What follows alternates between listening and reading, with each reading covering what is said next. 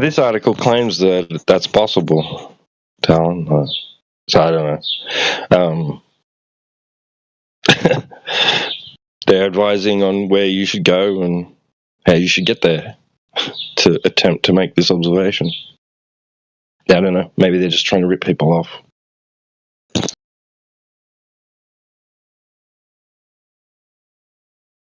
I bet you it's as high, a super on top of a mountain as high up as they could possibly get in California, in order to view 2,500 miles over a curve. Because that's the same thing. Because that's like the same thing as doing the 1 foot observer height over 1.22 miles. Is that you can make it look like you want to do that. You want to get a higher vantage point, right? So like So if you do like a 2,500 miles, just to look at something specifically over a curve, you would make it look like it's flat. It looks like it's flat because you're so high up, and you can see from that point that we play around with our. That's how, because we have only two eyes. We just do it to fuck with ourselves. You would want, bro. You would want to mitigate, right? Things getting in the way, like waves, and then sand dunes, and then buildings and trees, right?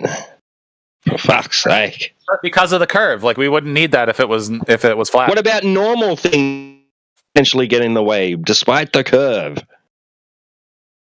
Like waves and sand dunes and trees and buildings. Yeah, if that's the case, the horizon has. Bro. Yeah, because like when you're in a forest, the horizon is just trees and shit, not water. Just look at a Bob Ross painting. It's got mountains and fucking. Fuck, even a boat out there could potentially obstruct your view of it. Ruin your shot.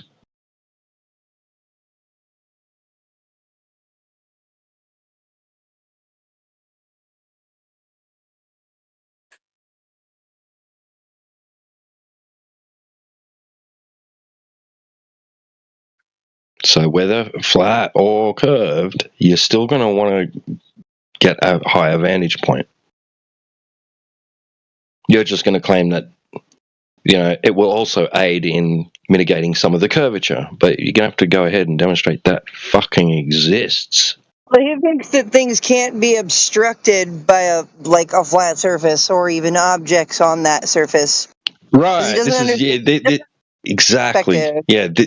Exactly. Yeah. This is also ignoring those aspects. Yep. Considerations. Above eye level and then at eye level, right? You can see the white squares, and then you can't see the white squares. And that's what he's not understanding, is that it's all perspective. And the fact that you, as a human being, are closer to the ground, things are going to appear to disappear bottom up on the ground. And that doesn't require curvature.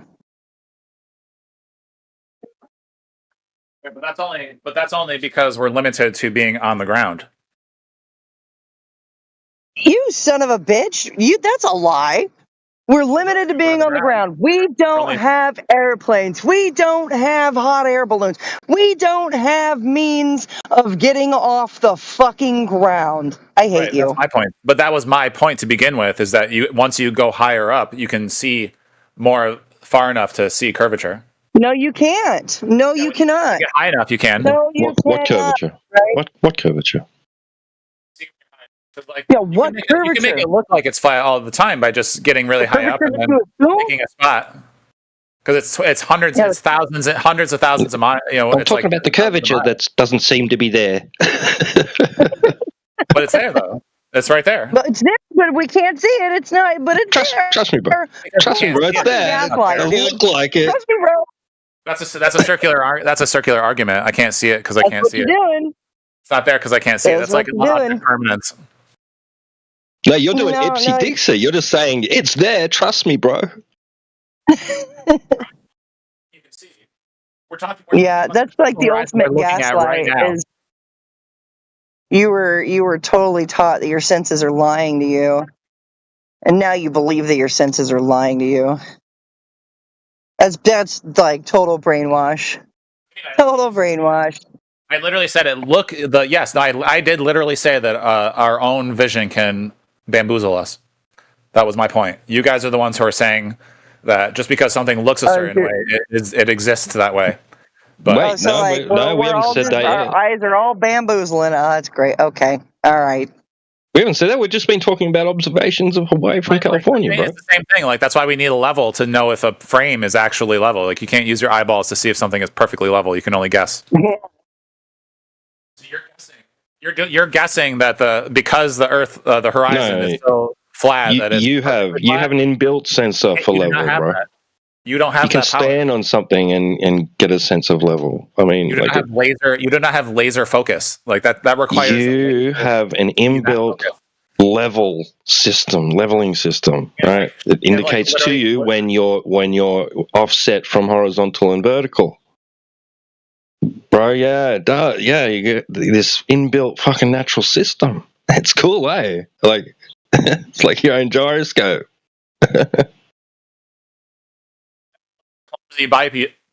Bipedal mammals that can only see with barely at all. Like we're pretty good with sight, but you can't see like a laser. Just determine whether or not something is curved. I wouldn't use my naked eye. I would use a laser because we are not that superior. Yeah, bro. I don't even know what you're talking about because we were talking about observations, long distance observations, specifically of Hawaii from California. Rather, for like an observation, let's say you want somebody's got to remove a tumor out of your brain.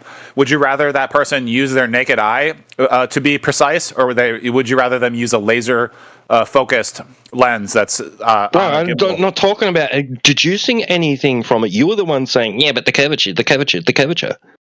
I'm saying that you were putting out all these these requirements, or we should be able to see this or that. I just pointed out, like, hey, they're saying that's possible, and you'll say, yeah, but the curvature, and yeah, this and that, but this and that, right? It's like I'm just going along with you. You said, about seeing Hawaii from California. Oh, it turns out you possibly can, and here's some advice on how to achieve that, right? And then go and make that observation. Oh, but the curvature this and the light this and the light that, right? Bro, like, you're arguing with yourself at this point. Can you link that claim that you can see Hawaii from California, please? I don't know. I can't validate that it's true. I'm just saying that they're telling you can attempt to make that observation. And I posted it in the side chat at 50 past the hour. The thumbnail says, with over 2,500 miles separating California and Hawaii, seeing the tropical islands from the mainland might seem like an impossible feat. But is it actually possible to spot Hawaii's iconic volcanoes and sandy beaches from? And it goes on. Okay. And you read the article, says that it says the curvature of the Earth. Some of it. The surface is not flat, but instead curves gently. This means I never made a claim about it. But your link says that you can't see it. So the vast you can right? May see. Let's start using powerful telescopes. One way to catch a glimpse of Hawaii from California is by using a telescope. I wasn't presenting it as any kind of evidence for anything. I was just meeting your criteria. So on a clear day, you can only see the very tippy tops of. You would have to look with a powerful telescope and see with massive mountains. You have to look at the tippy top of the mountains that can reach above the natural curvature of the Earth. Because it's 2,500 miles, so it's a very specific amount. So once you get to the right position with the right equipment, like a laser, you could bounce the laser off of the tip of the mountain from another mountain. Yeah, I'm just presenting it to you. You in this article are adding extra to it, right? Like you just said something about being able to make that observation, and I posted something that claims it's potentially possible. And probably people have even done it, right? Everything. I'm not saying why. I'm just presenting it to you that you made a criteria, and this meets it. Because you can't see it. Now you're adding in stuff. Yeah, but you got to get high. Yeah, but the curvature this. Yeah, but the refraction that. So it's not visible most of the time because of the curve. So I am correct in saying that. No, that's just Ipsy Dixit. That's just a declaration of fact. Like you're just saying it's true, right? How do you know? So you can see it. So like right. And like I said, the higher you go, the more able you are to see over a curve, which is what creates the what curve? The whole time. What curve? Regardless what of curve? like what you're looking at curve? the whole time, because the curve is direct on the globe. The globe curve. What curve are you talking about, bro? The globe curve. Yeah, where's that? How do you know that's true? Directly underneath you. You're just stating it's true, bro. You're not you're not demonstrating it to be true. You're just stating it is true. That's right. Like the sun rises from the east and sets in the west. Those are true statements. Yeah. When globers state the fucking obvious. I'm Globe Jesus. Yeah, and that makes the Earth a globe. Why? So it's the facts. That means reality. Yeah. Oh, bro. I told you I'm Globe Jesus. I can answer every question you have. I know just with an Ipsy Dixit declaration, right? It's just you're fucking stupid, dude. Where do you get this? Where do you get this curve from? How was this curve measured or calculated in the first place? You get it from gravity and mass. Okay, what's that? Earth is a massive. He's right, Jesus. He's right. Okay, watch this. Right? So you drop something.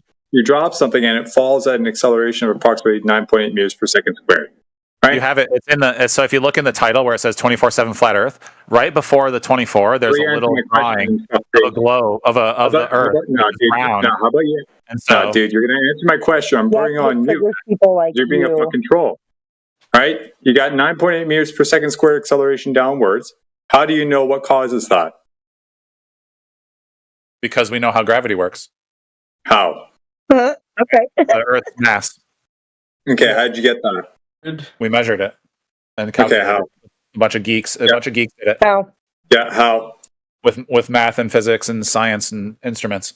Okay, so meaning you would have needed the measurements of a ball in the first place, which you just said you needed because to get gravity, but now you need it for the other thing, and you need dude. You're in a fucking circular reasoning fucking spaghetti ball here. How do you? So it couldn't be more vague, right? Okay, well, I'm open to measuring a ball how you would measure a ball. I'm asking you, how was it done? It was done with math and science. Supposedly we know, right? Supposedly math and science, duh. It's already been done and established, right? How was that done? Well, it was done by taking the radius of the curve and calculating it. How did you? What radius? What curve? That's the thing you're trying to fucking prove, you idiot. A radius of a curve. Did you just say a radius of a curve? I'm confused. Yeah, I'm sorry. Radius of a curve, bro. You take you would measure the curvature, and then you would with gravity. With gravity. Yo, yeah, you got measuring gravity. Well, the gravity is gravity because curve, because gravity, because curve, because gravity. Yeah, bro. You got to step up your game, man. About what I'm talking about. That's fine. Yeah, bro. Okay, so you still haven't established how you know any of these prerequisites to then go and use them in everything else that you're asserting. Correct. That's how you establish a point. Okay, so you don't have the prerequisites. So I do have. What do you mean? We do have the prerequisites. That's like 2025. Dude, you just tried to make a point on all that, and you failed miserably. Okay, I asked you how was this measured. You couldn't do it. I can do it. I'm answering you. Math and science, bro. How is it done? Twonger, shut your mouth. How is it done? What do you mean? How is it? Define. What do you mean it? How was the curve measured, or how was the circumference measured, or how was the radius measured? All these things, that your position relies on, as opposed to asserting them to be there without confirmation. How were they confirmed to actually be there? The answer is trigonometry. That's how we measure curves. Okay, go ahead. So we take triangles. God. So I mean, Here like we go. again, this is like we're getting into the wonkiness of it, of like Yep. the physical. And measuring. we're going to do it. We're going to actually do it, right? So you can you actually know what prove your trigonometry- point. Are we or going we're back gonna to stop India? talking. So do you Everybody- know what trigonometry is? Pack your bags. We're going to Yeah. India. Okay, so that's mathematical calculations, Yep.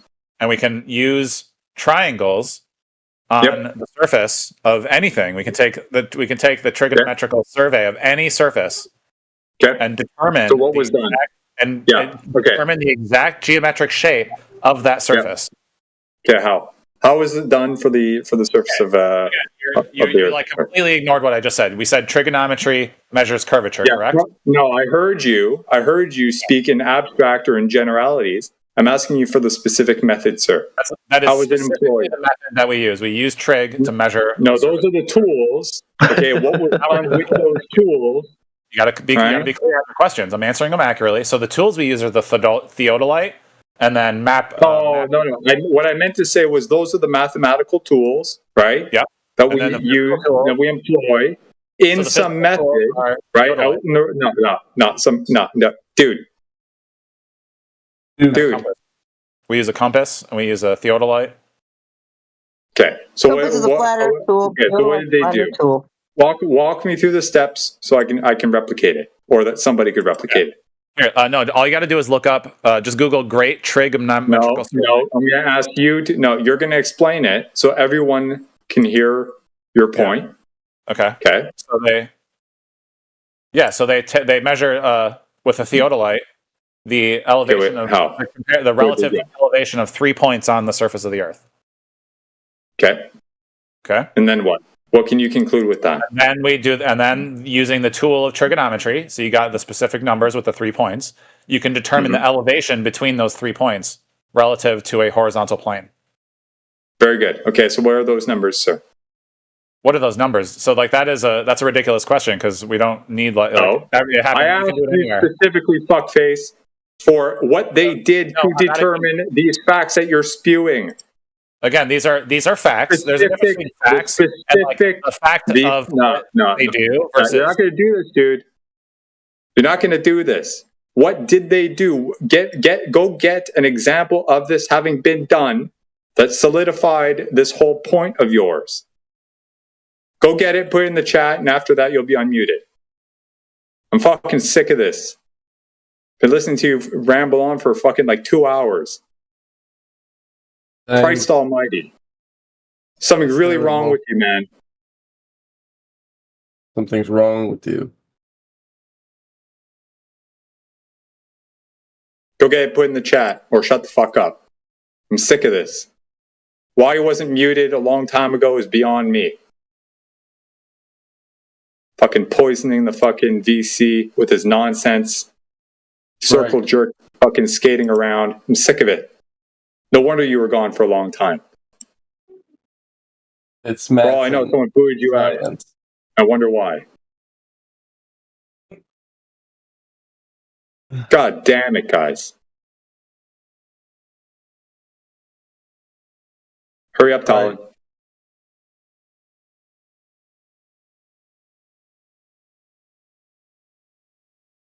You think he's really doing it?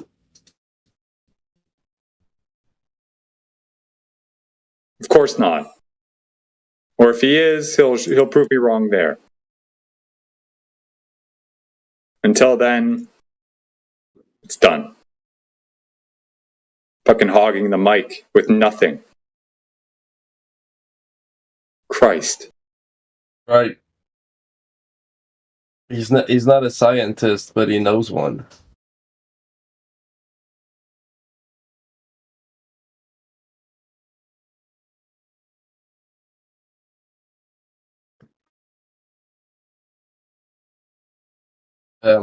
Asians. Am I right, guys?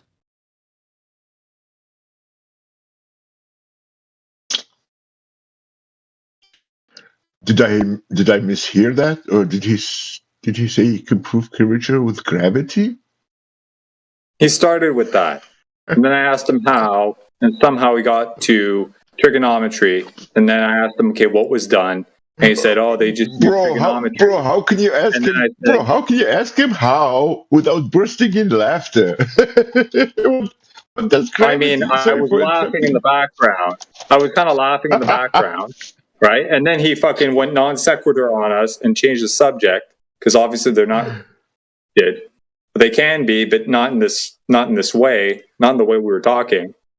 And then I asked him for specifics, and he couldn't do it. So I said, "Shut the fuck up. You're going to go get the specifics, get what was done already, right? Some data that was published that some people had already done, employing the method that you're spewing out of your asshole.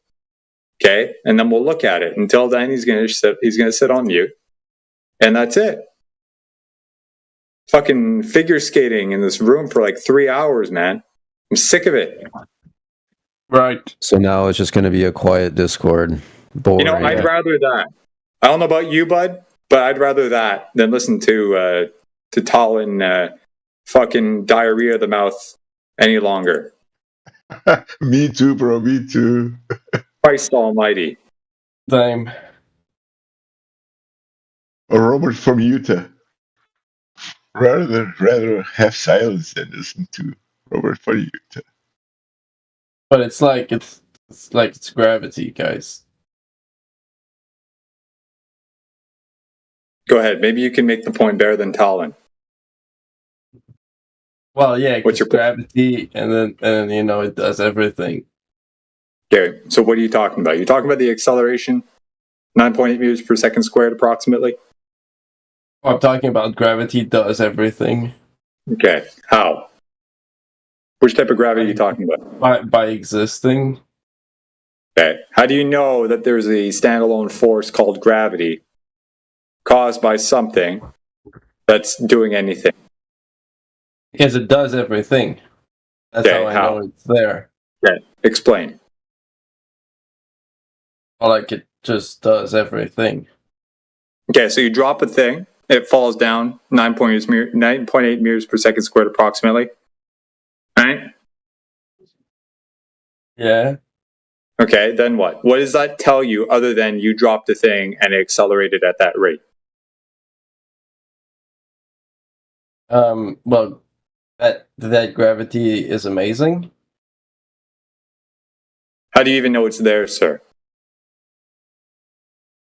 Because if it How do does you know everything, that there's then a without it, standalone there force would be called nothing. gravity, and what you're witnessing is not the outcome of other factors, right, coalescing together to create that effect? How do you make that? How do you make that distinction?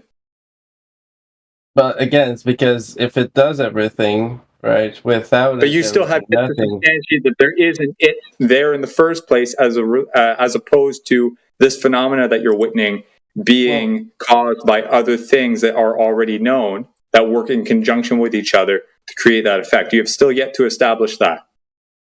I mean, if it's not gravity that does everything, then what is? Okay, and that's not my job, sir. That's for you to prove.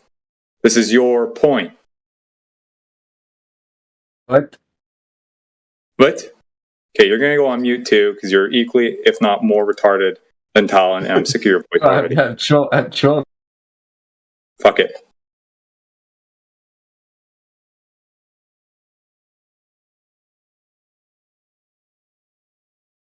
If anyone wants to take it up with any of these two clowns, by all means, go for it. But as of yet, it's been nothing but horse shit.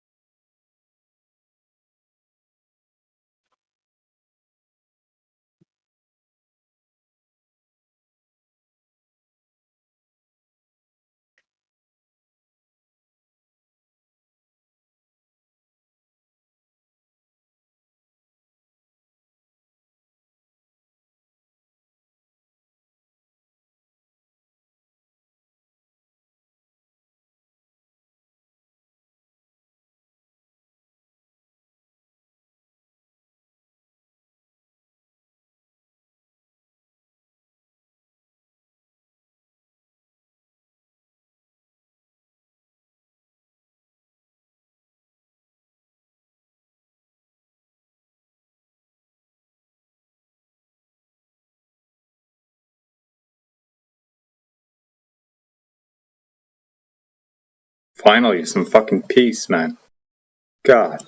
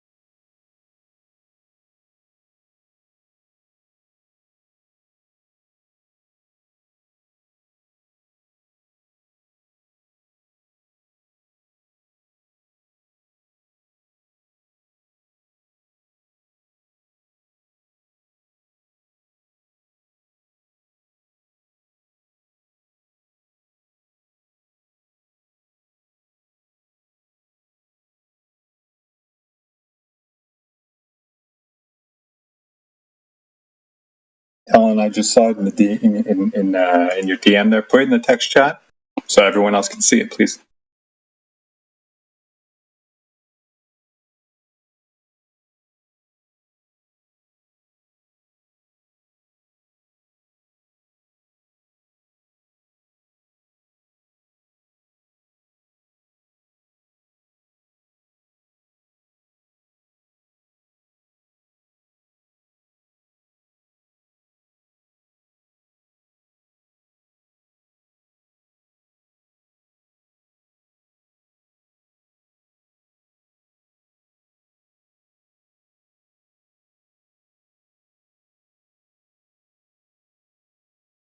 Oh, I missed that part. Thank you. I'll share it then.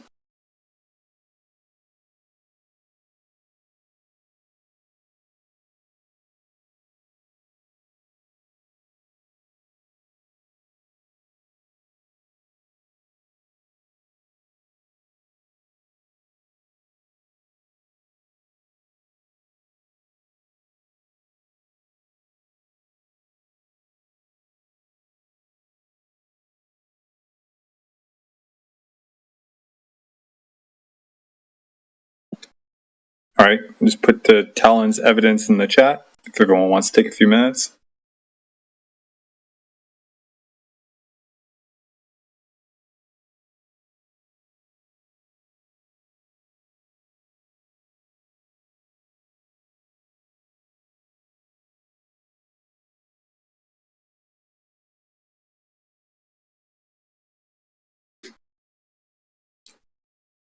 Kathos, if you've seen this already, do you want to continue the conversation with Talon?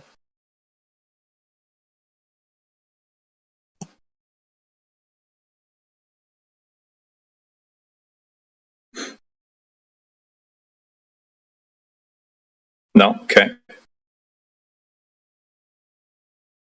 Has anybody else seen this before? Who'd be willing to talk about it? I have not, so it would take me time to look into it.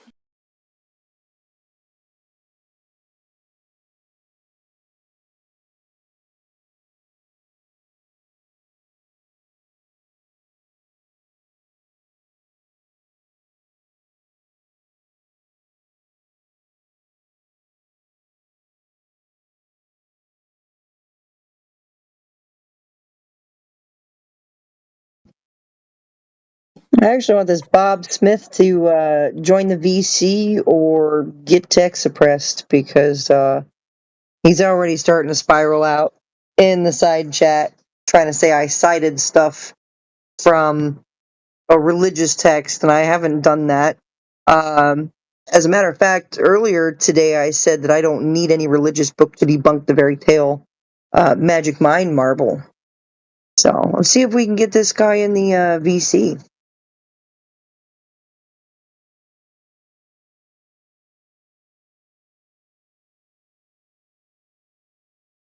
Jenna, in the meantime, have you seen this, what's it called there? This great trigonometric survey? I haven't seen it. I haven't seen it, but as I'm looking through it, it would just suggest that a whole bunch of triangles are being used on the surface of Earth for practical mapping. Right on. Okay, let's have Talon explain himself a bit. Go for it, sir. Whoops. Go for it. What the fuck? Hello. I'm ready. Go for it. So that's the measuring the curve, so to speak, with measuring the exact shape, because previous measurements and calculations only are able to get like the small portion of the curvature, whereas a great trigonometrical survey will give you the exact curve across the entire continent of, in this case, India. So they used India to grid out the trigonometric elevation of the Earth, and they were able to not only measure the curvature, but they measured the change in curvature from the on the axis of the globe. So the closer they got to the equator, the more the Earth was curving. So they knew that it wasn't a perfect sphere through those calculations and measurements. So where were they getting their elevations from? So the entire continent of India. If you zoom into that picture of the map, it shows every little triangle that they took, and so they did lines of grids of trigonometric surveys over the surface of the Earth as far as they could. So that way they had data from every inch of the over the north by south and east and west as far as they could go. They had to go every. Because they had to go across, so they had to put a triangle down on every part of the curve of the globe, so that way they could calculate it the curve exactly. Oh, there it is, guys. Triangles. They got to put triangles down everywhere, right? Right. You measure the 3 points. That's what surveying is. There goes no. So maybe I just wasn't listening, or you just absolutely completely avoided answering. But where are they getting these land elevations from? From the surface, they would take 3 points. From the surface of what? On the planet, on Earth, because you can look in the map when you look at the actual zoomed in picture. All right. So you just post up some shit and you can't even fucking tell us about it. No, I just told you they're measuring it across the surface from point to point. What? The surface of what? The Earth, India. They do it. They do each continent. Never mind, Talon. You have to look up the North American one. There's a European one. They do it on all the continents. It just took years. It takes 5 years to do the whole continent. How are you getting elevation of the entire continent? Like all the different points, all the different elevation points, right? Yeah, that's trigonometry. That's coming from the land itself? No. They take a chain. No, I know what you're talking about. They start at sea level on one side of the continent, and they have a chain. I know what you're talking about now. So yeah, are you talking about the baseline, right? Like from where? How do they start? Where do they start the elevation? So they took like this perfect kilometer long. I don't know the exact numbers, but they take a chain and they measure that distance from sea level to their first. To their first measurement from the elevation from sea level, and then they base everything else that they measure from that single point on land, because they're right at sea level and it's perfectly level to the ocean, and so from there they can determine the elevation of every other point on the continent.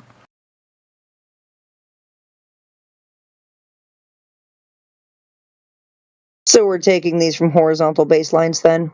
Yeah, the chain is perfully horizontal from that distance, and then that's the reference point that they use.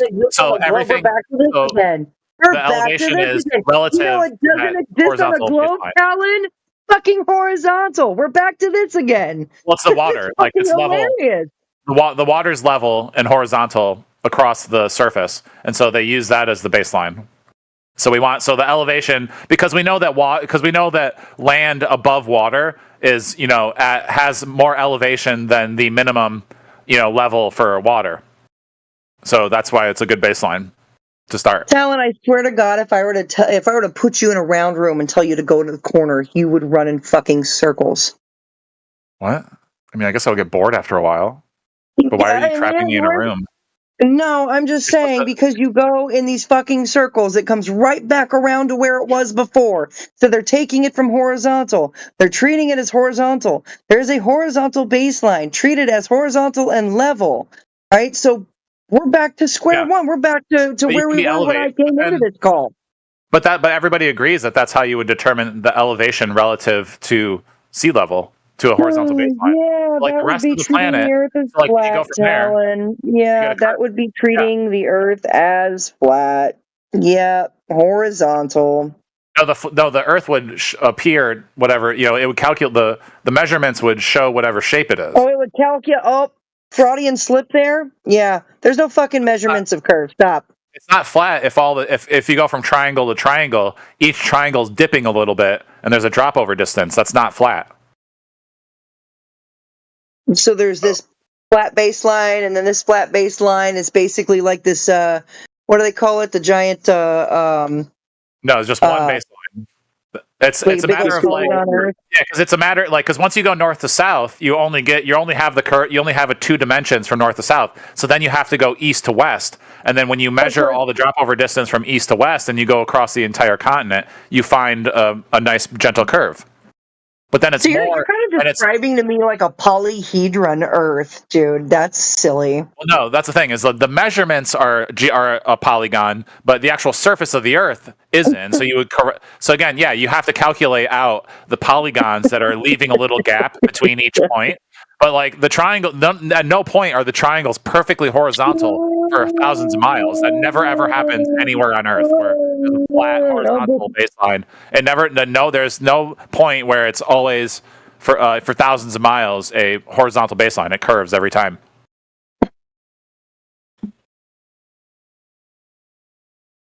So it's horizontal, but it's curving.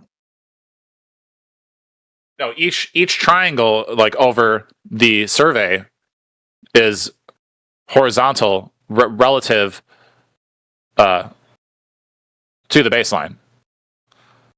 Yeah, exactly. Cathos seems like they corrected. Cathos exactly has a point in the chat. It seems like they corrected the data to what they wanted to see, to what they wanted it to be. Right, because the Earth is not a series of polygons. It is a smooth curve. So like you have to calculate out all the straight lines. So like when you're going from because that's basically the only way to go from a set of horizontal polygons that are all horizontal by themselves, but then they form a polygon, which is a curved globe. And you want to know exactly the curvature, you would correct for the curve with the radius. You would correct that information with a calculation to find the proper curvature. Because we don't live on a polygon. Talon, have you had the triangle test? We did establish that trigonometry and triangles are the method that we use to measure curvature, because there's no there's no ruler that you can put on a curve and tell us the degree of curvature. I mean, maybe what is that, the compass? Like you need a compass for that. But even then, like if it's not matching that, you have to use a compass to even get the trigonometric measurements to calculate the curve, radius, and circumference and stuff. So that figure I just posted, which of the figures below are not triangles? Are there 3 points connected? No, there are two that are not. No. A and C are, and B maybe. B's got a curved side, but it's got 3 sides on points, 3 points. So it's a weird. Yeah, B could be a triangle. Yeah, B could be a triangle if you don't assume that the image is not a 2-dimensional plane. And even fail this IQ test. You flunked. It's like flunking blocks. All right, which you can only pick 2. And there is a right answer and a wrong answer. You can pick the wrong two, or you can pick the right two, or you can pick one right one and one wrong one. Right, I said D is not a triangle. I said D, not a Okay, triangle. and there's also D and B are not triangles. Is that what you said? What? No, I said D is not a triangle. B has got 3 sides and is a triangle. Well, then you would fail the test. It's got a curved. No, it's B and D are not triangles. Why isn't B a triangle? Because you need to go look up the definition of a triangle, sir. Sorry, I didn't mean to mock you. 3 straight lines that connect. That's the definition of a triangle, and B is not 3 straight lines that connect. I don't think it has to be straight lines, though. I think No, that's the definition of triangle. All right, let's see what a triangle is with a curved line.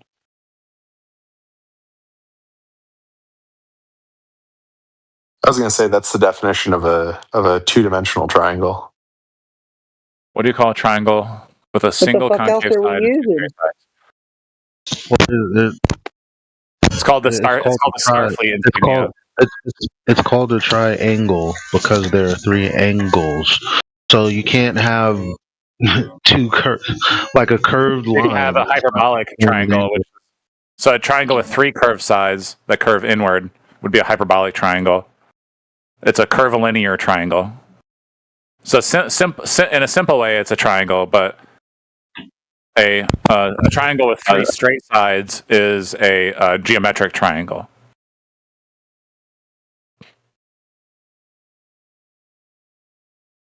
So you can have curved lines in a triangle because it just has to have 3 sides. Ooh, yeah, this is interesting. Yeah, a curvilinear triangle is a triangle. Is not a triangle in the traditional Euclidean sense, but the term is used in mathematics, particularly in topology and geometry. Interesting. Yeah, so if we're working in more than 2-dimensional space. Yeah, because the thing is like it's just straight out not a triangle. Yeah, those children would have got the answer wrong if they'd said B is a triangle in their test. No specifications were made about it being this type of triangle or that type of triangle, according to some different type of geometry. Those children simply would have got that answer incorrect. It's called common denominator. I was going to say, we're not children, though. No, but here's the problem, right?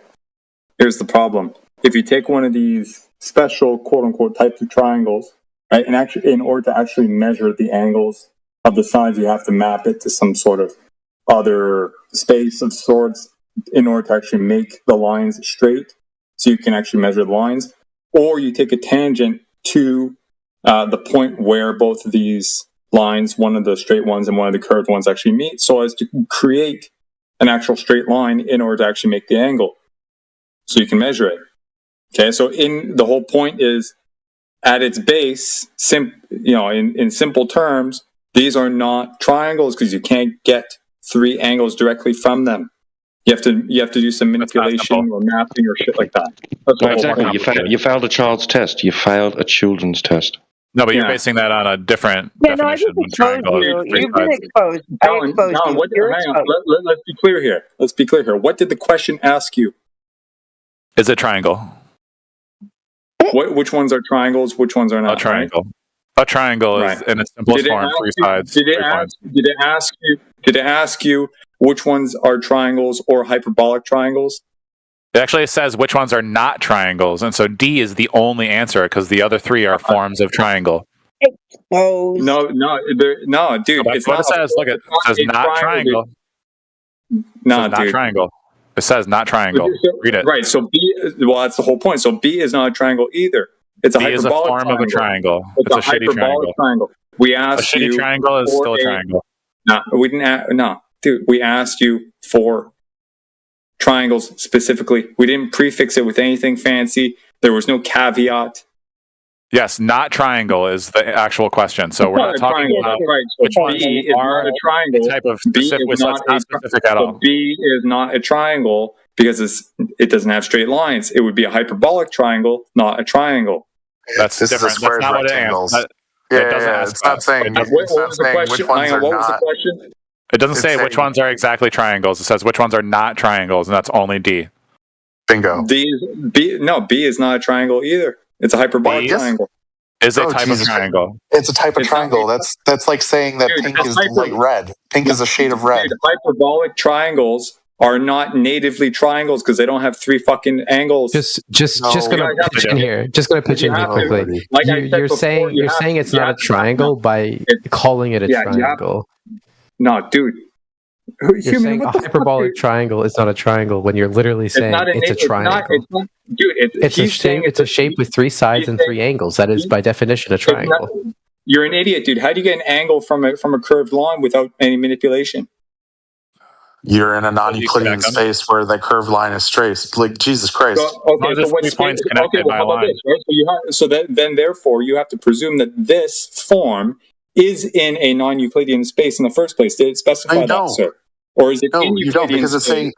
saying it's not a triangle. Or is it already natively in Euclidean space and has a Where's curved that? line? That's Yeah, an the- assumption you're making. Yeah, Yeah, you well, that's the fix whole the- point. So it didn't specify anything, right? And when Right. that happens, it's assumed or taken at face value that it's in regular Euclidean space, No, right? we don't. We No. just we can take it the okay. simplest form. Okay. We're just So you have answering to it in the most okay, so you have to straightforward assume way.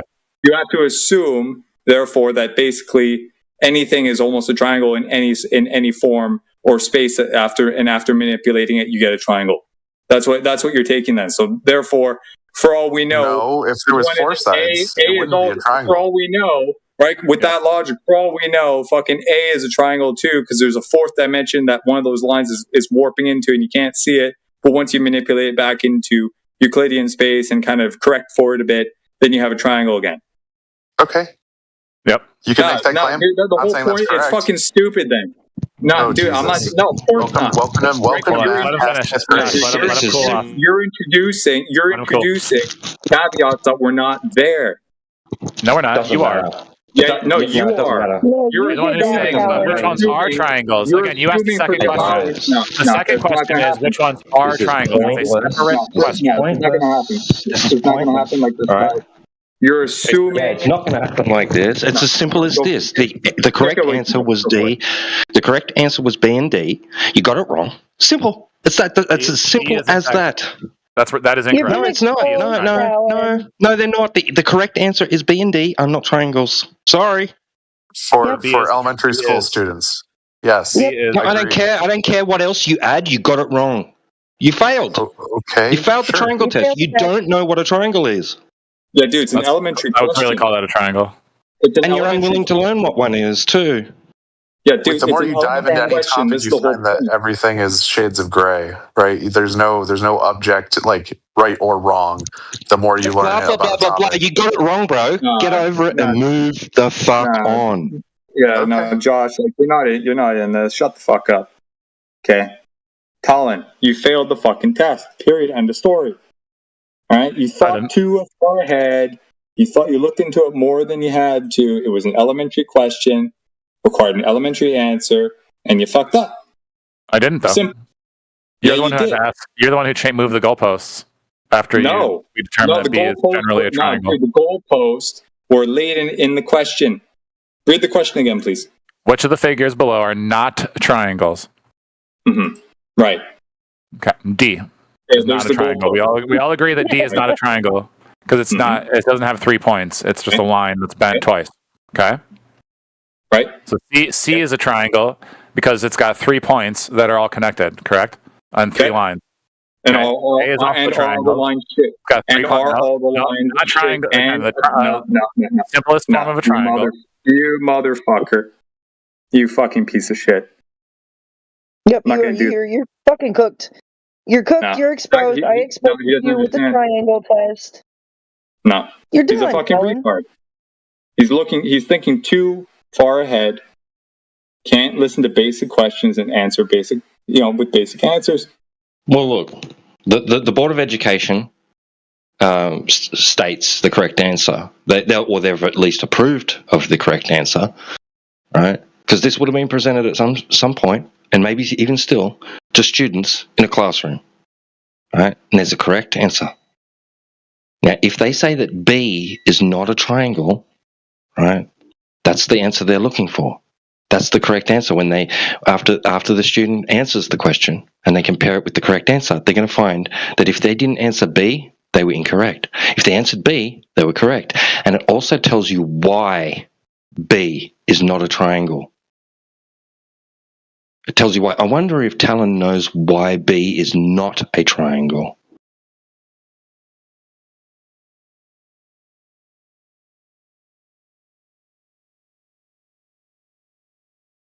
You can unmute him if you want to talk to him.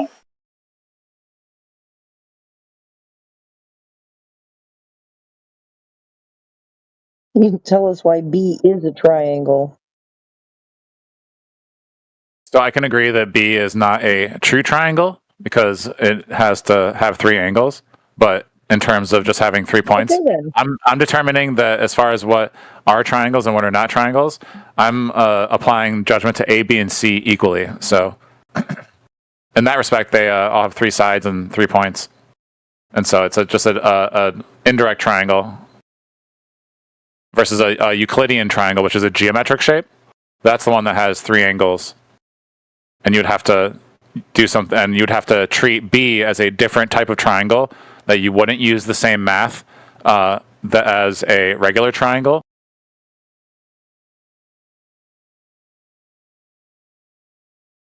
Yep. Thanks for your concession, dude.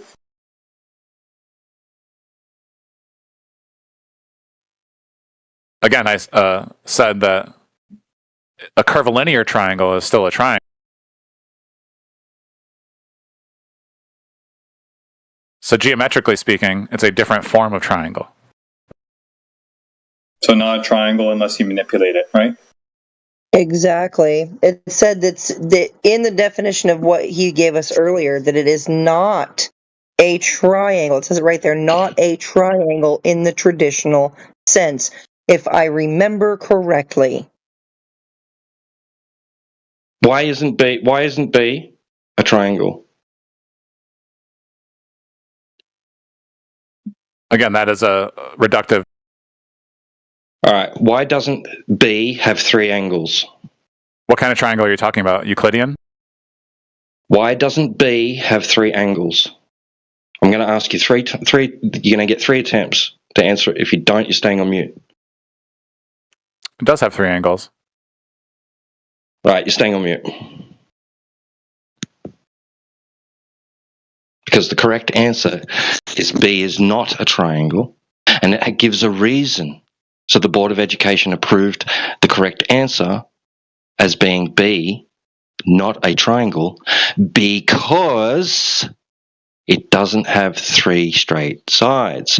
And also, it doesn't have 3 angles as a consequence. And it doesn't have 3 angles because one of the lines is curved, therefore it only has 1 angle that you could measure in that shape. And that was the correct answer. That's what you should have said to me. Not go on with all your bullshit about different types of triangles that aren't triangles because they don't qualify as the definition of one. But you still want to call them triangles. It's dumb. You can't even get the basic right, and you want to talk about advanced geometry. You can't even get the basic fucking shit right.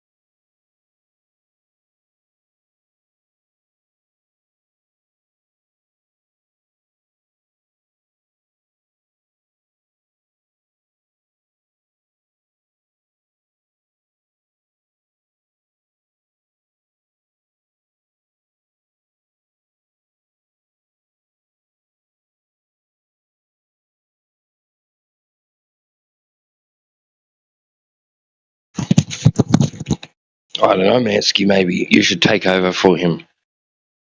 If you answer the triangle test correctly, then maybe you can fill his place and represent his argument for him about the trigonometry used in India.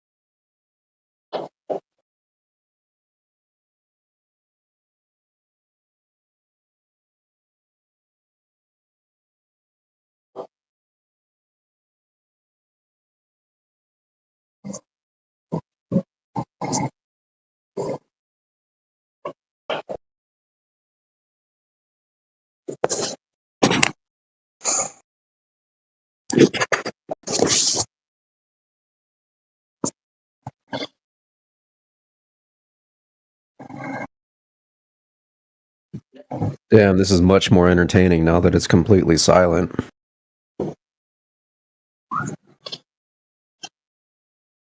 You got any globe evidence? These guys did, but now they're server muted. Didn't have anything. It just kept going on and on in circles, not having anything. And that's why they're server muted. Like, Talon failed the triangle test. Naxi is deafened. The other guy's bottom's deafened. So yeah.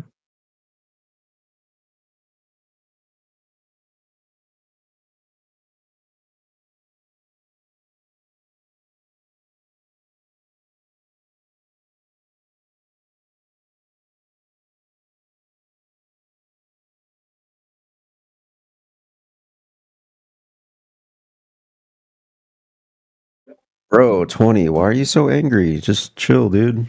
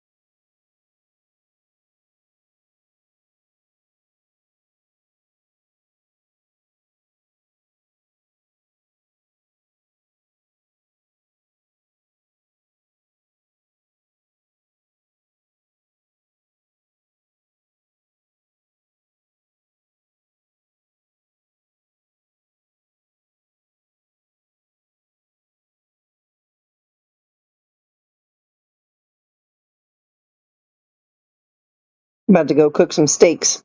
I'll be back later, you guys. All right, y'all. Be safe.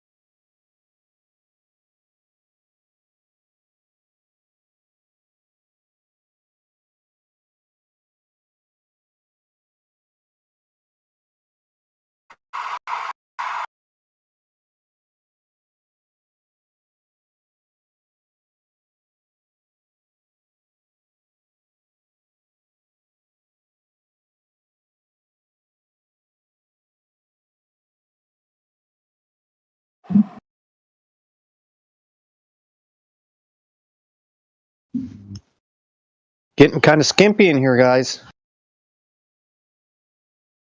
You don't know. I guess I just missed the party like right when I joined in. Terrible.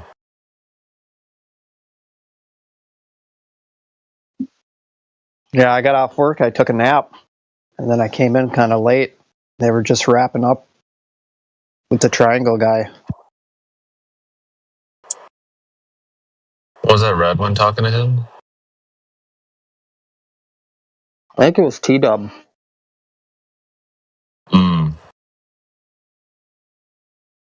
Another dude that got banned was talking earlier, but I didn't have a chance to stay on. Had to go pick up my kid. Yeah, it was T-Dub and Jenna.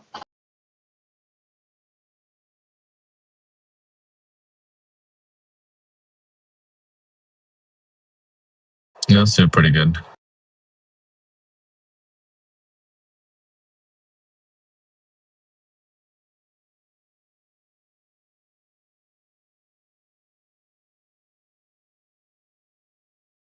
Yo, John, you have conversations with people on here often? Every now and again, yeah. Oh, okay. I was gonna say I like hardly ever hear you either. I usually listen, but I jump in every now and again. Oh, for sure. How long have you been in Flat Earth for? Oh, what's it been? 5 years? Oh, since damn. 2020. Yeah, since 2020. I've listened to 24/7. Usually on YouTube. I just started talking on here last fall, so. Oh, nice. You've been helper. You've been helping Globers out then. Wake up. Oh yeah. I like doing it at work. Oh, Piss people off. Brave soul, man. Brave soul.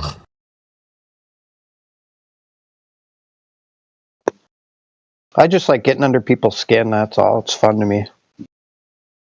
Okay.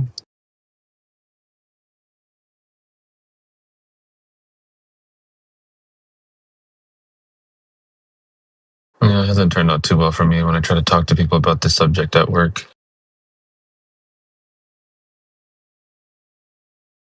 What kind of atmosphere is your work, though? I just do security, so a lot of ridicule in it. Yeah, I'm in a industrial type setting, so it's a lot of guys that like to curse and swear and talk shit. So it's pretty easy where I work.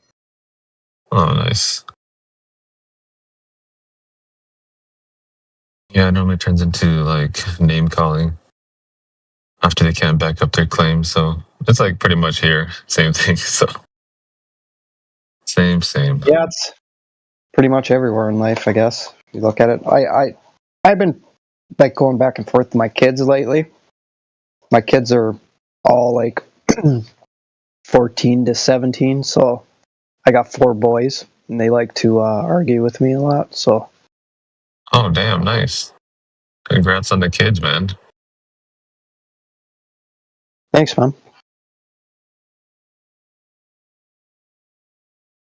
No, I'm gonna have another one too, but my old lady wants to wait. Yeah, they're the best thing that ever happened, man. I mean, I don't know. We got him out of the way right away. So my ex-wife was pregnant for like 5 years straight.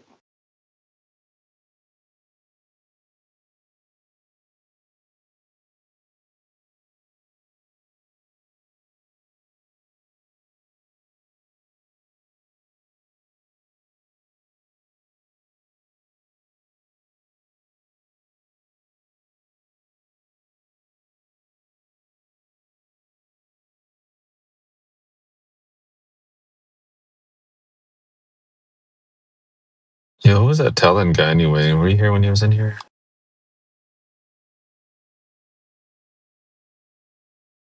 Yeah, he comes in here a lot. Well, recently he hasn't, but I don't know. He used to come in here all the time. He's just an anti-flat earther. Oh, okay. Everything a flat earther says is wrong, you know. One of those. Gotcha.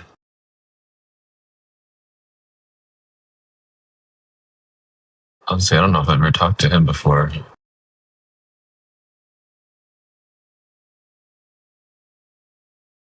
He'll throw excuses for everything and twist everything and any way possible to fit his fantasy. Oh, yeah. That's a lot of them that come in here. Let me see. What are some of the names I remember? We got Hush. Any of you guys ever seen Hush around? I've seen him a couple times. I've never talked to him though. I haven't seen that guy in forever. He used to be in here a lot. We have Mage coming in here a lot. Who else? Grandpa Fiddlebones. Or Fiddlesticks. I forgot his name. Grandpa something. Grandpa Fiddle. Yeah. I forget that dude's name. I remember when that dude first came in here, like 2 years ago. Just a cocky little kid.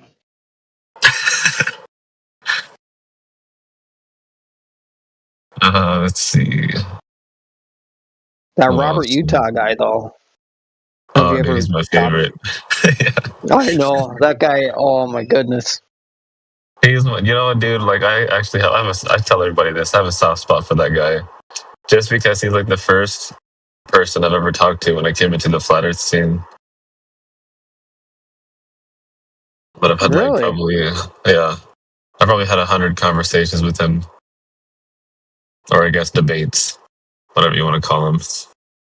But man, he is the hardest-headed dude I've ever met. Well, yeah, he still thinks that 3 miles out is where the curve is, regardless of any picture you show him. It's fake, you know, we faked it.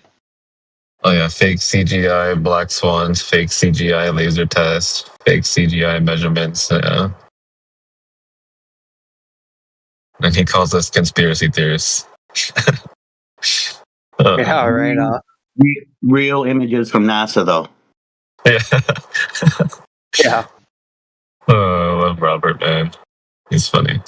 He's like the only anti-flat earther that I actually like. Damn. Yeah, it's coming up on 2 years for me now that I've been in flat earth in November. Just barely started talking to people in VC. It's been good. I like it. Get the little golf clap going. Oh, yeah.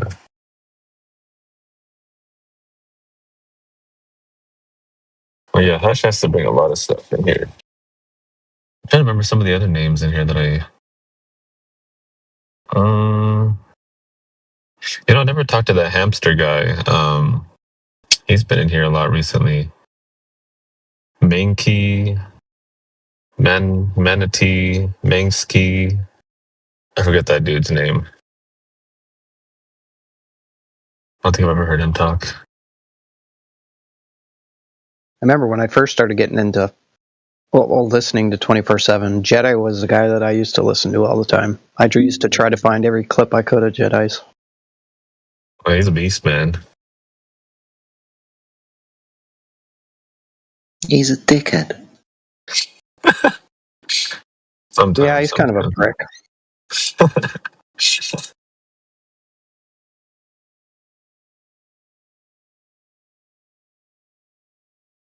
Well, there was a clip on YouTube, I don't know, maybe 2 or 3 years ago, probably 3 years now, where Jedi was debating somebody about the Foucault pendulum. No, was it? Yeah, Foucault's pendulum? I think it was. But I used to listen to that one because he went on for like 3 hours with this guy and was just dropping all kinds of like citations and stuff. And I remember I used to listen to that for like just over and over and over again so I could, get all the information I could out of it. Mm-hmm.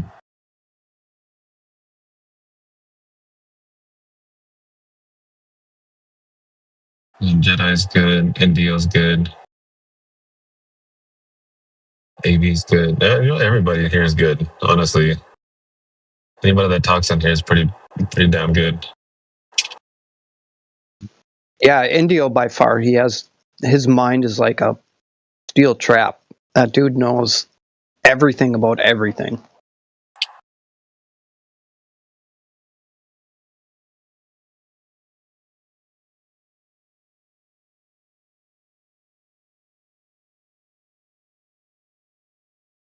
Oh, that's what it was. Now I remember. It was the Cavendish experiment that Jedi was arguing with a guy for like 3 hours. It was about the Cavendish. That's what it was. Nice.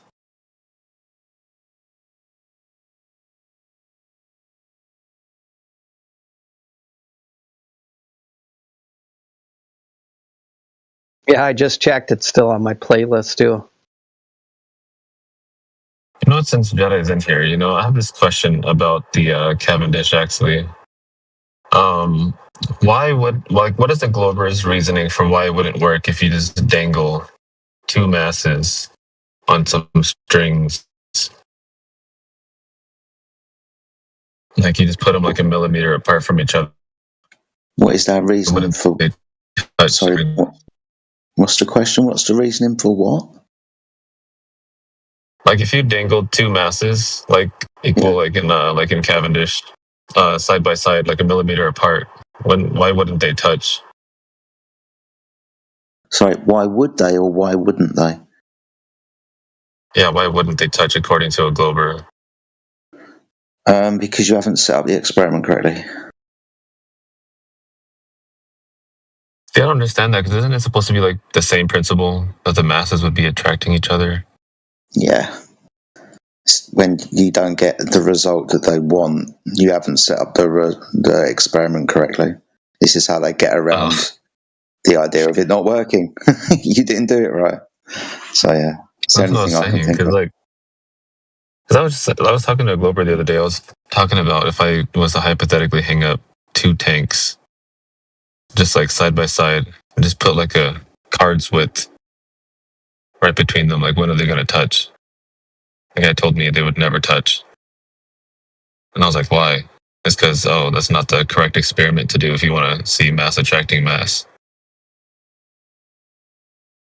I was just like, bro. I'm like, those two masses are bigger than the masses that were used in Cavendish, and you were able to measure supposedly. So why wouldn't this work if the masses are bigger? It's more gravitational attraction, according to you. But I don't know. Wasn't there an experiment done where somebody did that next to a mountain? Yeah, I'm going to bastardize the name.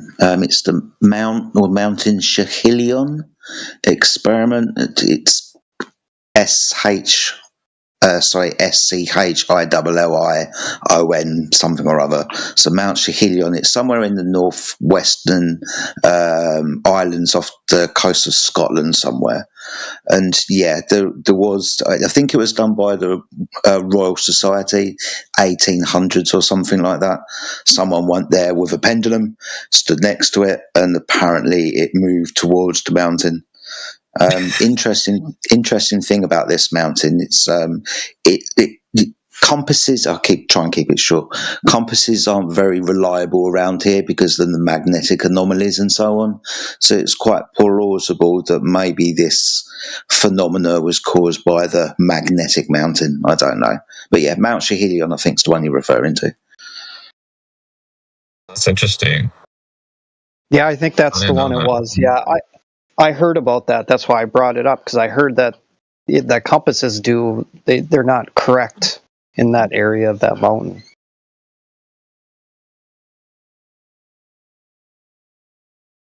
That's interesting.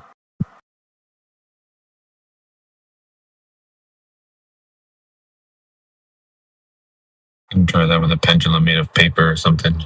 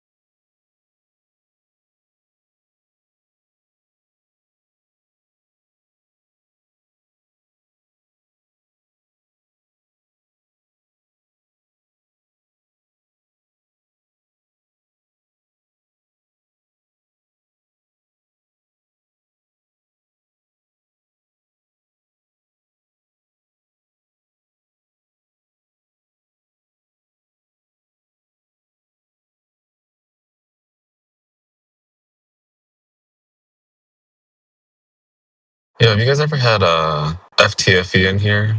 Or damn, what's that the dude's name with the glasses?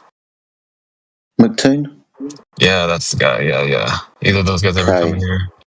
So not in here, in 24/7 main server, maybe about 4 or 5 years ago. We had a debate with Fight the Flat Earth.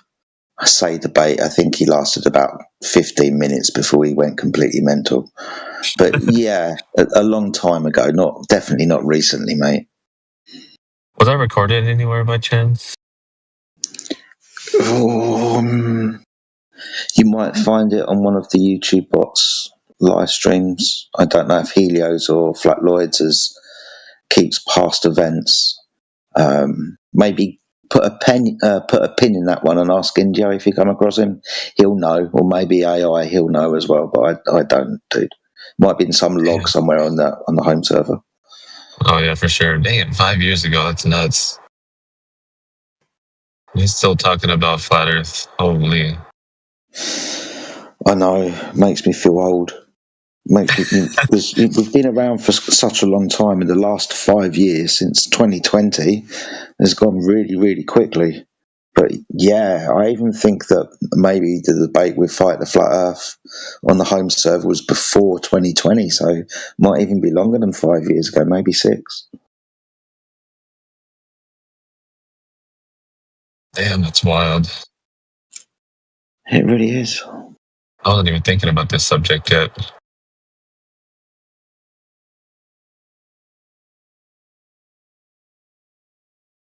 I don't even follow Flight the Flat Earth. Does he still do his shows on YouTube or whatever? Is he still doing that? Well, you know what? I'm not sure. Let's see. I should find him pretty quick. YouTube. They still get... What they do is they troll Facebook, and they get Facebook people to go to their pages and do like shitty debates where they just mute the guy the whole time. Okay, I gotcha. Yeah. Oh yeah, he's still doing flat Earth debates. He just baited somebody called the Globe Slayer. Oh, wow. Heard of that. I've never even heard of that guy before. Sounds like a complete shield game, if you ask me. The Globe Slayer's probably Craig's cousin or something.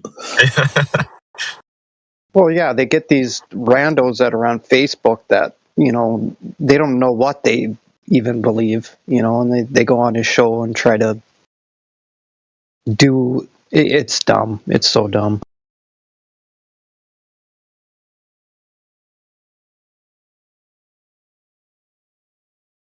It's funny because like all his videos only have like maybe 500,000 views, 500,000, and then his flat Earth videos have like 5K plus every time.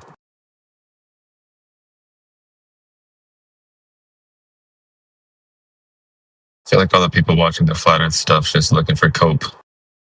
They probably come in here and just get mopped. Oh, for sure. Remember that one? I don't know if he's ever came in here. He calls himself Ozion. Oh, that name sounds so familiar. He follows that modern day debate YouTube or whatever where they do debates on modern day. I think yeah. Yeah, he would like tag team with those guys and like go against flat earthers. Yeah, I remember him now. I think I've seen his debate like against Whitsitt or something a long time ago.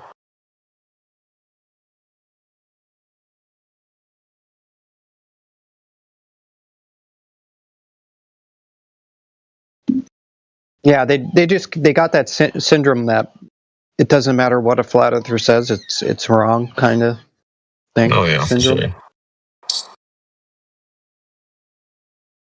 Damn, I wonder, is Whitsitt still making videos too? I've been keeping up with those guys. He does every now and again. He's kind of, I don't know, he's kind of taking a back seat with Flat Earth for some reason. I don't know.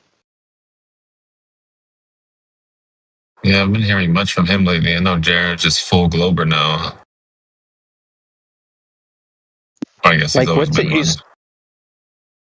Well, Whitsitt used to go on, it's called Space Audits. It's ran by, what's his name? I can't think of his name. But he used to go on there a lot.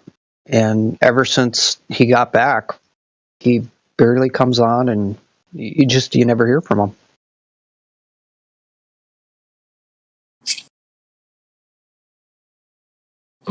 Interesting.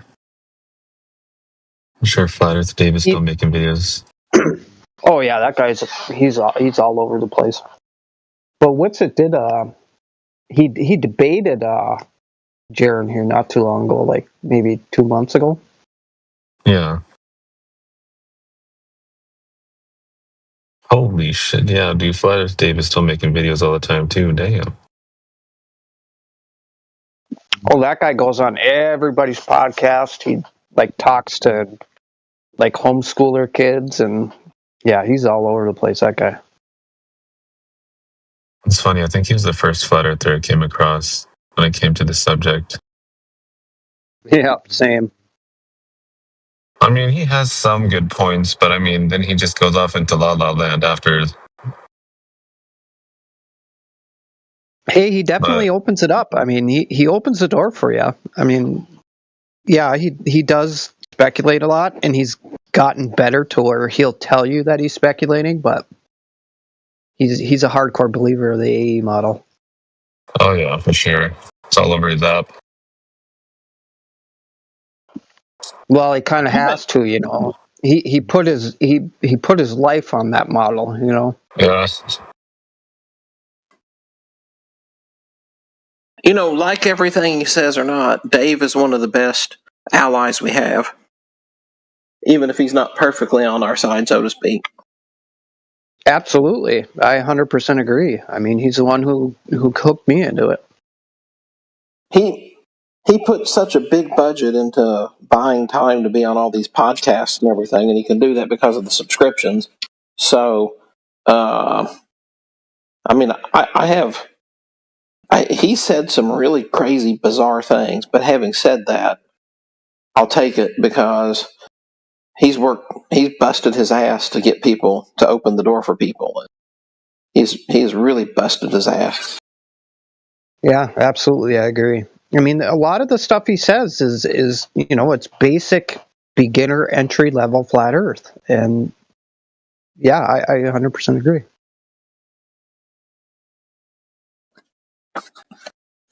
Yeah, I think it's easy. I'm sorry. I think it's easy to quickly outgrow him. But having said that, he's. I would rather have somebody come who then quickly outgrows him than to never come and then not outgrow him.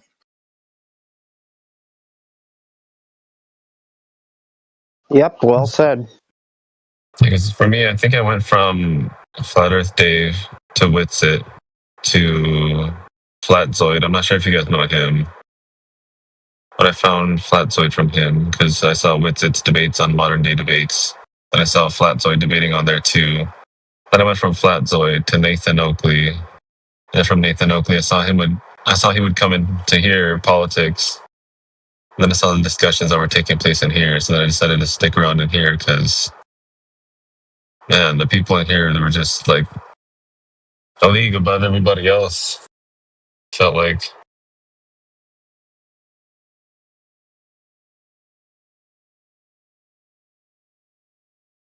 Yeah, mine was Flat Earth Dave, and then I started listening to Oakley and QE, and then from Oakley and QE I went to Witsit, and then from Witsit I followed him here to 24/7, and then that's where I've been. Oh, that's funny. I haven't even heard of QE until I came in here, and I saw him just blasting everybody. But yeah, the stuff he has is pretty good too. I must confess, I'm not a fan of QE. I think he's far too abrasive. Yeah, I will admit that he does jump down people's throats just for answering like simple questions. I mean, as long as they were like genuine, yeah, I could see how that would be a problem. I mean, I get it. He's dealt with people so much, but yeah, he is very abrasive. But I get where he's coming from too, though.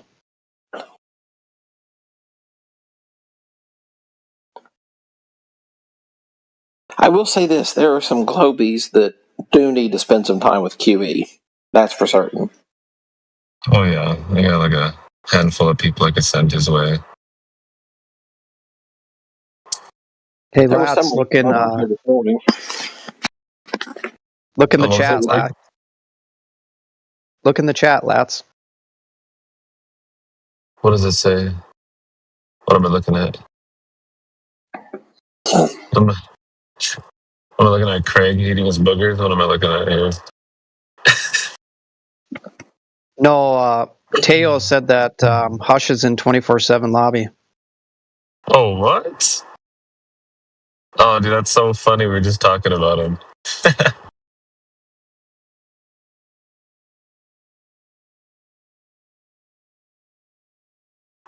You know, he's probably listening on YouTube. I just summoned him. Sorry. He'll be coming in here pretty soon.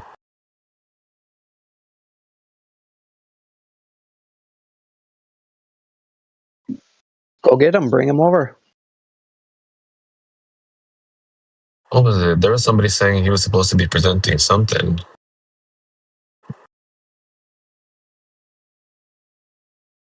I mean, I would if I could right now. I'm driving.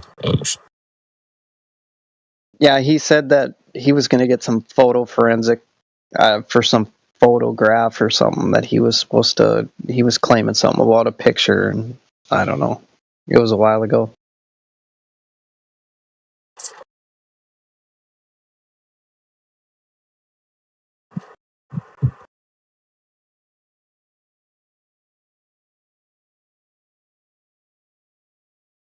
Let's see. You guys remember Raiden?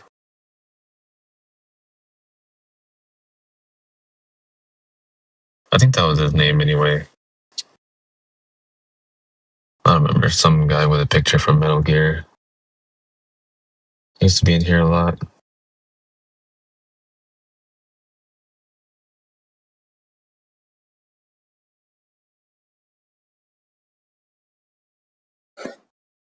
What is it that makes you all mention Hush? He's not one that I've come across. I'm looking at the lobby now. Oh, I was just bringing up old names of anti-flat earthers that would come in here all the time. I was just trying to ask around to see if people have seen them, because I haven't seen like the people I was talking about for like a long time. Hush just happened to be one of the people that I named. No, fair enough. Just that was a name I hadn't heard. That's why I asked. No big deal. Oh, okay. Yeah, for sure. There's so many of them GTs that it's not funny.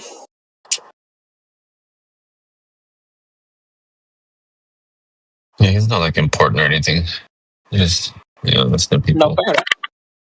Yeah, I just was curious because.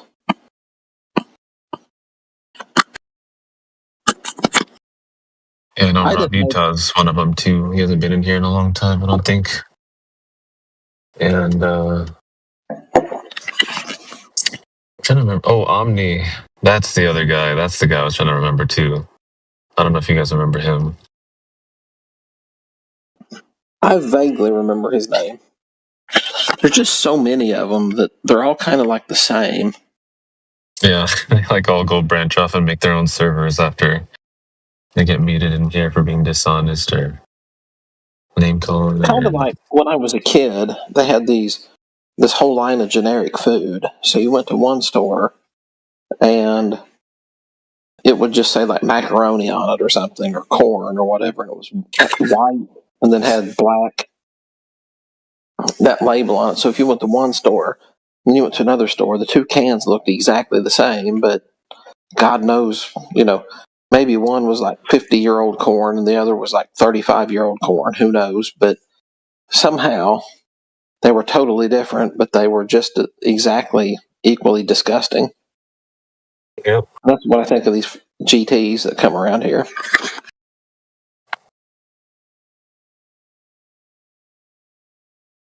Let's see.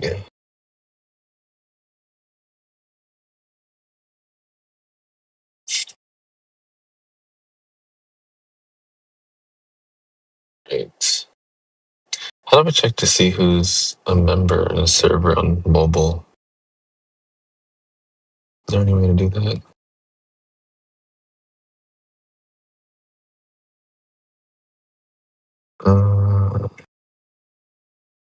Oh my goodness, how could I forget about Rich Evans? Oh my goodness. Oh shit, I hadn't thought about him in a while either. Wasn't he just in one of the? I think he was in one of these on Was one of the he? servers here recently. I'm not sure if it was him or not, but I No thought I heard way. him. I know I heard Brenda on the other week. Oh yeah, dude, I forgot about Brenda. What Yeah, a actually, I think it was Crit. Crit was talking to him, I think. Yeah, he's actually getting a lot better, I think. He's actually kind of calming down. I don't know if the therapies have helped out a lot, but he's not nearly as aggressive as he was.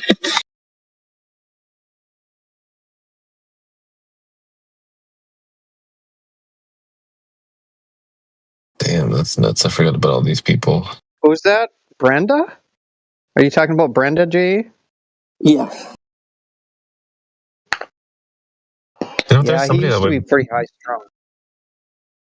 There's somebody in here that would come in here sounding like Brenda too. I forgot who that was. Let's see if I could find his name. There was some Lemon, I think. No, Lemon was a flat earther. I thought. I can't remember.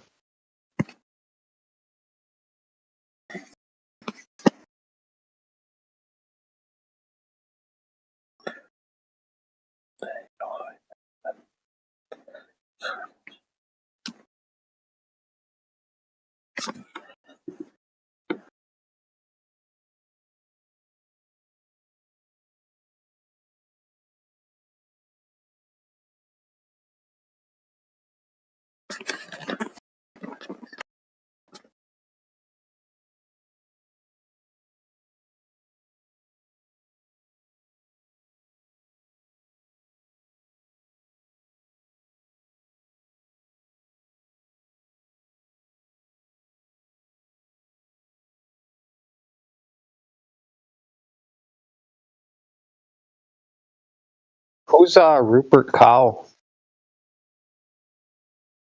Is he a flat earther? He just took off.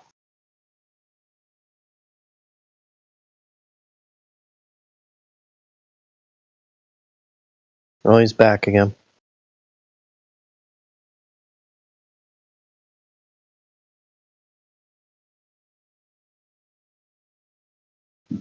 Hey, Rupert Cow, are you a flat earther?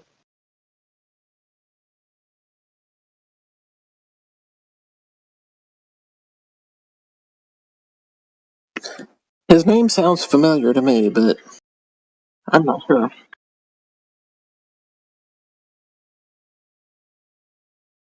He answered in the text that he says that he's a Glober. Yeah, I got him there. By the way, good evening, Rupert. Welcome aboard. Sounds like you can't talk, but thanks for coming by. I'm sure I've seen you around here before, but good evening anyway.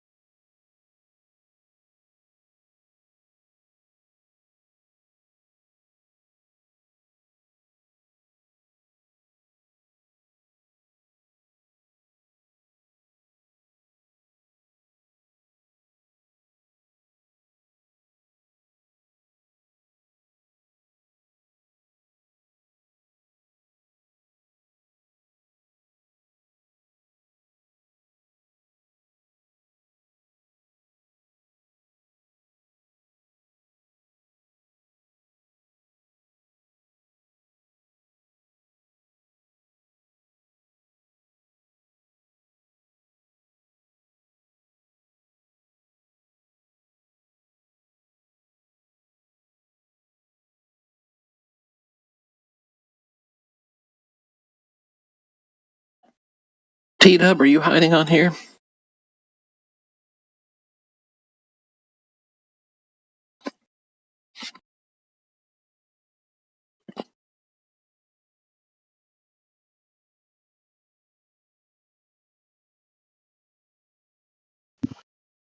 He's on here, but I haven't heard him talk in a while.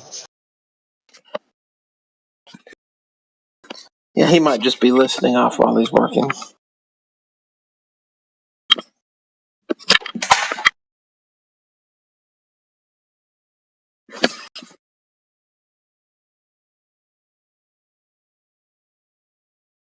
I would imagine that if I lived in a world where my feet were above my head, that I'd have to take a lot of breaks and not be able to talk a lot with all that blood rushing to my brain at all times.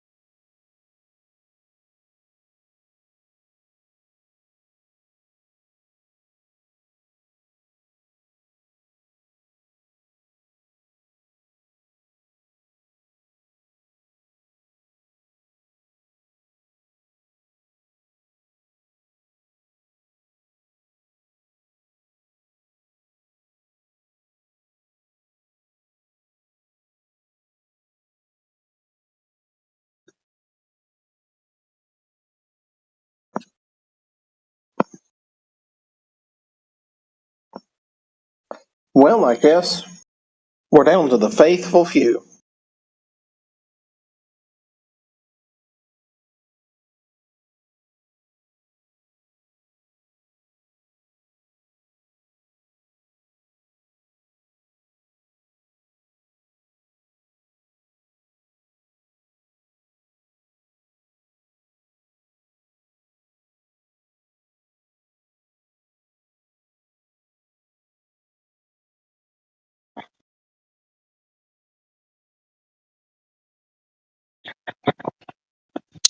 We got anybody here, flat earthers that read the Bible?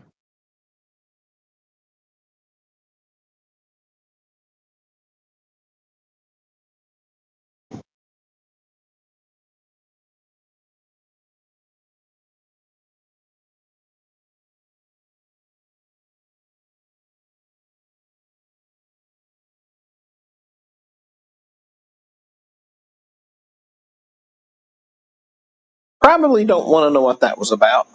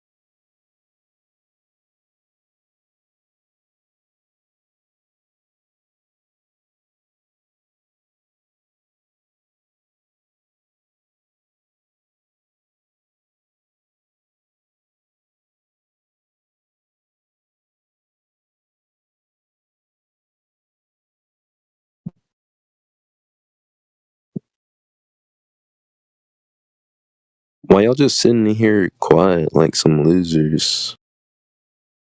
It's like profound mental retardation. It's an idle horde of zombies. It's crazy. Like, until somebody can disprove the cylindrical Earth, I'm gonna have this VC banned. And next week, October 24th.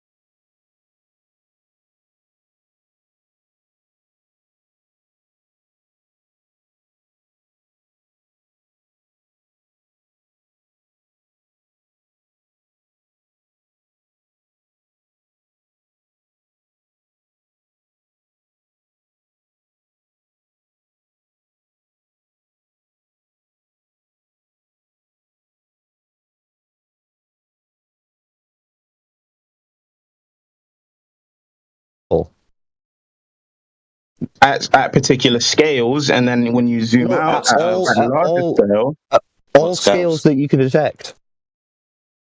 Sorry? Sounds ambiguous. We've gone from lakes. It's not there. But in seas, we've got no distances involved. Exact height, but like, okay, thought experiment, guys. If you have the heliocentric model, you don't know even how much curvature we should see, dude. Yeah, exactly. We tried to point it out to you earlier, but it wasn't there. That was the horizon. We don't take account for that. And you said refraction, blah blah blah.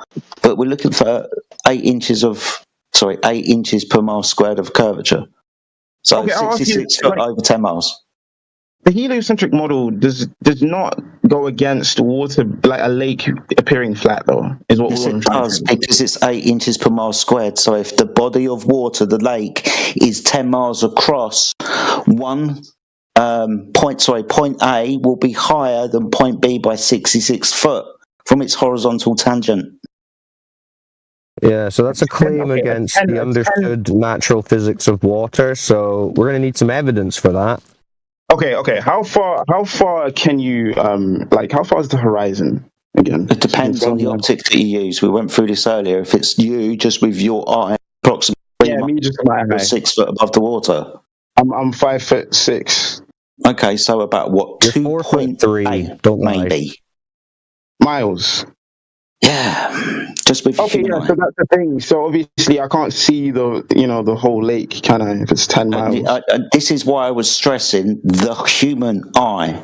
Do you think that there's any other devices that we can use to potentially see further? Yeah, look, I did agree that I think this is quite a smart suggestion. I do like this idea of trying to mitigate the effects of refraction using different lasers. Dude, I was just looking for the answer, like binoculars or a telescope or something. Not this ramble. Just binoculars or telescope. So I would just say two things. Obviously, I'm still I think for us to even really discuss this further, I have to do my research on this. I still haven't. Maybe I should just do that now. You do, bro. That's cool. You should do some research. Here's some research. Let me give you some research to do. You should research how come every time we bring up empirical evidence, you go back to ideas and concepts and theories and hypotheses. Regardless of what your concept, idea, theory, or hypothesis is, it has to be tested in the natural world. Okay? No matter what it is. If it's gravity forms the Earth into a ball, then you need to actually measure said ball to confirm your theory. Yeah, right? Okay. Look, I don't have exact measurements. I just have observations that bring the best explanations are. Yeah, so I haven't the measurements to prove a flat Earth either is the only issue, because I feel like both models will make the same predictions about how a lake looks from ground level using the human eye. We're not talking about looking. We're talking about measuring. Exactly. So I haven't made those measurements. But for me, that's we have. Don't worry about it. We've already done it, mate. We're not saying help us figure it out. We're saying this is the situation, so that's fine. Okay. You guys are fucking heroes then. So how do you do it? How do you? Thank you. Finally, all the schools in the credit world where credit is due. Thank you. What's the plan? What's the game plan, guys? Because honestly, we're just saying look outside, and people are losing their minds. What's the game plan then? Because how do you then get? We're streaming Globe Spirals 24.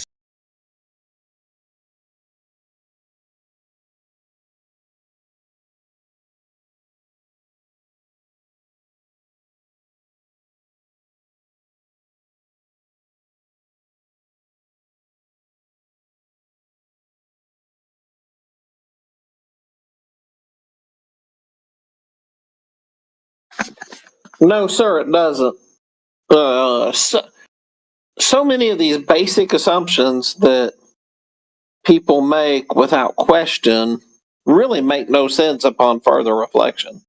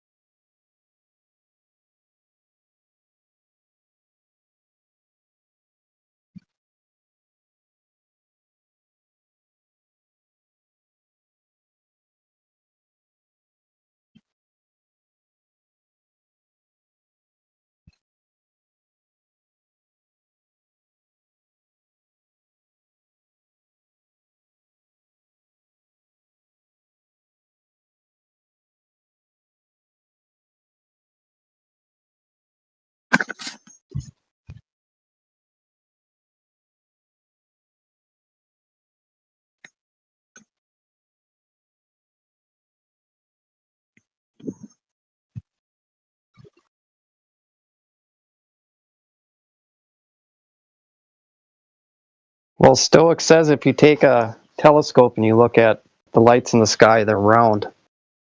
Well, any light you can have a square light, you can have 6 lights, and if you go take those 6 separate lights and you put them at a far distance away, they all become one light, and it's round. Light at a far off distance becomes round. That doesn't prove anything. It's just lights in the sky.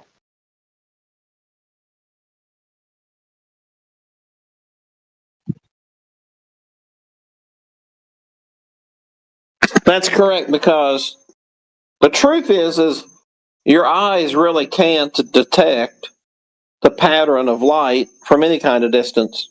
That it's just a light source. So you can't really see. And you would have to have some sort of like stereoscope to see 3D. And I have yet to see any evidence that anybody's really looked at stereoscope with enough separation to determine that any of this stuff is any kind of sphere, other than those who just looked at manipulated images. Right. Yeah. Telescopes only see in 2D. They don't see in 3D. So you couldn't tell if it was a sphere anyways to begin with. It's stupid. You're just looking in the wrong direction. That's the bottom line. It doesn't matter like what's going on up in the sky. They're just looking in the wrong direction. Yeah, no matter what you see in the sky, you're looking 180 degrees the wrong direction to figure out what's going on with the shape of the Earth.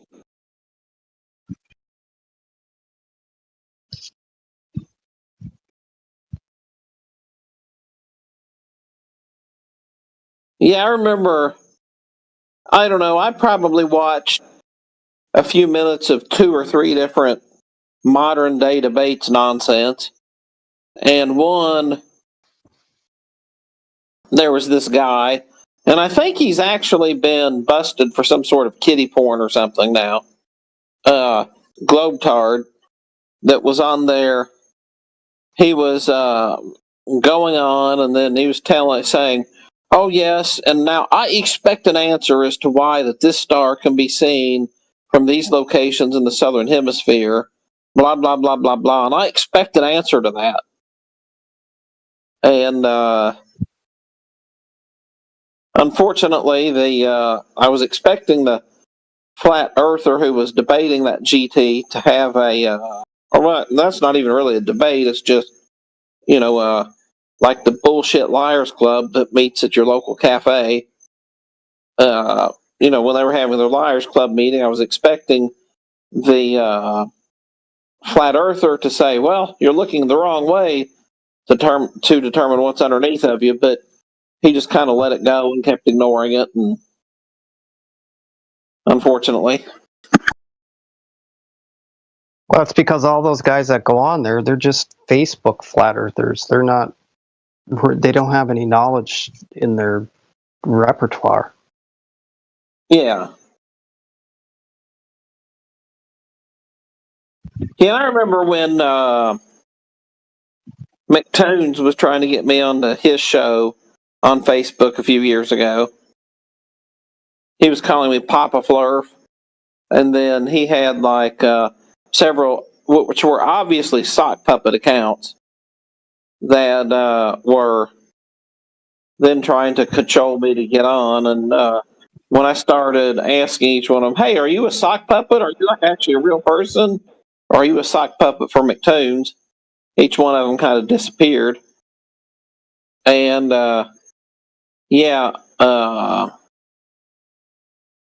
then the moment I started, like pointing out to him some real inconsistencies, like, "Hey, what makes you think I'm going to go on and make your show some money? You obviously get money for this. What are you going to pay me for coming on your show?"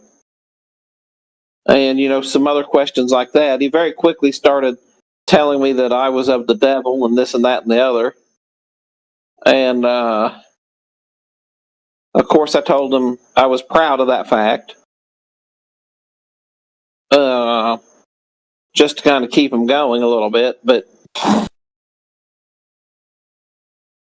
anyway, that was actually the first I had heard of McToons. And then somebody's like, well, what you should have done is agreed to go on a show. And then I said, yeah. And he's like, yeah. He's like, you go on a show. And he's like, hey, he's like, you wait for the first break in the conversation and say, hey, do you believe that we went to space? And then when McToon says, why, yes, I do, you say, oh, I thought I was talking to a grown-up who didn't believe in fairy tales, and then just rage quit. And I was like, shit, I wish I'd have done that now.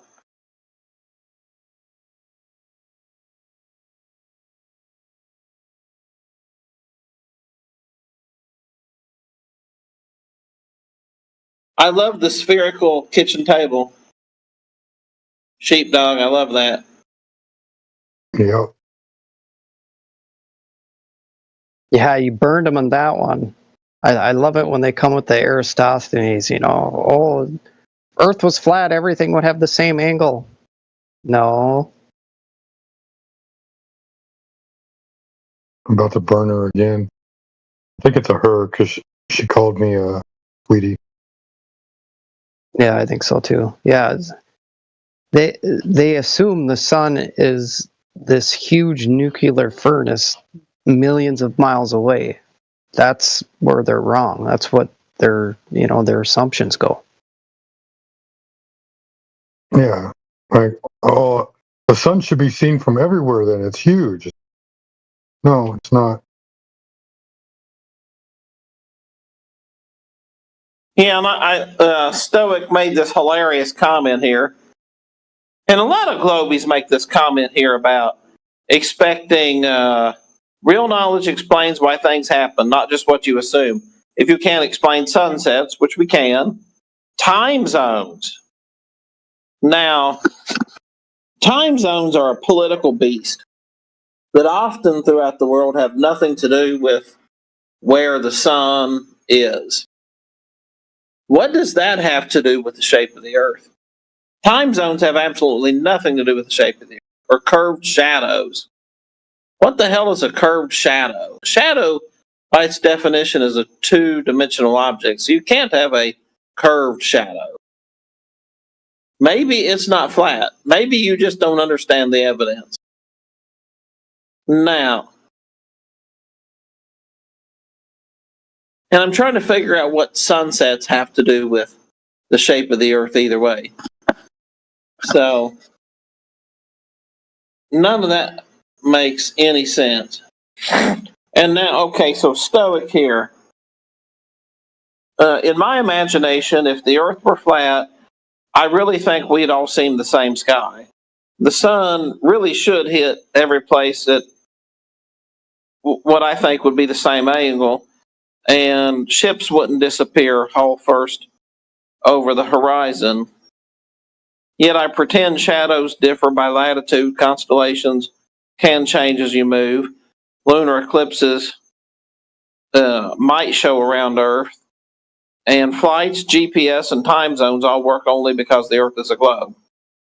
How about they all only work because the Earth is flat? Saying, I just know it's flat, ignores hundreds of simple, repeatable, observable facts. Okay, so who said, I just know it's flat? I'm looking back through here. You said, just, okay, don't need a model, don't know how everything works, just know it's flat. Yeah. It's funny because the Globetard can't answer every question that we ask them, but yet somehow they think that that's okay. But yet then they feel like they come up with some odd question that may or may not make any sense, and then, oh, you all can't answer this, so therefore it can't.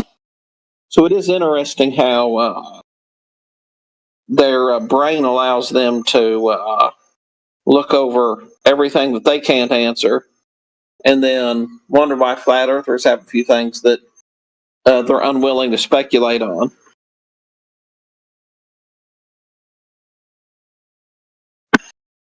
All you have to do is look at the time zones of South America, and even some through the United States, and it becomes very clear that time zones are a political critter. Typically, you want to be on the same time as your major economic centers, even if that puts you off 2 or 3 hours, which you'll see a lot in the southern hemisphere. Just the banks. The banks are the only thing you need to be on time.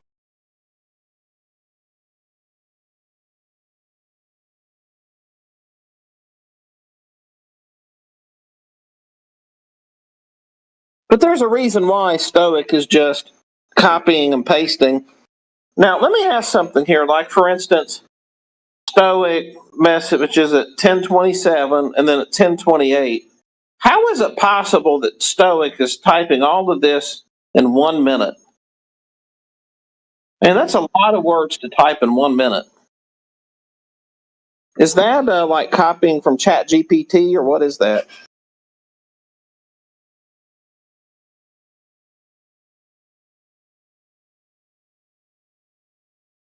I mean, am I missing something, Sheepdog? No. I mean, that's 60 or 70 words, and you can't type in 1 minute 60 or 70 words. Yeah, you can. They're a native speaker. Yeah, but I still. can barely. Yeah, I think she's just copy pasting.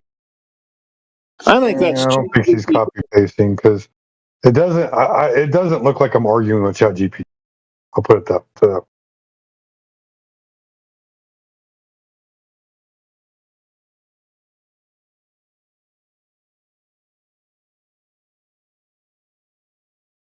It is a little saddening that you won't open your mic, Stoic. Can you at least let us know why? Like, or is it everybody asleep in your house, or does Flat Earth make you mad so you don't want to yell? So GPT-0 says that 85% of that last message is AI. So the thickness of the air, that definitely is. And the first giveaway to me was the Hall Dash first. Somebody typing that fast. So Stoic, why are you GPT earthering?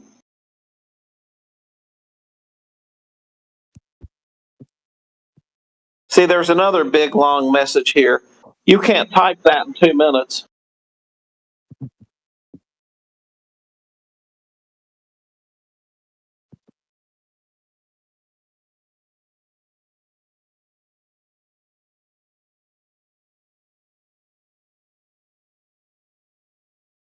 Stoic, if you're listening, stop the AI.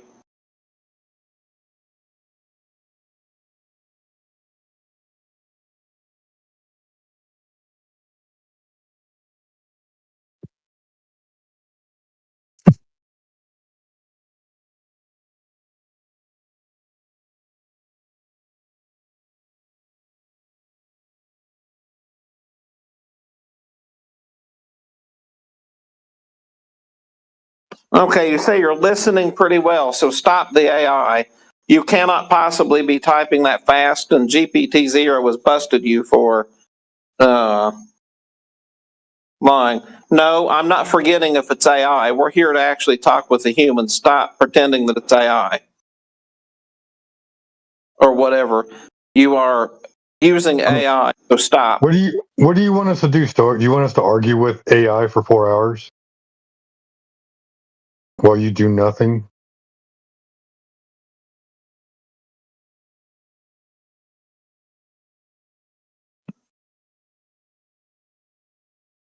I mean, did you think we were that stupid that we wouldn't figure out that you're using AI? I mean, you got to know better than that.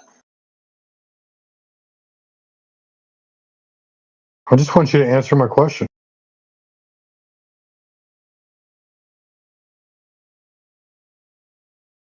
If you want me to give you a counter, I can demonstrate ships disappearing bottom up over a flat surface.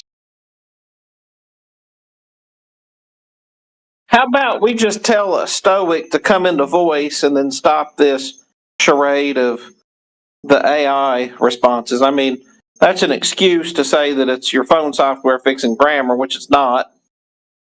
Oh, mine does. But regardless, I can demonstrate bottom-up obstruction over a flat surface. Yeah. Can you demonstrate seeing too far over a curved surface? Yeah, so let's get stoic on voice rather than get into voice stoic and prove it. It's we would rather you have some errors and everything else. We're here to actually talk as humans, not as robots that are using robot speak. So come and join us in the voice chat. Yeah, you can talk to the whole world. We got the live stream going. You can prove to the whole world that it's a globe.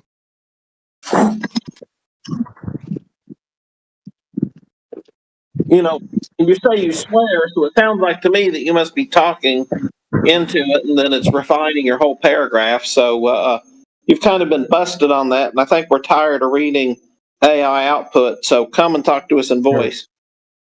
Here you go. Stoic, a ship on flat water where the horizon is much further away than where it's appearing to be, and the ship disappears bottom up.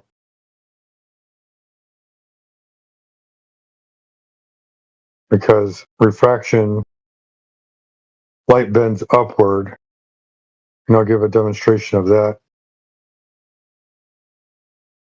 Here you go.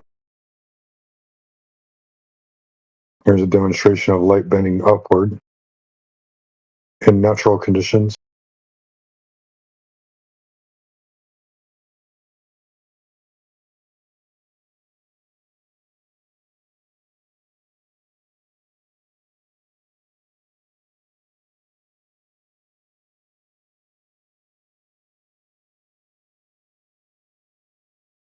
Well, I can't argue in text. It's pointless because it's just going to be this long back and forth where we go in a huge circle and you have circular reasoning, but you never give any evidence for what you have.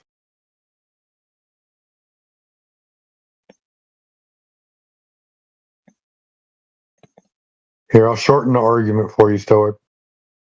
This is your argument at the end of the day. Right. Hi.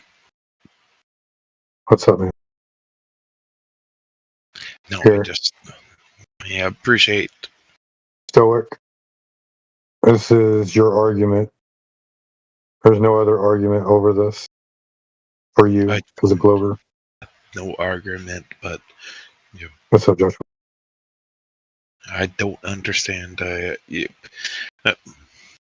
I wish I could be more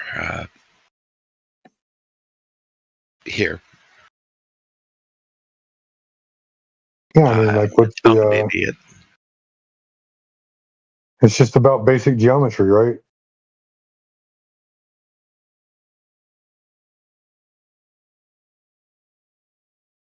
But real simple.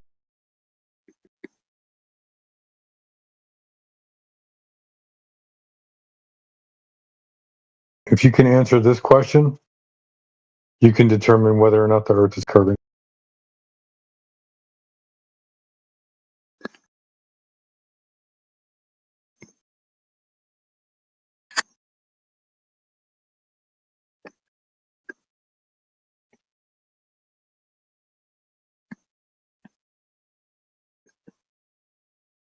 It doesn't get much simpler than that, right? The surface of the Earth is not curving. The surface of the Earth must be. If the surface of the Earth is flat, then whatever's happening in the sky is only happening over a flat Earth.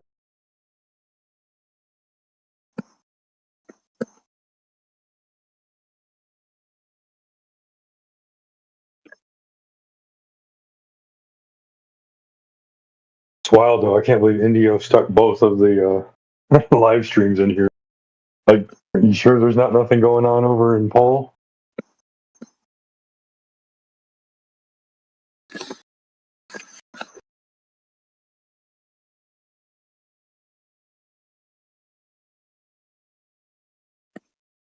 I just started an event just to drum up conversation.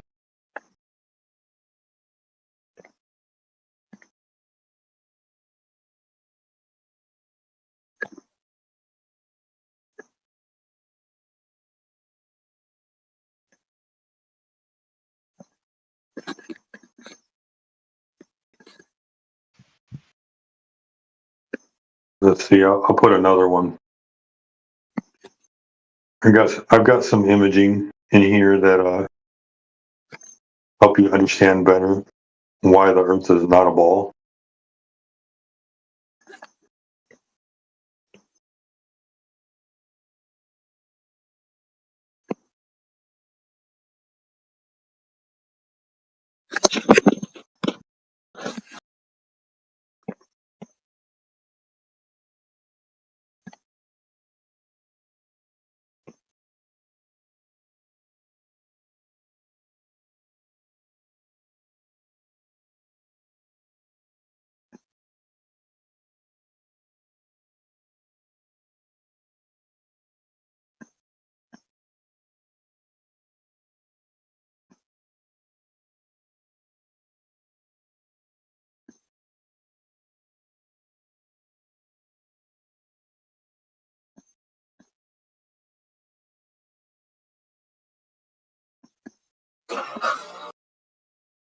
What's up, Osamayor?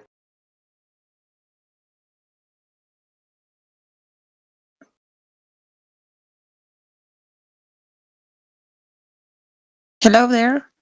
What is the topic? What are you talking about? La Tierra es plana. Okay. Are you debating about La Tierra es plana? Okay, thank you.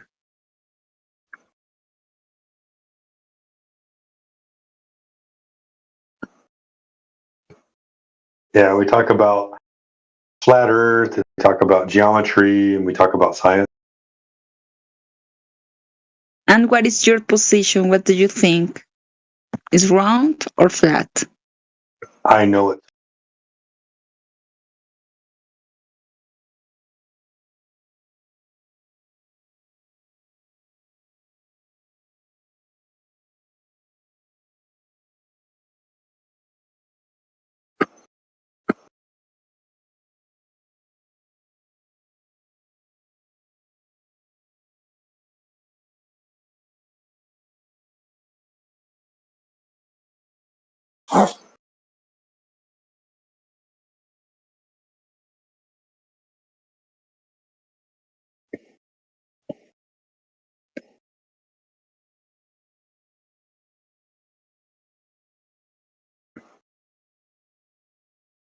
But yeah, they tell you that the Earth is too big to see the curve, that it looks flat, but it's really, really, really big. So you know it's flat, but you choose to believe a story that somebody else tells you anyway. And then what they don't tell you is how big the Earth is. But then when you learn how big the Earth is, you think, oh, that's kind of big. But then you really don't know how big 24,001 miles is. It's not as big as you think.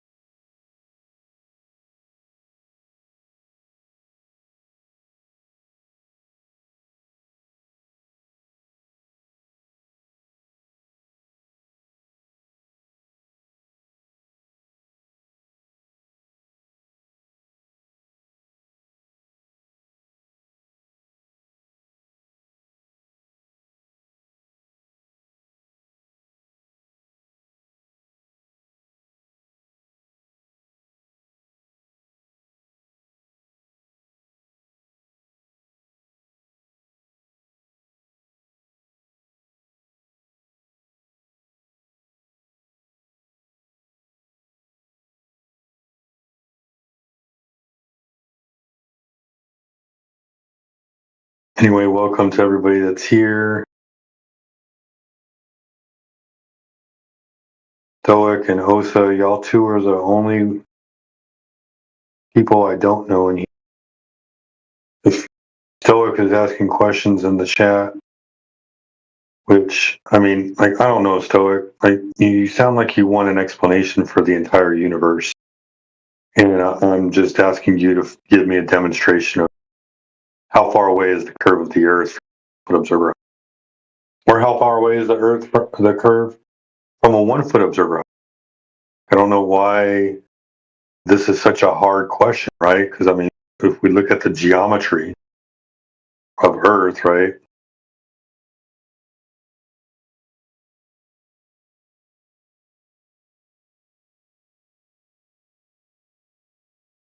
Here's a geometry demonstration, the true horizon. When you look at out and try to find the true horizon, there is no true horizon, just an apparent horizon. And it just appears to be in different locations depending on different atmospheric conditions. And on the clearest, best conditions where there's limited refraction going on, you can see further. And when you have more atmospheric conditions going on that could cause refraction, it seems like you see not so far.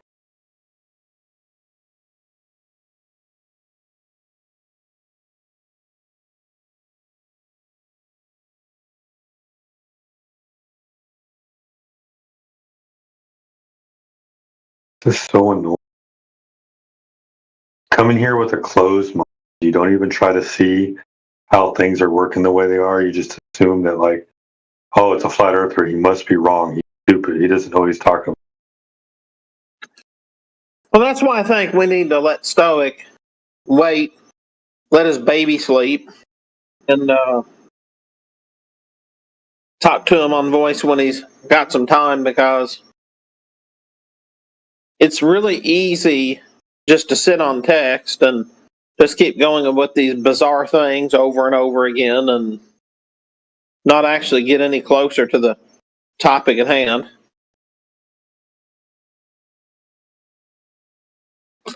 What about you, Osamayor? Are you do you know the Earth is flat, or do you believe it's a ball?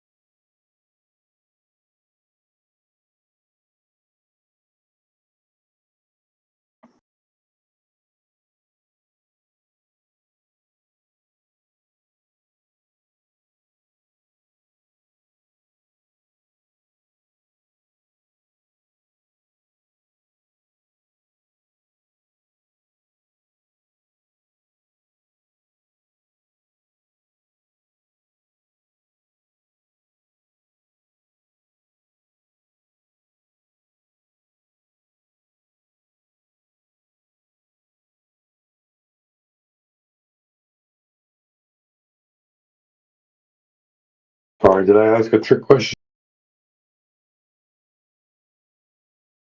Why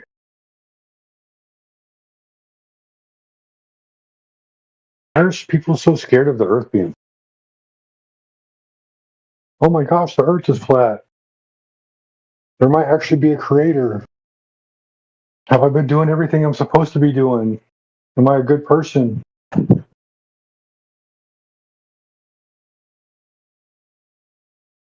I need to be accountable for everything that I do. Oh no.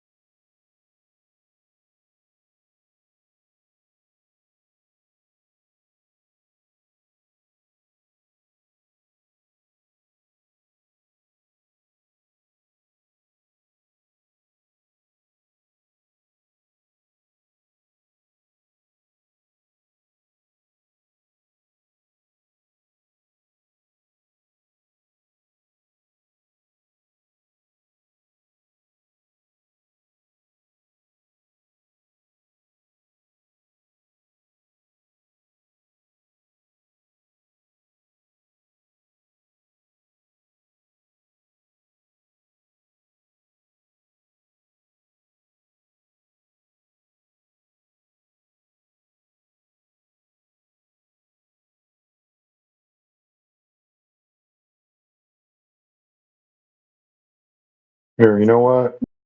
Can y'all hear me?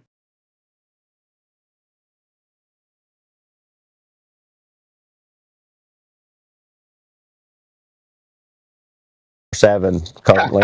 What are you doing? You're up against NASA though, bro. You're gonna need some money, man. We're up against NASA, exactly. It's an easy win for Flat Earth. But you're losing though. You're losing though. I'm rooting for you. I'm rooting for you. Why? What was the winning argument? What was the winning argument against us? No. I just mean the fact that obviously I don't mean that the Globe is actually presenting a winning argument. Yeah, of course, because they've already lost. No. I was just talking about how like you guys have done these measurements that I clearly haven't. So you've won this argument. But I mean the greater battle. In general, no, that's the case. That's not with you we're talking about. No one has ever measured curvature, and we've measured no curvature. So I mean, it's I'm saying it isn't the fight really to like convince the world. There's no fight. There's no fight. No. It's to convince you that you can trust your own eyes, that the world actually is the way it appears, and it's not a product of your imagination. That the Earth So this fight that the Earth looks flat because it actually is flat, not because it's a ball that's too big to see, but because it actually is flat. And I know it's hard to believe. It's so crazy. And it's not. And also, hold on, to add to Indio's point, it's also to point out that you do have hands. Okay? You should understand. I do. For me, that's the leading theory. But if someone could prove to me that I was in the Matrix and they could prove it to me, then I'd be like, oh, I was wrong. Then maybe I'm. They could be a product of your imagination too, right? Hands are downgraded from biology to the leading theory. Everything is the leading theory, yeah, man. In science, that's no way to say that's not science. That's not science. Science is not. Oh, we don't know if we have hands. Come on, dude, stop it. We believe we do. You could be in the Matrix right now. We have hands. No, believing you have hands is not science. Stop it, dude. Right. So you could be in the Matrix. You could be in the Matrix, bro. You could be in the exactly. Bro, take the red pill, right? Yeah, you could be in the Matrix where the Earth is flat, bro. See how that works? Take the red pill. What red pill? That's crazy. This is crazy. No, but you guys completely reject like the philosophy of science that like we can't be certain. Really? You mean no? You're talking about a particular part of the philosophy of science, meaning inference, inductive science. That's garbage. It's total garbage. Dude, you are fucking retarded. You have no idea what you're saying. Fucking faggot, black ass faggot. Whoa, they're freaking out. God's watching you, bro. God's watching you, man. I think they're talking about the Blitzian model. So Xavier, here's the problem with inductive science. You can't actually say you know anything. Exactly. And this is where you are right now. You're saying, I'm not sure if I have hands. Yeah, I believe I do, but I'm open to being proven wrong. Is the whole point? Yeah. Don't you understand that what would you call it? That presupposition, that presupposed worldview, is doomed to failure because we actually do know things. Okay, so check it out. What's your favorite color? Blue, sapphire blue. Are you sure? Are you sure it's your favorite color? No, I'm not. But that's my leading theory. That's my best guess. It's your favorite color, right? So there's some things you do know about yourself, right? Well, I said that's my leading theory, but it wasn't always. In fact, it was only until recently did I realize that royal blue wasn't my favorite, and I prefer sapphire blue. It just has like this extra kind of like aura about it, This is where it all falls apart for you 99%ers. So you're 99%. You're only 99% sure that you have hands, right? 99.99999%, right? You're not completely sure. Something like that. Okay. Are you sure of that? Are you 100% sure that you're not? Are you 100% sure that you're not sure? It's hard to quantify. Listen really closely. Are you 100% sure that you're not sure? No, I'm not 100% sure of anything. So you actually might be sure. I might be, as far as I could be, but I don't think I am. I asked you if you're sure that you're not sure. And you just said you're not sure. So I said, are you sure of that? No. So you're not sure that you're not sure. So there's a possibility that you are sure. Yes, there's anything is possible. Yeah. That one's pretzeled. Okay. Nah, anything's possible, my friend. No, you got the mind virus, bro. That's You crazy, have the dude. modern mind Anything virus. is possible. Anything is possible. It's not possible. Yeah, fly the moon by flapping your arms. Flap your arms and fly to the moon. Well, if you did it a billion times, one time, exactly, you might get there. Exactly, Indio. Exactly. Is it possible there's a flat Earth? Yes. Is it? You like that one, didn't you? Go on, round of applause. Well, if there's an infinite universe, there's got to be an infinite amount of flat Earths, right? Exactly. Oh, I love you, man. I like the way you think. So you agree, Javi, that you only experience a flat, motionless surface that you live on, right? Look, absolutely. I will completely agree. If I didn't, even hear of science, I wouldn't. That's reality. That's reality. And what they show you on TV with a spinning space ball Earth is a cartoon. Okay? Hey, look, you already know that I'm not sure that I'm sure from sure. Okay? So I'll take that with a grain of salt. Question is, why do you want to think that way? Why do you want to be in this state of confusion? Because it's really smart to not. It's not confusion. Smart to not know if you have hands. No, it is confusion. If you can't even say that you're sure that you're unsure, you don't know anything. Exactly. So that's the okay. Yeah, exactly. I don't know anything. Yes, and even that I'm not sure of. So here we go. This is why I do like this idea.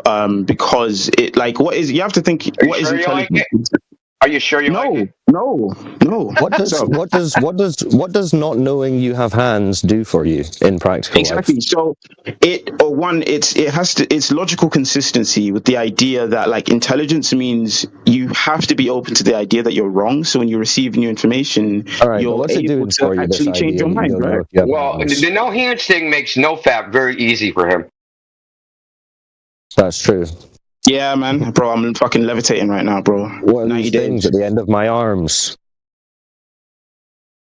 All right, well, that's the point is the whacking up with stuff. You see the point, right? You have to. It allows when you eliminate dogma, it allows you to actually change your ideology as you receive your information. We're just pointing out that the globe dogma is just fantasy and theoretical. Look, I don't believe in dogma on any side, as you can see. Okay, because I wouldn't even tell you with absolute certainty the earth of the globe, right? Well, I guess not if you don't know that you have hands. Exactly. Wait, I didn't even hear the question. Sorry. And the answer is probably I'm not sure. So. Yeah, it's all right. But look, I do lean one way or the other.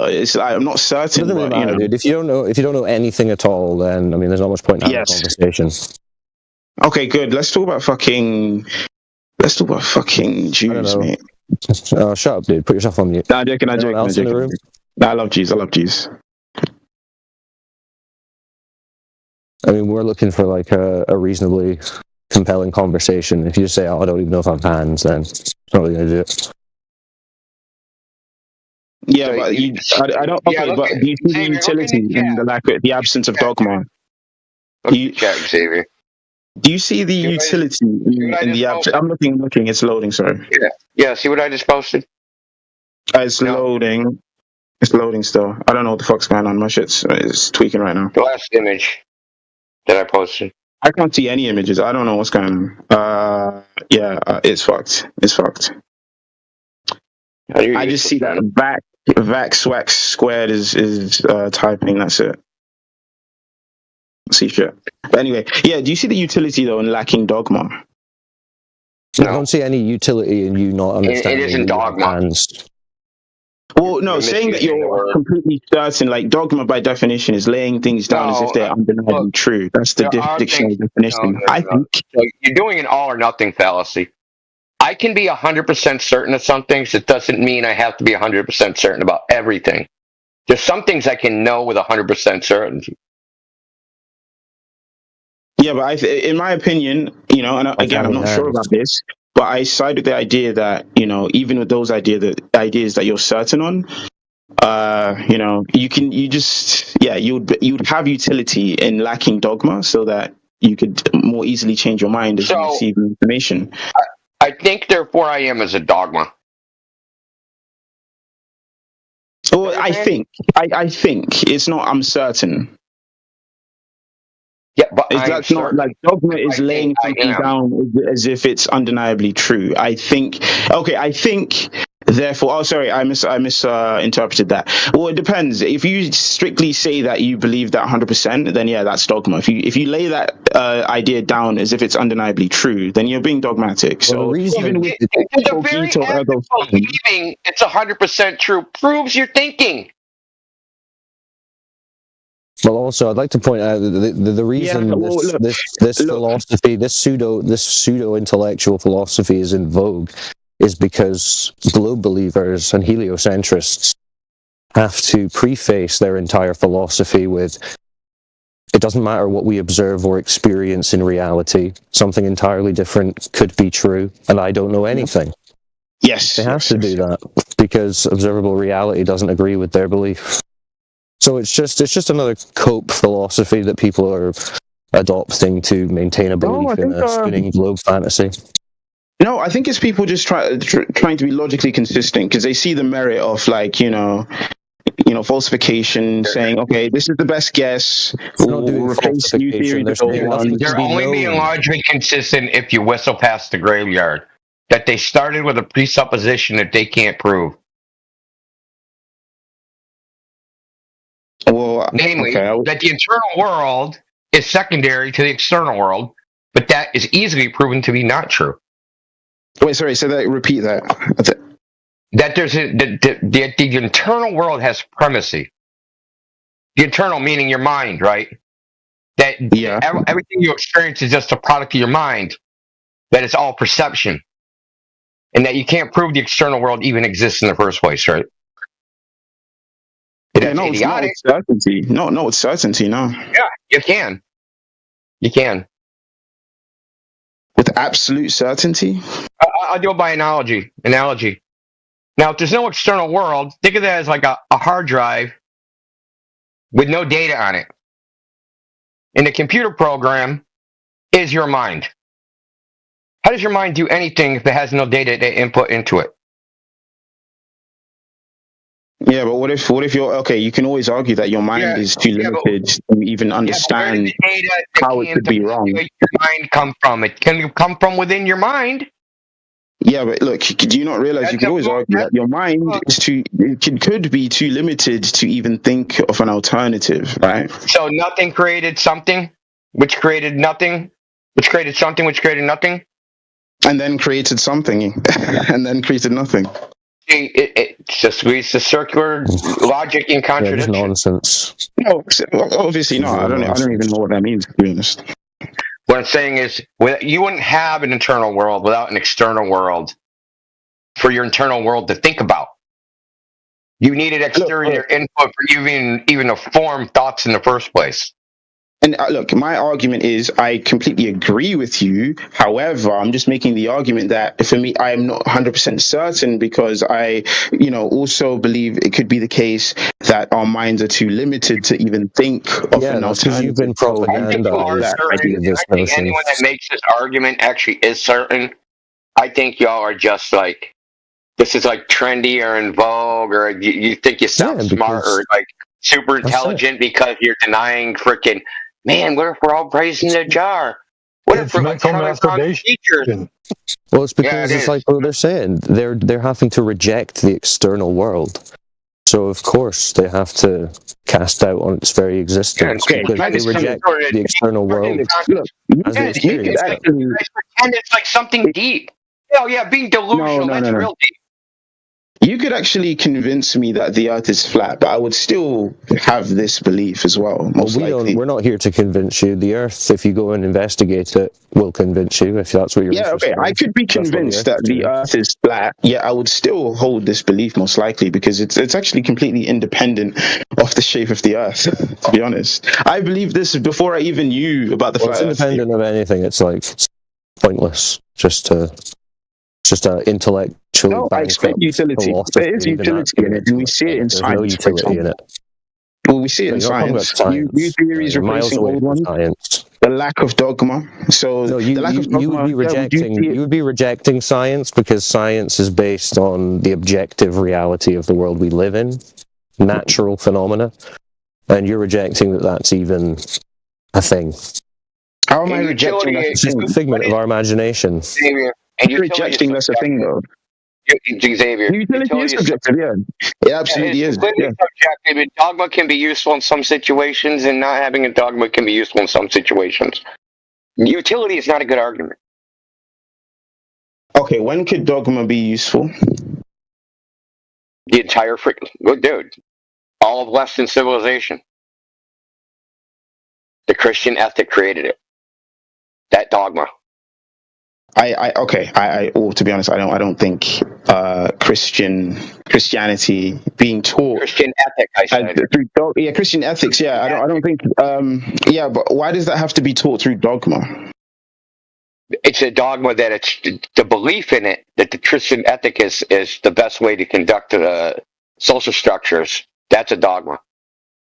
Yeah, but I don't necessarily think that the benefits that come from Christian ethics comes from the fact that it's dogmatic. You're going to be using a computer that was created by a society that has the Christian ethic. Yeah, but does the benefit of Christian ethics come from the dogma? No, so now you're trying to get in the pros and cons. It has a utility, right? You're talking to us on Discord right now, right? It had some utility. But does that utility come from dogma? The dogma say that it did. Are you not following the dogma of the Christian ethic created societies that created fucking computers? So he's just pivoting. Okay. I think we let's break this down. How do you agree that dogma is laying something down as if it's undeniably true? Right. Yeah. So when you say the dogma of Christian ethics, do you mean that ethics meaning whether or not something's right or wrong? And there's an objective morality, and that objective morality takes a particular form, and that particular form of objective reality has been incorporated into Western Christian nations, and that has led to a certain amount of that's subjective social success, right? That the Western world dominates the world, right? And we're at the forefront of technology and all these things, or at least we're at, maybe not in modern times, but up until very recently. Yeah, but I think the success of the West is derived from many variables. Okay, I said utility. There is a utility to the dogma of the Christian ethic. Okay? Yes, but I think. Yes, okay, but I'm trying to figure out how, let's say, if Christian ethics wasn't taught as if it was undeniably true and it lacked that dogma, would that prevent Western civilization from inventing computers? There would be no Western civilization. Yeah, but down the rabbit hole we go. Hey, do you believe in the moon landings? Yes. Yes. So you believe that in the 1960s and 70s, a bunch of Americans flew to the moon and played golf and drove around on buggies. They even read the Bible out in space. Yeah, and they did on the moon before they took off. Wow, this is a funny one, right? Because as far as I'm aware, that was during the Cold War, and due to the space race. So Russia actually technically won the space race with Sputnik 1 allegedly, but they had radar, they had radio. Why'd you believe they that Americans... could have actually called out this lie, right, against their more sworn enemies. So they did. They did. Yeah, maybe you just didn't hear it, dude. So I didn't hear the good news. You're going to hear freaking the Soviets saying the United States is a bunch of liars in the United States press. Like, are you kidding me? Why would they publish that? So if you heard the Russians say that the Americans faked it, now you wouldn't believe in the moon landings. Is that what you're saying? Well, I would have to. There's other reasons why I still believe it's true. Because now that there's more, why do you believe it's true? Yeah, okay, there's more things. And again, I do trust the science. And one of the things about the science is that, yes, I trust the process. I trust the process. So now, not everyone, not any amateur astronomer, can replicate this experiment, but allegedly they left these reflectors on the moon that, independent researchers in universities. The evidence the evidence that the Americans went and played golf on the moon is that they also said they left reflectors on the moon. Is that right? Which independent researchers can actually shoot laser pulses at and shoot lasers at. They're shooting lasers at the moon to prove that the people went and played golf on it. Yeah, but you can't shoot lasers at these reflectors that were left in specific locations, and then they can measure the time delay and do some spectroscopy to then determine that the Americans weren't lying about the Americans weren't lying, and they did play. We don't like spectroscopy. Not on a laser. So these lasers. You can't do spectroscopy on a laser, dude. That's all right. I'm sure he doesn't know the technical ins and outs of the vague story I definitely don't. No, why can't you do so have you got any evidence that you actually believe? Do you have any evidence that you actually understand and could, make a case for without just saying, I heard this vague claim? No. Again, for me, I'm not going to tell you what's true and what's not. You ask me my beliefs and why I believe it. It's purely because I kind of trust. That's what you believe. All right. Yeah. Okay, so you just trust the story that they told, right?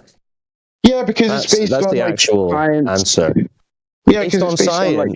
What do you mean? No. All they gave you was some grainy video clip. They didn't give you science. Oh no! When I think of science, I think of like peer-reviewed empirical evidence, right? So when you have independent research, what do you have for that? What do you have for that for the globe, the moon landings? Yeah, which Apollo evidence do you have that was peer-reviewed? So independent researchers, this whole experiment. Independent researchers. I don't know their names. Are you going to do the laser thing again? We just agreed that you weren't going to just tell a vague story that you'd heard on Reddit. You didn't know anything about. They did it on the Big Bang Theory TV show. It's pretty cool. No, but you can't really do that because you realize that you actually just believe a story that NASA told without actually seeing any evidence other than some grainy 10-second video clip. No, it's not even based on the video clips, to be honest. I'm trying to say that, at least the evidence that convinced you, if you could. Oh, okay. I would have to find it though. Okay, what is it? Okay, I'll be honest. I'm a big fan of ChatGPT, and it finds all my sources. So I basically had this debate. Do you believe in the moon landings because of ChatGPT? Yeah, because it found these sources that I'm going to have to look back in my previous chats where, independent researchers are literally repeating these experiments. Did you ask ChatGPT to give you the citations? Because it often gives you bullshit. I always do, yeah. Yeah, but did you go to the citations? Not always. I don't think I did for this one, to be honest. Yeah, you really should, because it usually gives you bullshit. Well, yeah, I found that, look, I've been using ChatGPT a lot, and whenever I do validate it, it does a pretty good job. What's the citation? Lawyer thought right before you almost got disbarred. Okay, give me 1 second, guys. I hope he's got Wikipedia for his ChatGPT. He's like, quick ChatGPT, tell me why I believe in the moon landings. Well, Jimmy Robot 45. You believe in the moon landings because blah, blah, blah, blah, blah, blah, blah. Independent empirical verification. All right, dude, put yourself on mute while you distrust your belief with ChatGPT. GPT is basically a complicated autocomplete, and you're using it to autocomplete your own thoughts. It's crazy. Yeah, I thought think about it, dude. And it did. Well, no, why? I believe it so much, I'm going to search it for the first time right now. Yeah, it's supposed to be your belief. And you're now having to check with ChatGPT why you should believe this government story. Well, I'm checking the sources because you asked for them. I was already convinced. Remember, I trust the process. It's about the process. The process? Well, the process church? Having a religious cult or something? No, that's the thing. Okay. Okay. That's I can't trust the process at the same time. But we brought up religion, and I think this is a great opportunity. No. This is not the time to go into religion. We're continuing to expose your baseless belief in. Actually, this would be your religion. This globe men playing golf on the moon religion. Process of peer review, when it comes to there's no independent research. What was the citation for the globe? What was the citation for your moon landing belief? Come on, don't dive. Here we go. Okay, independent empirical verification of the moon landing. The independent and the peer review and the golf on the moon and the swimming pool that they're going to install in 2076. Dude, read in your head. And the jacuzzi. No, but it will give you a good laugh though. Well, why should it give us a good laugh? I thought it was your evidence for your belief. You're saying your evidence for your belief is laughable? I'm also here to have a good time. Yeah, that's fair. Well, we find it a good time to point out how blatantly hilarious the globe propaganda is. But if you're going to say you believe in it, I'm going to just ask, well, why? What's your evidence? Oh, okay. 1 second. I think I found. He's going to find out why you believe in it. Journal that I have come across before. Anytime I ask ChatGPT, now he believes it because of what he just read. No, this is weird though, because you said you believed it before, but now you've just found out why. You've just found out what makes you believe in it now. So how did you believe in it before if you only know now what made you believe in it because you've just read it? I think I told you that I believed in it already because I trust the process. The process hasn't changed. Trust the process that you didn't do. Trust the process. What was the process? Hold on. Yeah, what was your process? Okay, so here's I'm NASA, and I'm like, hey, Jimmy Robot, we landed on the moon and played golf. Look, here's some images and a video. What's your process? Okay, look, not my process. I'm just saying that the way science works is that the way science works. You just believe the videos and the images. And if it's bullshit, you're gonna get called out. Bullshit. So in the long run, have you ever seen the interviews when they came back from the moon landing and they sat down and did the interviews? They didn't look too happy. I'm not. Javier doesn't know what's going on. He doesn't know why he believes in the moon landings. He's just looking it up right now. Yes. Okay. Why do I believe government space cartoons? Source Wikipedia. You ain't gonna know their process. GPT. I don't know if I put that in the right chat. Hold on a sec. Indio, hold on. It always close things to do with astronomy and astrophysics. Hold on, Xavier. Indio, you were coming in quiet there. I don't know. Yeah, I was just gonna say, how can you trust the process where you don't know what the process is either? And you'd have to chat GPT that. It goes back to what I said before, that if you just look all around you, all the technology we have is built upon scientific theories. So for me, how do you know that? Hold on. How do you know that? How do you know that's what builds our technology, scientific theories? Well, look, I'm not an engineer myself, but I know people who you don't know how they do it. I don't know it myself, but other people validate it. And to me, if it's falsifiable, I'm asking you how you know anything that you're saying. Just chat GPT it, bro. Yeah. Okay. Let's go back to it because so you believe. So let's just get down to the brass tacks. Yes, you made up in your mind. There's people out there doing these things, and you're imagining they're doing this, that, and the other thing. They're using the scientific method to engineer high technology, and that they have some process to which they figure out the moon landing is real, and that they're doing all these things. But guess what, buddy? That's just your imagination. You have no evidence any of that is true. You've got to be made it up in your head. Look, this is something I think I've conceded already. Is the fact that for me, I see science as something that people can come in and call it bullshit by repeating the experiments. And you don't know what science is. That's not what science is. How do you know any of that? Okay. You're asking if I know that for certain. I believe that. I don't know it for certain. Can we at least, do you get where I'm going now? Yeah, because I'm trying to illustrate a point. Do you have a view about the way the world works? And you've taken that and you've extrapolated it out ad infinitum and reached crazy conclusions that there's land in the sky. People went up there and hit a golf ball on the moon. Okay? That you don't even know why you believe it. It's a giant leap of logic. Yeah, okay. Well, for me, it's not like is it really alien to think that is it alien to think that, all the technology around us play golf on the moon? Yes. I know that science has nothing to do with technology.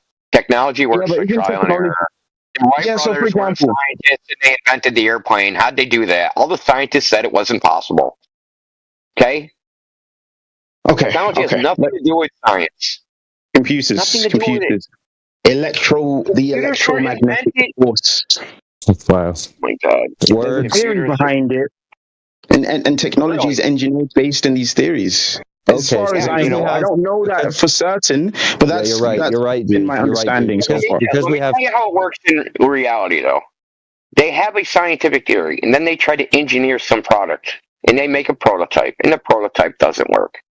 Even though that's a theory, they get all the equations, their prototype doesn't work because the manufacturing process and production are way different than theory, right? So they have to fiddle around, and then they make a whole bunch of samples. Just take a computer chip, for example. They'll make 100,000 of them, right? But they have to throw something like 10% of them away because they don't work, even though they're all made identically, right? So manufacturing, engineering, technology, it works by trial and error. Okay, it doesn't work by theoretics and in a scientific method. Scientific method will point them in the right direction, but the actual technology part has nothing to do with science at all. I didn't claim otherwise. I don't think that's mutually exclusive. I just think that people look. When you've played around with circuits in school and you have a light bulb and then you have an ohm meter. I don't even know how that shit works, but it works according to these mathematical formulas that are based on specific theories. Well, that doesn't explain how. Listen, Michael Faraday, who discovered the law of induction and basically laid the whole foundation of electrical engineering. He didn't use any models, didn't use any equations. Everything he did was based only upon experiment. No formulas, no models, no theories, none of that crap. Just figuring out cause and effect and the relationships of different phenomena. That's it. So you have ideas about the way it works that it just doesn't jive with reality. Yeah, I think you guys have a very different reality to me. I question where your source of information comes from, because I was always under the impression that science basically has actually pioneered a lot of theories, the atomic theory, cell theory. Like, I can believe in the moon landings because we have computers. It's like, come on, dude. No, it's just like trust the process. If it's bullshit, someone can falsify it. Someone go do that. Someone go falsify it now. They do it all the time. Yeah, but okay, this is my question then, because let's only tell you what works. They don't. They only tell you what works. They don't tell you what don't work. And things that don't work, they pretend don't exist. Okay. Yeah. Okay. Simple. Let's switch gears then. Let's switch gears. Let's take for instance, dark matter.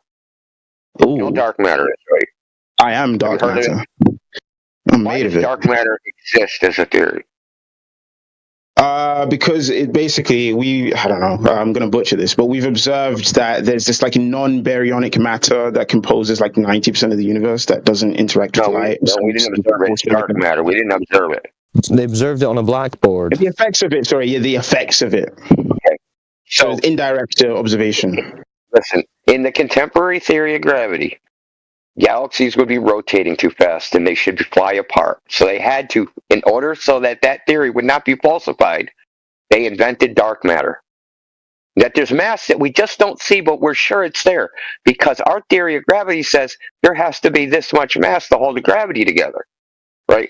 But they don't tell you that's where that idea comes from. Oh, I've heard of this before, and I believe Neil deGrasse Tyson explained something very similar. It's an ad hoc hypothesis, right? So this is the way it actually works, right? They have a theory. The theory works for some things and not other things. And the things that it doesn't work for, they just makes up some bullshit to plug the holes. Yeah, but then, everyone kind of says we don't really know what dark matter is, or, and we're open to being proven wrong. So anyone who wants to do some experiments and prove it wrong, and anyone who wants to disprove the fact that it even exists, you are welcome to prove it wrong. Proven wrong. There's no evidence for it in the first place. Well, okay. Now, I don't know if there's any evidence or not. So this is not an area. We're talking about the frontier of astrophysics today. I am not qualified to know. It's been known for almost 80 years that the rotational curves of galaxies don't work under the modern theories of gravity. It's been known for 80 years. They had to invent dark matter. Otherwise, they would have to throw out Einstein's general relativity and Newtonian gravity. They would have to just throw it out. But they're not going to throw it out. They'd rather invent some bullshit and keep going. It's called the sunk cost fallacy. They've already sunk so much time, effort, money into something, they're going to just keep going. Okay, that's a great explanation, by the way. I do have to say, very articulate. And I will have to look into this because, again, I don't know fuck all about dark matter, I just use that as an example. Yeah, you're planting the seed. You're planting the seed for me to question what I've been told, and I appreciate that. What I'm trying to tell you is you can look all over science, right? And there's problems with all these theories, right? And the big problems, consistency problems, logical problems, experimental problems, all sorts of problems. But they don't teach it in the text. They don't teach it in school, and Neil deGrasse Tyson doesn't talk about. They don't talk about the problems. Oh, I've heard about the problems. Look, they do talk about the problems, okay? I think that, honestly, for me, though, it becomes hearsay until I really dive into it myself. So I'm not going to just take your word on it, but you've given me reason at least to then cross-validate, what people say about dark matter. So I at least commend you for that. But the whole point is, you have a misplaced faith in some people that you've never met. We actually have a name for it. It's called the magic science guy fallacy. You think out there somewhere there's a magic science guy that figured it all out, right? And that how could everything in today's modern society work? If there were magic science guys out there that had it all figured out, okay? There is no magic science guy out there. We've talked to these magic science guys. They don't know a fucking thing. Didn't you just hear what he told you? We talked to a PhD in mathematical physics, and his argument for the globe is, I can't prove that I have hands. I agree with him. So that's what I mean. Like I don't have a PhD, but I like the sound. I like the sound of this guy. He's on the same wavelength as me. Yeah, but hold on. These are the people you're relying on to tell you what's true. No. Definitely not. They can't tell me like what's true for certain. They can. Neil deGrasse Tyson himself says this all the time, that it's just the best guess. It's just the best guess. But that's what science is. So Look, bro. This is one of the guys that you would say, hey, I trust the process that he uses to determine whether we went to the moon or not. And this guy says he can't even prove if he has hands. Yeah, and I agree with him.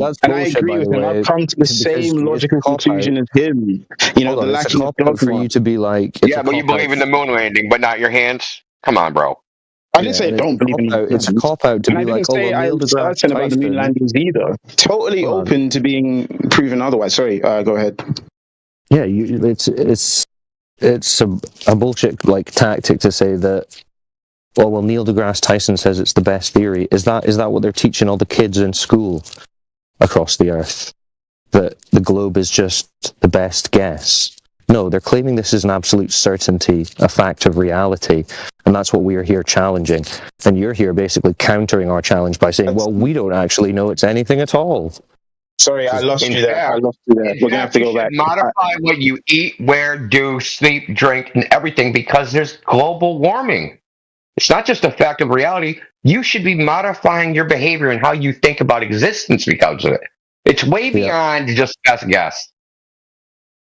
Yeah, so it's disingenuous to be like, oh, well, we're not saying we know it's a globe. Yeah, that's what they're brainwashing children with. So that's what we have a problem with. If you're saying you don't know anything, if it's a globe with their hands, I looked up to these science guys, and I always heard this key phrase, like, science is just the best guess. And to me, I was like, okay, not every scientist is like that. Some scientists are just like, no, this is like complete objective fact. But for me, okay, so you're not claiming you have the answer to the keys to the universe. Is the globe is the heliocentric globe? Is that just the best guess then? It's not a fact of life. And how do you even know it's the best guess? Yeah, to me anyway. To me, absolutely, yeah. How do you know it's the best guess, though? Who determined that it was the best? Well, I don't know if it's maybe certain. It's the second I've just exactly. Maybe that's the point. Mediocre, just like looking at chicken guts guess. Exactly. So you that's don't know the point. if it's the That's best the point. guess. You just know that it's a guess then. Well, no, I believe that it's the best guess, but I don't know for certain. Okay, because that's you never stop looking for new answers. So there's a difference between knowing and believing, right? Yeah. You believe that it's the best guess. But I don't know it is, yeah. Because you keep asking me how I know things, and I'm telling you my beliefs, not what I know. Because I'm telling you I know nothing. Who told you it was the best guess for you to believe in that? Or how did you come to that? The heliocentric model. The globe heliocentric paradigm. Well, again, we've gone in and out of this, and if we're going to go back to that conversation, I already know the conclusion of it, and it's to basically do my own research and verify myself what you guys are telling me about, infrared light being used to measure. All right, fair enough. Yeah, we're just saying check reality against the claim that they've told you that you think is the best guess, and it's not. Exactly. Reality disagrees with it, so it's not the best guess. It's totally incorrect. I should put that to the test. Okay, I can't take your word for it, so I should put that. Yeah, that's fair. That's fair. Let me ask you this, because I'm of the opinion that everybody's already made a globe busting flat Earth observation. Have you ever been to the ocean? Yeah. So how far away do you think the horizon was? I'm not good with distances. I mean, they kind of say it's what was it again? The horizon. No, I'm asking about what you saw. I'm not asking about what they say. I'm asking what you saw. Yeah, I don't know. I couldn't even tell you. I'm not good with that kind of stuff. I can't tell by eye just how far away it is. For me, I'm not really good. No. Well, this is what you need to start paying attention to. Yeah, but I would need some kind of instrument, to measure and you need to get a camera or a pair of binoculars and go outside. I know. How could you? Well, it's pretty easy to determine the difference in distance between 3 miles and 10 miles, right? Yeah, so it would be closer to 3 miles. Oh well, I know that's what the calculator says, but that's probably not what you saw. I don't remember what I saw, man. This is a long time ago, man. I was a child. Well, brother, I go on the Atlantic Ocean, and I've seen a ship 30 miles away. 30 miles. Okay. The reason I know it was 30 miles is because they have an app called marinetraffic.com where you can get the position of the ship. So 30 miles from my height, the ship should have been 420 feet under the horizon. The ships over the horizon thing that you were talking about? Yeah. Yeah, well, why didn't my ship disappear under the horizon? Well, I don't know, man. I don't even know what you saw, okay? So I really can't speak on it. That's your observation. I watched it for 3.5 hours. So you can speak for yourself. I can't speak for you, bro. Well, what I'm saying is I bet you that you have a flat Earth observation somewhere in your memory bank and you don't realize that you even made it. Oh, okay. Well, it's hard for me to verify then, Well, I'm just saying this seems to be the case for people that can actually remember things they've done. And I'll give you a really good example of this, that people make these observations and they don't even realize it. There's a publication. It's put out by the U.S. National Geospatial Agency. It's called the Southern Ocean Sailing Guide. It says in it that because the air in the Southern Ocean is has very few particulates, it is very clean. It is not uncommon to see mountains 300 miles away. Now, if you put 300 miles from sea level in the Earth curve calculator, the only way you could see a mountain 300 miles away is if it was nearly 10 miles tall. Mount Everest is only 5 miles tall. So they had reports, and they put them in the sailing guide, but the people that wrote that did not realize that that was impossible on the globe. And they just wrote it down anyway. So this is what happens. People make observations that are impossible on a globe of 3,959 mile radius and don't even realize it. Because this is the common thing. Earth's so big. Earth's so big, that's normal. Like seeing the Chicago skyline from 52 miles away. Hundreds, if not tens of thousands of people have seen this. But everybody thinks Earth's so big.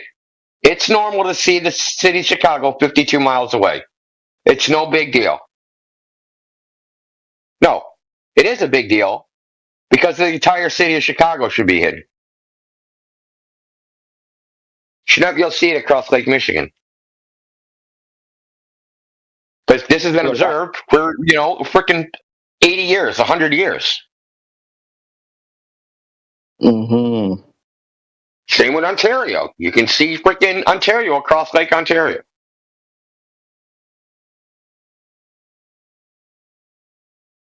Oh, very interesting. Very interesting.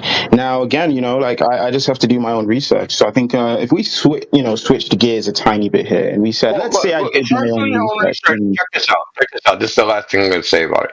Is that Flat Earth is not on this Discord. Flat Earth is not on the internet. It's outside. Yeah, it's the Earth. You actually have to observe what the Earth actually is. We're not trying to convince you the Earth is flat. You're going to have to do that yourself by making observations. Exactly. Yes. I agree. No, you've done a good job at least planting the seeds, of skepticism, and I think skepticism is always needed. What's the harm in checking? That's really Exactly. So I think, there's absolute utility in what you're saying. That's without a doubt. So again, I really appreciate, the outcome of this discussion. If we switched gears a bit, let's say I performed all the experiments in the world and I came to the conclusion that the Earth is indeed flat. Where do I go from there? Because if people are making these observations, is it the case that if they try and publish them in peer-reviewed journals, it's like, what is what happens to them? Do they get fucking kidnapped? It doesn't change anything. We already use the Earth as flat and motionless. We already do it now. You don't use the globe for anything. Okay. You could say the public faith in institutions like the government and the academic institutions would be so severely compromised that they'd essentially be thrown out to irrelevance, and that your understanding of where you are, what the sun is, what the moon is, what the stars are, all of that, where the Earth is situated, is called into question. Okay, but I wouldn't call it irrelevant, though, because I think some of the greatest moments in the history of academia and science has been when these really tough pills to swallow come along and we say, okay, we were wrong. Because and it's hard for people to change. Because they've promoted the globe for decades and taken billions of dollars in its name. There'll be some resistance, a lot of resistance. Well, the people, if they found out that wasn't true, why would they trust them on anything? So the public faith in the institutions would be gone, and the people who seek to control the public institutions and the public would obviously, that was not the case. Let's think about Neil deGrasse Tyson. If the Earth was demonstrated, I guess the larger public that the Earth was flat, what are his career prospects? Not good. Well, I would say this. His career. I don't think he did anything wrong. I think he did his fucking best. He did his best to come to the best conclusions he could based on the information he had. I don't necessarily think he was disingenuous. No. Or a liar. I'll never debate a flat earther because I don't debate objective reality. Okay, never mind. Okay, scratch everything I just said. Okay, scratch that, because that's the kind of dogma that I don't like from scientists. I really despise that. So I don't appreciate that. So, okay, if we said, all right, you try and make these publications in peer-reviewed journals, and there's this mass resistance, Are we saying that these institutions are now going to come for you? You know, are you going to be in danger? No, I didn't say anything like that. You were just saying, well, what would change if this was to be known? And I'm pointing out so that there would be no the like very threat fabric to your of modern well-being. society would be upended based on the power structure which promotes a globe and a fabric of reality that doesn't actually exist. Sorry, repeat that one more time. Well, I'm just pointing out that I'm not making a claim as to what would happen in a historical chronological sense. I'm just pointing out that if you're asking, well, what would really happen if people understood this truth to a larger extent, that, you know, societal power structures would be upended. Okay. And I guess maybe... It ain't going to look good when you've been wrong for 400 years. It ain't going to look good. No, of course not. But, you know, that's, you know, at least we're one step closer to the truth, right? So what would it take to have the flat earth model be taught in schools all over the world, primarily, you know? What would it take? It would take a flat earth model to then teach it to children. Yeah, I don't want that. Do we have one? Do we have like a good flat earth model, like one unified flat earth model? You can't model reality as like a miniature. No, it doesn't work that way. We're just talking about observable, measurable reality outside. What you see is what you get. That's what we're on. Look, they don't have to teach. They don't have to teach a flat Earth. They just have to stop teaching a globe. That's it. Facts. What the Earth is already obvious and out there. Children, before they're told, think the Earth is flat until adults tell them it's a globe. Nobody needs to be told anything. Okay, so what would it take for people to stop teaching the heliocentric model? Yeah, that is a good change in the angle of this conversation. So yeah, what would it take then to stop teaching the heliocentric model? To stop being gullible retards. Yeah, but as you can see, it's not easy for everyone. That facts. I'm trying, man. I'm trying out here. Okay. Yo, the Earth is round, and people that say it's flat are blue collar workers, bro. No, it's not. Y'all are blue collar workers, bro. No, it's not. Broke ass blue collar workers, bro. Not really. You guys don't have any college education to be talking about the Earth, bro. Do you think the Earth moves? Hey, let's not do that. Let's not go there. Yo, go to college, and then I'll hear y'all, okay, bro? Wait, does college make you think the Earth is moving? What degree they have now? Bro, blue collar worker, bro. Hold on. Everyone say your degree. The Earth moves? Facebook fucking blue collar worker, bro. All right, bro, you're yapping, bro. So do you think the Earth moves, though? The Earth moves, bro. Yes, bro. All right, so you're retarded. All right, got it. Bro, it orbits around the sun. What you mean? It orbits around the sun, bro. You've never seen anything go around the sun your entire life. You're an idiot. I have, bro. When I was 8 years old, I used the telescope and I saw Jupiter, but then the next day I didn't see it. Wow. Wanna know why? Whoa. This guy's retarded. The same place, I didn't see it, bro. Isn't that crazy? You looked at a light in the sky, therefore. No, it was Jupiter. It was Jupiter. Like my dad is like a physicist, bro. Like he had a real telescope. He had a real telescope. Your dad had a real telescope. Yes, my dad like some Walmart. No, it wasn't light. Earth it was must Jupiter. be a big ball. No, it was Jupiter. You know what I mean? It was Jupiter. Wait, do we not believe in planets too? Do we not believe in Jupiter? Yeah, do you not believe in Jupiter? Fine. No. What he's saying is just a lie. A planet's like real to you guys. Ass clown. It's supposed to take Jupiter 72 years to orbit the sun. Shut up. Yes, bro. I saw it, and then it didn't see it the next day, bro. And we moved so fast, you didn't see it the next day. Yes, how long was that day? 35 years. But I don't know what to tell you. I didn't see it, bro. You think spiral, bro? You didn't leave the basement. Are you telling me that? I'm telling you, you didn't leave the basement. The Jupiter didn't move when I checked my telescope. Are you stupid? How far does the Jupiter like orbit around the sun? How fast does it orbit around the sun? I thought you were saying the ground moves. I just told you 72 years. It's supposed to be 13 kilometers per second, bro. That's crazy, bro. I didn't see it, bro. Obviously, it orbits. Get a telescope. I didn't see Jupiter. Obviously, it orbits. Make that make sense. Yes, bro. Don't girl boss me with that. That makes sense.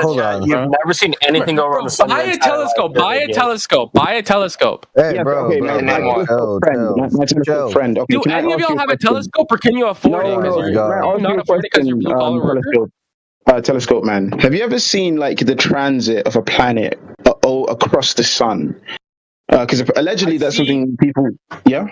Go on. I saw a planet one day, and the next day I didn't see it. Obviously, orbits. That doesn't mean it went around the sun, idiot. I thought you were trying. Where'd it go then? Up or down? Where'd it go then? Up or down? Huh? He saw it when he was 8 years Around old. the sun, retard. Wait, it went Yeah, up okay, in the their sun? Are claim you would be stupid, that bro? Jupiter orbits around the Earth, I think. Good. You think the Earth moves? I thought you said that the Earth doesn't move, bro. I thought you said the Earth doesn't move. It Clearly doesn't. And Wait, do you guys think the planets revolve around the Earth?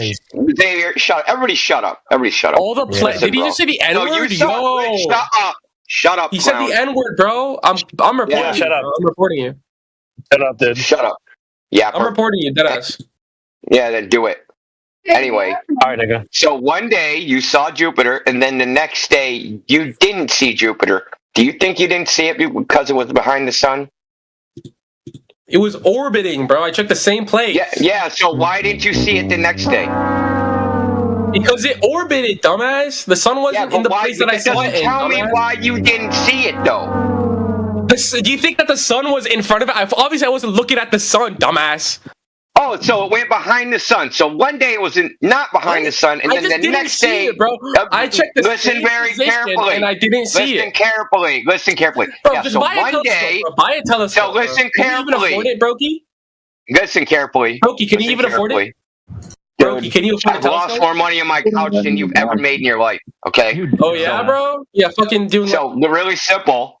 So one day you saw Jupiter in the night sky, and then the next day you didn't see it in the night sky because it was behind the sun. Is that what you're saying?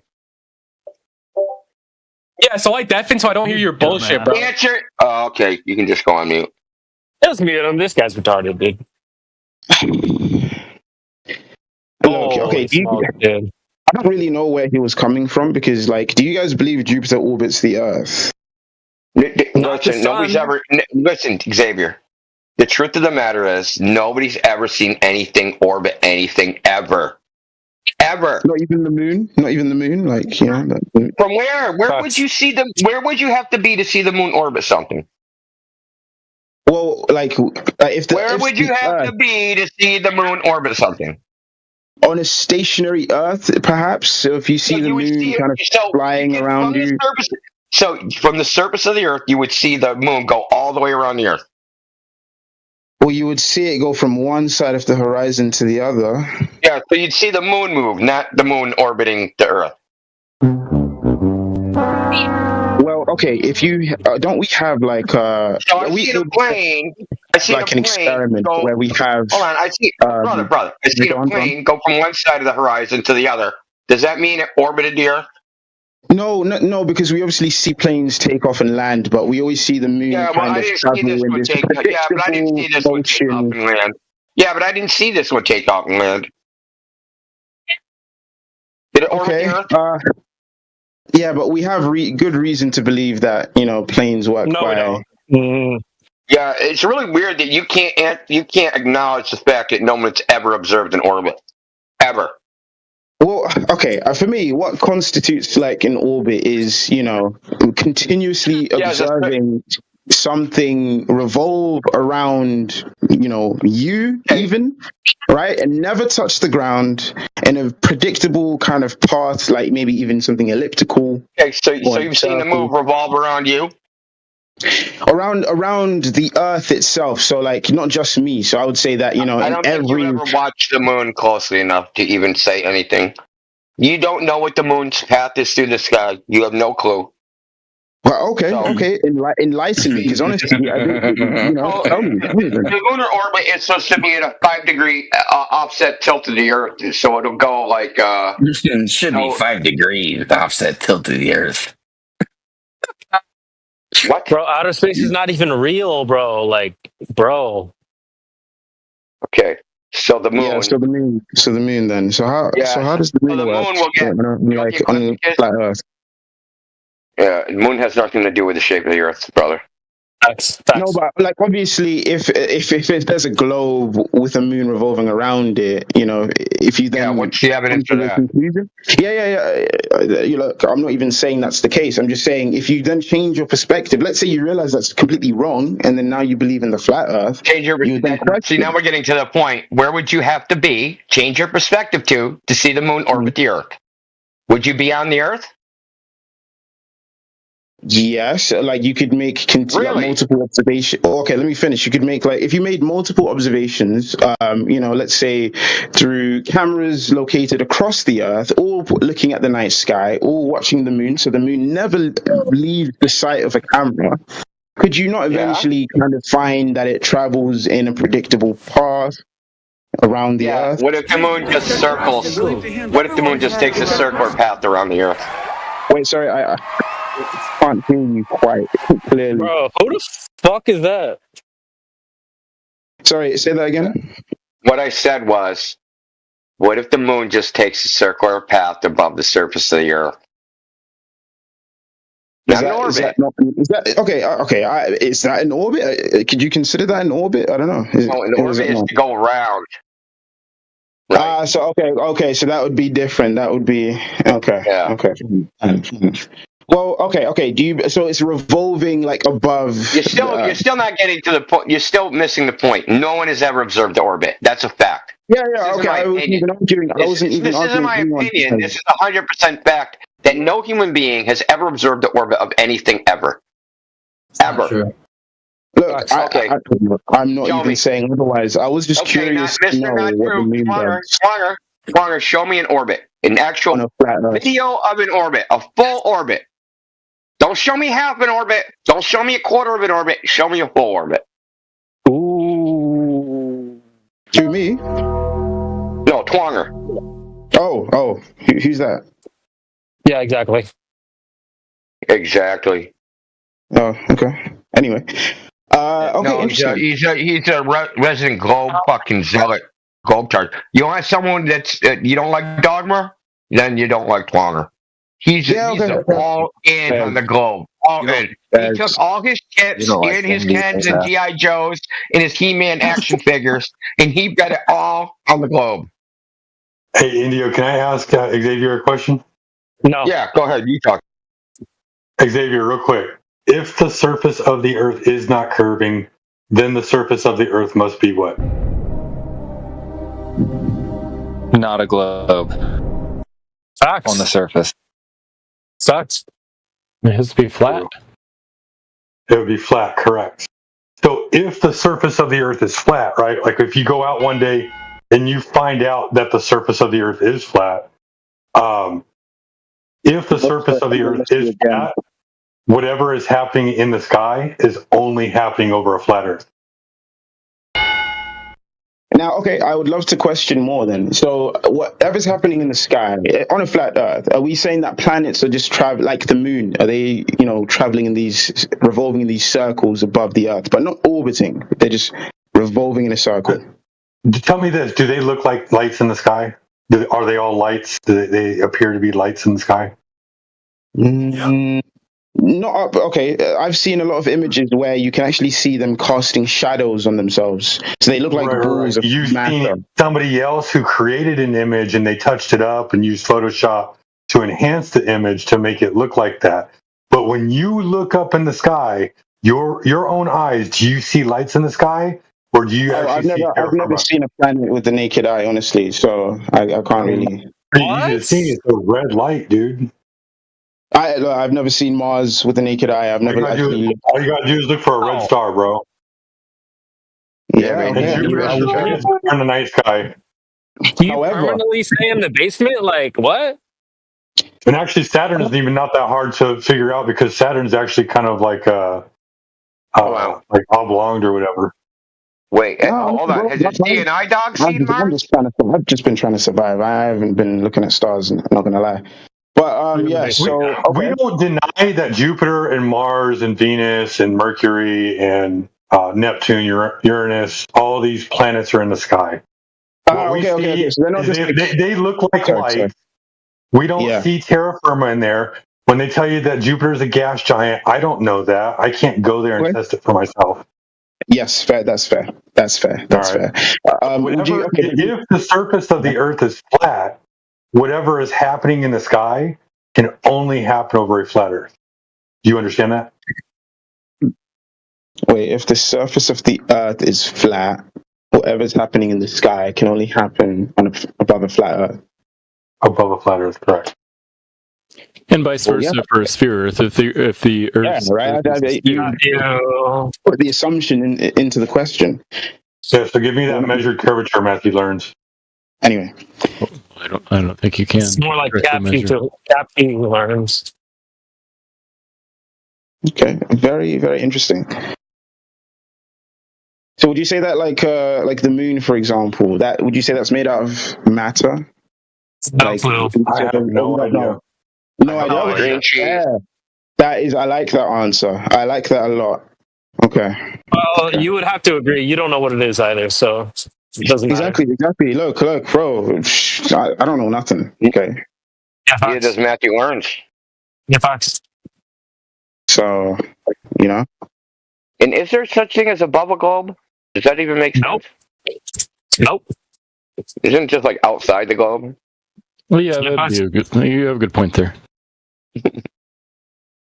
Okay, here's another question, because all of this, obviously, what's the point of it? Like, why the fuck are people trying to convince you that the Earth is a fucking football? I don't know. You tell us. Go ahead. Tell us why. Yeah. What have you just been in here doing? Hold on. What have you just been in here doing for 2 hours? Why'd you do it?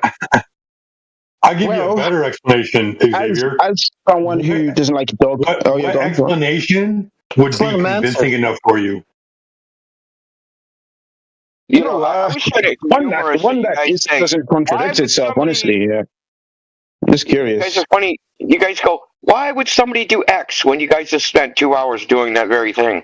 No, but that's the thing. I haven't. I've been out here literally telling you I don't fucking know. So, like, tell me. Oh, you didn't start that way. I'll look into it. I'll give you another example, Xavier. Xavier, you did not start that way. I'll give you another example, Xavier. If I told you you were dating a man and you said, no, it looks like a woman. I'm like, no, bro, it's a man. Like, no, I'm pretty sure it's a woman. I'm like, how do you know? Did you check?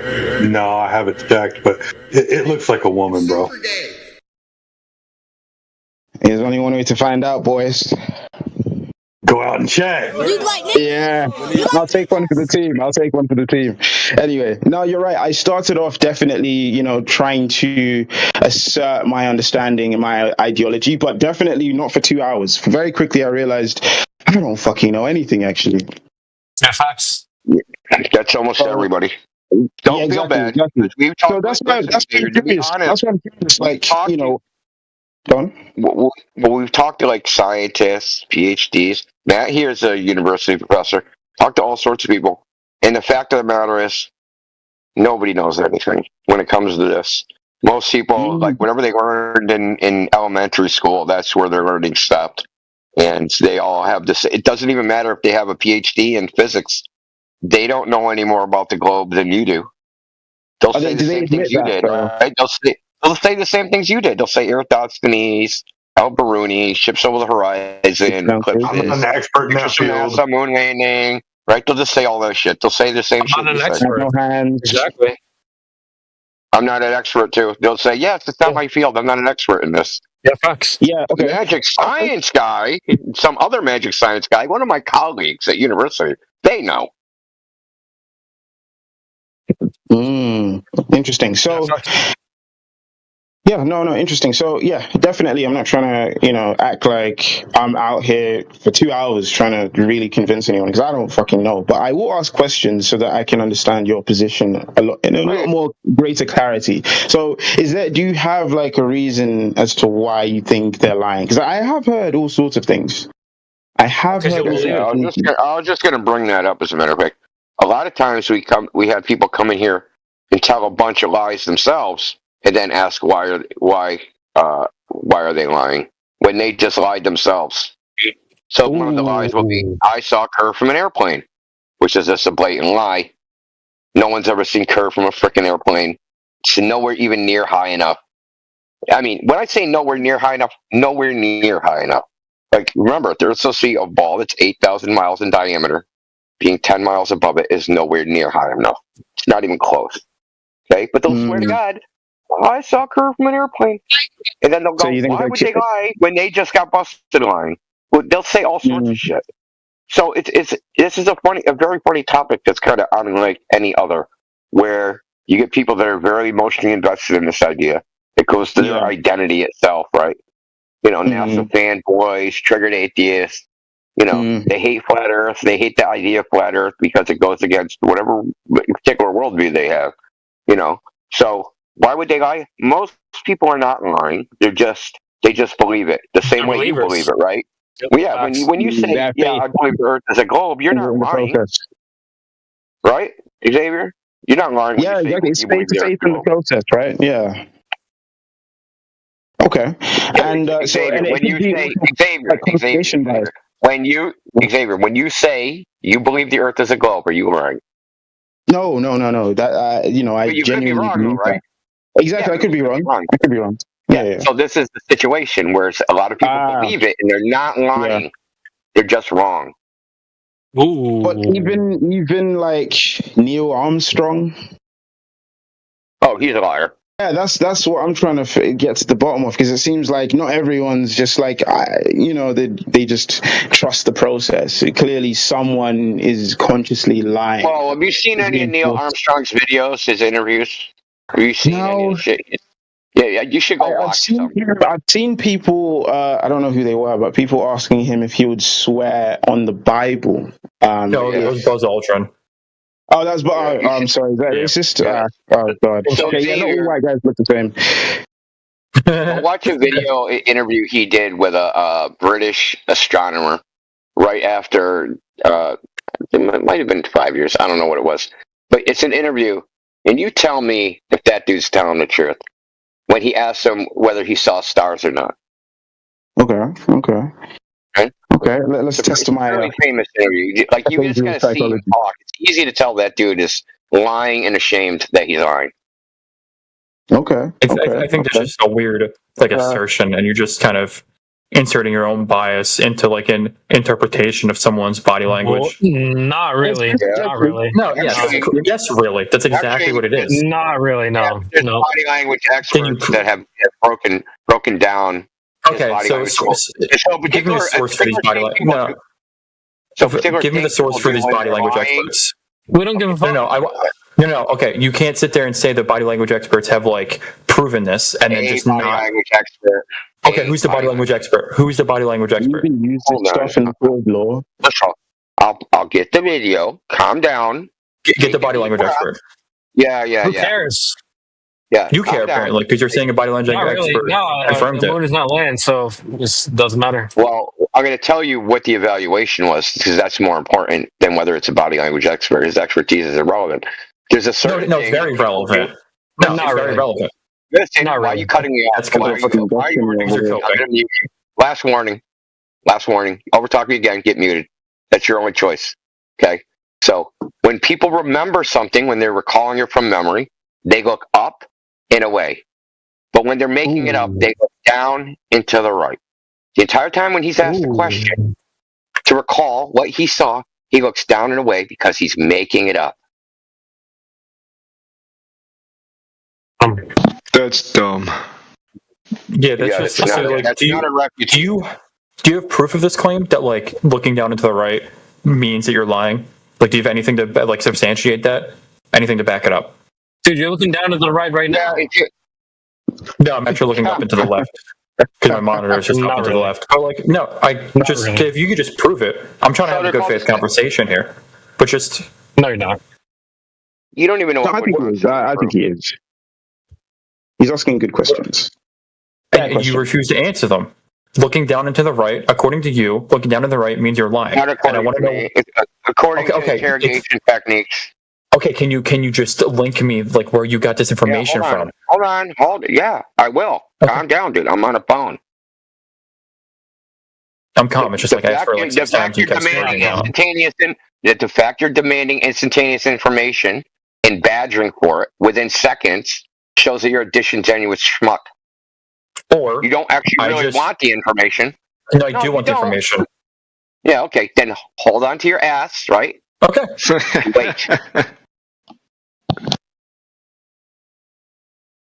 Was that a gay joke? No, pause. Pause.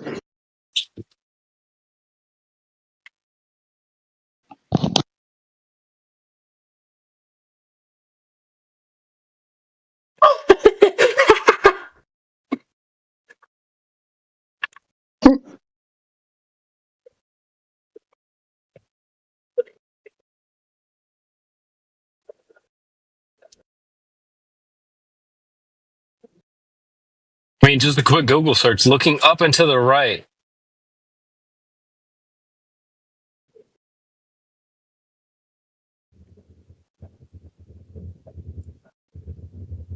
He said looking down and to the right. Oh, gosh. I mean, if you want to use a quick Google search says looking down and to the right can mean a person is assessing their feelings about a situation or engaging in internal dialogue with themselves rather than remembering facts or constructing a lie. All right. However, eye movement interpretation varies depending on the individual, with some research suggesting that looking down into the right in Western culture can signal access to kinesthetic or feeling-based information, such as a sensation or emotional response, which proves nothing. My point exactly. So the moon is not land. The moon isn't even land, so then it doesn't matter what anyone says. The moon is not a place you can go to, so who cares? Okay, but people have gone to it. Like, you can't just not really. sit there. It's like going to a rainbow. You can't go to a rainbow, bro. Like, oh, you think people have gone to the moon? Okay, hey, will you post the telemetry data in the chat? Post. Ooh. The telemetry data that shows the route of the rocket ship. Yeah, I hear you. Calm down. Calm down. I got it. Relax. All right, post it. No, I don't have it yet. GPT is let them Google it. It's fine, guys. No, they kind of lost it. So this is a perfect illustration of a fool that thinks that it must be out there somewhere because he really believes. Wait, Indio, did you not make a claim? Why are you over talking me again? Because you're lying. You're a fool. You're lying. That's why. Because 10 seconds ago, you did the same exact thing I'm doing right now, which is make a claim and don't have the data ready. Telemetry data. The 3,600 bankers boxes of missing Apollo tapes, dude. The projection is insane. The telemetry data was in them. It's genuinely just insane. Post it, bro. Why are you yapping? Just post it. Like, what are you doing?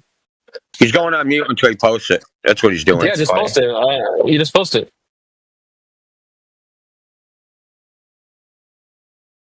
Okay, while we wait. So is he lying for the bag, for the clout? He's a gold card. He just believes what he's saying. Like, he just believes. No, but like, so he believes he really went to the moon? Probably, yeah. Oh, I do too. Yeah, exactly. Okay. Yeah, I do. Yeah, I do as well. But like, surely he would know. Not really. He just peer pressure. Peer pressure. Yeah, probably. But surely there has to be some kind of fake set of the moon somewhere. And therefore, what? Yeah, so why? I'm just trying to think of, like, what's the incentive? Like, do you think that it's like, I've heard people say things as far as that, people, they're trying to hide God, and they start talking about, like, biblical, what's the word? Biblical astrology? I don't know. No, not astrology. I forgot the term, but, like, Astrology. Not astrology, yeah, no, that's actually goes against the Bible. What the fuck is it called? Probably cosmology. Cosmology, that's the one. Ding ding, exactly. Biblical cosmology. Yeah. That's the one. So is that like a common belief? Probably not, but Okay. I just don't think the moon is a location you can go to, so there's that. What is it? I don't know. Really? You don't think it's a rock? I don't think it's dirt that you can go land on, like, period. Does it seem solid to you, though? Not really, no. Do you even think it reflects light? No. Oh, okay. Damn. I mean, it's giving like its own light. Yeah, exactly. Damn. Okay. But only half of it at a time. I mean, well, the inverse square law says that it doesn't reflect light. What is a new moon? Oh, talk to me. Talk to me I about could just this. ask you, what is a new moon? Right there. Wait, I got a question. Like that. I already asked a question. I'm not really in the debate. I'm just curious. I've been listening. I'm not here to like make anybody mad. I'm just curious. You're interrupting. Oh shit! Fuck. Let me mute then. I didn't realize. My bad. Yeah. All right. Next. Yeah, mute up. What's a new moon, guys? What is it? Yeah, exactly. Yeah, what is a new moon? I can answer what I think it is. All right, go ahead. Go ahead. Yeah. I think it's when the sun is shining light at the earth, and like the moon. Gosh, I don't even know what a new moon is. I'm sorry. Yeah, is that one of the phases of the moon? I'm guessing. It's like what the most sunlight is hitting the moon. No, incorrect. Okay, I'm sorry. No, it's just all hitting the far side of the moon. If you want to be a glober about it. So you can't see the moon. Is that what's happening? You want to be a glober about it? Yeah, that's what I'm trying to help you globe here. Thanks, sir. You gotta say it's all hitting the far side of the moon that you don't see. Okay. Follow me. I'll teach you how to globe. Cooked. You should trademark that. Well, I mean, you asked a good question there, Gervais. We kind of do sound like a little bit like Ricky Gervais. What you're saying? Why is there different phases? If the moon is emitting its own light, why would there be different phases of kind of like half the moon's emitting light and then like the next day a little less? Is that raises a good question. What would you say to that, guys? Yeah, that it's in the sky and that's what it does. It lights up less and less, and then like resets. Yeah, it's all happening over a flat surface.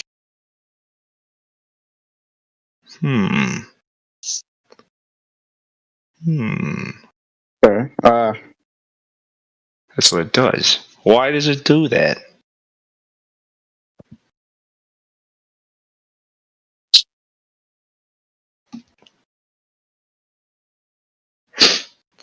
And what would cause it to light up at all?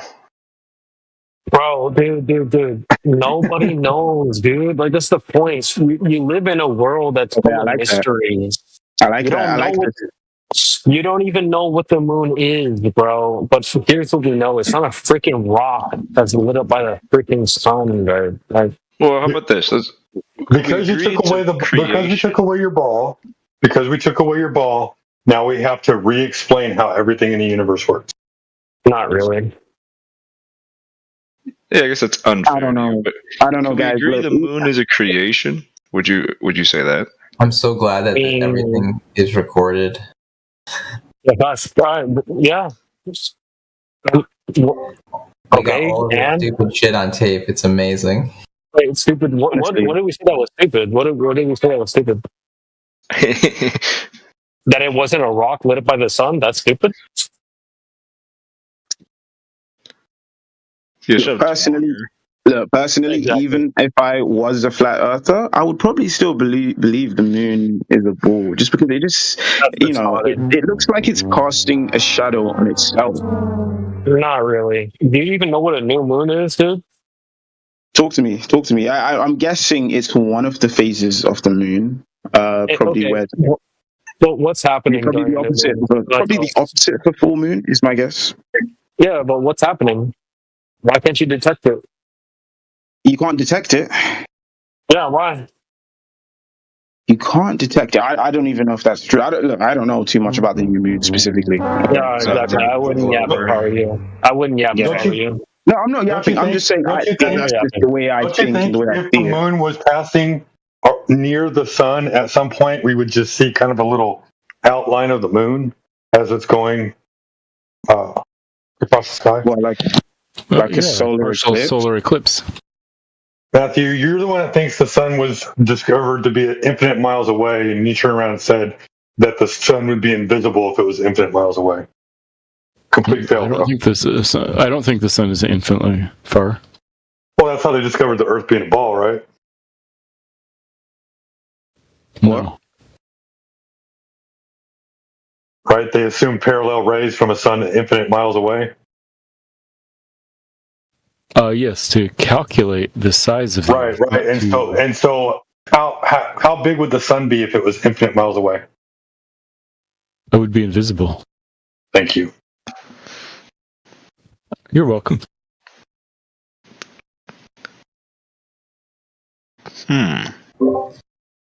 Very profound stuff. So where were we going with the new moon? I'm actually curious. Yeah. Well, what I said, if the moon was passing in front of the sun, not directly in front, like you so-called eclipses, but anywhere near the sun, wouldn't you expect to see like a little bit of moonshine around the outside? A little bit of shadowing? A partial solar eclipse, maybe? Huh? Not exactly across the sun, but like close to it. Well, I mean, yeah. Oh, like, okay. I see what is. You would see. I see. Okay. I just pictured it. So you're saying just like a tiny slither of light. Sometimes the moon doesn't pass. Sometimes supposedly the moon doesn't pass in front of the sun at all, but it still has a new moon phase. Right. So you're saying shouldn't there be like a tiny slither of light that's not a sliver, just a shadow, like a glow from behind the moon? Oh, okay, a glow from behind. Okay. Yeah. It doesn't matter what it should do. It's just the fact that like the new moon should let you know that the moon is more mysterious than you probably think. You think it's a rock lit up by the sun, and it's completely invisible for everyone in the entire world. Not anyone can see any part of it. Yeah, you don't know what the moon is, bro. That's the point. Oh, okay. Let's talk about how mysterious it is. One of my favorite things about the moon and the sun too is like it's a crazy, weird coincidence how we get a perfect solar eclipse here on Earth because the moon is coincidentally 400 times smaller than the sun, or whatever ratio. I'm sure the ratio is probably different on a flat Earth, but it looks like the same size in the sky. It probably works differently on a flat Earth, right? But I'm surely even on a flat Earth, like. It should be like quite spectacular that we get a perfect solar eclipse, right? Is it just because they're the same size? I don't think it's a coincidence. I think it was that way by design. Oh, by design. Oh my God. Right. Oh, okay. The guy's a globetard, by the way. The guy that you just talked, the guy that just spoke, that's a globetard. Yeah, God designed the globe, and God designed the sun and the moon to appear about the same size in the sky.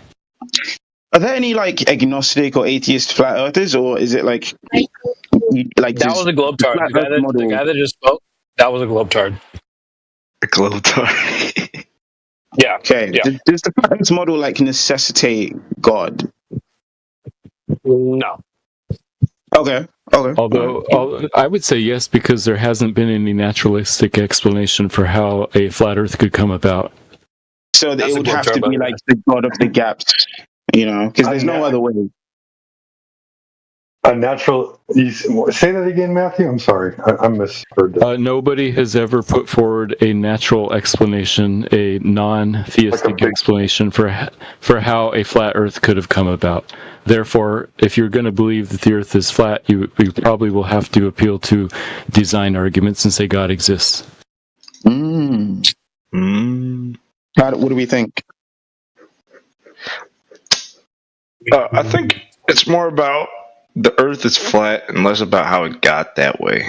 You know, like we don't know. We just know it's flat. You know. Facts. By we, I mean them. I'm a globetard. Fair enough. So you're not really too concerned about. You're not worried about it. No, I don't really care. Okay, first. Okay. I got bills to pay. I got to work my job. Exactly, bro. We're just trying to fucking survive out here, man. I get it. Yeah. Fez. So for those who probably might care, like, does anyone have like a naturalistic explanation? Because that would be fucking interesting. I agree. What, the moon? No, the like, well, I guess the entire flat Earth and all the components around it, right? Like, how did that get here? The only explanation I've ever heard was that it always ever existed. Yeah. Besides like intelligent design. Yeah. I've heard intelligent design, of course, but are there any like other ideas? Oh, it was just always there. Okay. Wow. That's the only explanation I've ever heard that from a non-theistic point of view. I would prefer God would make more sense to me than that. It's a creator, so. Yeah, I would choose the intelligent design over just an eternal, flat disk just there, to be honest. Yeah, okay. Interesting. Right. Well, I mean, but the principle follows the law of conservation of energy, right? Energy can neither be created nor destroyed. So if that's the case, then it was always here. Also, Earth's not a disk in outer space. No. Yeah, let's talk about that. Oh, okay, this is interesting now. So let's say, like, does it go on forever? Story from the naturalistic, actually, nature will be designed when you break it down. All nature has been designed. So when people speak about nature, that's designed. But claiming that this whole place and everything that is in it came out of not a designed way, that will be complete nonsense. That will be moronic to claim something like that. We're diving into deep territory here. Okay. It is deep. That's just your opinion. Why is it nonsense? Shut up, Tonker. Because the opposite of what your God-given senses, like the globe, right? The globe claims that you don't feel the movement of the earth, you don't observe the curvature, right? Your senses are pointing to you that the earth is actually not a globe like they claim. The globe will be the nonsensical position that came from the big bada boom, everything out of nothing. No mind behind it, no design. Even though you see a code that requires a coder, you see a design that requires a designer, a construct that requires an architect. This is all what? Okay, it's interesting. Look, I think it's a valid argument. I haven't heard any logical contradictions. I have no logical objections with your argument, but I would say it's very like Creator give you your God-given senses to be able to operate in this reality, and you use them every day.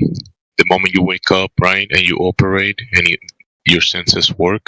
But the globe is claiming that your senses don't work, and you actually, nature and your senses are conspiring against you to see something that is not there, that you actually what's actually true is actually not observable, not detectable. You cannot experience it. So therefore, nature and your senses are conspiring to lie to you. And God gave you your senses that don't work in reality. Our senses don't have the ultimate truth, though sometimes they deceive us. Nobody said that. Nobody says that your senses have the ultimate truth. Who said that? It seemed like this guy said that your senses are deceiving you. Right. I can't see Wi-Fi. Deception requires intent. So you're saying that God is deceiving you? That He gave you your senses to deceive you about His creation? Yeah, that's it. It's more of a phrase. So you're right. I shouldn't use the word deceive. Our senses don't always have the exact truth. And then on top of that, you're going to be like, "Oh, my senses are deceiving me. I may not even be here in reality. I may be a brain in a jar somewhere." You might not even have two hands. A brain in a jar. And then you're like, I'm only 99% sure of anything. I can't be 100% sure because I can't even trust my own senses. Get the solace exactly. It's a self-refuting argument that should we do it then? Should we just dive into the whole God thing? No. No. Is that against the rules? I don't know the rules. Yeah. Out of the God topic because people get into their emotions too much, and people can't have that conversation. So in order to eliminate we're not just any people, and we're talking about this, and we can actually explore it and speak about it. If someone else want to bring a different topic, you can talk about something else. What's the next good reasons for believing God exists? Okay, the next one. If we're not going to talk about God, let's talk about like what's beyond. Someone said it's not just a disk floating in space, right? So like, does it go on forever? Space forever. Nobody has experienced forever, so nobody could tell you, yeah, it goes forever, because nobody will be able to give you evidence for that. But it will require some type of limitation, some type of containment that was beyond that. So that might be a question. But we live within a contained environment that is designed to be so. To be able to operate the way it operates, the gas pressure, the containment of water, the pressurized system, dynamic system that we're in, and what are the mechanisms, all of the mechanisms of that will be a question for God, coming back to God.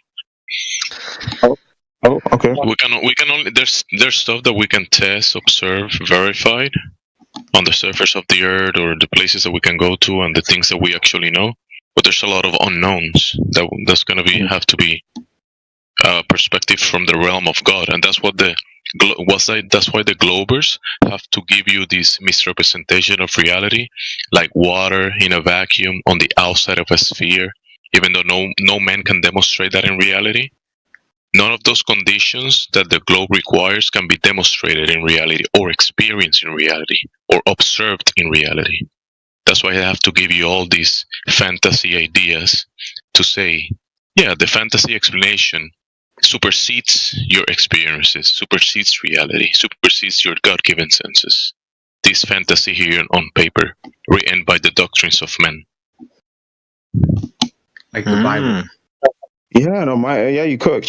Very interesting. So I would say definitely, when it comes to the globe, as someone who still believes in it, by the way, I feel like our senses are limited in certain ways, and we have to kind of use other instruments to they are really limited. find out. Nobody's saying that your senses are not limited, but the Globers, listen, when you use your senses to operate in reality, do they work or they do not work? When you cross in the street, does your senses work?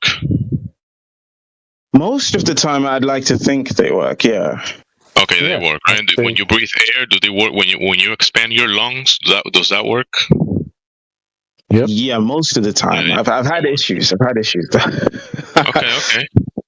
So if it doesn't work, now when you look for Wi-Fi, does they work then? When you're looking for Wi-Fi in the air?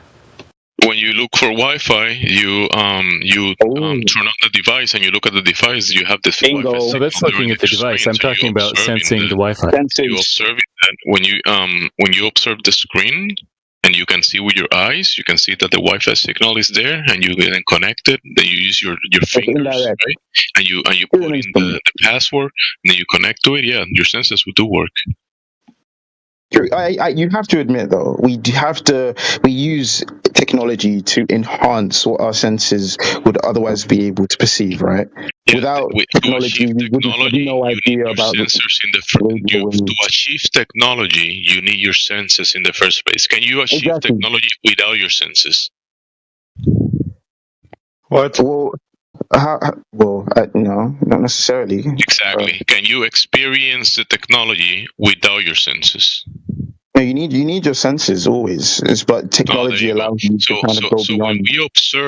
When we observe, right, that the Earth is a horizontal frame of reference, and that is not in motion, that is not spinning. Your senses are kind of pointing to that, right? And then you want to verify. You say, hey, we want to verify that with instruments.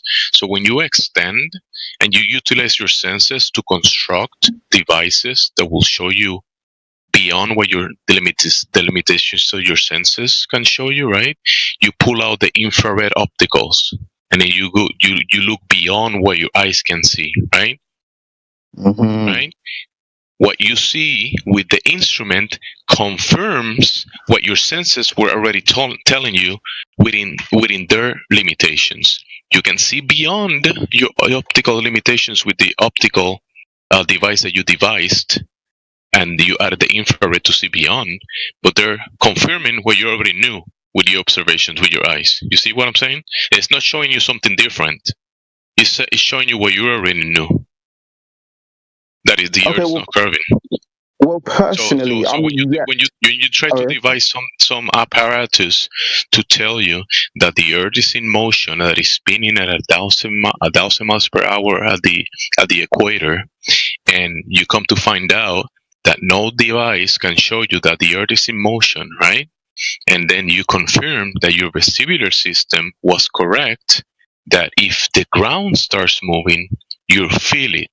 And then you don't feel it moving because it's not in motion. So your senses were correct. And you constructed devices using your senses to determine what was the case. And you come to find out that your senses were correct. The ground below your feet is not in motion. And if it starts moving, your senses will point out that it is in motion. And you can devise a device that if the ground starts moving, the device will tell you, hey, the ground is moving. You see? The devices you can construct can show you what you already know. Yeah, I think, to be honest, verify it. You have to perform these experiments for yourself, because there's a lot of hearsay. People just claiming that they've seen things or performed certain experiments or made certain observations, but you have to challenge it yourself. You have to make your own observations. So I think, I'm yet to do that myself. So personally, I can't really speak too much on these observations until I've done it myself. For sure. That's the way you gotta do it. You gotta confirm it. You're gonna go confirm that your imagination is just your imagination? Is that what we're gonna go confirm? Oh, absolutely. I gotta make sure I'm not hallucinating, that the Earth is flat. I gotta confirm that I can actually attach water and air pressure around a sphere in a vacuum. That's the globe, right? Water, gas pressure on a sphere in a vacuum.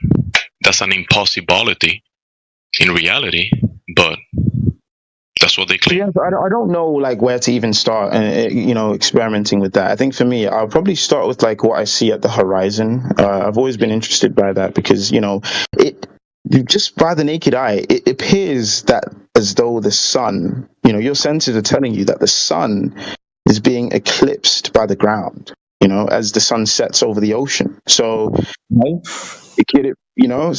to really figure out what's going on there. I'm not going to try and claim I know, but I feel you really have to. Conclusion when I look down the corridor that the lights on the ceiling are getting closer to the floor. Closer, but being eclipsed by them is completely different. So, in fact, that's something I was going to bring up earlier. Quick little thought experiment, guys. Imagine you're looking down an infinitely long corridor, and there's lights on the ceiling. Would you ever see those lights behind the ground? How being eclipsed by the ground? Sorry, it's being eclipsed by the ground. That's what I'm trying. Because the way I would see that is these lights get smaller and smaller, and they converge with the horizon, but they would never actually. That's my hypothesis anyway. That needs testing. So Convergence is not even. So your imagination is faulty. How you're imagining it happening is faulty. Okay. Let's say you have the Empire State Building. The sun. Is that what you're saying? Okay, no. Okay. No one said that. Shut the fuck up. So say you're looking at the Empire State Building, right? So 6 feet is below your eye level, and the rest of the Empire State Building is above your eye level. So which converges first? The bottom or the top? Oh, okay. So the Empire State Building, what converges first? I would say this. obviously, the bottom would converge first. However, I think it would be a very thin margin because very thin margin between the top and the bottom. Okay. Hear me out. No, not from the top to the bottom. But I think let's say no. Let me explain. Let's say let's say you are like moving away from the Empire State Building. Obviously, it's gonna like appear to shrink, in its apparent size. But in fact, no, this isn't really a good example because what I'm looking for is like an object above your eye line or below your eye line. The way you get. Above your eye line. But Okay. No one else needs to start talking. You understand there's more angle, but why are you talking, dude? I went away because I couldn't get through to you earlier, and here we are trying to explain the same thing again, like it didn't happen. So asking you quite clearly, is there more angle of the object above your eye line than below your eye line? If yes, which angle is going to decrease in size faster before it disappears? I agree with you. It's good. So why did you have to go into some random fucking explanation, dude? You just needed to agree with him so he can carry on. No, I don't. Look, I don't think this really applies to the example I was talking about of the sun, because obviously he's trying to explain to you perspective. Again, he's trying to explain to you the Rayleigh criterion, like a 5-year-old could understand it. Look in the chat. Can you do it with like an object that's in the sky for me to understand? Because we're talking about an angle below your eye line, whereas I'm talking about the thing that disappears. Look in the chat. I'm talking about the sun here. So I think, can we stick to lights on the ceiling, something in the sky, something that's always above your eye line. So again, that building same principle applies below your eye line. Same principle applies. We're just hoping that you understand the principle first, so we can then go on to explain the sun. But you need to understand this first before we can move on. I do. Look, trust me. I completely agree with you that the bottom will disappear first, and it would be this necessarily wouldn't be by like a thin margin, because there is a drastic difference. I can see that. I think I'm with you now. Okay. However, I think hold on, dude. You're running away into your imagination again. So look at this image. So it's 50 degrees from eye level to the top of the Empire State Building. What happens if you move the Empire State Building twice the distance away? That angle from the top of the Empire State Building to eye level, what does that become? Well, becomes 25 degrees. Because it's called a linear perspective. So if you double the distance, you have the angular size. So the angular size above the eye level is going to be 25 degrees. Now, does it squash into the center? No, it squashes to your eye level. It squashes to the center of your vision. So your top of this Empire State Building is going to appear to go down. And the bottom is going to appear to go up. And it's going to get squished. And it's all going to squish together at your eye level. Yeah. So the top is going to appear to sink into the ground. But it's not actually sinking into the ground. Wow. So what happens if both, I should tell me what I just told you, because I don't think you fucking even understood. Okay. So essentially, what I think you're saying is that if you double the distance of the Empire State Building or whatever building it is, right, these angles are actually going to decrease proportionally to the change in distance. So if you halve the distance, double the distance, you half. So it's inversely proportional, I should be saying. Yes, it will be half the angle. And okay. But that angle converges to the eye level. It doesn't split evenly. It's not like the whole building does decrease in angular size, but it's not in even proportion across the whole building. It's proportional to what's above and below the eye level. So everything above that'll get halved, and everything below that'll get halved. So if you double the distance, the bottom part becomes 6 degrees, and then the top part becomes 25 degrees. Okay? Now eventually it'll get so far away that the bottom portion is going to have an angle that's too small to resolve. Yes. And to you, it's going to look like that bottom piece is completely missing. right? But the top is still going to get lower and lower and lower in your field of view as it gets further and further away. And it's going to appear to sink into the ground. Mm-hmm. But it just looks sinking into the ground. Yes. Before we move on to like, an example of something in the sky, let me make sure I really thoroughly understand the principle first then, right? We can talk about this all day long. We can demonstrate this on a known flat surface. We can demonstrate. Exactly. Look, I'm not even, saying this. Like say we get a surface that we know is not curved and we can demonstrate this, identical things cut off bottom first optical effect and disappearing on a surface we know is flat. Yes. Okay. So let's take this even further. Then I want to really make sure I understand the principle. Right? No, I want you to address what I said, please. If we can demonstrate this happening on a flat surface, then what? If you demonstrate what angular resolution on a flat surface? No, when we demonstrate something disappearing bottom first, bottom up, and then disappearing completely, appearing to go quote unquote over the horizon, but it's a surface we know is flat. Yeah, well, okay. Oh, I know. And what? Yeah, exactly. Okay. I want to add just a tiny bit. You have an idea that this shit. So you have an idea. Okay, this is a Goldberg idea that, hey, if the Earth was flat, there's no way we would see an object go off into the distance and disappear bottom up. We can demonstrate experimentally that this is not true. That it would look like that, even on a flat surface. Okay, again, I want to add some nuance, because first, my argument really... We can demonstrate it. Yeah, okay, yeah. Yes. But can I just, ask a few more questions to make sure I really understand what's happening here? Is that okay? Okay, it doesn't matter what you understand. We can demonstrate it. Your understanding is irrelevant. We can demonstrate it. Physically.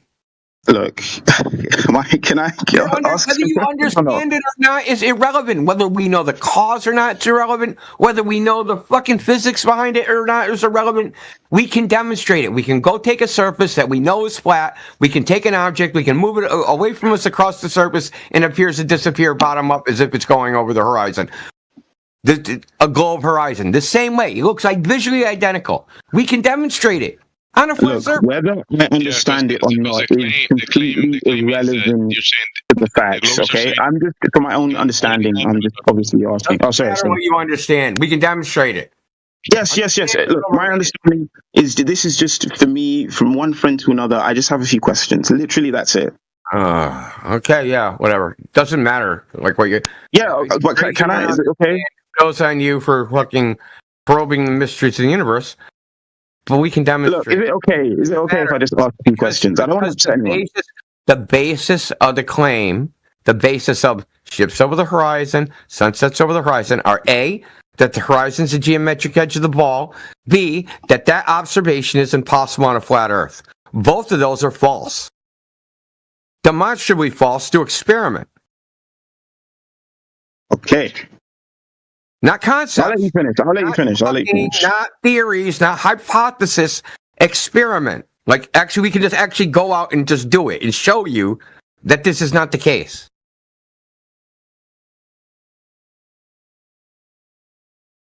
That the observations where something gets cut off bottom first, it happens on a flat surface. The idea that it doesn't is wrong. It's just wrong. It's demonstrably wrong. I'll show you something. Let me show you something.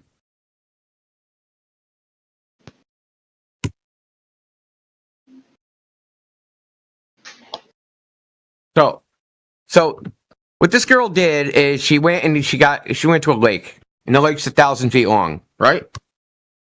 So you got it? 1,000 foot long lake. You with me? Oh, you with me? Yeah, you with me? 1,000 foot long lake. No, bro, I'm not gonna lie. I still have this question. I don't think I'll really understand this until I get these questions out. Yeah, okay, whatever. Is that okay? Jawbreaker. Yeah, I mean, you can ask whatever question you want. I'm still gonna go back empirical evidence. Yes, yeah, we'll come back to this. Exactly. This is just for my own personal understanding. Nothing to do with like whether I understand it or not. It has nothing to do with Xavier. Xavier, hold on. Here we go. Can you take the Werther's butterscotch out of your mouth and then talk? Sorry. Fucking asshole. Don't worry about him. Go ahead. Okay. All right, no worries. Thank you. So, one question I was going to ask had to do with the rate of change and how it corresponds to the ratio between the two angles. So, for example, right now, we could say that the bottom angle is probably a quarter of the top angle, roughly. What does that mean? All right. And then, okay, I'm just exactly with that. I'm just thinking through this to see if it would matter, right? Because I don't know yet. So I'm not even saying necessarily this matters yet. I'm just trying to see if it does. Okay. So I'm just going to work through the maths a bit, if that's okay. So if we double the distance now, what we see is that we halve both of the angles, correct? Yes. Okay. So then we would have 25 and 6. So it still kind of maintains the same ratio, between the two angles. However, what happens to the absolute difference between the angles? That's the thing. You're making a mistake because you.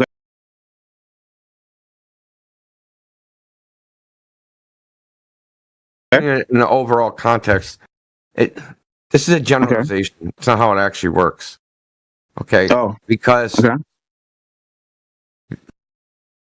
equal sizes aren't equal angles in vision. Okay. So let's say I have 10 feet, a 10-foot pole, right? That's vertical. That's 20 feet higher than my head, and one that's 1,000 feet higher than my head. Okay. One, even though it's the same 10 feet, one is going to look significantly smaller than the other. Right? And I'm not even talking about distance. I'm talking about the orientation of the pole relative to where I'm looking. Because if it's 1,000 feet in the air, right, I'm looking at it at a very shallow angle. Okay? I actually have a graphic I can actually demonstrate this with. Let me see. So this is a mistake people commonly make. They try to equate angles with absolute sizes. They think, 10 feet of an object, that's 1 degree. Now, so no matter where I see 1 degree, that's 10 feet. No, it's not how it works. Not even remotely. Because it has an orientation. Okay.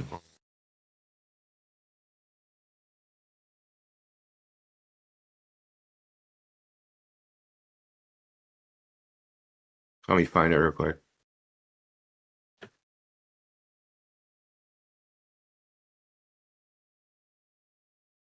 Sorry, are you going to pull something up? Yeah. Just 1 second. Okay.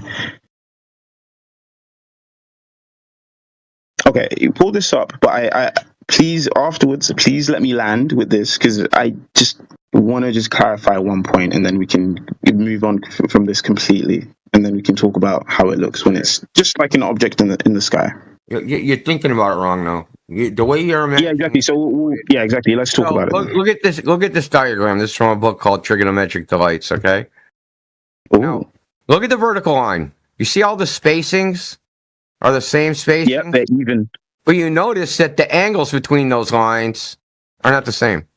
Yes. They decrease with height. Yes. Okay. So you can't just naively say that you double the distance. It's having the angle of all portions of the Empire State Building. It's a function. It's not a. Now the total size, right? The total size will decrease. Double the distance, half the size. But it doesn't mean the entire viewing of the building all decreases evenly. You understand what I'm saying? Okay, I think the best way to understand is to plug some numbers because we have 50 and 12 here. Should we I want to play around with that and see what I think it is and what it actually is, and see where I'm getting this wrong. Because my assumption would be that that proportion, that the way that this angle is, the top angle is basically 4 times larger. The proportion will stay the same. Okay. Yeah, exactly. Between eye level, but but the thing is, it's not that simple because you're comparing, right? So let's take this Empire State Building again. Okay. So you have the eye level, right? And you have what the fuck? Someone made that into a GIF, dude. Fucking motherfucker, you screwing me up here. Yeah, that's the wrong one. Yeah, like it's fucking moving around and shit. I mean, like, yeah. So between eye level and 12 degrees, yeah, that's fine. But you also got to remember that.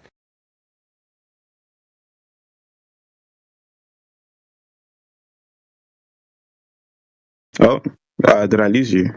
No, I'm still here. On. Oh, okay, no worries.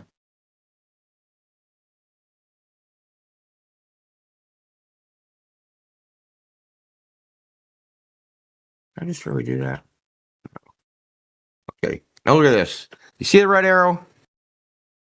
Oh, yeah. Mm-hmm. That angle, the line of sight to the ground, that is also going to be 12 degrees. So you got equal triangles here. So as this gets smaller, right, as this decreases, eventually it's going to get so small where you don't see the surface of the ground anymore, right? Because your line of sight is too parallel to it. Sorry, go back. Now go back imagine you're looking down. Imagine you're trying to bring your eye level to the surface of a table. Wait, sorry, you lost me. You lost me for a second. Go back again and explain what this red arrow is again. That kind of went over my head. That's an equal angle to the 12 degrees. So that is also 12 degrees. So the angle between the ground and his line of sight is 12 degrees. So his line of sight where it intersects the ground, that's 12 degrees. Right? Mm-hmm. Understand? Yeah. So as the building moves further away, that angle also decreases. Eventually, his line of sight is going to be nearly parallel to the ground. And when it reaches the 0.01 to 0.02 degree limit, he ain't going to see the surface of the Earth anymore. That's where the horizon is going to appear to be. When his line of sight becomes so parallel to the, it's the same way as like if you had a kitchen table and you lowered your eye level until your line of sight was parallel to the table, you couldn't see the surface of the table, right? Wait, sorry, say that again?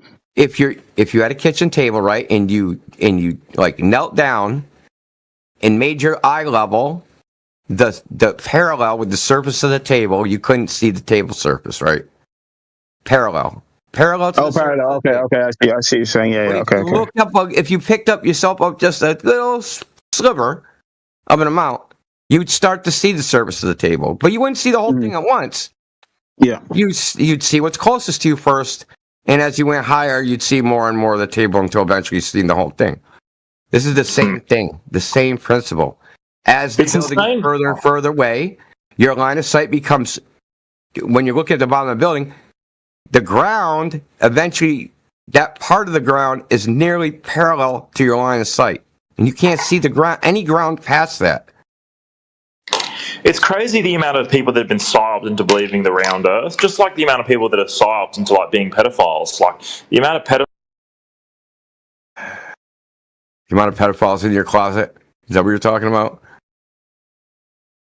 Anyway, the point is that there's look, we're talking about the entire visual effect. Why does it look this way? Okay. Why does it appear that the freaking thing is sinking up here, cutting off? It's because the ground, you can't see it. But just because you can't see it doesn't mean it's there. Not there. It is there, but you're looking at it too shallow of an angle. And the idea that everything is just crunching evenly, that's also incorrect. Geometrically incorrect. Whatever's above your eye level is going to crush down, but it's not going to crush down evenly. So it's going to crush down the least evenly in the middle, right around your eye level.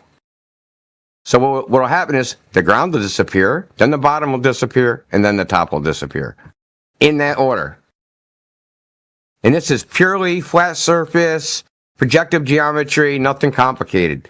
But it wouldn't even matter because we can demonstrate it experimentally. That's what I was trying to tell you. I posted in the chat. This little. Okay. So if you look at the chat, you scroll up to those boats, right? See the little freaking boat video and a boat that appears cut off? You scroll up a little bit. There's a screenshot of a little RC boat, and you only see half of it. I'm looking. Is there a timestamp that would be good? 103 here. 103. Oh, am I looking at the right video? Oh yeah. Okay, I'm not. Okay, there's a screenshot underneath it. Yeah, the screenshot is okay. The screenshot does the job. Yeah. You can't see the hull of the boat.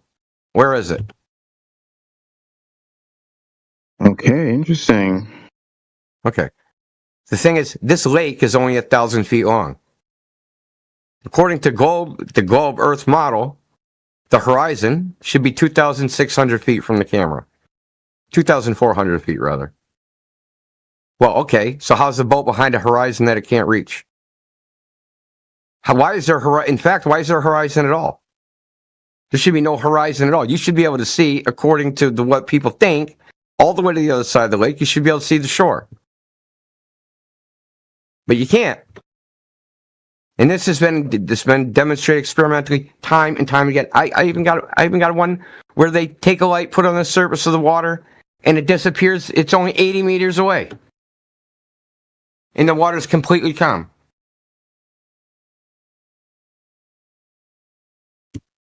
Okay, that's very interesting. And I think I liked it. People have ideas about the way it should work.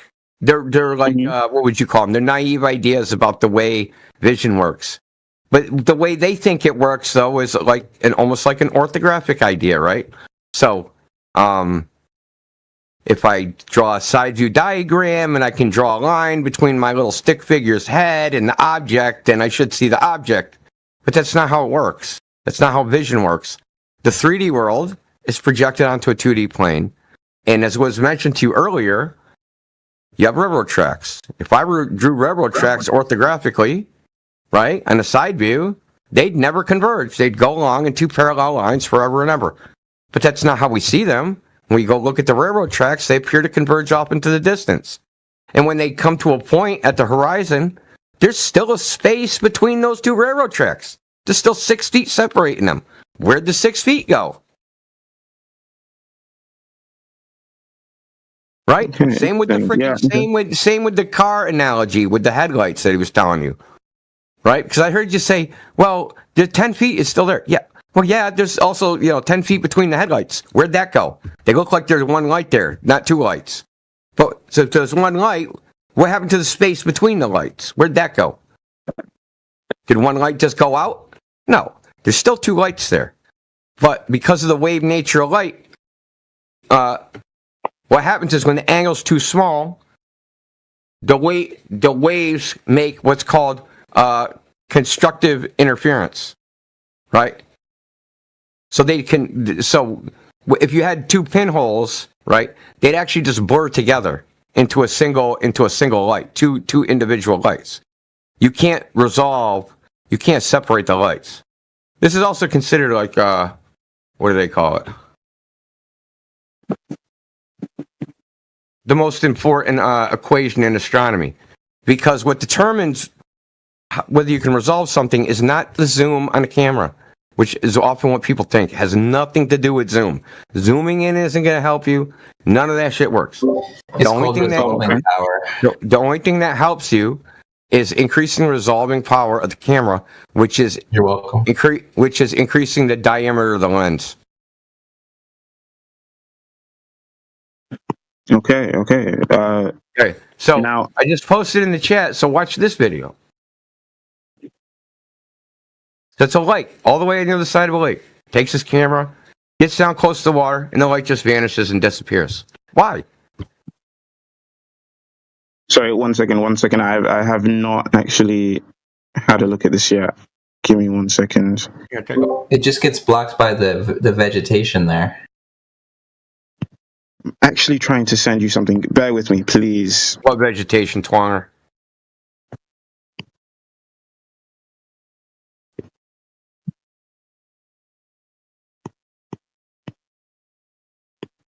No, I was talking to Twonger. What vegetation, Twonger?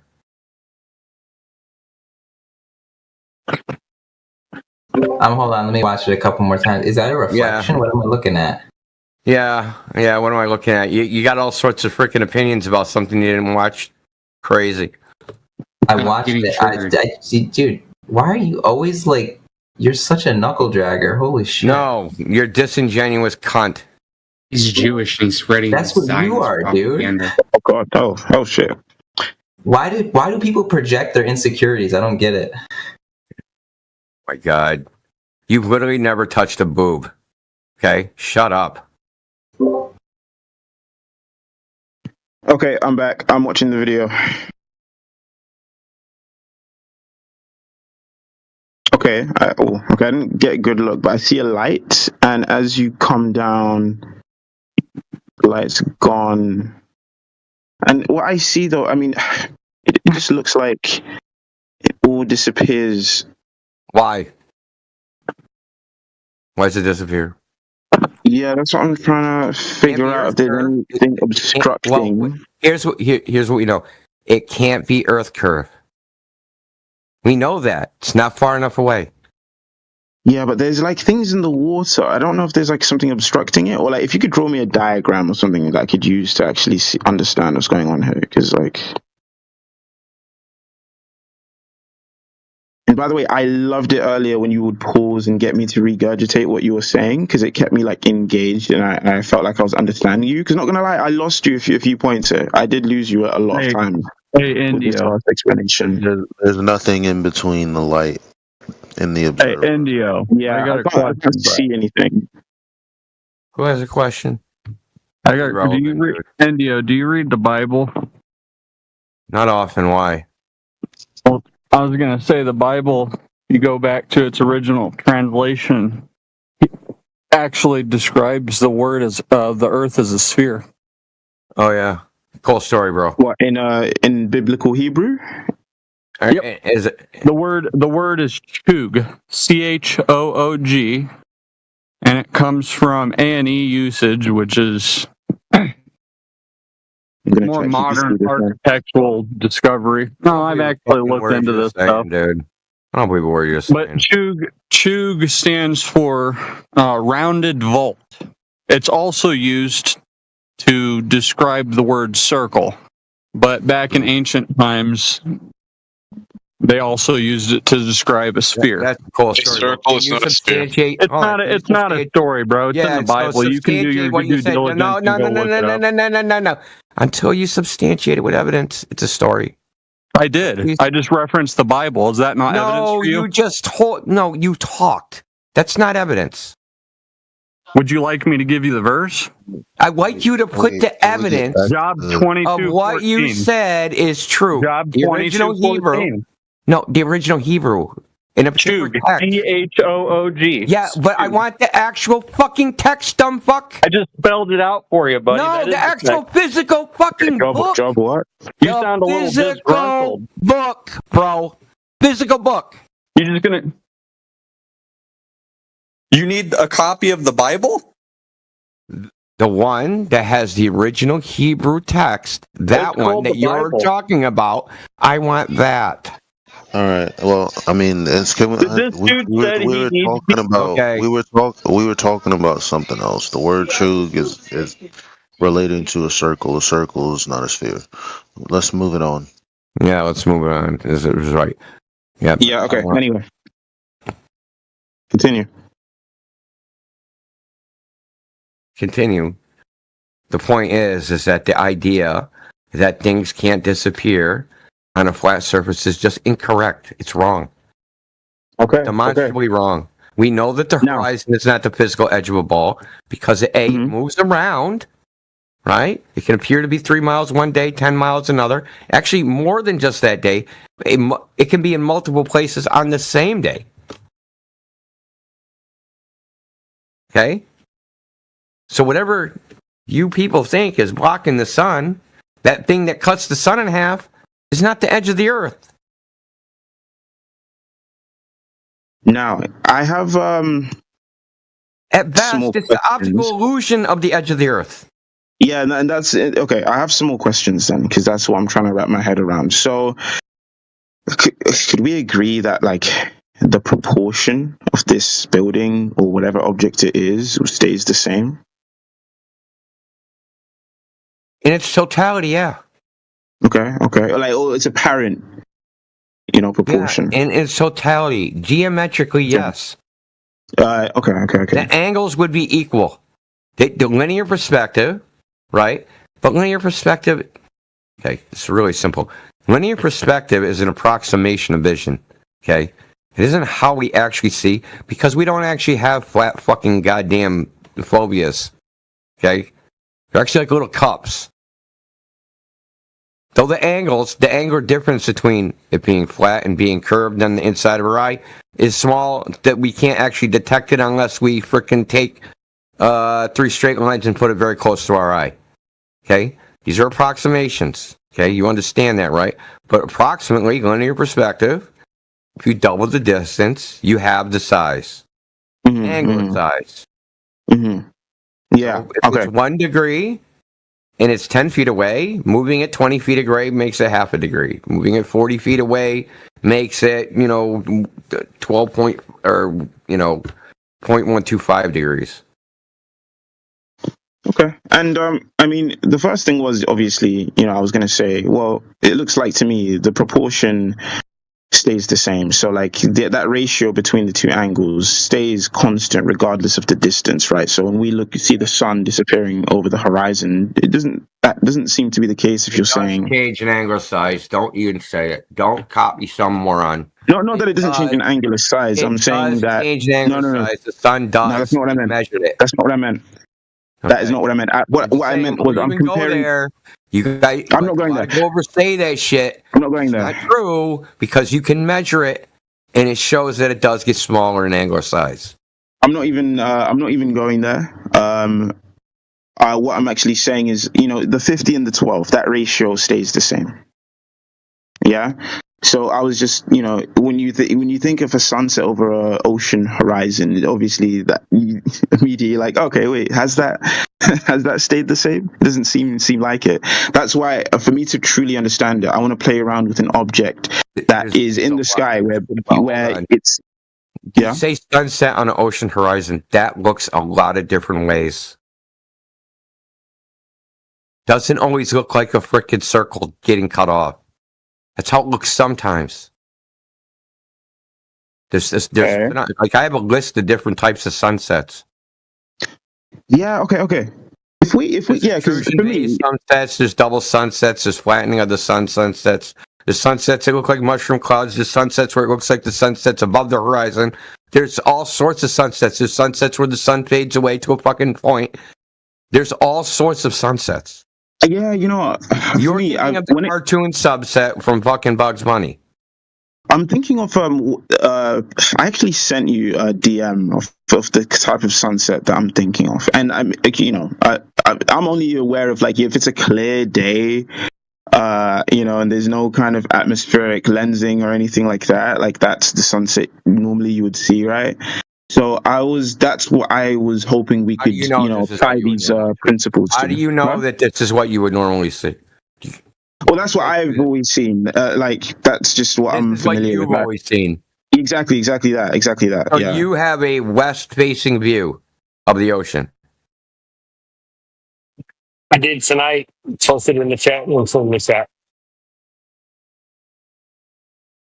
This is the shit that drives me up the wall, dude. What? You don't have to make shit up, bro.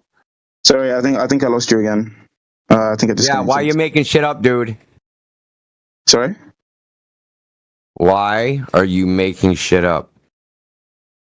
What do you mean? You have a west-facing view of sunsets. No. I mean, like, just in general. You see this all the time. No. I don't mean like myself. I just mean when you go online and you look. I've looked everything. What I've even just sent you is just someone else's video. Yeah, so I'm not saying myself. Yeah, it's probably from like a fucking Adobe stock or something. It's probably not even an extra photograph. No, it's a video on YouTube. Like they put, all the details in the description. Yeah, it's just some guy with the camera. I got sun videos too. You want to see them? Yeah, actually. Yeah. I can't seem to post anything in the chat for some reason. I don't know what's going on.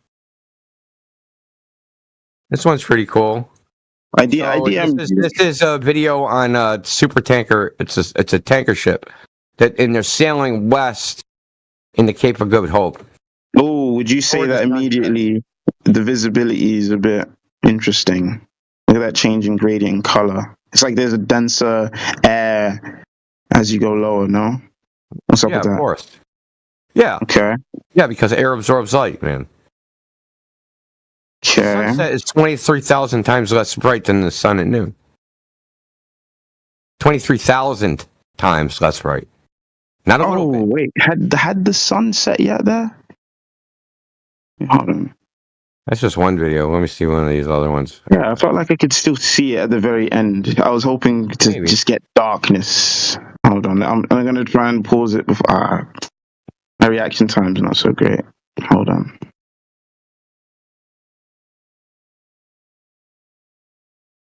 But have a look at the, what I would, I guess, call the classical idea people have of a sunset. The image I DM'd you. What I would love is like an explanation as to why. I gave you one. Okay, just two things really. Oh, I love this. In fact, this is one of my favorite videos right here. So you've actually gotten an explanation at least 4 times. Jedi gave you the second twice. But the explanation was to you twice. You either failed to comprehend it, failed to listen. Yeah, I think so then. Which one? You failed to listen or failed to comprehend? Or no, bro, I was trying to lock in, but maybe it was just too much information at once. Again, when you paused and you were like, "Yeah, just take it back." Is not the physical edge of something cutting something off. It is an optical effect that has nothing to do with the geometric form of the Earth. Yeah, but I think comprehend about that. No, that's not really what I was asking. I was more so saying, the 50-12, that ratio, how 50, you double the distance, like no matter how much the distance changes, that top angle will always be. You're not going to see the sun's distance double during a sunset. Yeah. I'm just saying, regardless of the distance, right? You're just never going to see that ratio between that top angle and the bottom angle actually change, right? Whereas if you see it you will, because that isn't just an abstract geometry. In the real world, because of meteorological conditions, it'll look different than that. In the real world. Because when so you could see the ratio change. Because when it starts to reach the limit of what you can resolve, it's going to be 10, 20, 30 freaking miles away. Xavier, have you ever heard the phrase, once you get out of school, that's when the real learning begins? Because you don't learn anything. Hell yeah. Hell yeah. Right. So, like, what they're saying is not necessarily what's applied in the real world, is what India is trying to teach.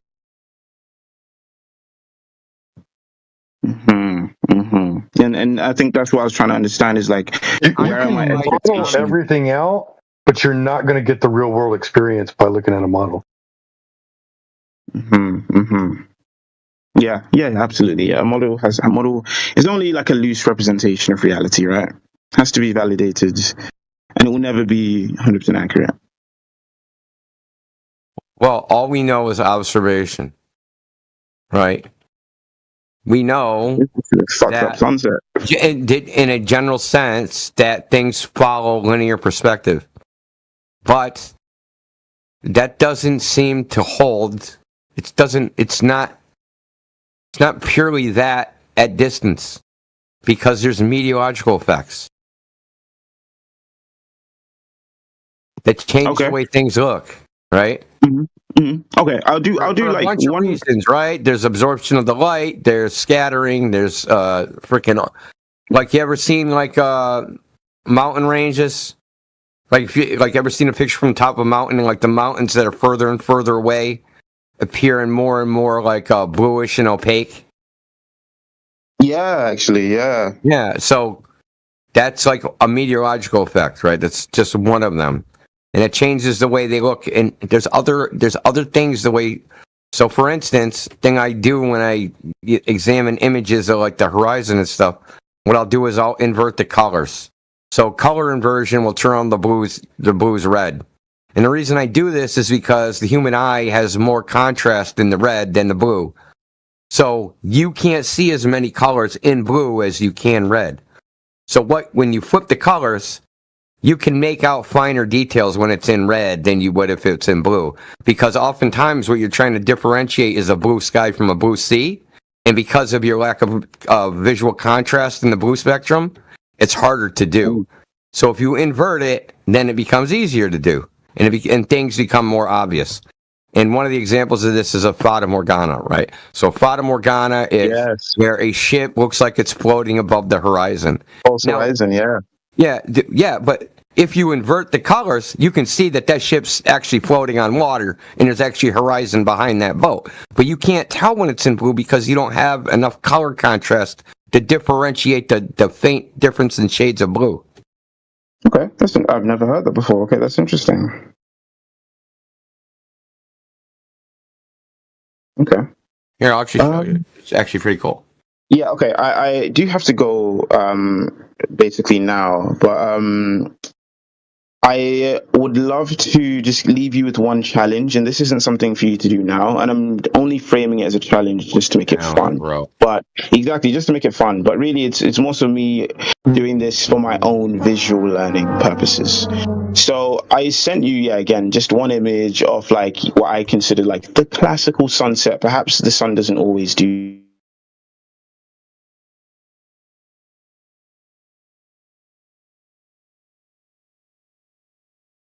Yeah, so what happened? He just like faded out. You didn't pay your Starlink bill. Fuck. I think Discord's like screwing up. I lost sound earlier, and then you cut in and out earlier. Yeah, he kept saying I couldn't hear you. Yeah, I think his girlfriend just pulled the plug on him, I think. He was like, Here's what I don't understand, no saying, right? bye, get off the goddamn internet. Here's what I don't understand. Like, we've all watched the videos of like green flash sunsets. We're not denying the sunset. What we're doing is just giving a plausible alternative explanation of how this occurs on a flat surface. And then we have demonstrations to back it up.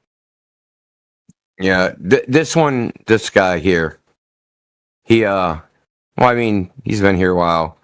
Here, Peter, you bring up empirical evidence, he goes back to, well, imagine if, he did that like 20 times, man.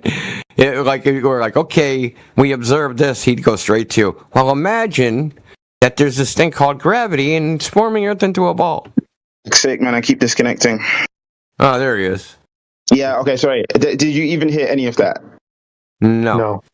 Okay, all right. Well, we've seen green flash sunsets, Xavier. Okay, I just want to leave you with a fun challenge. Again, it's for my own visual learning purposes. I'm just framing it as a challenge to make it more fun, but this will help me kind of understand more where you're coming from.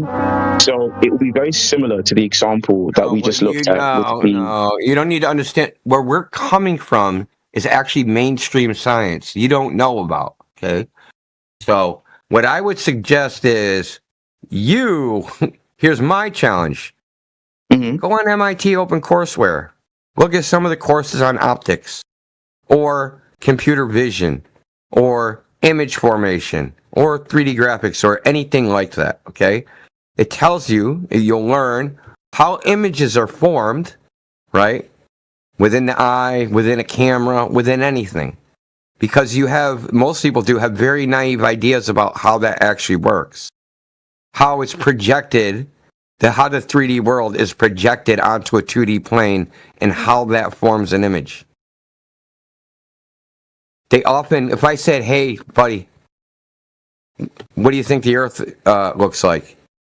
You're going to think of the Earth from a viewpoint you've never had from space, from outside the Earth. But you've never had that viewpoint, right? Yeah. Yeah, you've only had it from your viewpoint, first-person shooter, right? You're in a first-person shooter. That's the only viewpoint you've ever had. Why would somebody even default to a third-person viewpoint? Right? But that's how everybody's been conditioned to think about the world, from this outside third-person view. So it's hard for them to comprehend how things should actually look from the first-person viewpoint. Hey, the space porch. The space porch. Going to the space porch, looking at the Earth. So, dude, why'd you bring that? Dude, I totally You came up with that. You came up with that. That's you, bro. You get full credit for that. Myself, dude. It's funny, man. I'm a funny motherfucker. Yeah, facts. Okay, so you said MIT courses on when you think about what you said, Shay, you're thinking about it from this orthographic side view as if you were going to draw it on a piece of paper from the side. That's erroneous to think about it that way. It's just erroneous. Okay, so there's no point doing that challenge. Well, because that's not how we see. If you're going to say, hey, something should look like X, you have to do it from the viewpoint of what it would actually look like, not how you can conceive it abstractly from some orthographic side view. Well, I guess it's really just to map out I'll give you a perfect example. If you draw a parabola, so say you're standing on a giant plane, and you drew a parabola with the tip of the parabola at your feet, right? And the arms of the parabola extended to the horizon. What would that look like? I don't really know. It would look like an ellipse. It would look like an ellipse. It would look nothing like a fucking parabola. And mathematically, a parabola and a fucking ellipse have nothing to do with each other. So you could sit there with math trying to figure out what the fuck it should look like, doing all sorts of formulas, and you'd be lost. They're not the same thing. Projective geometry and Euclidean geometry are not the same thing. And we see in a projective geometry, but we think about things in a Euclidean geometry. You understand? Well, look, I'm just coming from a place where you've sent me basically the kind of diagrams that I'm asking you for, and it helped me somewhat, to some degree, understand where you're coming from. So I was just saying, if that helped, maybe it could also be helpful if we put it into this specific scenario where it's just the sun now. That's the only difference. I got a YouTube account for you, Xavier, here on the side. I don't know if you've seen me tag you in this chat. This guy, Dr. John D. He's a specialist in optics, and he decided to go out and just prove flat Earth one day. Testing 1, 2, 3. Okay, I'm back. Can you hear me? Yep. So this guy, Dr. John D., he has a PhD in optics. He decided to go out and test the flat Earth one day because he thought it was kind of strange. And then when he made his observation, he's like, there's no way that this could be happening on a globe. And he turned into a flat earther himself, a PhD. So if you take a look at him, he's got like a whole channel dedicated to how optics works and how we look at things through reality and stuff like that. Okay, John D. MIT courses on image processing. Okay. And please, if you have just the spare time, all I ask is, I love that diagram you had of the man in the building. If you just swap the building for a sun and keep everything the same, 2 lines from the top of the sun to the bottom, just the same thing, just to explain that sunset. Dude. You can't do that in any reasonable scale. Oh, okay. So you know what? That's fair. So scale is a factor. Okay. Interesting. Well, it is when it comes to drawing the diagram of the Earth and the Sun. Yeah. Okay. And the Sun doesn't work that way. The Sun doesn't work like an object. Okay.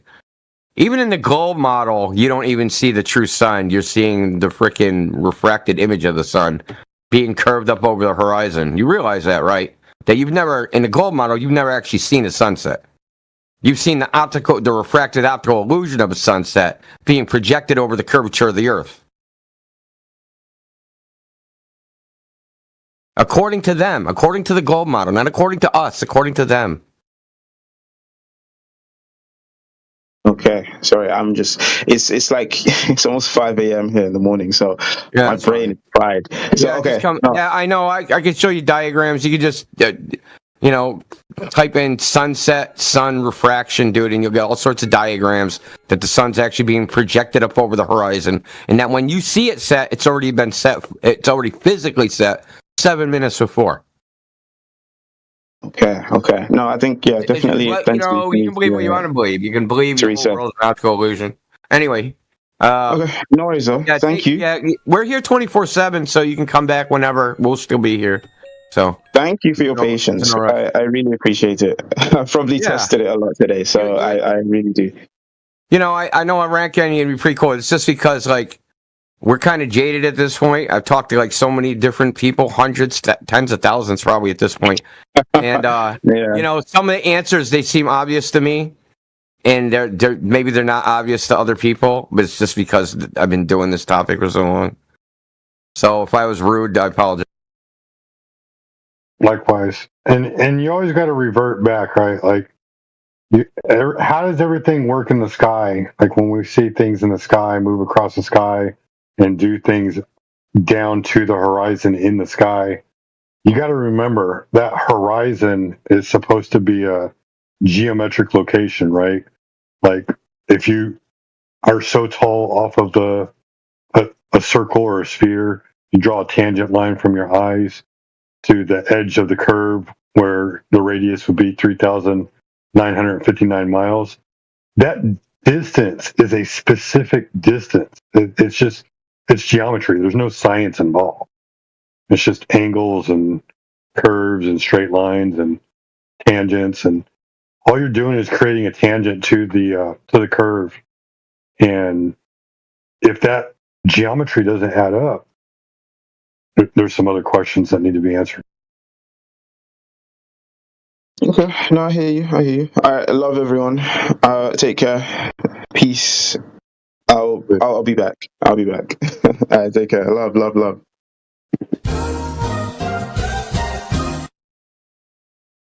That was Xavier trying to be as genuine as possible. Stop the cap. Beta.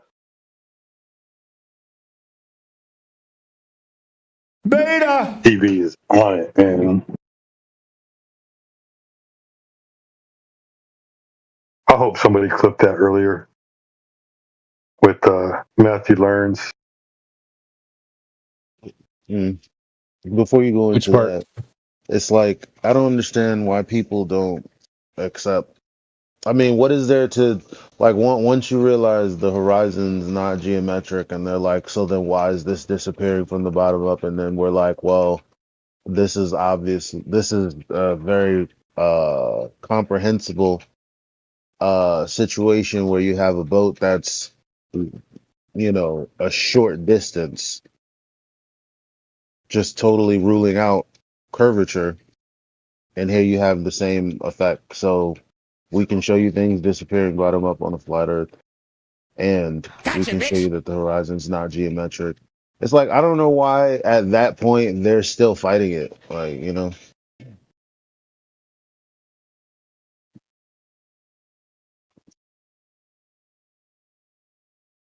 Because it just can't be flat. It's anything but flat Earth syndrome. You know what I'm saying? Yep, you're right. You're right about that. They have a syndrome, bro. They have like serious problems. That is definitely where that applies. He's like, well, it's definitely a globe. So, as interesting as all of this flat stuff you showing me is, that's how they act. You know what I mean?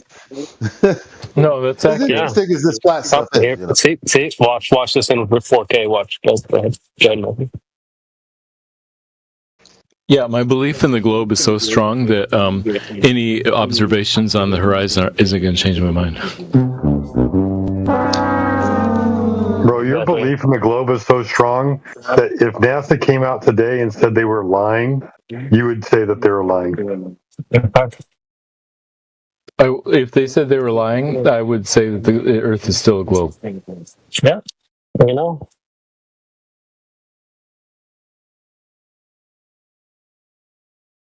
I would be with all the other globers who existed in 1940. Boomer detected. Boomer detected.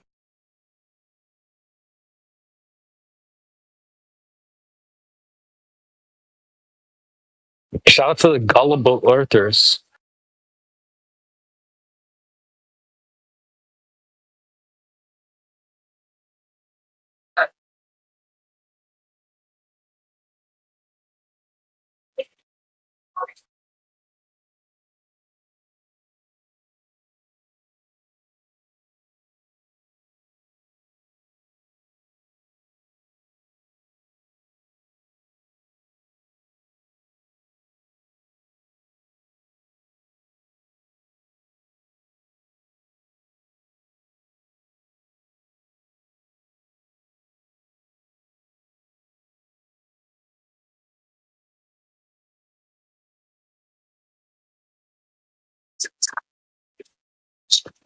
Yeah, chat. They have a syndrome. They have a severe syndrome. Anything a flat earther says is wrong syndrome.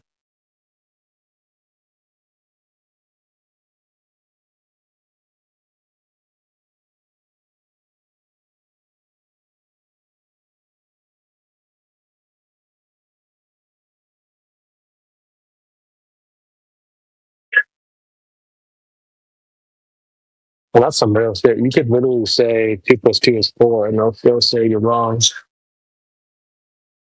I'm still happy. Wow.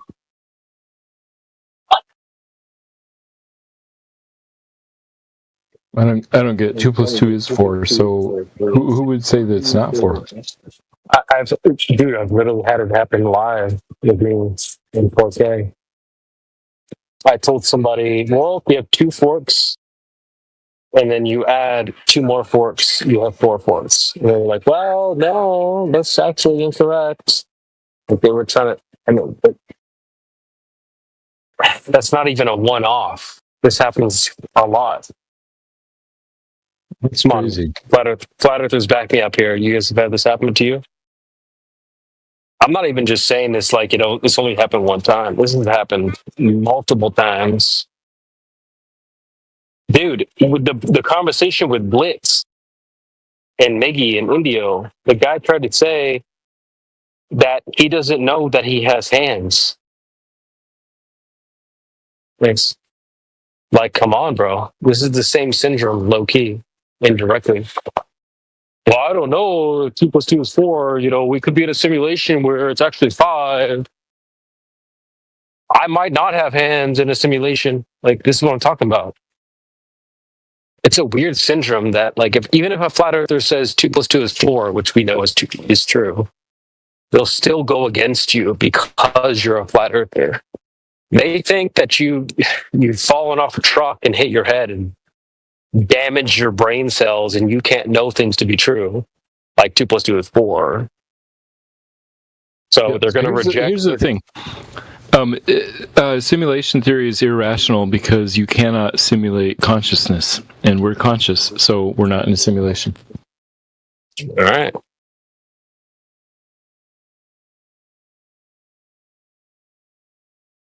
I'm gonna steal that. Yeah, I didn't make it up, so yeah, feel free.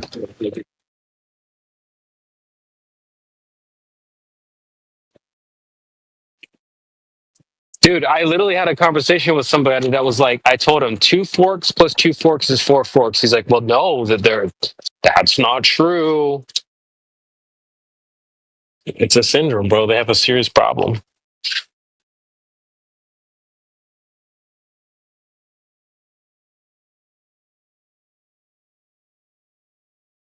My favorite is when you're trying to define terms, and then they start coming up with their, well, it could mean this.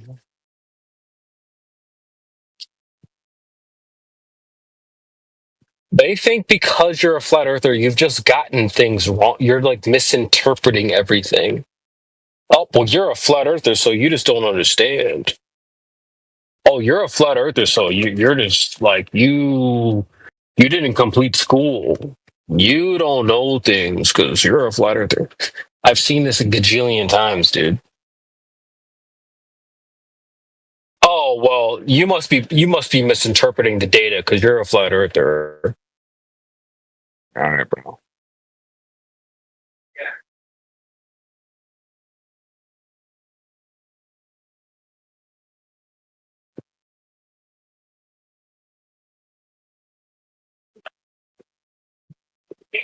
It's like a defense mechanism. I'm not going to really address what the flat earther's saying because I think he's stupid because he's a flat earther. It's so lame.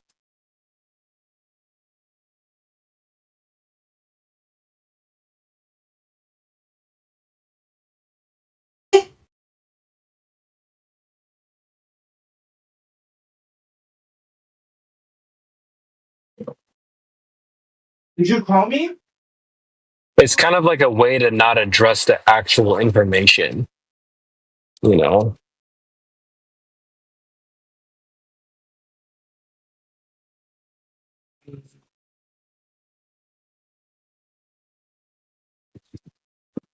It's actually more common than you might think. Like your average Joe who joins Flat Earth versus Globe Earth, if he's completely new to the discussion, he's just going to assume that, well, as a flat earther, you know, you fell off a truck, hit your head, you don't know things about the globe, you must be misinformed.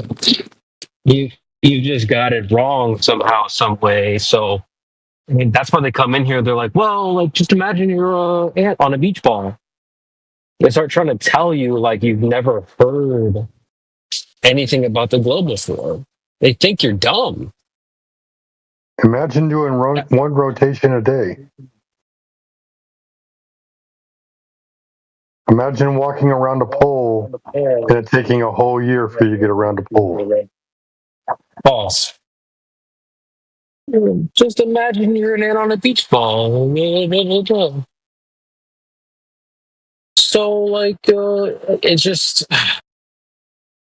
they want to assume that you don't get it. It's all too common.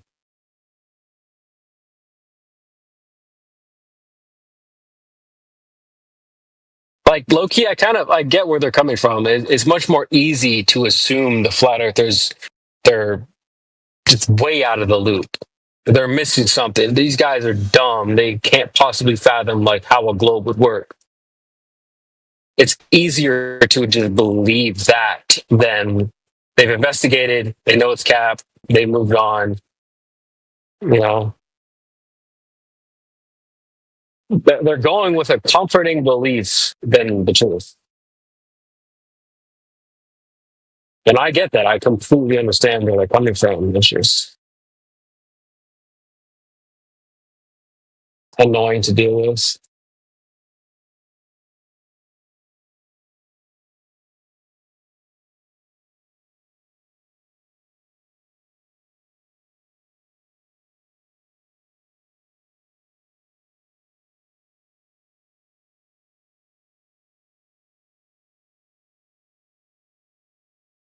Like, bro, some of you guys might think I'm joking. I had a conversation with a guy about the 2 + 2 = 4 thing.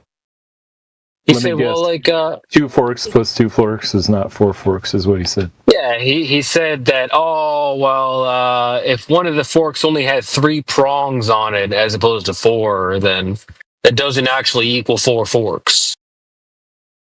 Like, really, bro? Seriously? If one of the forks broke off and had 3 prongs instead of 4, then therefore you don't have 4 forks total. Like, it's just insane, bro. They'll literally say anything to go against you.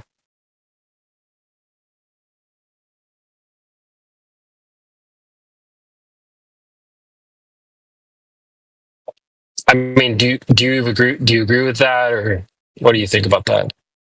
If you had a fork, it's obvious that 2 broke. forks plus 2 forks is equal 4 forks. There's no argument against that. Yeah, well, I mean, enter a globetard who's like, well, I can think of a world where that's not true. It's not uncommon for globetards to do that. I think it's pretty uncommon for globetards to do that. Yeah, I do too. Like what? Yeah, I don't think I've heard it. Well, now you know what a flat earther feels like, then, I guess, because that's what globetards do. Oh, well, you're wrong. You know, that's what you're saying. 2 + 2 = 4. No, I can think of a world where that's not true. Okay, dude. All right. Yeah, I've never heard This of is that. this is what you have to deal with as a flat earther. Oh no, you don't. Just tell them they're wrong. Move on. But why I did that, and then they have the hubris to be like, "Oh no. If one of the forks broke off and only has 3 prongs, then therefore you're wrong." Oh god, dude. It's insane. Of course, it's insane. Even then, that's fucking stupid. Let's say you had, let's say a fork has 4 prongs, right? 1 prong breaks off, so you have a 3/4 fork, right? You have 3 prongs left out of the 4, so you have a 3/4 fork. You still have that 1/4. So 1/4 plus 3/4 is 4/4. So there's your whole fork. It's fucking dumb. I wish you guys could have been there for it. Like it was just retarded, bro. Like, oh whoa. That's what I'm saying. It's a syndrome that Globers have that no matter what a flat earther says, they're wrong. It's just diabolical.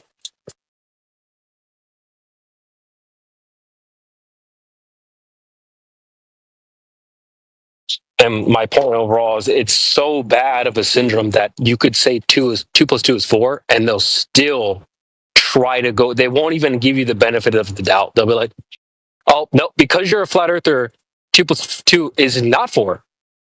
It's that bad. And that's not even the only syndrome. There's a lot of syndromes. That's just one of the most severe ones. You know, when it comes to the whole math thing, the worst that I've heard, it didn't get as bad as how you're saying it. It was just the pedanticness, but with lack of specificity in what they're arguing about. So they're dancing around the bush, but they're not really telling you why, right? But when you dig down into it, they're really arguing on specificity. Like with that whole 2 plus 2 equals 4 thing. Right, traditional math everyone's used to, you know, base 10, you count up to 10, then you continue on 11, all that shit, right? They're basically arguing that, oh well, there is a situation where 2 plus 2 is not 4, but they're not specifying that. What they're basically saying is we can change base, and then you get a different number depending on the base. But they don't tell you these details because they like to just get into the weeds and wrestle without any reason why. You know what I mean? Like, I hear where they're coming from, that you can pick it apart, but they're just real pains in the ass to discuss this whole thing with, because they don't like resolution, it seems. To be fair, I don't even think that's what he was saying, but I do know what you're saying. Yeah, I'm just talking about in the 1 or 2 situations I've heard. You know what I mean? The only other thing I can think of is they're basically teetering on a brain in a jar argument, but don't want to cross that line. You know what I mean? Yeah. Beyond that, I mean, it's just fucking brain rot, dude. It's crazy. Yeah. Well, it's what I'm pointing out is it's just like a common phenomena where they think because you've become a flat earther that you just simply like damaged your brain and that you don't know anything. Like you're just so dumb.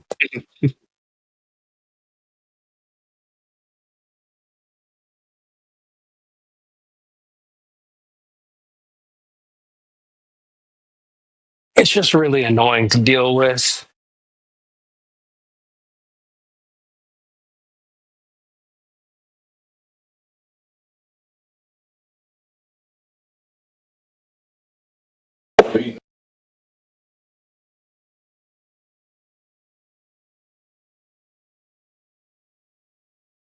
What are some of the other syndromes?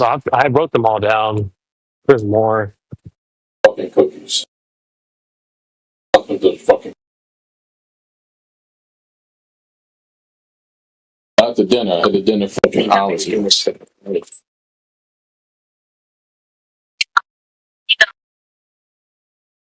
Quick question. I promise I'm not trying to be hostile, but like, is this one of those rooms where like people will ask you questions, and if it's like not in accordance with what they think, they'll like just ban you from the room or something? Yes.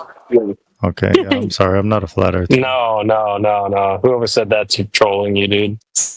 We don't know that guy. It just seems like that's how it is. Like I went to, what was it, Apologetics or something, and they were like anti-trans for some reason, and they're like, "Are you for transitioning?" And I'm like, "Bro, I'm not for or against it. What the fuck? If parents want to do that with their kids, let them do it. The government. You're in the wrong room, bro. Yeah. No. But we don't actually think like that, bro. You can have. Listen, bro. I understand that not everyone's a flat earther, so the majority of people that come here are not flat earthers. We don't just ban off site because they don't think the earth is flat. Like that would be crazy. No, we don't like, do that. I'm not trying to like debate people. Like I don't care about being right or anything. Like I mostly don't care about other people's lives and what they believe. I just like want to chill out and listen to what people say about shit. Like I don't care about giving my opinion. I just want to hear other people's. Oh no, you're chilling. Okay. Wait, but do you think the Earth moves? I don't know if it moves, but I accept the claim that it does because I'm not like a scientist and shit. All right, so you think the Earth moves? All right.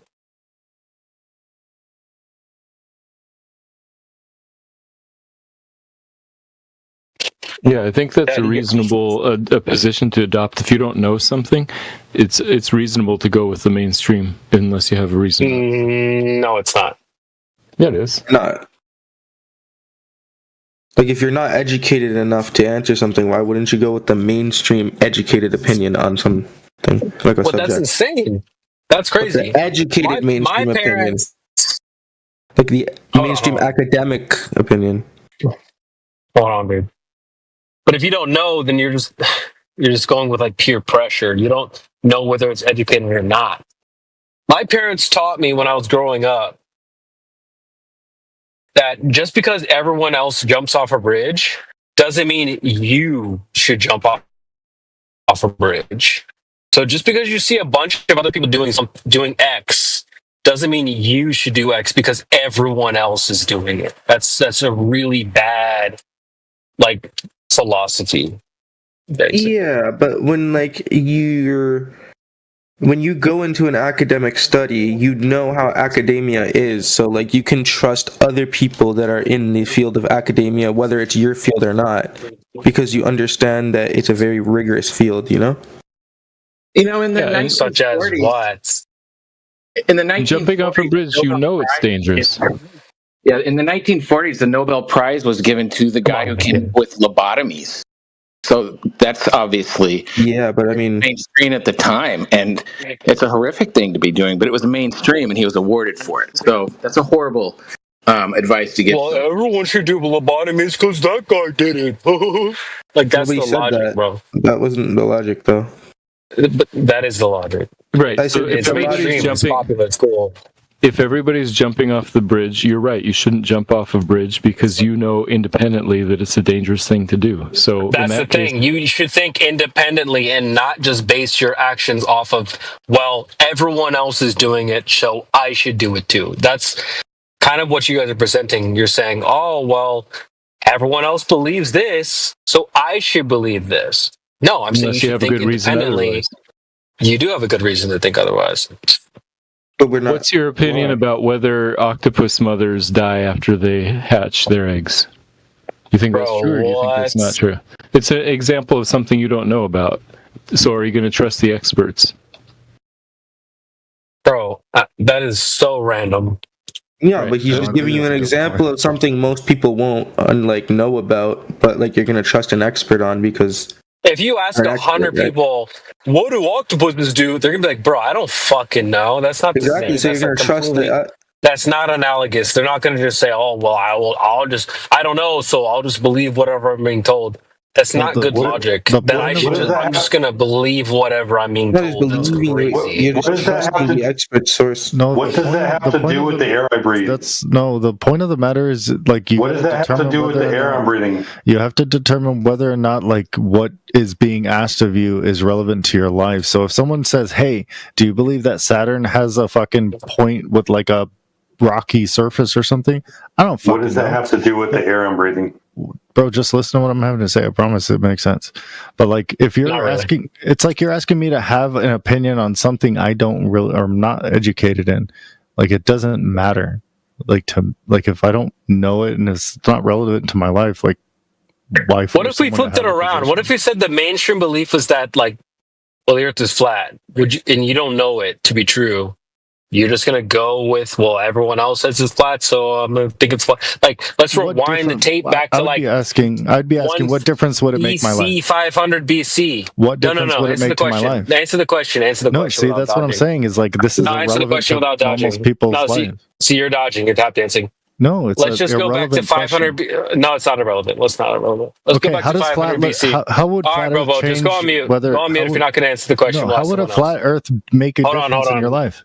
I'm on my phone, but I will literally mute you. I don't care that much. Okay, well, don't ask people questions you don't want to hear an answer. Shut up. You're not answering it. You're not answering it. So just shut up. We'll talk to someone else. If we went back to 500 BC and the mainstream popular idea was that the Earth is flat, that's what you're going to go with because everyone else says so? I think it'd be reasonable to accept it. But you're not accepting that today. You're willing to change that idea to something else, the complete opposite, because everyone else says something else. Well, because these people. So what logic is that? That's like horrible philosophy. That's horrible logic. I'm just peer pressured to believe what everyone else says. That's terrible. I'm assuming that other people have actually done the work. Oh, okay. But you were willing to change that idea based off of, well, the populace believes X. Okay, now they believe Y. Yes, I used to believe X, but now I believe Y. I'm assuming they did the work. But you assumed they did the work before, and then you were willing to change it. Well, why would I change my mind if I'm not willing to do the work? Bro, the point is that you shouldn't just base your beliefs off of what everyone else tells you. I don't. Or what you are doing that. On this specific thing, just said sure. You would do that. Yeah, on this specific thing, sure. But I know things in my own experience about other things. And these things are the actual things. These are the things that actually govern my life. I mean, flat Earth does not matter to me. You realize you're here right now. Yeah, I want to hear what you guys have to say. He's here in this room. It doesn't matter. It mattered enough that you clicked on the freaking link. No, I didn't click on it. Actually, I got booted from the apologetics channel, and I just ended up here, and I'm chilling now. Okay, the fact that you're still here, you haven't left, you're still here, shows it matters enough that you're here. Well, I'm playing video games, man. If it truly didn't matter, you wouldn't even come here. I didn't come here. I was just in the apologetics, just to listen to people as if you're still here. Yeah, it's a podcast, man. So it matters. That's what I'm saying. Oh my god, I don't know how these guys don't see it. To me, if something didn't matter, I wouldn't engage with it 0%. But the fact that you could have left at any moment, but you're still here, so it matters. Yeah, but you're talking to me, so I matter to you? Like, I don't understand that logic. No. You're saying it doesn't matter to me, but you're here. You're engaging. No, you're saying it doesn't matter. I don't matter to you? I don't understand. No, it does matter. It does matter. I'm saying it does matter. I appreciate that I matter to you, man. No, it's not. Oh, my. Dude, these guys have like a low attention span. What's going on? You said it doesn't matter. This doesn't affect my life. Yeah, there's more important things to me. I care about like my relationship with my partner. You know, all kinds of shit. I'm saying that this topic matters enough to you that you're here now, dude. No, I don't care about that. It does matter. I'm just in a random room. You're here. The fact that you're here shows it does matter to you, dude. Like this room could be about Charlie Kirk. I'd still be just chilling, talking. You know, this is not an easy room to find. You have to search it out. So it matters. Yeah, from the apologies. Whoever said that, facts. I got Whoever kicked from said the that, that's so apologetics. facts. I got kicked from I've been the saying that for a apologetics long room, time. and it just dumped You me don't in just, here. fact, you don't just trip and fall into a flat Earth server. And even if you did, and it didn't matter, you'd leave. Well, You this is would a go politics do server. It's not a something flat that Earth you server. find. I hate liars, bro. I hate dishonesty. So many cups. Yeah, dude, bro, you don't get it, man. Okay, you're still here. Okay, even after having all this pointed out to you for some reason. Yeah, right? Because I choose not to like close my game out and then look at the VC and then enter a different VC. Right. So you care enough to not bother with all those little, details to leave. No, I care more about just continuing to play my game than to find out what VC I should go into. Exactly. Yeah, I care about my game. The effort to leave, right? Is not to leave. worth It does the not. effort. It's not worth it. It does not matter to me. Yeah. It matters enough that you're still here is the point. However small that may be, it's not worth your time and energy to get up and close your shit. It would take more work for me to stop playing my game than it would for me to care about leaving. Thank you for acknowledging my point, and thank you for acknowledging the point that CB was saying, albeit with different words. By using the term care, we're not saying like, oh, you see it as like an existential thing that, oh, I have to. No, that's not the point. The energy involved in leaving, right, outweighs your will to do it. So that degree that, you don't want to expend energy is how much you care. Yeah, I don't want to expend any energy on you guys, really. Thank you very much. You're here now. I'm just chilling, man. Let me just chill. All right, bro. Just go on mute. Just go on mute, bro. Just let me chill, man. You don't have to ask me questions. What the fuck? They're basically useless. Well, here's the thing, right? If you're going to be asking questions, that's another thing. Right? You care enough to ask questions. I don't ask I thought you said Sorry, I thought I heard you say let me chill and ask questions, but never mind. No, I was trying to kind of like elaborate on someone else was saying, I think, but I guess you guys just didn't let me finish. Oh, because you cared enough to try and elaborate on it, right? No, I just wanted to make sure we were all on the same page. I don't know. Thank you for rephrasing what I just said, just using the word want instead of care to.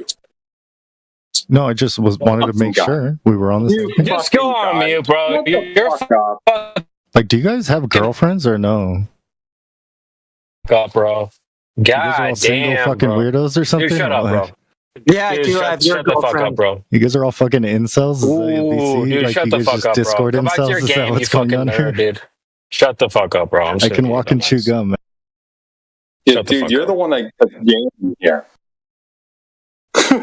Yeah, damn, these guys are fucking wasting time, bro. I'm here. No, it doesn't matter. I'm gonna spend time here. Like, shut the fuck up, bro. Wow, even Matthew's muted. I don't know who muted him, but whatever. Wow, Matthew's muted me.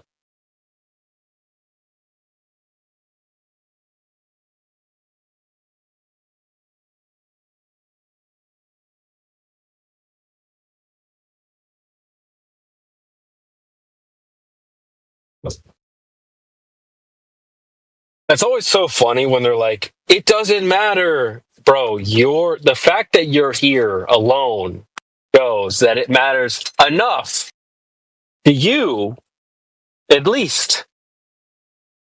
You could be doing anything, literally anything else. But the fact that you're here engaging, you're not just here, you're engaging, that alone shows that it matters enough to you. So miss me with all this, oh, it doesn't matter. If truly something didn't matter to me, I'm out. I'm gone. Who are you talking to? Chat. Huh? Talking to chat. Oh, you're wall talking. I'm talking to the YouTube, bro.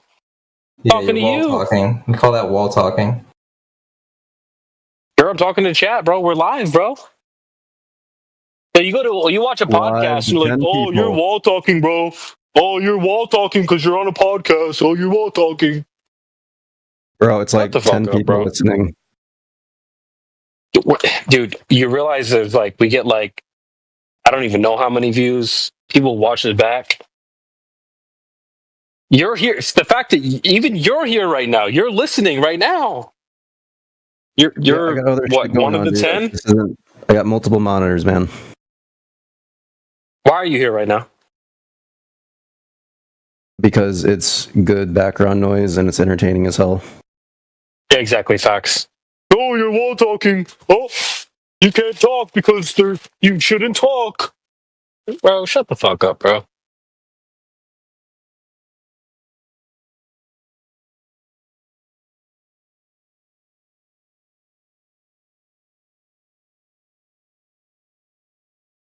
How can you, in one breath, say, "Yeah, I like to listen to this," and then say, "Oh, you shouldn't talk because there's no one listening." You're here listening right now, idiot. Oh, fuck, dude. This fucking guy. You're saying like, okay, it's YouTube, dude. Nobody's listening on there, man. Like, You're here right now listening intentionally, bro. Oh my god, these guys are retards. We're literally dealing with like 50 IQ retards. Holy fuck, dude. And to be fair, the guy did say on YouTube specifically, the problem is you don't have that information, do you? How many people are listening right now? All right, let's You see. said zero, Let's go. right? Let's go to the links and see how much you guys are botting it. We don't bot our views, and there's going to be at least a couple hundred. Doesn't matter. 28. Regardless, 28. Even if there was just one person being you, I'm talking to you, dumbass. Well, not only that, CB, right? His claim was that on YouTube there's no one listening. Now he doubled up and made another claim that if there is people listening, i.e., if I do see 5 people watching now or 30 people watching now they're all bots, right? So therefore, of course, what he's saying is true because it actually means that there's 0 people, right? Right. So now you double. So check this out, right? So you doubled your burden. Now you have to verify, that they're all bots, right? So you want to do that, or you want to shut your? Yeah, good luck. He's not going to do that shit. So weird. How about this? Yeah. We got Andrew Tate saying shit that we've come up with, terms that we've come up with, this community. So you don't even know who's listening, bro. Fucking anyone, Trump could be listening to this shit for all we know. We have no fucking clue. I know for a fact that this community came up with certain terms like globetard. Ask yourself, anyone in this chat listening right now, ask yourself where you first heard the term globetard.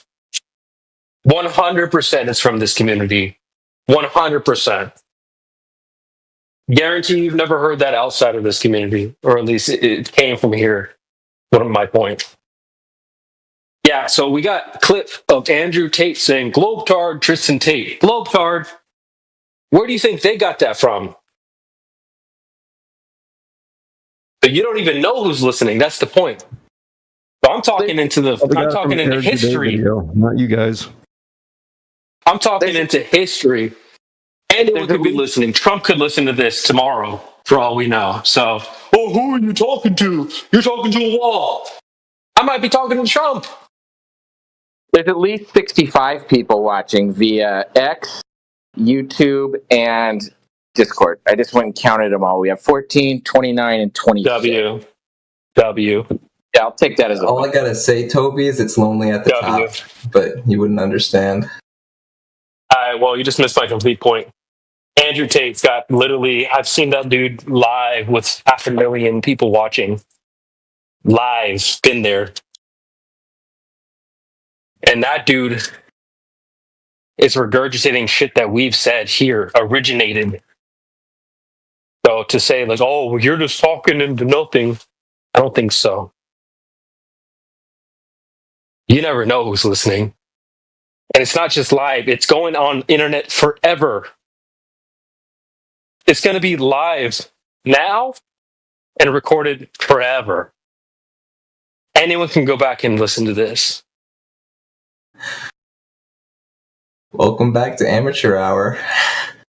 Not really. Again, you know who Tristan? Do you know who Tristan Tate is? Do you know who Andrew Tate is? You guys got some heavy hitters in your corner. Here's the point, right? So if you want to put numbers to that, if you want to put numbers to that to make it more poignant, right? If you assume right now, right? What did what's his name? Fuck. Travis, what did you say? How many people were listening? 15? 30? 65. Yeah, 65 on YouTube. Between X, YouTube, and this Discord channel, there's 14, 29, 26. Okay, so let's just round it to 30, right, on YouTube. If we assume that all videos have around that while they're live, right? So throughout the 12-hour bit that each video has, 30 people watch that while listening, and then you go back in time and see the excess views or the views on top of that number for videos in the past, right? That goes to show what CB is saying, that, you know, people do replay. So it's not all just about what's happening now, doofus, whoever is bitching about all this. It's fucking stupid, man.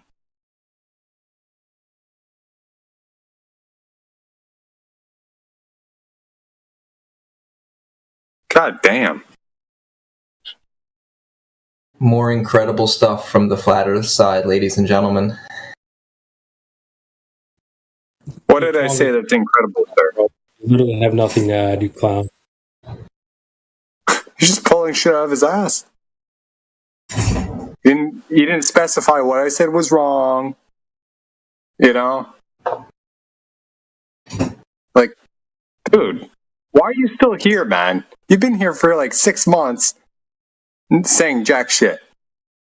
Just hanging out there, kind of jerking yourself off in the corner. Like, I don't get it. That was a little insight into the mind of 20 Cups, guys. You're welcome. Damn right, bro. I'm watching the room, bro. I know you're there. Projection at its finest. Apparently, this guy really thinks he's in the corner masturbating. Well, maybe you'll get over that one day. I hope you do. You think so? I mean, dude, you're the one just hanging there doing nothing. I hope you do, you little gooner. Shut the fuck up, Tonga. You're the one there doing nothing, right? You never mic up. Right? For all we know, you're doing weird shit. I never mic up. I'm the biggest guy in this chat, buddy. For a long time, my point is, for a long time you haven't been. Is my point, and that's why I'm asking. Why are you still here? You're paying so much attention to me is flattering, dude. Calm down. I'm not paying so much attention. Your name sticks out like a sore thumb. Kind of hard not to know. Here we go, buddy. Kind of hard not to know, dude. You're there, and then you chime in, you know, whining and crying and shit. It's like, what the fuck? The guy's still here? Damn right, I'm gonna notice that. You kidding me? It's the most annoying shit on the fucking world. Just go in the chat and cry like a little bitch, bro. Honestly, you don't have anything to add. Clearly, it's not a globe. You don't even feel like talking about the Earth being a globe. God. So, wrong is still wrong. God, get the fuck. Just yap in the chat, bro. Like a good little boy. That's all you have to offer.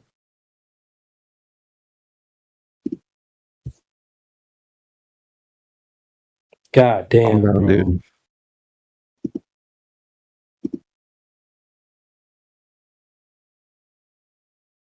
Slasher Dave. I mean, I don't know. Did someone mute him? Tonga's a retard. So who's next? Literally 50 IQ. Twonger's a flat earther. He's just LARPing. Yep, probably. Not a retard.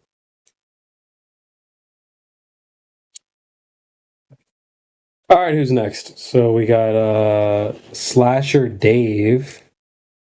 Hello. Why'd you get muted? What'd you do? I didn't know I was muted.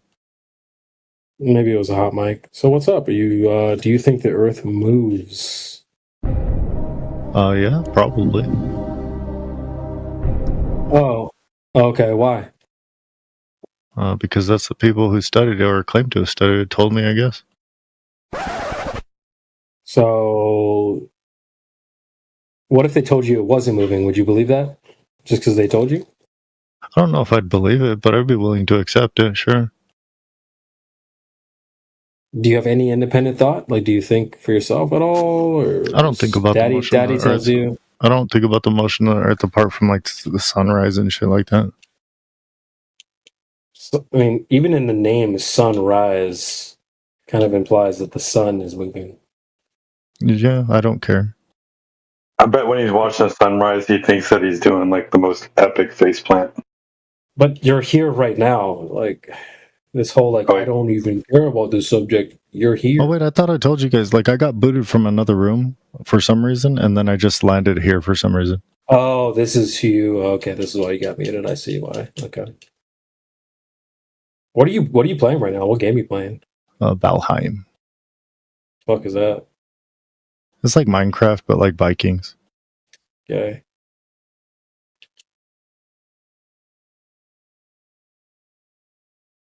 All right, so who's next? Who else do we have?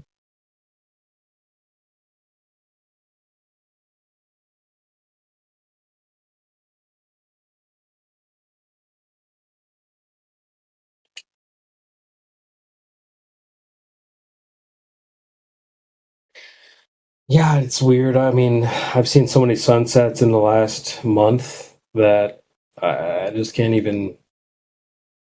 This idea that we'd be moving, like face planting or falling back from the sun, is just ridiculous. I can't even. It doesn't even register in their brain. That's not even a possibility at all. It's a skill issue. Get good, scrub. No. It's not a skill issue. Because I used to force myself to believe that. But now I can clearly see the sun is moving across the sky. I mean, that's just what it is. And your life has improved exponentially, yeah? Yeah, facts. I'm literally at the beach like 20 times a month. It's fucking very cool. Very cool. I was there tonight. Let me post my sunset. I got you. I want to read this quick quote to you, Slasher Dave. Sure. To the question whether or not the motion of the Earth in space can be made perceptible in terrestrial experiments, we have already remarked that all attempts of this nature led to a negative result.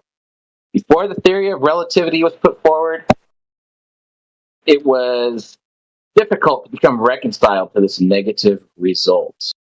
That was Stephen Hawking quoting Einstein in A Stubbornly Persistent Illusion. So that's what the people that you look up to, the scientists, have to say. That no Who are these people that I look up to? Hold on.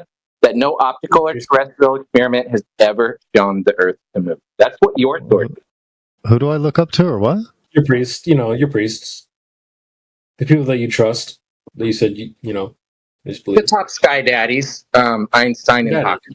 Well, I don't trust these people. I don't know them. Space daddies. Hey, wait. Did you not just say, well, I believe it because there's other people that believe it? No, I didn't say I believe it. I say I'm willing to accept it because I'm not going to do any research into it. Well, why do you accept? I mean, you're accepting it because you're being told? No, I'm accepting it because I don't care. Who's telling you to accept it? Me. Who's telling you what it is? Them. Okay, and so you believe them. No. That's our point. You trust them. No, I don't believe it. So you came up with it on your own? No, I'm willing to accept their claims. You're trusting what they are saying. No, I don't trust them at all. You're double speaking, dude. That's literally a double speak. No, like trusting someone, accepting what they say, and believing things, those are three different things. So, who told you? The scientific consensus, I guess. Oh, the guy that, who was that just was talking earlier, the flat earther? I don't know. I didn't see their name. Yeah, they were telling you that there's certain priests that are telling you what's what, and you believe them. No, I don't believe it. Yes, you do. Yes, you do, dude. Well, you can't tell me what I believe. I know what I believe. You said them. No, I said I'm accepting it. I don't believe it. If someone tells me they have a dog, I'll accept the claim. I don't believe it. That's believing it. No, it's not. Those are two different things. Not really. All right, whatever you say, buddy. So you're saying you accept it, but you don't believe it? I don't think those are the same thing. Yeah, they're completely opposite. Exactly. I'm not saying can they're accept opposite. something with evidence, and then you can accept it with the evidence, or you can accept something without evidence. Yeah, You can but do you have both. to, yeah, but you can believe something without knowledge, right? Believing it will be acceptance without evidence. No, But saying I accept it, but I don't believe it, that's like contradictory. No, believing in something is being convinced of it. I'm not convinced of it. I just accept it because I don't give a fuck about it. Bro. If someone tells me they're married and have fucking 20 kids, I'll accept that claim. I don't have to fucking believe it because I don't give a fuck. So you believe it? No. You're very edgy. It's very cool. You don't give a fuck about No, you guys don't understand words I'm saying. It's fucking weird. No, I understand it. Because you're saying acceptance is believing. Acceptance is not willing to challenge. And believing. Believing is being the state of being Acceptance without convinced. evidence. People So can make yes, claims all CB, day. he can People- accept it without the evidence, therefore people- believe in it. Yes. No, people can make claims all day. If I do not give a fuck about what their claim is, Bro, it now you're doesn't double matter. speaking. You guys care too much about shit that does not matter in your life. Bro, You're here, You're here. That he doesn't get it. and you care about the globe that doesn't affect you, but you still believe I it. do not care about It mattered enough to him that we're caring about stuff that doesn't matter, that he had to come here and let us know. True. You're the ones asking me questions. You're the one that opened your mic. Nobody said your name. Please answer this question. No, someone said specifically something said and you so replied. Slasher Dave, I think.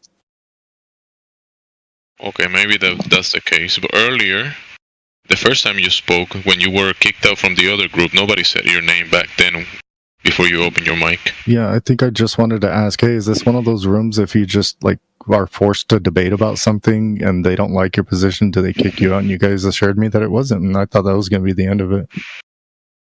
So you do care. No, I'm just curious. That's why you ask, because you do care. Sure.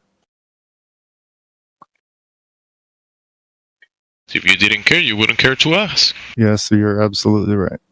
This is boring. Let's just And move on. right Someone and else. left. What about summer? We have summer. We have VLTK, Hawaii, Reservoir Dog. And that is the panel. Guys, come on down.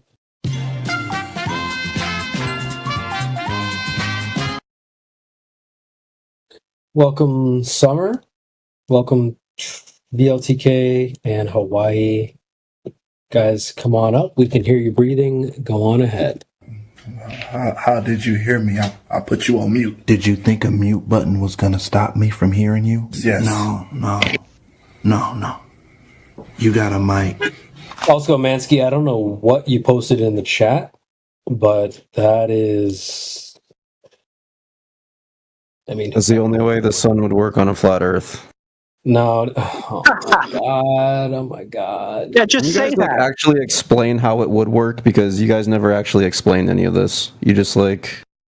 Oh, yeah, you don't want to. Well, we don't have to, because you made the claim about Yeah, how see, it there works, you go. We right? don't have to. Yeah, Like, yeah, you made the claim about how it works, right? We falsified the claim by getting rid of the geometric horizon and showing it doesn't exist. And now there's no burden on us to make a counterclaim. It's your problem. So how would the sun work on a flat Earth? Okay, so just ignore everything I said. I'm just Good coping asking a strategy. question. How would Good it work? coping strategy. Yeah, that question's a nice coping strategy. Keep it up. So you guys don't have a working model for how the sun actually works. So just ignore everything I said for like a second time. Yes, I am, because it's just like debate broing. Okay, so you're just saying things and you don't actually want responses or answers. No, You're I'm just here asking to a cope question. yourself. Well, you could just jerk yourself off in the other room so that you don't have anybody responding to you, dude.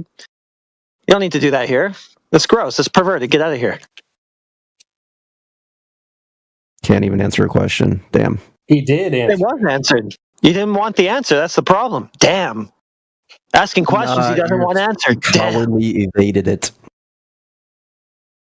No, I explained to you you made a burden reversal attempt. Dude, get the fuck out of here with that debate, bro bullshit. How Well, you does the did. sun work on a flat No, Earth? who gives a fuck? We don't care. We don't care. Oh, I It's don't not the care. Earth. Oh, now who doesn't care? Yeah, we don't care. Why Yeah, don't you it's not our care? claim. It's not our claim. You're here. Because it's You're not here. our claim. It's not our claim, dude. Wait, 2 seconds ago, Yeah, you don't have were a trying claim. to tell us how flat Earth works. Why are you telling us that? You don't know what flat Earth is, dummy. We're the I'm flat asking earthers. you to tell me, but you guys won't tell me. No. You were standing on business. Oh, this is the only way it could possibly work on flat Earth. I thought you. Can you tell me? So you're either looking for an oracle or a gotcha, and it's half baked either way. I don't know anything. I would just like to know. Yeah, but it's not our claim, dude. You guys can't It's not our explain. claim. I'm not making Not our any claim. sense. I'm just asking you a question. Yeah, I'm letting you know, though, that the claim is to do specifically with the surface of Earth. We don't make a bunch of causal claims about what the fuck the sun is doing and blah, blah, blah. So, what is the sun? If you don't explain it, then you don't. Yeah, we're just trying to deal specifically with the surface of Earth. How is it measured? How is it practically used? What do we observe it as? That's what we're dealing with. If you can't fathom a way that the occurrence of a sunset happens over the flat surface that we're navigating and observing and measuring, it's your problem, dude. We don't care. What do you mean by over? Like what, It's not under. explain? It's not under. Oh, Yeah. well, like I'm just trying to understand No, your it's model. just not under. It's not under. So like, what's your idea of how it works? Well, it doesn't go under. Yeah, but I'm just asking for specifics. It doesn't go under. What, do you not understand? You're not really being like. Wait. Let me ask you this. When it's nighttime, if you had to point your finger to where the sun is, where do you point? Are you being for real with me? Or are you No. Are Just you answer just the trolling? question. No, just answer the question. Watch No, it's this. a good question. No, just answer the question. If it's nighttime and you had to point your finger to where the Earth is, where do you point? Where the Earth is? I'm going to point at the Earth. Dude, we call that down because we gravity goes towards the Earth, so we perceive that as down. One more time. From our perspective. The sun. You're asking about the sun. So, if it's nighttime, I mean, it depends who you're talking about, right? I'm talking about you, retard. Hold on. Oh, so if you're talking about me, then yeah, I'm going to be pointing down towards the Earth. But somebody that's on the opposite side of the Earth, they're going to be seeing the sunrise. Hold on. When Heretic said over, yeah, it's always above you, always above, never underneath you, like you just pointed at. I'm just trying to ask a question here. Like, how does the sun work? You just got your answer. You just got your answer. You said, what's the answer? You said, what do you mean by over? Well, it doesn't. I'm asking, how does the sun work with flat You're Earth? gonna have to get on your knees and pray to God that He can give you revelation about the mechanisms of the luminaries in the heavens above. To answer that question, how does the sun work? Pray to God. Yeah. You might get an answer. Yeah, maybe God has a VC somewhere in this Discord server. Maybe you could try that one. So you don't have a response for how the sun works? No, you don't have an answer. Nobody does. You, me, Matthew, nobody in here. Nobody in the world knows how the sun works. I mean, I think that there's some scientists that would disagree with that. Name one. Not one scientist has ever done a scientific. What are you referring to? Like, what would you like to know about how the sun works? Let me reply to your claim. Hello. I'm gonna keep saying hello. So you said that the scientists know, right? Okay, name the one that knows. Name that one. Yeah, name one. I don't know. Just I can name an entire field of scientists. Yeah, name one. Ask any astrophysicist. Dude, this is the entire problem. There isn't any testable mechanism for the cause of sunsets that you can actually scientifically verify. What? Yeah. There's absolutely no testable cause for Now sunset. listen, heretic. He asked how the sun works. That's a different question. The sunset and how the sun works, that's different. Oh, how the sun works. Yeah. He asked how the sun works. He asked where is it? how does the sun You can't work? scientifically validate a cause for the sun either, in general. A cause for the sun? I'm just asking, what is it doing? Where is it? How does it do what it does? Oh, That where's it going? Is it in space? Is it in space? Like, is there space? Like, what? Like, what's the deal? Wait, what is the sun? What is it doing? What is it doing? It's moving across the sky in a timely manner. Okay, where's the light come from? That's what Where's it's the doing. light How come is it from? doing that? You don't Where's know. the light? No, man. Where's the light come from? Why does it make light? Why? You're gonna have to get Yeah, that's a science question, dude. I've just told you can't apply the scientific method to the sun, period. What do you mean I can't apply the scientific method? Because you cannot you need manipulate. to have an independent variable that you can vary and manipulate, that you can directly intervene with and do something with in order to show that it causes that effect. There's nothing like that for the sun. All you can do is pontificate and speculate and jerk yourself off. You can't apply the scientific method to it, so forget about it. Do you know what Isn't the fusion atom is? bomb like a similar thing or something like that? I don't Oh, that's. I mean, I'm pretty sure that's. I think that no, they do use fusion in atom bombs. But So is that what the sun is? A fusion machine in your somewhere in the United States? The sun is a fusion reaction. That's exactly what the sun is. It's a fusion reaction. Absolutely. Can you demonstrate that? That's what the sun is. Just look up in the sky. There's your demonstration. Oh, so when I look up the sky and then I look to the fusion reaction, that's what the sun is. The fusion reaction. Those are exactly the same thing. So man can make the sun. Yes, we're working on that. You ever heard of like us trying to do fusion? We're making progress towards it. This guy's a retard. When you say we, do you mean like you and I? Huh? Nothing. What do you mean by you and I? Like as humans? You say like Sure. we are making progress and we are doing this. Like yes, us humans are working on like advancing fission Not or you. fusion. Not you then. Not you. Not you and I. No, not me and you. No. Exactly. But I So think don't we say should. That'd be pedantic fucking of dope you. if we did that together. That'd be pretty cool. That would be pretty cool. What about your game, bro? So you're making baseless assertions about something that you don't know. You said that the fusion reactor is the sun. It's like the sun. The same mechanisms. So even though you don't know anything about it. I'm not an expert. Exactly. You're making baseless assertions then. Do you have to be an expert to make any sort of like claim about any like knowledge that you have about science? That expert that you're claiming, that you don't even know his name or the I work that he didn't has claim a done. specific expert. I said I can give you a whole field. I said ask any astrophysicist how the sun works. How would you know that the sun and that thing they're claiming is the same thing if you don't know anything about it or anything about them? So what are you trying to get at? What are these like arguments? Do you realize that you're making a baseless assertion, dude? Okay, weren't you just making a baseless assertion? You all were just making a baseless assertion? No, that's you. No, you. You are. You? Okay. He's giving you the old no, you.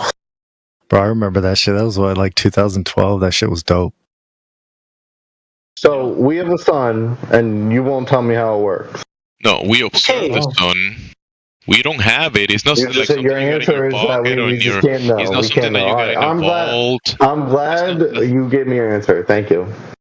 You don't have the sun. You don't have an answer. Look, I gave you a pretty simple explanation. Dude, I promise I will tell you how the sun works when I come up with a claim for it, okay? I'll tell you then. Okay, well, you could just be honest and be like, dude, we don't have an answer for how it That's works. what I already said like 10 minutes ago, but you wanted to keep Then going. why do we have this whole argument? What do we have this whole argument for? I don't know. You wouldn't take the answer you were given. No, I don't think you were very clear in just saying no. I don't know how it works. Right off the bat, we don't have a claim. I don't. We had Charlie Burke over here being like, "Oh yeah, it goes down, dude." Like acting like he Never said that. Never said okay, that. dude. Never said Okay. I said it doesn't go down, dude. Fucking read All right, whatever. He's not listening. It might be a language barrier or something. You think it goes under the ground, retard. I said it doesn't. It doesn't matter the fucking direction, dude. It doesn't matter. What I said you said is not true. It doesn't matter the direction of the fucking sun, dude. Holy shit. You got it wrong. You try to say now it doesn't matter. After what you said was incorrect, now it doesn't matter. Okay, all right, got you, bro.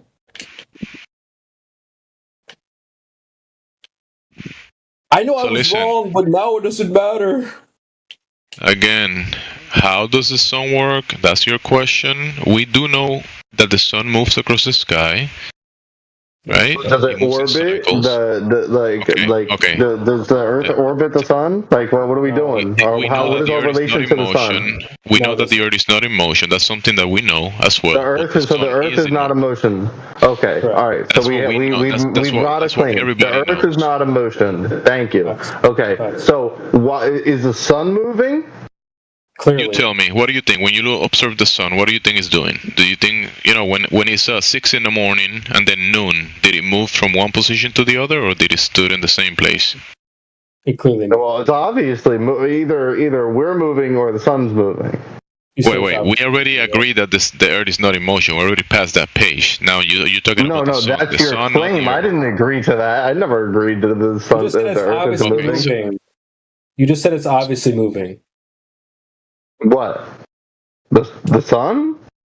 You just said that.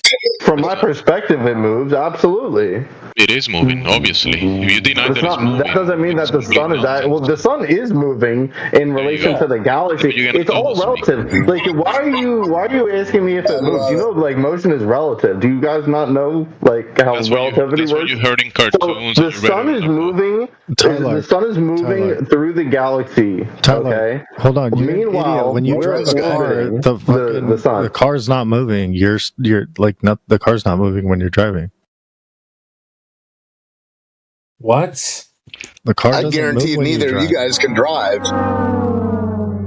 I got my license suspended. Okay, let me finish my point, and nobody interrupt. So when you asked the question originally that how does the sun works, and we told you that how we're gonna make a claim about something that we're not of something that we're not claiming. The mechanisms of how the sun works, right? That's a different question. That is a different question of what is the sun doing, right? We observe the sun moving across the sky. That's what we observe. That's what it's doing. But how does it work? What are the mechanisms that are causing that movement? Different question. You ever think that maybe the sun is not the thing that's moving? We're moving in relation to the sun. Okay, so you're saying that the Earth is moving. Now that's a claim. Now you're claiming. Of course, the Earth is moving. It's orbiting the sun, and it's also rotating. Okay, can you demonstrate? Can you pose the person, the name of the person, and the test that they did to determine that the Earth is in motion? Why do you want the name of the person? First of all, why are you asking for a test that you know doesn't exist? Hold on a minute. Okay. You said the sun is obviously moving. Is the Earth also from my perspective? Moving? Yeah, from my perspective, it moves. I'm talking to you, Einstein. So is the Earth obviously moving? No. It's not obvious to me from my perspective when I look up in the sky. No, it's not obvious that the Earth is moving. I never said it was obvious. So how are you so certain of it? Oh, because we know that from other things. Like We. You mean like you and I, the ones that don't know that it's moving? The collective scientific knowledge knows. But who? That's why I ask you. Who? When? How? Ask anyone who's like very expert. Name one person. Science. I'm a layman. I'm not an expert in. Maybe he's French. So. You're saying I should go to the crazy guy at the corner and in the town? No, I think you should go to an expert. I think you should go to. You guys debate. Don't you guys sit here all day? Hold on. This is starting to sound like a religion. Peterson, you guys were in here debating him, weren't you? You guys love debating him. Why don't you ask him? I'm sure he'd be glad to ask you or answer you. Jordan Peterson was in here? Planet Peterson. Oh, I thought it was someone. He's a retard. Oh, of course you think he is. He's no expert. He flames out every time he comes in here. Well, I'm sure he gets angry because you guys are pretty insufferable. Well, he's like sort of like influencer tier, he doesn't really know anything. He's just pandering to a base on YouTube and stuff. He doesn't really know how to argue or to put an argument together or anything. People listen to him though, and that's the problem. No, he doesn't. No, he doesn't. If we asked him to put it into a syllogism, he would just repeat that mockingly, like that's some stupid thing. If you just engage with him, he'll he'll respond to you properly. It's hard to do because he comes in seething though, so he's all triggered up as soon as he gets here. So it's like he's already like disengaged rationally. Well, then why don't you try to like de-escalate? You ever tried that? I don't know. But we can conclude that everything you have about the globe is just a belief. You just believe. Or you're willing to accept it, right? Or no? You guys I guess I could play first responder and de-escalate with him with Planet Peterson. Wait, is planet? Hold on, let me. Earth's not a planet, so it doesn't matter. That will be nonsense.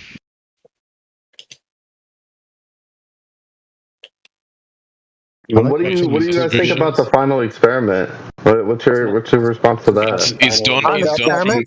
The final experiment is done from one of the flattest regions of the world, Antarctica. Okay. Yeah, and when you look up away from the Earth, you look at the sun moving across the sky. Remember, the Earth is motionless, not curving, and the sun is moving across the sky. Yeah. There you go. Welcome. Wasn't the whole idea behind the experiment that there wasn't supposed to be like a 24-hour sun, and then there was? First of all, it's not an experiment because you're just doing an observation. Absolutely was. What are you talking about? Okay, absolutely it was. Do you know what an experiment is? No, he doesn't. What's an experiment? I'm stupid. I don't know. No, tell me. Okay, so the observation of the sun moving across the sky, doing a circuit across the sky, is an observable phenomena, right? Mm-hmm. And then to make it to the experiment test, you have to make a hypothesis, an estimated guess of what is the cause of the observation, the effect.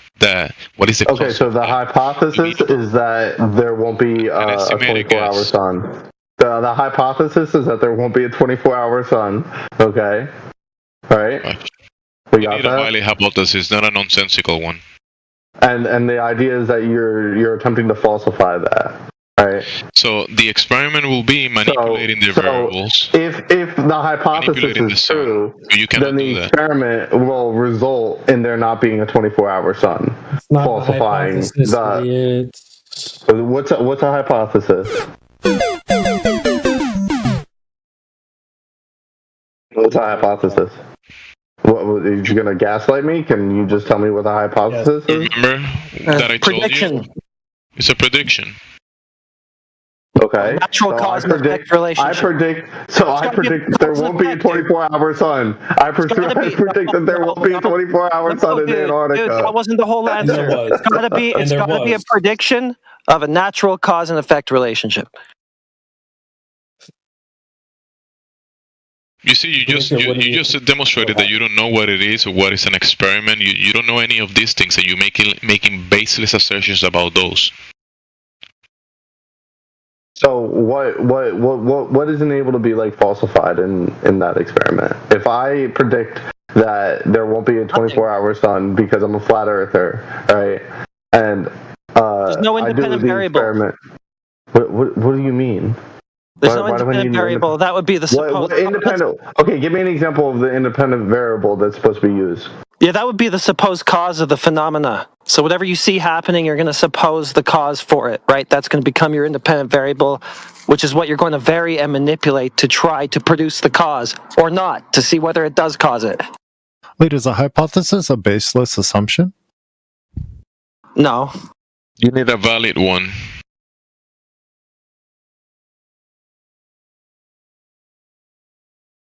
You can't just say, like this guy is trying to say, if Superman can shoot lasers from his eyes and turn off the sun, that's why we don't have a 24-hour sun, because he shoots these lasers. I'm not the one who made the hypothesis that there won't be a 24-hour sun. They don't have one. They don't have a hypothesis, therefore they don't have an experiment. Exactly. They don't have a valid hypothesis. Because I could say any other. Oh, is this your way of describing it? A story about why. So do you believe that there should be a 24-hour sun? Do you believe that there should be a 24-hour sun? Do you agree with that? Control your mouth. Yeah, you don't really want us to answer your questions, do you? Because you're speaking. You're not answering it. You're not answering it. How would you know? You're talking while he's trying to answer. So how would you know? He's not answering the question. How would you know? You were talking through the whole thing. Because I was listening to him and he's not answering the question. Oh, you weren't. You were talking. Okay, so was he answering the question? Do you believe that there should be a 24-hour sun in Antarctica? Okay, so you're gish galloping through a bunch of questions while we're trying to answer So you agreed that he wasn't answering that question. Dude, he was responding to what you said before that, and you're cutting in and interrupting to start a new question over the Listen, buddy, listen. The observable phenomena that we call the 24-hour sun can happen independently of the surface that you're standing on. Doesn't matter the shape of the Earth, it's not going to determine what you're standing on. Do you get that so far? It's pretty simple. So why were there all these flat earthers claiming that they shouldn't see a 24-hour sun? Name one. Post it. I don't know. It was fucking Witsit or whatever. All the fucking dumbasses that went down there. Whatever Witsit claims or the other guy claims, that's not going to change the nature of the world. Okay, so why were they going down there? Why were they going down there? Because they wanted to see the 24-hour sun with their eyes. Why? Why did they want to see it? Because they wanted to see the phenomena that people. They just wanted to see it. They were just they weren't there in any relation to flat Earth. Okay, this is so disingenuous. This is so disingenuous. I'm done. You're sitting here trying to tell me that they weren't going down to Antarctica because they were trying to do like an experiment to like prove the flat Earth or disprove it. No hypothesis, no experiment. Just cope, leave, bro. It's fine. You can cope and leave. It's fine. Hey, did you guys know that Mercury is not in retrograde right now? Who cares, bro? Hooray. Oh, okay. Hooray! We're safe. Retrograde is no crazy. Mercury. It's just a light in the sky. True. It goes backwards. So that's a contradiction. There is no Mercury. It is. Okay, well then there is one then. Boom. Bro, you are like the most obnoxious debate bro tryhard ever. I'm not really trying though. This is easy lifting. You guys are light work. You're such a badass, dude. Holy shit. You guys are just light work, and you're just upset. That's why it's so easy. You can communicate without sounding like a fucking like debate bro. You know that, right? You can be not triggered. You know that, right? Take your own advice, bro. Yeah, you can take control of your own emotions. You know that, right? So triggered. You don't have to have a tantrum in the VC. You know that, right? You know what I meant, and you just decided to go. You could just deal with the actual subject matter instead of griping about my style. You know that, right? He doesn't know that. He doesn't know. All right, dude. He's realizing it right now, but maybe not. I'm realizing most of you are pretty autistic. Yeah, I know. You're just focusing on us instead of the subject matter. Maybe it's just, I don't know, above your pay grade or something. You just can't actually deal with the material here, and so you're just like distracted by the you're not really here to like debate. You're just here to like be I hear right. that comes this guy again to make sure that like nobody gets a complete thought out. Do you think that you're hearing good faith? Do you think you're hearing good faith? Do you think you're hearing good faith? Why are you talking about me? Who cares, dude? Come with your proof of a globe or an argument against something we said. Like, let's get to it. Why would I? Okay, because if you're not hearing good faith. Shut up, because that's the only purpose of the channel. Why would I want to engage with somebody who's not good faith? If you wouldn't, then shut up. If you could just be good faith, then I would have no problem engaging with you. Okay, so that's not good faith. You're by calling you bad faith, and that's bad faith of me. Yes, it is. In the well. Yes. Okay. Side note, I just wanted to add, Mercury will be in retrograde starting November 9th to November 29th. So they don't give a children, faggot, children, sex, nigger, retard, drugs. Oh, someone is calling for his daddy, but he's not here though. Go to a different channel, maybe find him there. Wait, why would we care about calling for his dad? Retrograde? Do we look like a bunch of 304s with crystals out on the channel? Like, dude.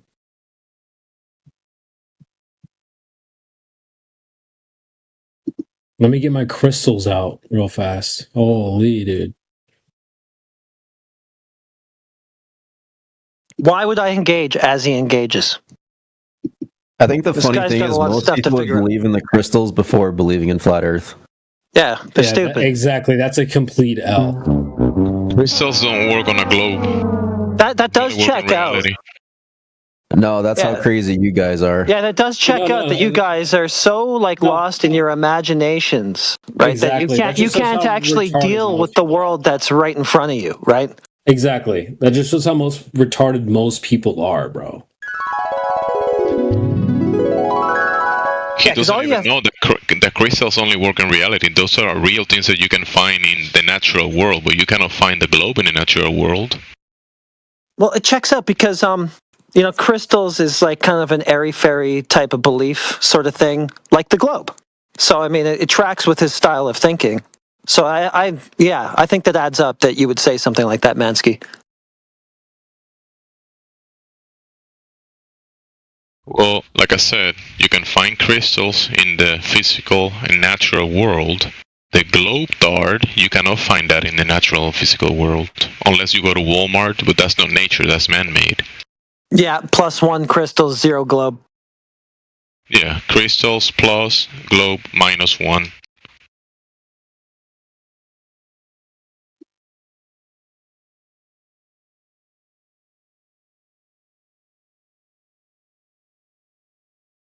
So he was talking about people using crystals. You can find that in reality. The globe, you cannot find that in reality. There you go. Yes, Mansky is one of these characters that only mics up when he gets butthurt enough. Figured. Yeah, facts. I was in the kitchen. What? Yeah, 304 vibes. Yep. Yeah, just sit back down, 304. 304. Damn. Yeah, facts. Yeah. What was that? Back to the kitchen. How about a round of sandwiches? No, I had lunch. I put the fucking bowl back in the sink. Oh, for us, Goofy. It's 12 a.m. What do you mean? I'll take a turkey and Swiss. I live in China. It's 1 p.m. here. Oh, you're in China. Ching Chong. Ching Chong Nip Nong. Can we mute that guy?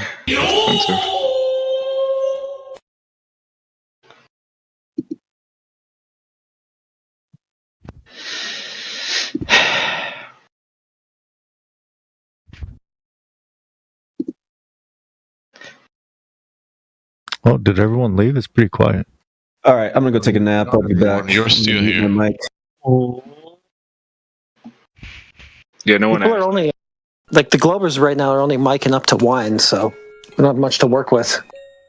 That's because I'm getting triggered, man. You guys keep making fun of the globe, and I won't you're stand so for triggered, bro. Shut up, Dave. Hey, don't say my name like that. Why'd you have to put stank on it when you said it hurts? Stank. I don't know, man. I just really like the globe. I just really like it. It looks great. Yeah. A little marble. Did you hear that guy? This guy likes balls. Oh, you like balls? I didn't say that. I said globe.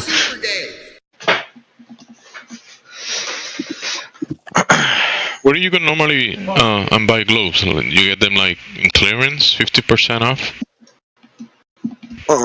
If it was 50% off, it wouldn't be a globe, it'd be a hemisphere, you fucking idiot. What do you mean? The only place in reality that you can find globes is like in a retail store. Maybe Amazon you can buy some. But it's for decoration purposes, not for education. You know that, right? I've never bought one, I don't know. Never bought a globe? No. I bought one. Okay, so two globers. One has experienced globes in reality, the other one hasn't. But they both believe in the globe dart fantasy. Okay. Hey, I said I don't believe. That nonsense make a lot of nonsense, yeah? I don't believe. I accept. Yeah, belief is acceptance without evidence. So you do believe and accept without evidence. Belief is the state of being convinced. There's a difference.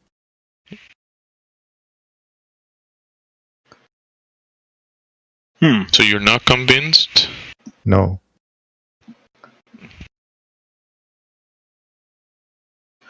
I'm convinced that it's round. You mean like your mom's like a ass pizza? is round? Got him. All right, Dave. That's enough out of you. All right, my bad. I'll stop.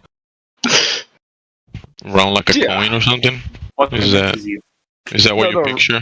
Like a pizza in space? a picture like what the astronauts took a picture of that one time. That's what I imagine. It just checks all the boxes that I have. What box? Doesn't pass the water test, doesn't pass the smell test, it doesn't pass the curvature test.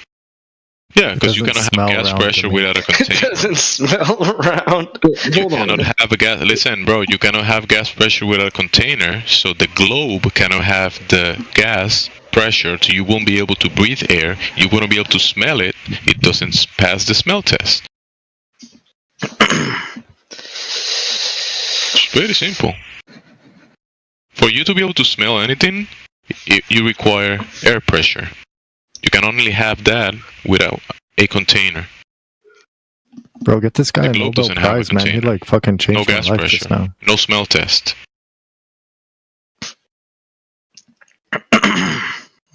No, and the water test, you cannot have the water within the pressure. You require the pressurized system to have the water.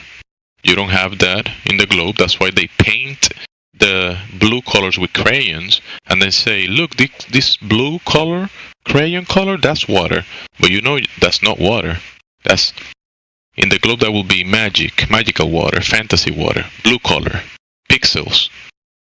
Not real water that you can drink or does like what regular water does. Physics of water. Wait, I thought that was why they didn't have the fucking. They had different like baking instructions for high altitudes because of the air pressure or something like that. The air pressure changes, no? Yeah, that is air pressure. That requires containment. That's what I'm talking about. The globe will not have the pressure because the gases will be rushing violently out of your lungs, away from the ground, away from you, towards the available medium.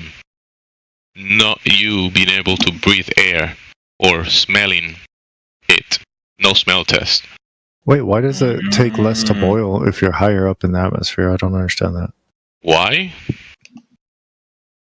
Because water, when you put it in a lower pressure system, it requires less to be able for it to evaporate. Interesting. If you put it in a vacuum without fire, you don't need any fire. You just gotta lower the pressure and the water will evaporate. Interesting.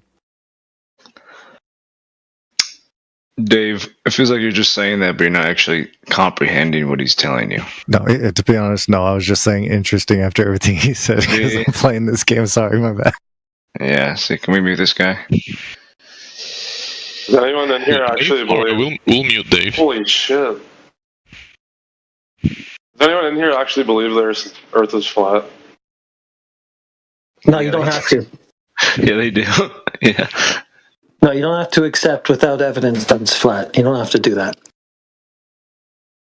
Do you think it's a fact?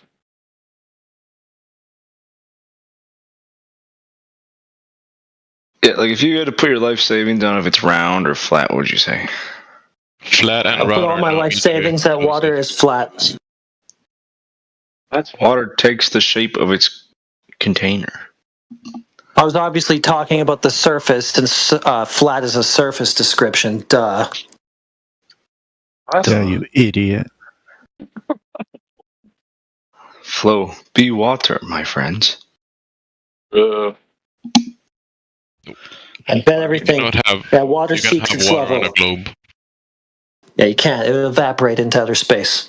But so you guys are forgetting the gravity. The gravity keeps the water on the ball. Forgetting? What is there to forget? There's nothing there to forget.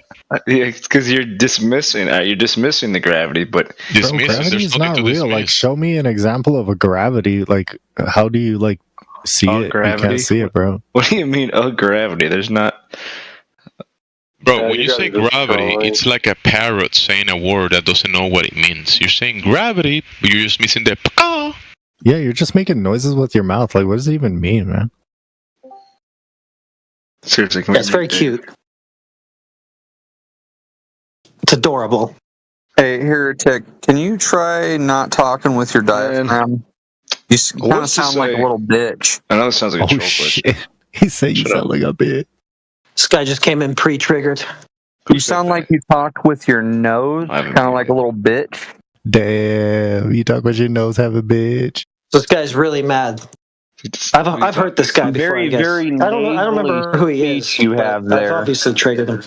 You talk like you need to blow your nose, because buddy. his girlfriend is to dominate him, and he's triggered that he hears. His girlfriend. The funniest thing is he actually sounds the way that he's saying the other guy sounds.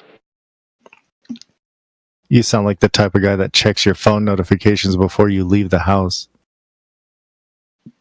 I mean, I do that. I think, Yeah, doesn't that's why everybody? I said it. I mean, what if my mom texts me? I don't know. Your mom texted me. Got him. Dave, I swear to God. All right, real question though. What's to say that the Earth is actually a square, but we're just observing like one side of the square? Like you're saying it's level, right? It's flat, okay, but it's one side of a square is flat. Well, so what do you say that it's not a square? Square's a 2D shape. Yeah, Not like, experiencing a we're in 2D 3 world. bro. All right, sorry, cube. I mean cube. That's dumb. What are your measurements for a cube? No, I'm saying topographically, right? The Earth measures flat, right? We don't measure any curvature. Okay, I grant that. Water seeks the level, right? It could still be a cube, right, guys?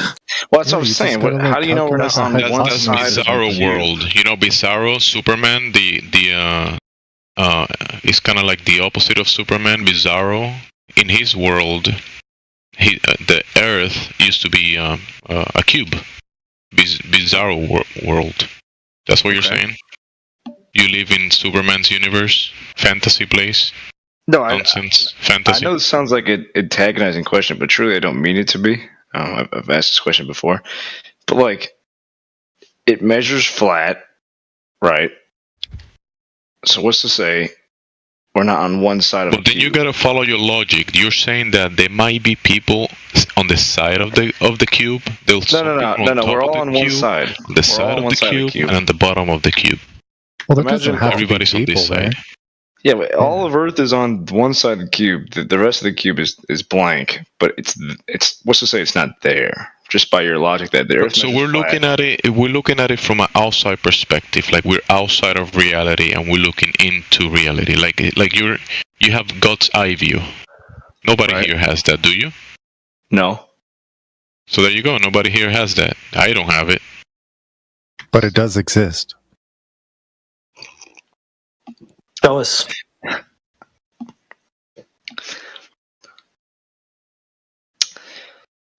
Yeah.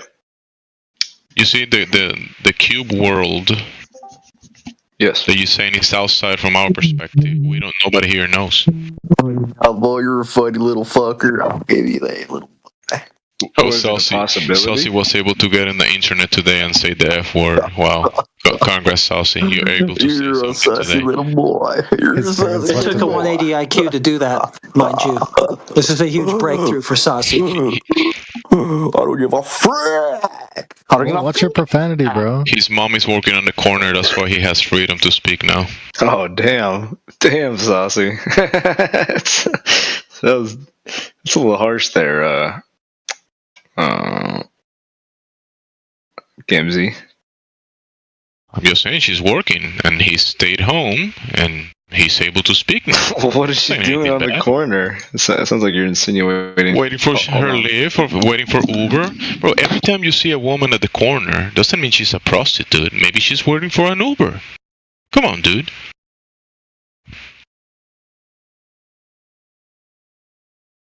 Saucy, your friend thought your mom was doing some type of service like that, but I don't think so. I mean, she might be. Who knows? I don't know her. Do you know her?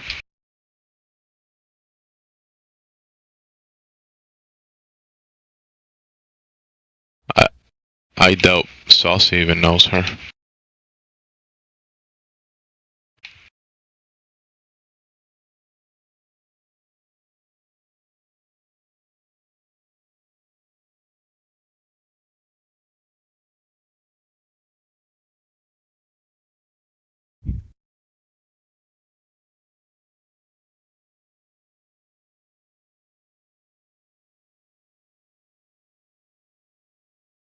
So the cube guy, do you got a reply for your question?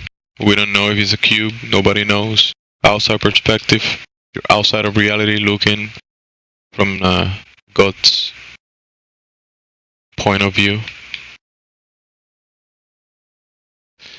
Nobody has that.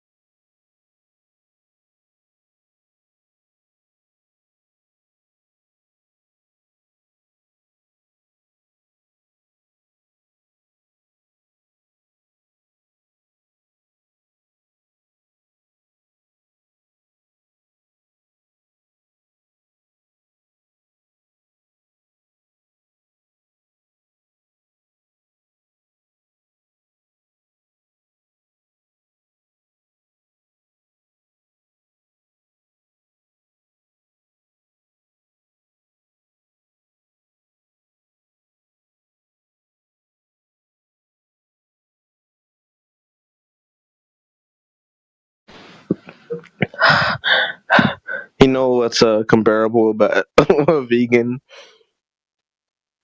and a flat earther? Have no idea what the fuck they're talking about.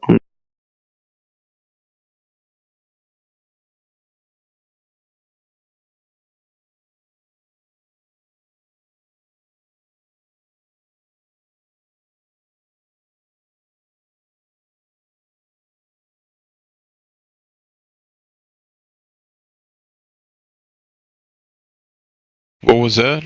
Was there a question or something? Mr. Debate. He dropped out anyways.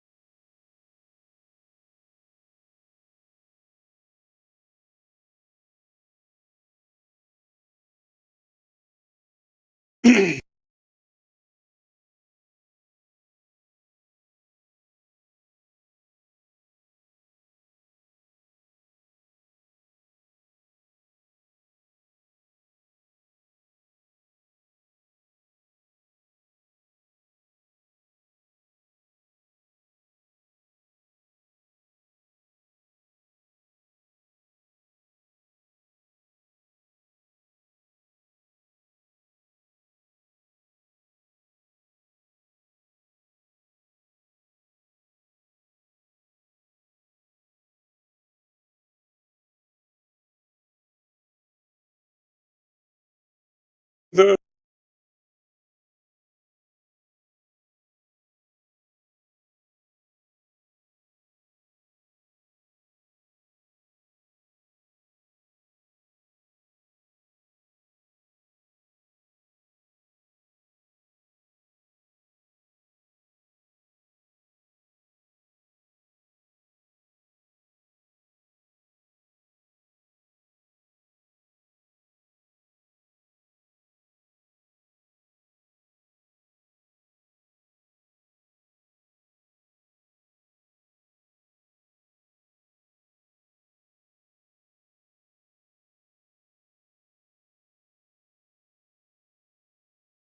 some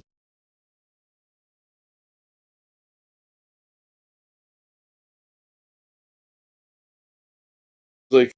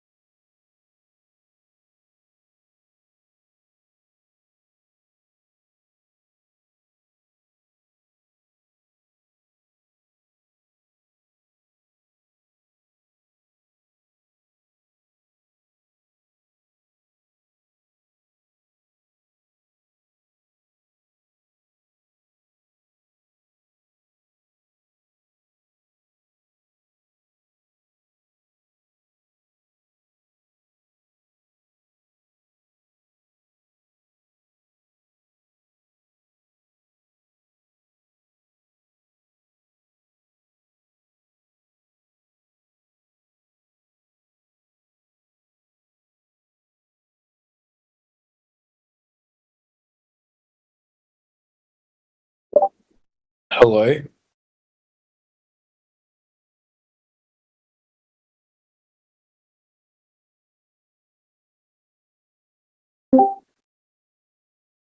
Hello? Hi. Hi, Travis.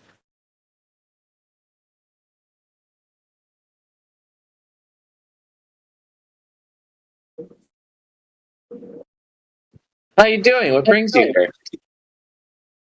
I want to learn about if the Earth is round or flat.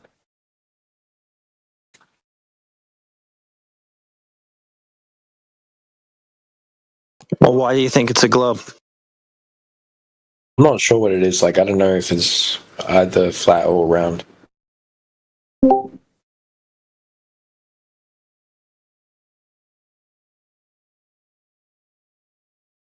Ask for evidence. Yeah, what are your guys' thoughts on it?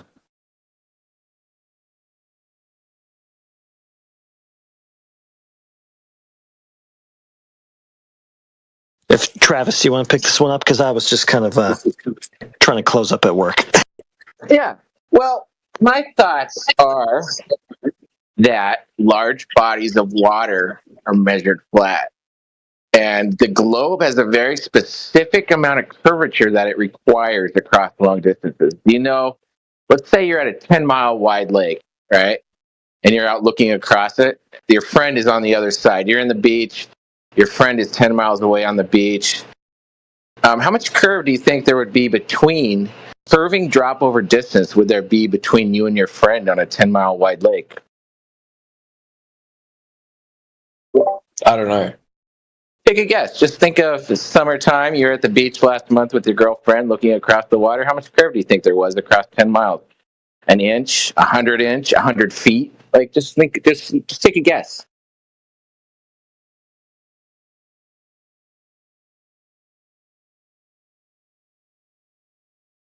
Like 800 feet. Oh, geez. Now I know you're trolling. This could have been a fun conversation. No, what? There's not 800 feet of curve across a 10-mile wide lake. Come on, be real. I don't know. Actually, he was sort of close in a way. It's 800 inches. Sorry, I cut out there. I think it's 800 inches.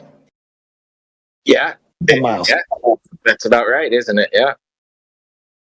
66 feet, 800 inches. So I was off by like 10 times more. Well, I mean, there's 12 inches to a foot, but anyway.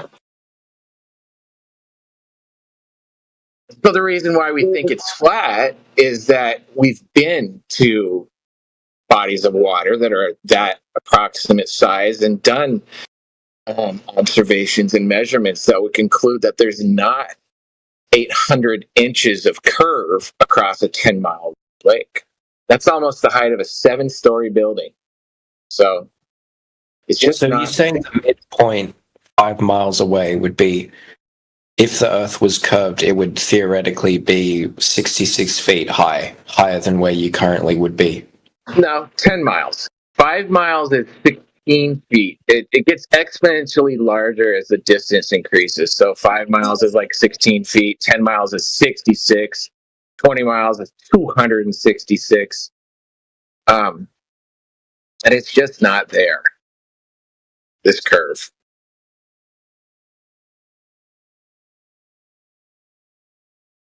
What's the explanation for that? That it's flat.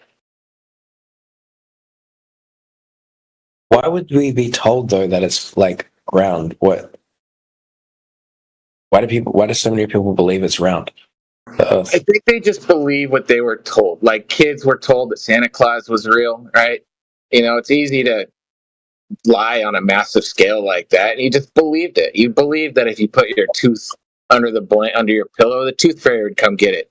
You believed you were on this ball blasting through space, but just because that's what you were told doesn't make it true, though. I know, but like, why would the scientists and academics though? Why would they want us to think the Earth is round? Because it's like different to like Christmas and stuff. Most of them, all of them, I would say 99% of them just believe what they were told. They don't. That's just what they were told. That's what they were taught in school. They're not lying. That's just what they were taught. They're regurgitating what they were taught. So is it basically like a Mandela effect thing? I don't know. Is that what you think? Yeah, like tons of people believe something that's false. I guess it could be. That's the most basic claim of our argument is that there's no curvature across water, long distance of the water. There's just no measurable curve anywhere. That's what this entire argument boils down to.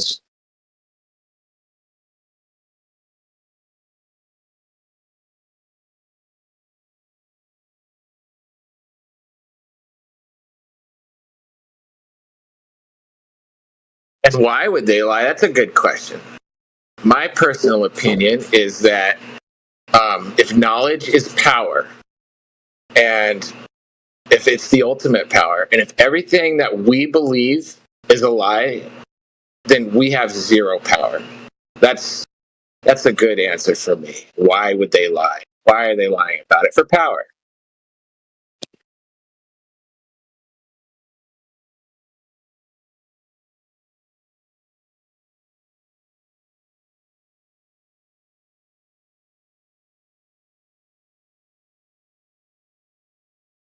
Have you heard of like the Eratosthenes experiment?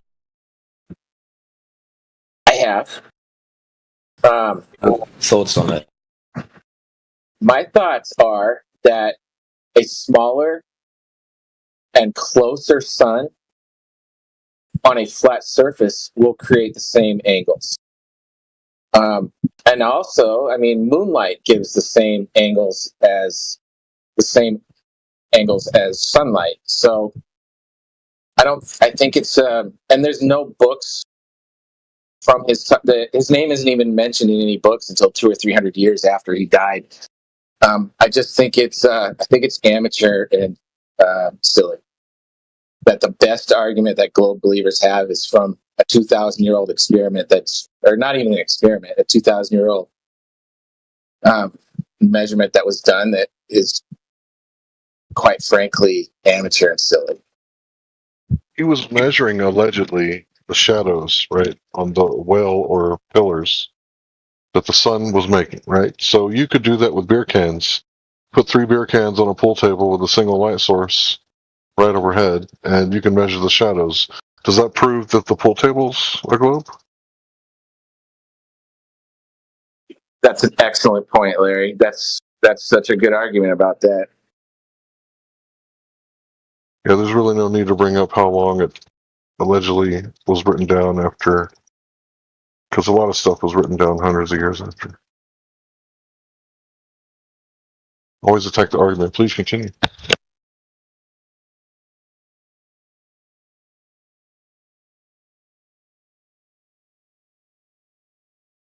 What makes you think that as you and I are chatting right now, that you're also blasting around the sun at 66,616 miles per hour?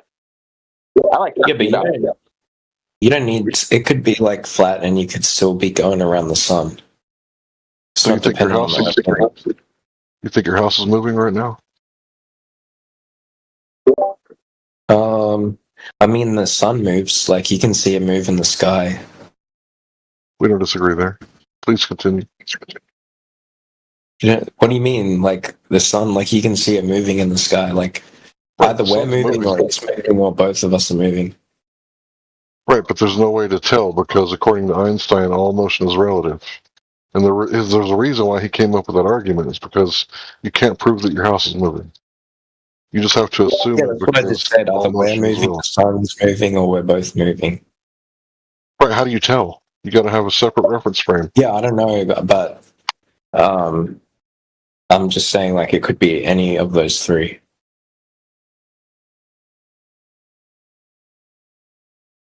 So there's no way to prove it. I'm not sure.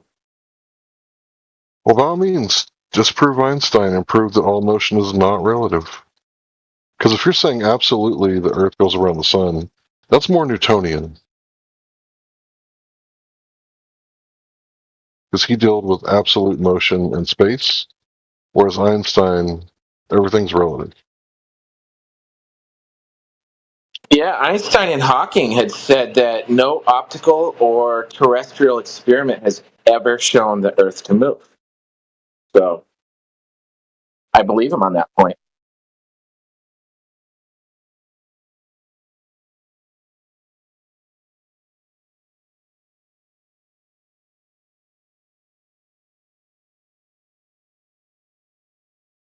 What is your very best argument for a globe? Is this Ricardo? Is that right? Yeah. Yeah, think about it. What's your very best argument that you're on this ball blasting through infinite space? Because that's just what I've been told, basically.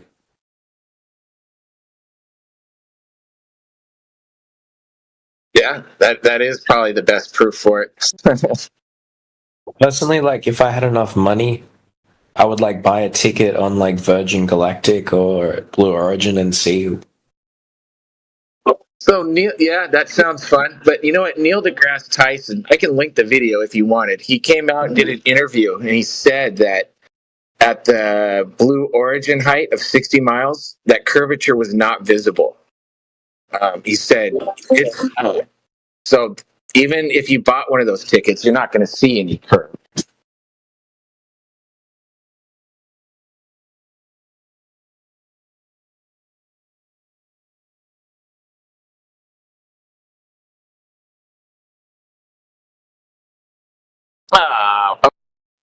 So,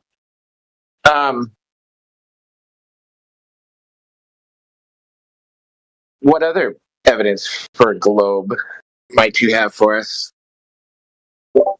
Just observing the moon and the sun in the sky that is round. So I'd assume Earth would be the same, because that's how you're told planets are formed, is it's like a center of mass, and that gravitates towards each other to form a big circle, and that's what the moon looks like, and that's what the sun looks like, so I'd assume Earth would be the same. But I'm assuming. Well, you sound pretty new to me, but even the advanced people who've been, arguing against us for like a decade have the same answer. And to me, that answer is not really good enough, because why would you look at the sun, moon, the stars, the eclipses, shadows on sticks, everything else but the actual drop rate over distance on the surface of the Earth? You know what I mean? Like, if you want to know if your shoes are tied, you look directly at your shoes. You don't, check your ceiling fan blades, right? What do you guys say to studies that have shown using like drop over distance in Earth that it is curved? What do you guys say about those? We take everything on an individual basis, right? So you would have to show us a study or an article or whatever, and we'd have to look at it for its merits. But the key is to always look at the methodology of how they did it, right? Because there is pseudoscience out there, wouldn't you agree? Yeah, and science always evolves as new evidence comes along. It's supposed to, but I would recommend that you look up Thomas Kuhn and the Kuhn cycle. Professor Kuhn talked about how science goes through these paradigm shifts where they get stuck in the old paradigm for a while and become dogmatic. And that's why you have to have, so-called renaissance every now and then. You know what I'm talking about? Thomas Kuhn. It's actually a cool theory, not gonna lie. Yeah, it is. What about like the International Space Station? Like they can see Earth and it looks round from their window. And like when you shoot up satellites that take photos or whatever, it shows the Earth is a big circle. Okay, well, if I handed you a $100 bill, you would be able to tell if it's counterfeit or not by going to the bank or getting another $100 bill, right? Yeah. How would you verify if those images from space allegedly are counterfeit or not? How do you verify anything that? I mean, you can't basically. Well, you can. If I tell you I'm 6'3", like it's demonstrable. You show up at the airport, we eat lunch, then we get the tape measure, and prove it or disprove it, right? So you can prove things. It's just when you're talking about, space and stuff like that, you can't prove that. But like in a lab, like biochemistry or chemistry, stuff is very provable, especially when you eliminate all the other possible variables with science, right? That's not an accurate image of the Earth that person sent. Well, they admit. Go ahead. Do you see that image I just shared, Ricardo? Yeah, that's fake. I agree, but it's on a national website right now. It's on a national website right now, still up. So if we find these copy and paste clouds all over NASA imagery, all we need to do is find them once, find them lying once, and we can doubt pretty much everything else they've ever done.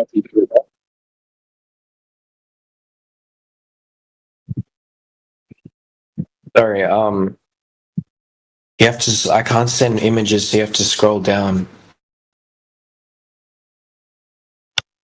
Well, Robert Simmons, who works for Goddard Space Agency, NASA.gov, he talked about the one that they put on all the iPhones, the one that President Obama announced. That one was Photoshop, and he said, quote, it has to be, unquote. So it has to be Photoshopped. And, it looks like just the blue marble. Type in Robert Simmons, blue marble, and you'll pull it up, I'm sure. And this is obviously photoshopped because the creator of it admits it, like to your face it's photoshopped. But did they tell all the kids that when they got their iPhones? Photoshopped version, a real photo of what Earth looks like. Well, again, how do you verify if it's counterfeit or not? I don't know. I just trust it. Well, that's a religion, and that's not how science works. But no, but you have to trust that science is collecting the data that they collect is not being altered, right? So any experiment you could make that argument for to say it's inaccurate. How do you know that they didn't just fudge the numbers? That's why we tell people to go outside to a large body of water at rest and test it for yourself. You know what I'm saying? Like, you don't have to have a lab coat or goggles. Well, you could use goggles, but you don't have to have them because do you live near a large body of water? Yeah, the ocean. Excellent. So you just go there and see the furthest thing that you can see. You can either use excuse me. Either use Google Maps or use Earth Curve Calculator, or there's apps that tell you the distance to ships and see the farthest thing that you can see, and you can calculate if there's drop over distance or not. And that's why we're here, because many of us have went out and done this ourselves, and you don't need to trust anything but your own senses, your eyeballs.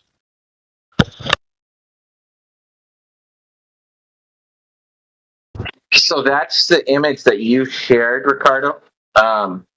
We can see that it's fake. So, I mean, how many times do we have to catch NASA doing that before we disregard everything they have to say? I mean, they faked the moon landing.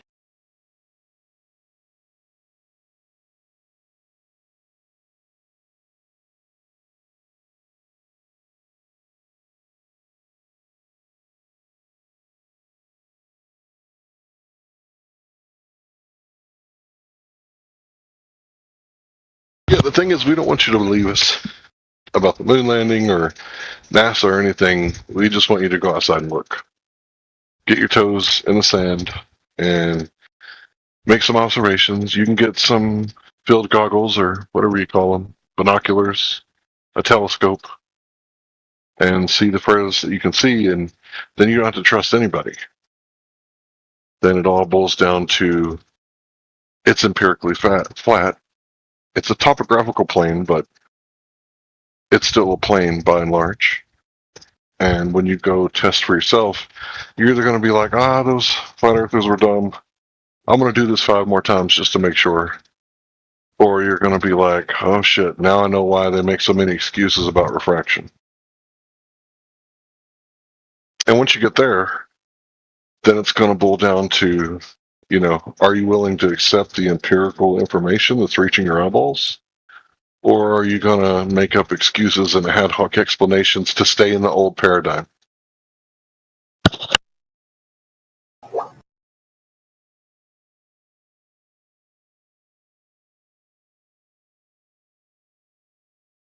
Don't forget the big picture.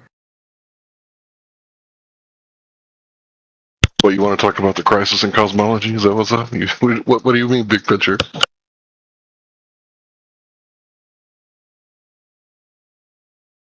All the evidence for the globe, sir. Well, I mean, have you done any research on the crisis in cosmology? A little bit.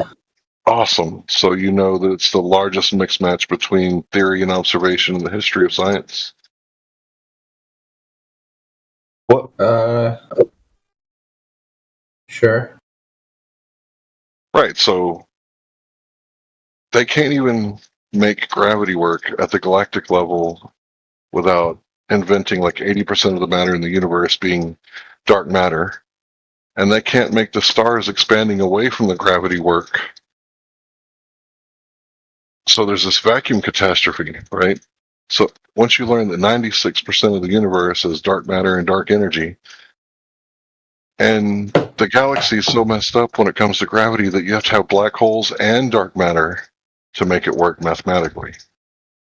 So 96% of the universe is not directly observable, and if you're not skeptical at that point, I would say there's something wrong with you. So is there anything that you're skeptical about when it comes to the globe? Not really. So you're a true believer. Do you think Newton was right or Einstein was right? I think Newton's just again, he gave a bigger picture explanation, but they're both good. Well, they're not the same, but one's got to be better than the other, right? I guess. Well, yeah, like I said, Einstein's is a little bit more. Does this have anything to do with the Earth being round or flat? I can't understand both of you at the same time.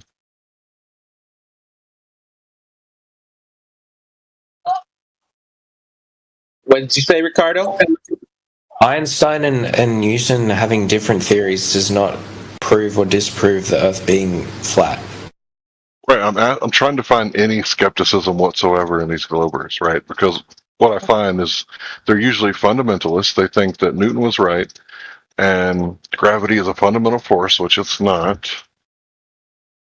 It's demonstrably proven that it's not, because there is no fundamental force theory where they all work. Using a telescope, right, that you can use yourself and by yourself, you can observe other planets, the moon, whatever, in our atmosphere. Not in our, in space, right? And they're all round. Okay. So when observing the Earth from space, why would I think that it would be any different? Why would the Earth be the exception? Ricardo, soccer balls that's a great observation. And baseballs are round. And tennis balls but why would I hold on, bro. Hold on. If I was to observe it from space, would be different. Bro, why are you repeating yourself? Do you think I got hearing problems? I'm trying to answer you, and you're talking over the question that you just asked getting answered. Try to be more mindful. So what I was saying was, all these different balls are round, but the American pigskin, known as a football, it's not round, right? So just because the pool balls are round doesn't mean the pool table is round. It's not a linguistic thing. It's it's reality. It's a stereotyping fallacy. You got to have something better than a stereotyping fallacy. Yeah, but everything around me is round when I observe it with a telescope. Why would Earth be any different when observed from space? You can say you can go to an Earth is a planet. Yeah, you're tell me. Okay, but like, why would it be flat? That's what I'm asking. Why would it be flat then? Well, it's not flat if you turn off the TV, leave your cell phone at home, and go outside with just you and your clothes and make some observations. The only way it's round is if you pick up your TV or go back to your computer screen. Okay, but I'm not observing it from space when I look at the ocean and measure things off long distances. I can't observe the Earth from space. Right, and that's the only proof you would have, according to Professor so when I Dave. do The Earth is only visible as a globe from space. You can't see the curvature of the Earth from Earth because of the refraction. Okay, but I can observe other planets in our solar system from Earth in space and see around other planets, and Earth is also a planet. Okay, that's where your problem is. You're assuming that Earth is a planet, but you've never actually seen the Earth floating in space, because planet means wanderer or wandering star. So you're assuming the planet. You've descended into cultish like behavior now, Larry. Yeah, we're the counterculture. You guys are the OG cult. Like, you're sun worshippers. You know that, right? Okay, but like they've sent stuff up to space to like take photos of Earth, and it shows that it's like a ball. No, I just showed you images of how those were faked. I just showed you some with copy and paste cloud. You know who Helios is, right? Apollo mission, Helios. I mean, you guys are the ones that are really in the pagan cult. Honestly.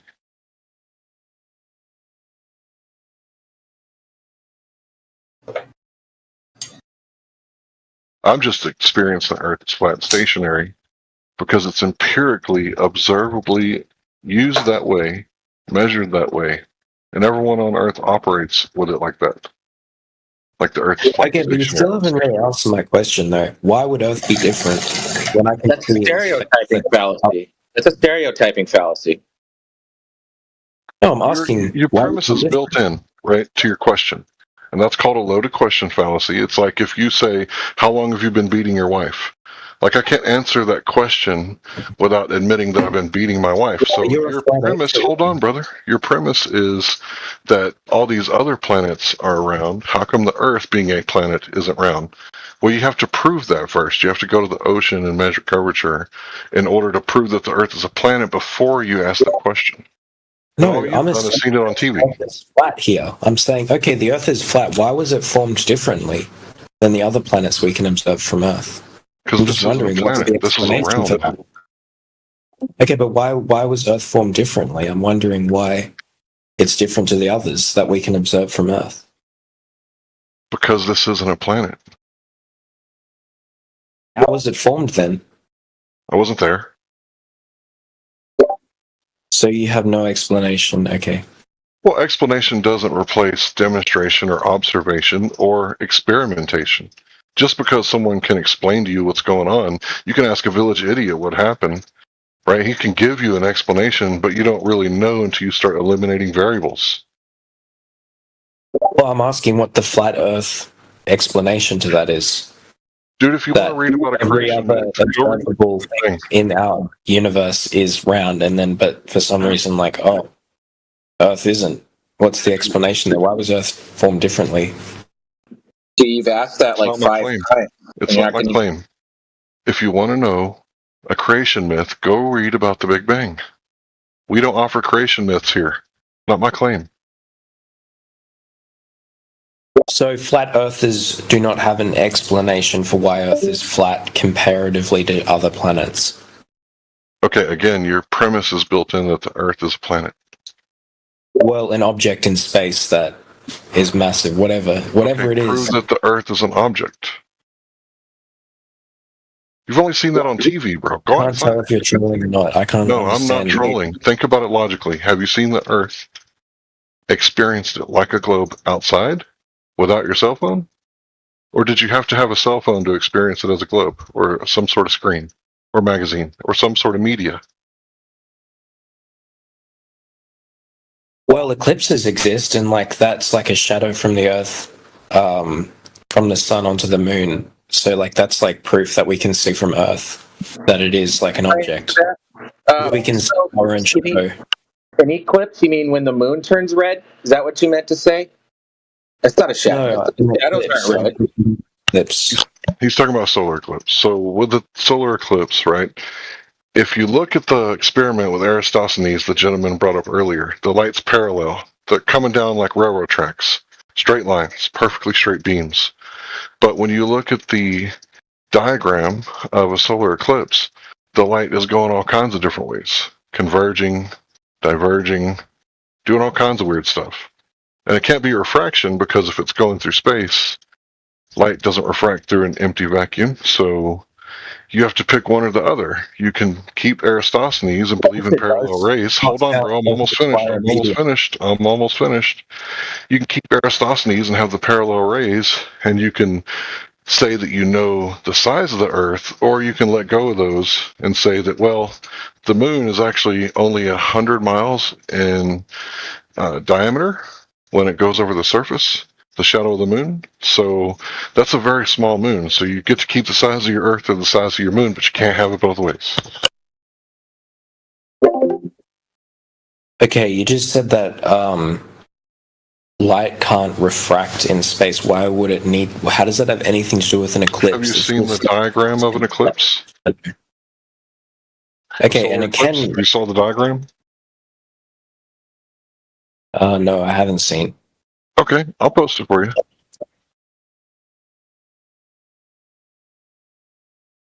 Oh, I've got one here. Oh, fantastic. Post it for me. Please and thank you.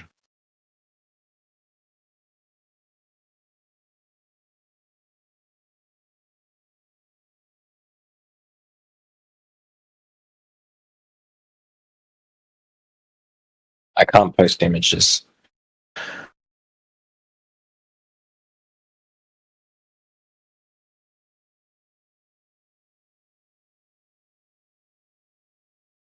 Yeah, the mainstream diagram of an eclipse is just a ridiculous religious symbol in disguise.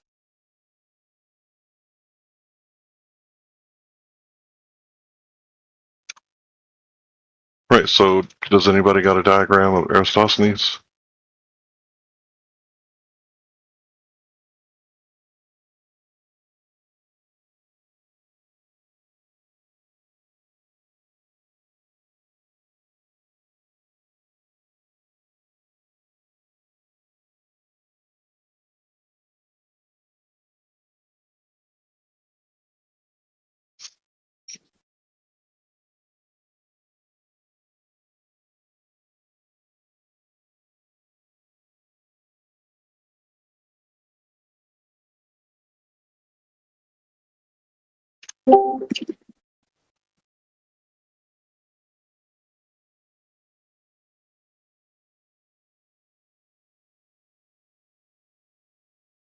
Can you see what I just posted? Yeah. Right, so when you compare the two, you can see that light is parallel in the Eratosthenes, but the light is actually converging in a solar eclipse. So it's contradictory. It's like saying you were at your mom's, but you were at your cousin's at the same time, and your mom and your cousin don't live together. Both can't be true. I don't really understand. You don't understand why both of those can't be true, that light can't be going parallel and not parallel at the same time? It's a law of non-contradiction. What do you mean? I don't really understand. Well, it's either parallel, light rays, or it's not. Yeah. Which one is it? Yeah, they're parallel, yeah, like... Right, then that takes out the solar eclipse diagram, so you obviously can't believe in the solar eclipse if you think the light's parallel. Well, you can, like, create a bigger shadow or a smaller shadow depending on how far away an object is from something. Okay, prove the sun is 93 million miles away now. And don't just assume the size of Venus and triangulate it from 93 million miles away. You can, like, prove it to yourself right on the porch and, like, a tennis ball if you wanted to. You can just move a tennis ball further away and closer, or any object, and then the shadow will be bigger and smaller on the wall behind, depending on how far away. So I don't really understand what you're saying. No, it won't. No, it won't. You will not get that tennis ball to cast a shadow the size of a marble. Usually light works in the other way. Usually light diverges. Like if you got a laser and you shine it a foot away from the source onto your hand, it's going to be a very small diameter. But if you shine it 100 yards away, the diameter is going to increase the further you get away.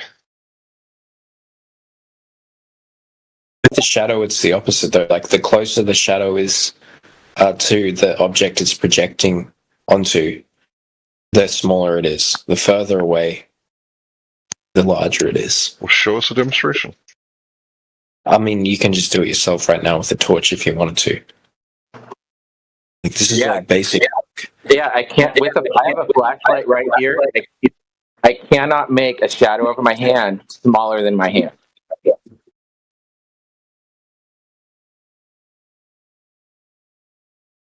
But see, you guys always go to the sun, the stars, the eclipses. I understand what you're saying now. So how does that have anything to do with eclipses? That you can't make a shadow smaller than the object? Well, that's what that diagram is showing. Look at the path of totality. There's an umbra and penumbra. The path of totality on Earth, it went from like Dallas to Tyler when I was in Texas and the eclipse happened. That's it, like 100 miles.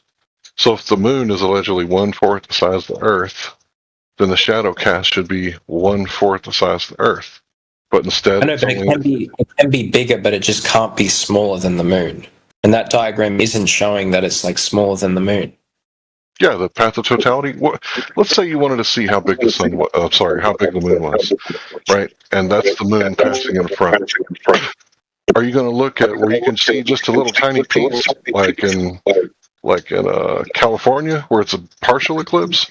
Or are you going to want to measure the part where the whole shadow is visible because you're looking at the whole sun being blocked out?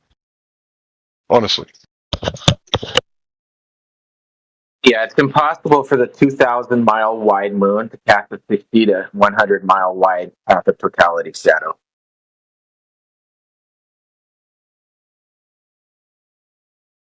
I mean, I just think like the whole argument about you can't trust, our institutions, our science, like academics, that they're wrong about the Earth and NASA is lying to us and all the rest of it. I mean, you essentially have to reject everything we've ever been told that you can't personally justify. And I don't see how you can live your life like that. That's how the court systems have worked for thousands of years. It's a maxim of law. The burden of proof lies on he who claims, not he who denies. Okay, but the court relies on images to convict people. CCTV. Yeah, that can be evidence. Yes, that they rely on so you CCTV. Can verify. You can see with the court system. You have to have two witnesses. This is like older than 2,000 years, right? This is closer to probably like 3,000 years ago. So if you got two videos of the same event happening from two different angles, that's like a lot better evidence than just one, right? So it's always. But people get convicted from evidence given to the jury of a single CCTV camera. Yeah, because people get convinced on what they see on TV, right? But that's admissible evidence to give to the jury if they have one angle. So your argument that the court requires everything to be proved, well, according to the courts, images and videos are valid proof for them to give to a jury or a judge. It's admissible. So that's that require everything. If I give an image of a unicorn to a judge or a jury, they're not going to assume it's real. Right, so they have to have some basic level of trust that not absolutely everything is completely doctored, unless I witness the crime being committed. Because otherwise, no thing would ever function. Like, that's just like, you have to have some level of trust for these things to work. Otherwise, no one would. Do you trust the guy that took a video of Bigfoot? So you believe in Bigfoot? No. Why not? You can watch it on TV. Yeah, we have pictures and video of Bigfoot, so I guess Bigfoot's real now.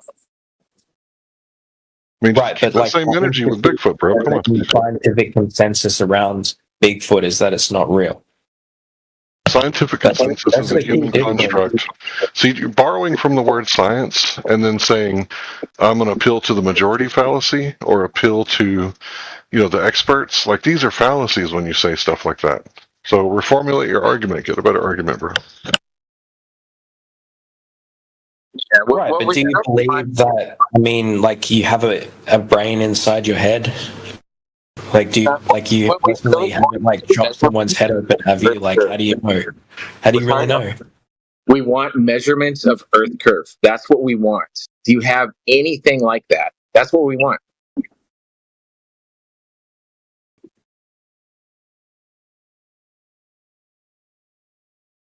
We want evidence that there is 266 feet of curving drop over distance across a 20-mile wide lake. That's what we want. Do you have anything of that sort?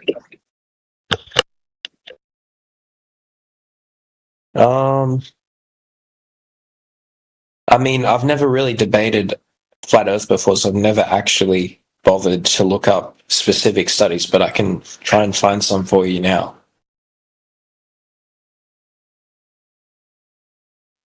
Before you link some half-hour, 45-minute video and say, hey, this proves a globe, make sure that you know what you're looking at and that you can provide us timestamps to skip to see what you're talking about.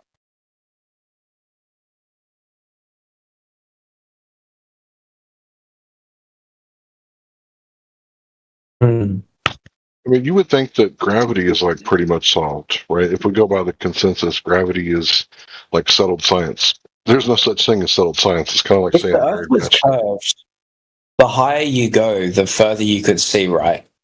Same thing on a flat surface. Yeah. It's a weak argument. We're looking for mutually exclusive evidence of the globe. Right, this whole Eratosthenes thing, if I put 3 beer cans and spread them out over a pool table and a single light source over it, if I measure the shadow of the beer cans, does that prove that the pool table is a sphere? Do you see how weak your arguments are? Yeah, but like the thing is though, if it was flat, the only thing that is stopping it from like obscuring things further in the distance would be like a mountain or something, right? You think you can see forever? If it was completely flat, a plane, you could see for infinity, couldn't you? No, bro, your eyes don't work like that. There's limitations to your eyes. I know, but if you got like a camera or something, you could technically see for infinity if you really wanted to. No, not infinity. That's another made-up thing. Infinity doesn't exist. Or like a very like extremely far distance. No, you can't. But if it was curved, you wouldn't be able to, because it would drop away from you, and it would obscure. The curvature would obscure it. You're proving that you're saying like you're acting like only curvature can obscure something when we know very well about the Rayleigh criterion. If you have 2 bricks 10 feet from you, you can make out 2 bricks, but if it's a mile away, you might only see 1 because the That's what I'm saying. Like, size mountains increases. And stuff would obscure on a flat Earth distance. Sorry, I didn't. So I want to hear what you're saying, but I can't hear you while I'm talking. So you're going to have to repeat yourself. I'm just like thinking in my head, if you had a completely flat plane, I believe you could see for infinity. I've done the math on this and done it with AI. A 100-story building or 1,000-foot high building at 1,000 miles distance would be less than an arc minute in size, meaning that it would be the equivalent of looking at a grain of rice from 100 feet away, or looking at a pixel on a video monitor from over 5 feet away. Things just become too small to see in the distance. I know, but you can have a camera and zoom in. I'm just like talking like theoretically, like, you know. And also, light that's have a limit, but I mean just like theoretically.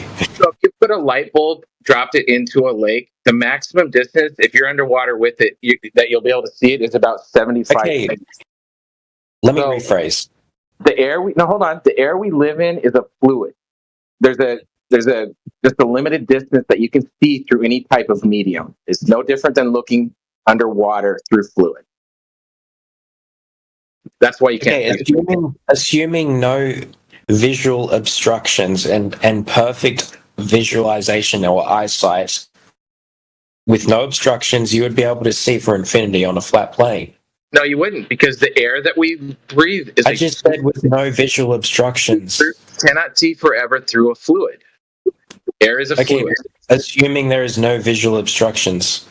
I'm just wondering. Is that what you're saying? Assuming no air?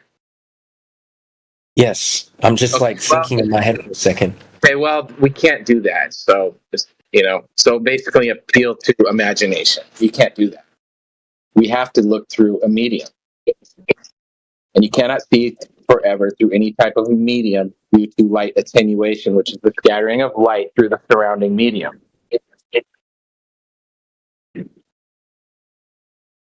no different than dropping into a lake, swimming 5-10 foot down and looking around you. You can't see forever through a lake. The air we breathe is also a fluid you can't see forever through. No different. That's a good point, actually. I just try to remember, we're not attacking you personally, right? We're just attacking ideas. So even though it's difficult to have this question, because you ask most people, have we been to space? And what are you going to say? Have we been to space? Yeah. Yeah, you identify as an astronaut because you've never been to space. You've only seen it on TV. And because it's part of your I've identity, seen like the Starlink satellites and stuff, like with my own eyes. Okay, well, you may have seen something up there. We don't deny that they can put stuff up there. I mean, they've been putting up balloons with cameras since the Civil War in America, since the 1860s. They had a brigade. So if they can why wouldn't they be able to put like a camera up there and take a photo then? Well, I think, was it has anyone actually, if we're able to put stuff up in space, has any flat earthers said anything up with like an image of a flat Earth? Not in space. Yeah, there's lots of images of flat Earth, right? There's all the images of the Earth. You can't see curvature unless you allegedly go to space, which you can't do, which you can't verify that those so-called images are from space. You just have to take the word that the government's not lying. And do you trust your government? No, I don't. Okay, me neither. So we probably just distrust them a little bit more than you. Okay, so well, I'm not really trusting the government though on this. I'm just simply, the reason why I believe it is because like I've been to like an observatory, right, and I've like seen other planets and stuff. It's a globe. You see the sun. It's a globe. You see the moon. It's a globe. Yeah, they look like yours. I agree that the Earth would be the same, and there's like been photos taken of the Earth. That's why I believe the Earth is round. Photos are not real. I showed you examples of how they faked it. That could just be like compression of like images. I showed you the one with the copy and paste clouds. That was the blue marble with the identical cloud stamped all over the ocean. Yeah, but that's not a real image though. Like I'm talking about a real image.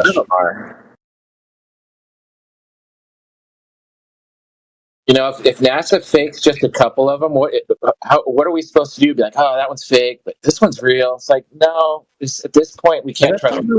Nefarious, though. That's like not a nefarious. That's just them like making it, like a better observation of it. It's not like them nefariously trying to lie to us. It's simply just taking away the shadow so you can see it in its whole. Obviously, I think it's a great it looks like. And they've released photos of what it actually really looks like with the shadow. Yeah, those images aren't real. I'm not trying to hide anything. If that was the case, if those images, like they're trying to say like, oh, that's actually Earth, why would they then post contradictory images of it, like with a big shadow around it? Because they're not, like, they're just trying to create a better visualization of it. And then you can also see the real ones. No, there are no real ones.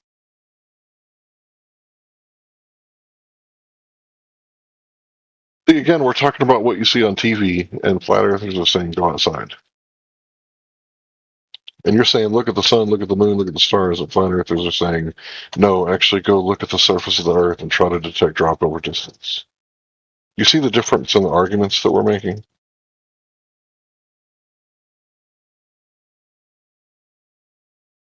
Like, if I said that I got, 12-inch foot, right? Would you look at someone else's foot to determine if I have a 12-inch foot?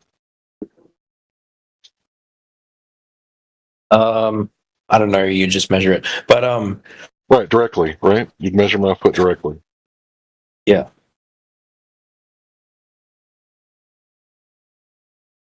That's what we're saying to do.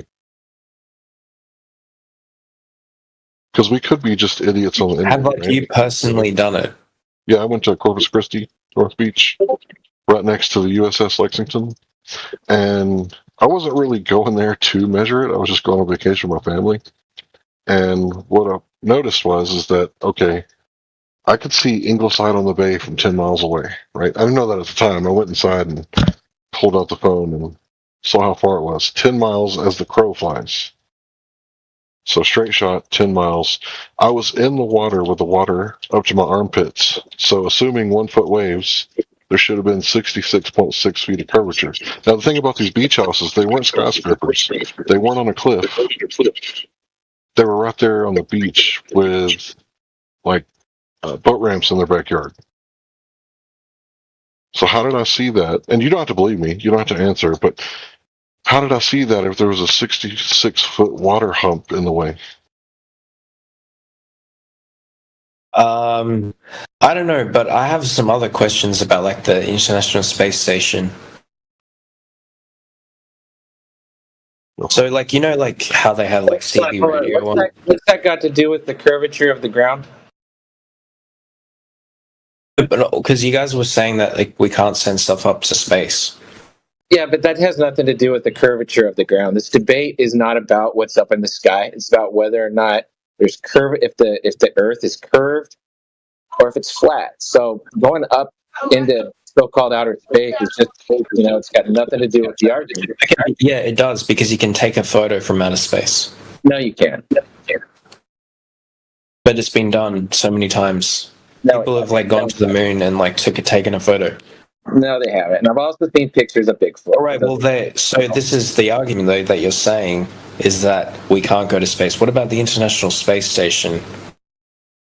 So what's the measurements of the ground again? Because you can take a photo from it. And you did that when? It doesn't exist, right? Can you go do that yourself? Yeah, you can. You can observe the International Space Station. So you can like talk to them on CB radio. You can see the live stream, right? And then you can look up in the sky and see the International Space Station passing over you. You know what the problem is with seeing the ISS go overhead? So I live in Hawaii, and there's been points in the very direct middle of the night that is the exact halfway point between sunset and sunrise where I was able to look straight up with binoculars, and I could see lights, so-called satellites crossing in the sky. They should have been hidden by Earth's shadows. The Earth would have been between that satellite and the sun, so that the sun's light would not be able to reflect off that satellite to my eye. What about like weather? You know, like you can look up in online satellite imagery of clouds coming along, and then the weather comes along. Jumping around from topic to topic. Let's stop jumping around from topic to topic. Okay. No, but I'm saying like you're saying that we can't send off stuff up to space, and how you can like look at satellite imagery of the Earth and weather, right? A big cloud system is coming along. If you actually look at those, wouldn't that be proof of it? Those are how computer graphics. The weather so accurate with satellite imagery is fake and generated. Yeah, go look at those weather images again. That's not pictures from a camera. That stuff is CGI. It's computer generated. No, but you can. Okay, I'll send it to you then.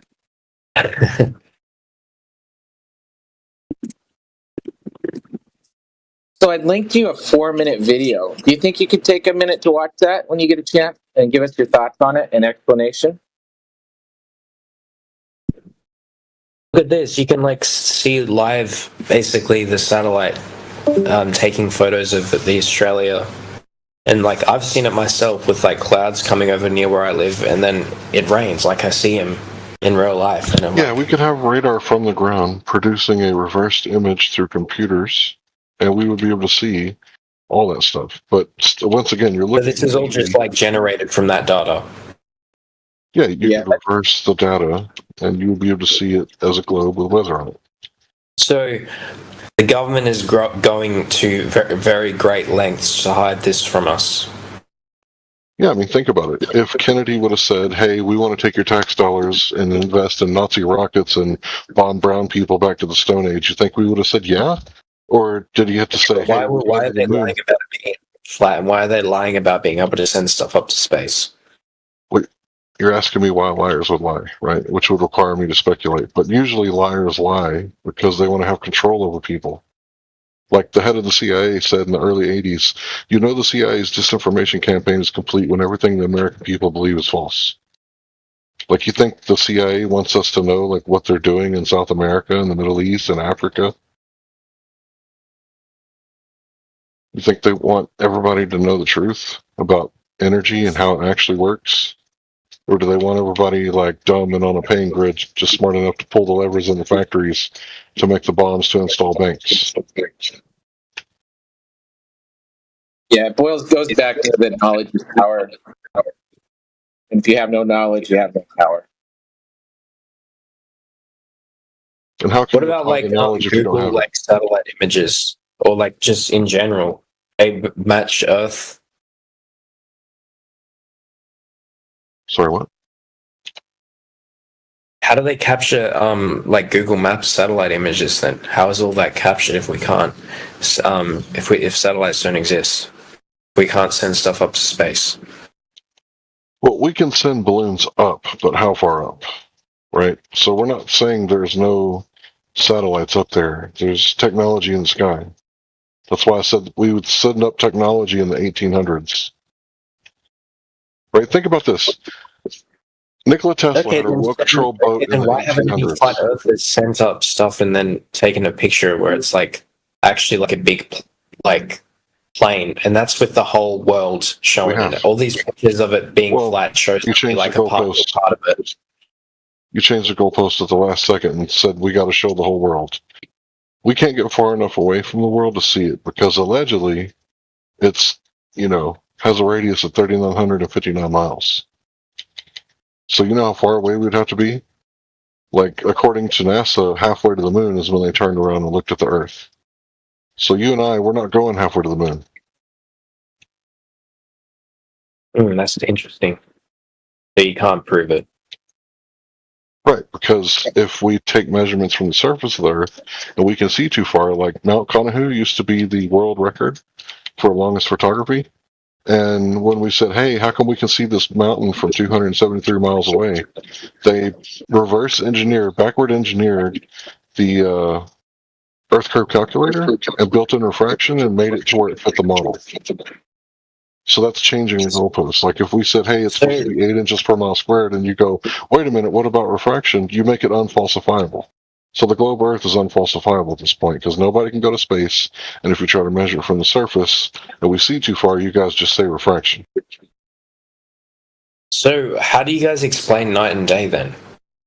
You ever walked around the perimeter of your backyard with your cell phone light on? There's kind of a spotlight effect. Yes. Okay, well that's what would be happening if the sun was a lot closer and smaller.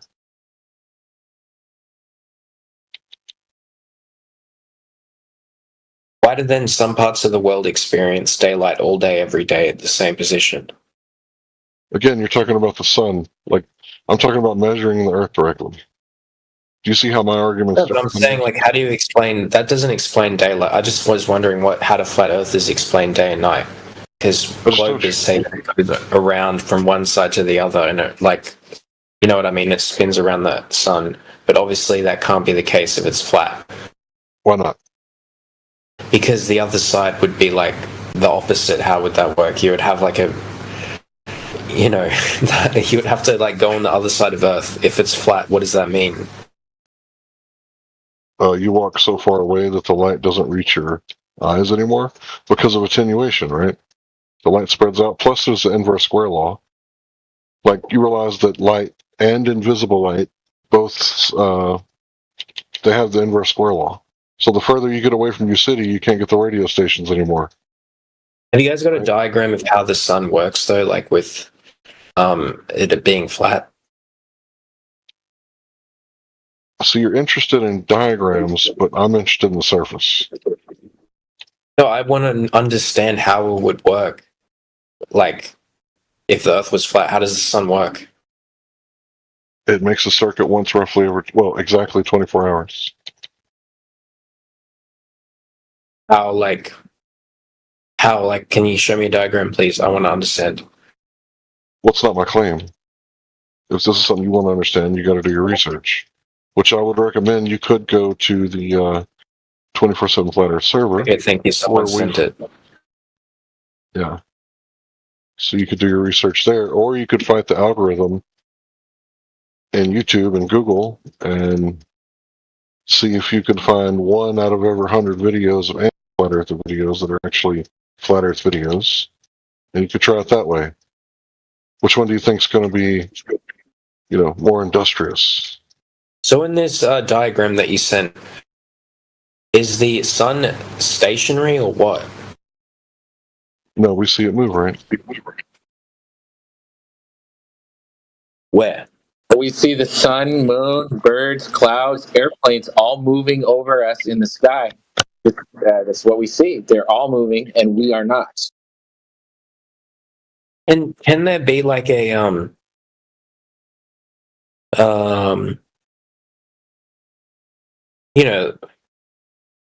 this diagram is like, I don't know if I'm dumb, but I don't understand it. Can you just send like a picture where it outlines the exact path the sun would follow throughout the day? This doesn't show that. It just shows the sun projecting onto Earth in a stationary. It doesn't show it. I don't know what the exact path is. Okay. You'd kind of have to go pretty high to see that, right?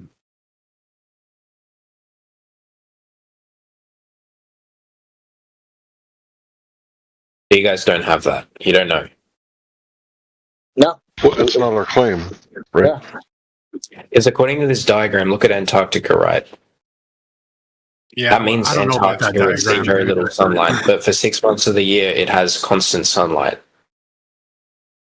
So why is that exclusive? A real observation that we can observe on Earth. So why is that? It doesn't make the Earth round, brother. Yeah, it doesn't make the Earth round, but why is that exclusive to a globe? Oh, I know, but that's just disproving this wrong. I'm not saying it makes it round. Yeah, I don't know about that. It's just disproving your sunlight theory of what would happen if the Earth was flat. Because Antarctica, according to this image, would see very little sunlight, but it sees it for 6 months of the year. Like constantly. And that's something we can verify ourselves.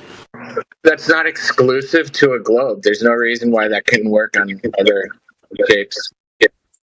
Exactly, but it's proving this diagram is wrong. So I want to see a diagram of how... Dude, I was just giving you somewhat of an idea of what the sun is doing over our heads. Okay, but this is wrong. A large circuit over a flat plane. Okay, you took the bait, bro. So, yeah, it could be wrong. But what has it got to do with the shape of the Earth and the lack of drop over? I want to know how the sun. Can you guys just send me a path? We can't give you a replacement for your story, dude. We can't give you a replacement for your story, man. You guys can't prove this to me. You can't convince me. Like, you just can't show me prove it the either, path though, dude. Show me the path of the sun of day and night. Prove your path, man. Show us your diagram and prove it. I'll send you like I just want to see the equivalent of what flat earthers would think, like, because it's like, rotates around. It's a ball that rotates. A circle is round too, right? And it rotates around too, right, bro? Okay, can you send me that diagram? Then I just want to see the diagram. I have a diagram for you, dude. Man, I'm not going to replace your story, man. Use your brain. No, we can't. How am I supposed to know then? I can't just think in my head. How would you know, dude? You've never been up above the Earth to see all this shit, to say, yeah, that's what's going on, man. How would any of us All I know is that you guys can't send a simple diagram of how a theoretical plane... Prove your diagram, man. So show us yours. Okay, let's just think for a second. Earth is a plane. No, you said we can't, but what about you? You show your diagram and prove it. Yeah, it's no.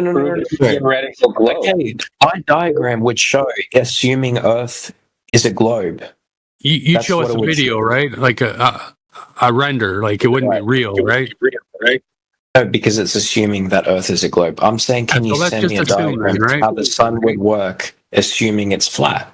I'm not saying prove it's flat. Same way it does, dude. We watch it. We watch it every day, man. It fucking comes up one side, goes right over our heads, and goes away, man. That's what we see. Okay, but there's other parts of the Earth that are daylight when we're in nighttime. Like, so the sun comes closer and then it goes further away, right? Like, Well, what's so hard? Okay, so can you just show me the diagram of that, please? What diagram, man? How the fuck am I going to give you a diagram, dude? Such a. It's just like get a plane and then show this path of the sun. That's what I mean. I'm just asking for that. If you guys already sent one, show us the path, man. Fucking prove your path, dude. You said it comes above us and goes around. I'm just saying, can you show like the Earth in its plane shape? I'm telling you what I see and what you see and what everybody sees, dude. It's just reality, right? Okay, visualize that Earth is a plane. What would be the path of the sun then? Yeah, you're not going to get an answer, man. You can keep asking. Just so you guys don't know.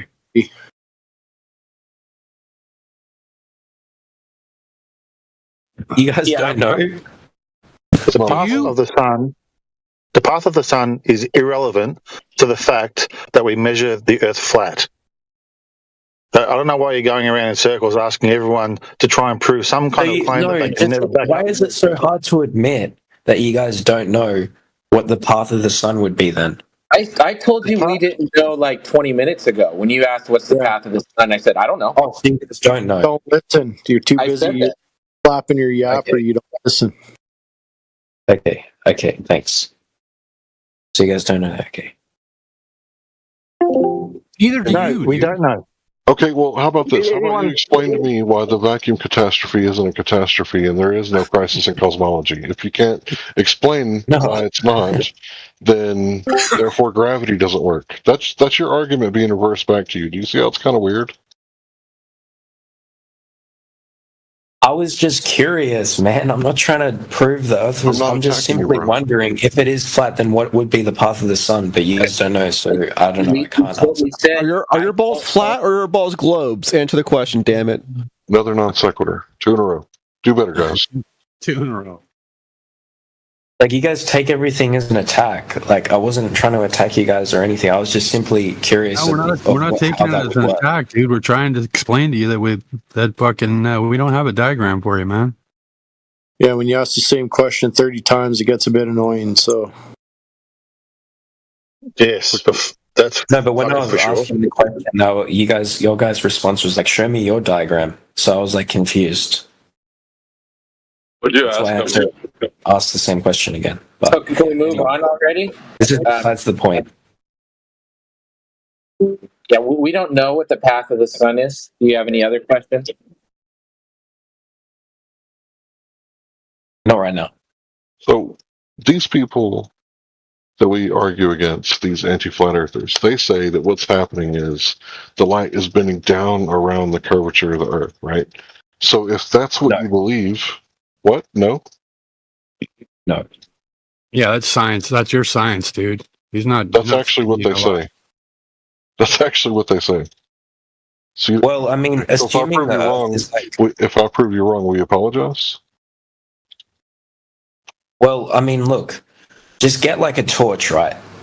Shine it at a ball. The opposite side of the ball is not going to have light on it, okay? It's going to be like. What does that prove, brother? And then if you spin the ball, right, you spin it around, then those like the. It doesn't prove anything. It's just like how it would work. Like, quick question. Because you guys were saying that the globe theory relies on it having to like bend around. It doesn't. Ricardo, quick question. So you've got your ball. You're shining a light at it. Remember how I was saying how the light from the sun would be blocked by that ball from hitting the ISS or other satellites on the other side of it and reflecting to your eye, right? Sorry, can you say again? So you're shining a light on your ball, okay? Yeah. And on the other, you've got the little ISS, and then you've got your globe between the light and the ISS. The light from the sun would not be able to reflect off the ISS, right? Because the globe would be blocking it. Yeah. Okay, so how is it that people can look straight up in the middle of the night and see these things crossing the sky, whatever they are, if they're hidden by globe shadow? Because it isn't directly behind. It's nighttime, dude. Jesus Christ. That's the answer. What? How's that complicated? Very middle of the night, look straight up, and see these lights crossing the sky. Because it's not directly behind. It's antipodal to my position. It's on the other side. There's no light to reach these objects to reflect back to my eye. They're hidden by globe shadows. If there is, because it isn't directly behind. If it was directly behind, though, you're correct. It would not be observable. But it's not time directly behind. That's why I said in that very middle moment between sunset and sunrise, that very minute I've done this and looked straight up and seen these. Okay, what if it's off to the side though? It's not. It's straight up. We're in midnight, and then it's like off to the side. I'm in Hawaii, so it's right. It's close to the equator. All right, no, but I mean, like the satellite is off to the side. It isn't directly behind Earth. You would still So be what should happen, Ricardo, is you'll see your little satellite flying along. You'll see it flying along, and then it should disappear as it goes through the black zone, and then it should be gone, and then reappear again. Why don't we see that? Do you guys I don't know if we do or we don't. I don't know if we do or we don't, honestly. But we do experience that, like with eclipse. Yes, that's what we're talking about. Experience that. Yeah, but like, does Ricardo think the Earth is flat, or does he think that the Earth is a sphere? Not taking the piss. Like it's like simple, like fucking visualizing in your head. Okay, so at the moment, Ricardo, at the moment, your visualization is grab a ball, shine a torch at it. Okay, can you measure curvature on that ball? Yes or no? Yes. Excellent. Now let's go out into reality and see if we can measure curvature. All right, let's do that. Good. And when you find none, come back and tell us. You guys were saying that. So basically, what you're saying is, if something is directly behind the sun, or like the Earth from the sun, you can't see it in space. That is true. That is actually a thing that happens. So we can observe that. Did Google tell you that?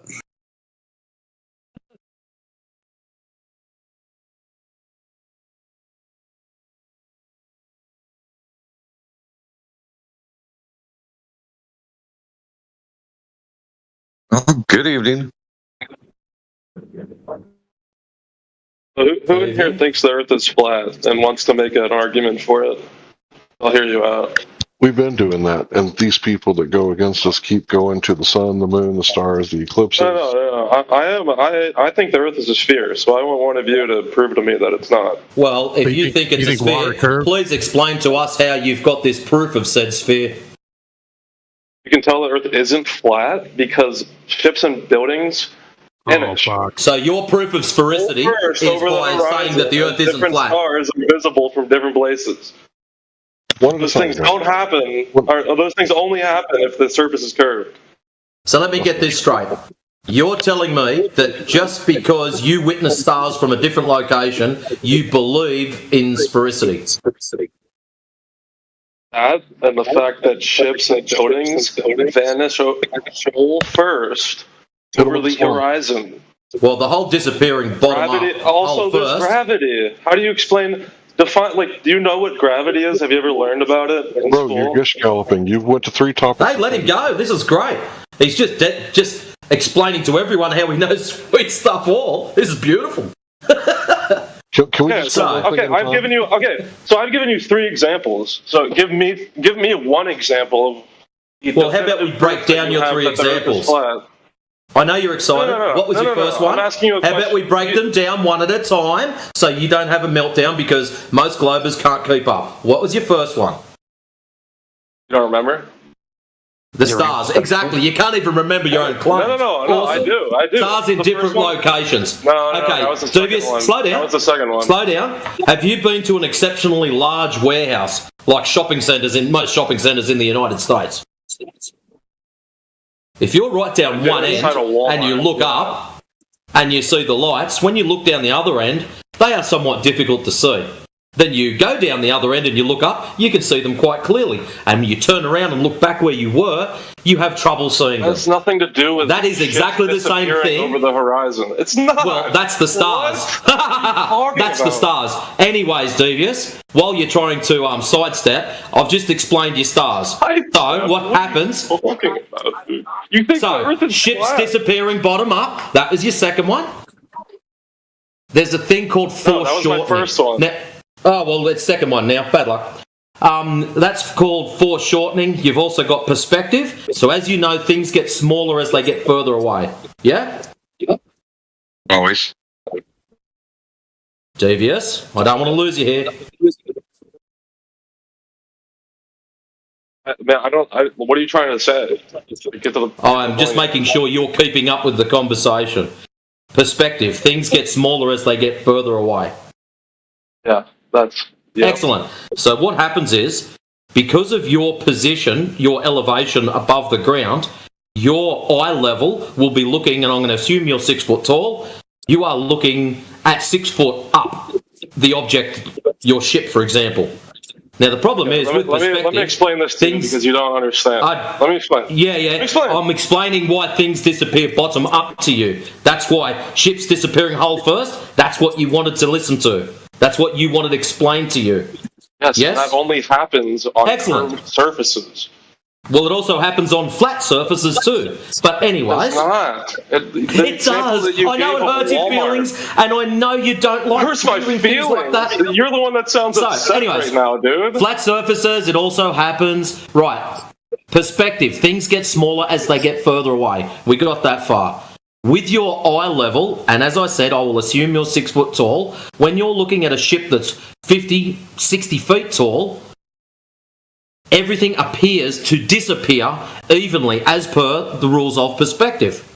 So, because your eye level is very close to the bottom of the ship, that is what's going to disappear first, because of perspective. If you have a look at a ship from a higher elevation, you'll notice that they seem to disappear uniformly, not bottom up. When you're down low, close to the waterline, you will find that they very dramatically disappear bottom up.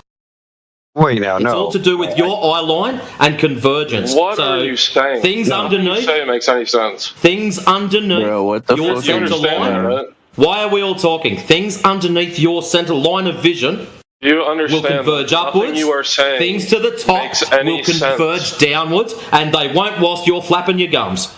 How about listening instead of just jibber jabbing?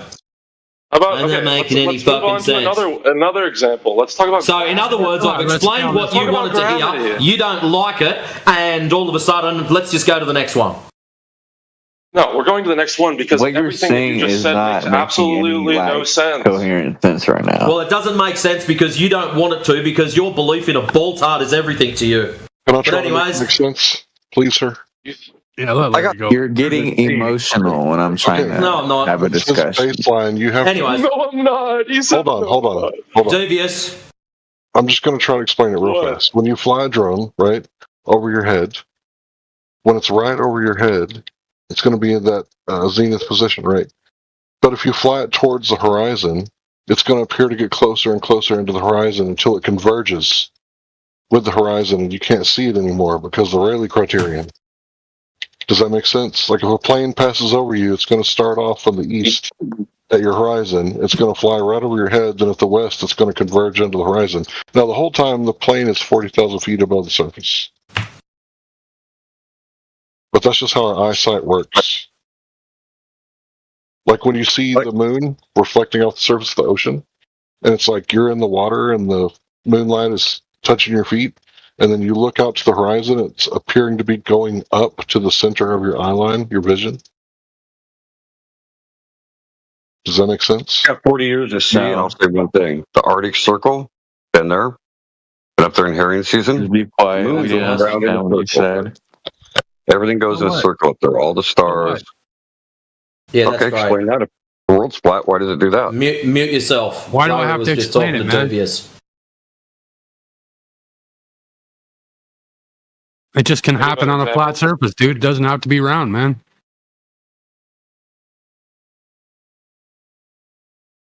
Yeah, so And a ship sails over the when your horizon. ship disappears, I don't know if you've ever had like a high-powered I love zoom being lens, able, right? I love You being can able to zoom talk to in you guys and without bring the being ship back, interrupted. It's right? great. You know, and you can keep doing this to the limit of your zoom lens, right?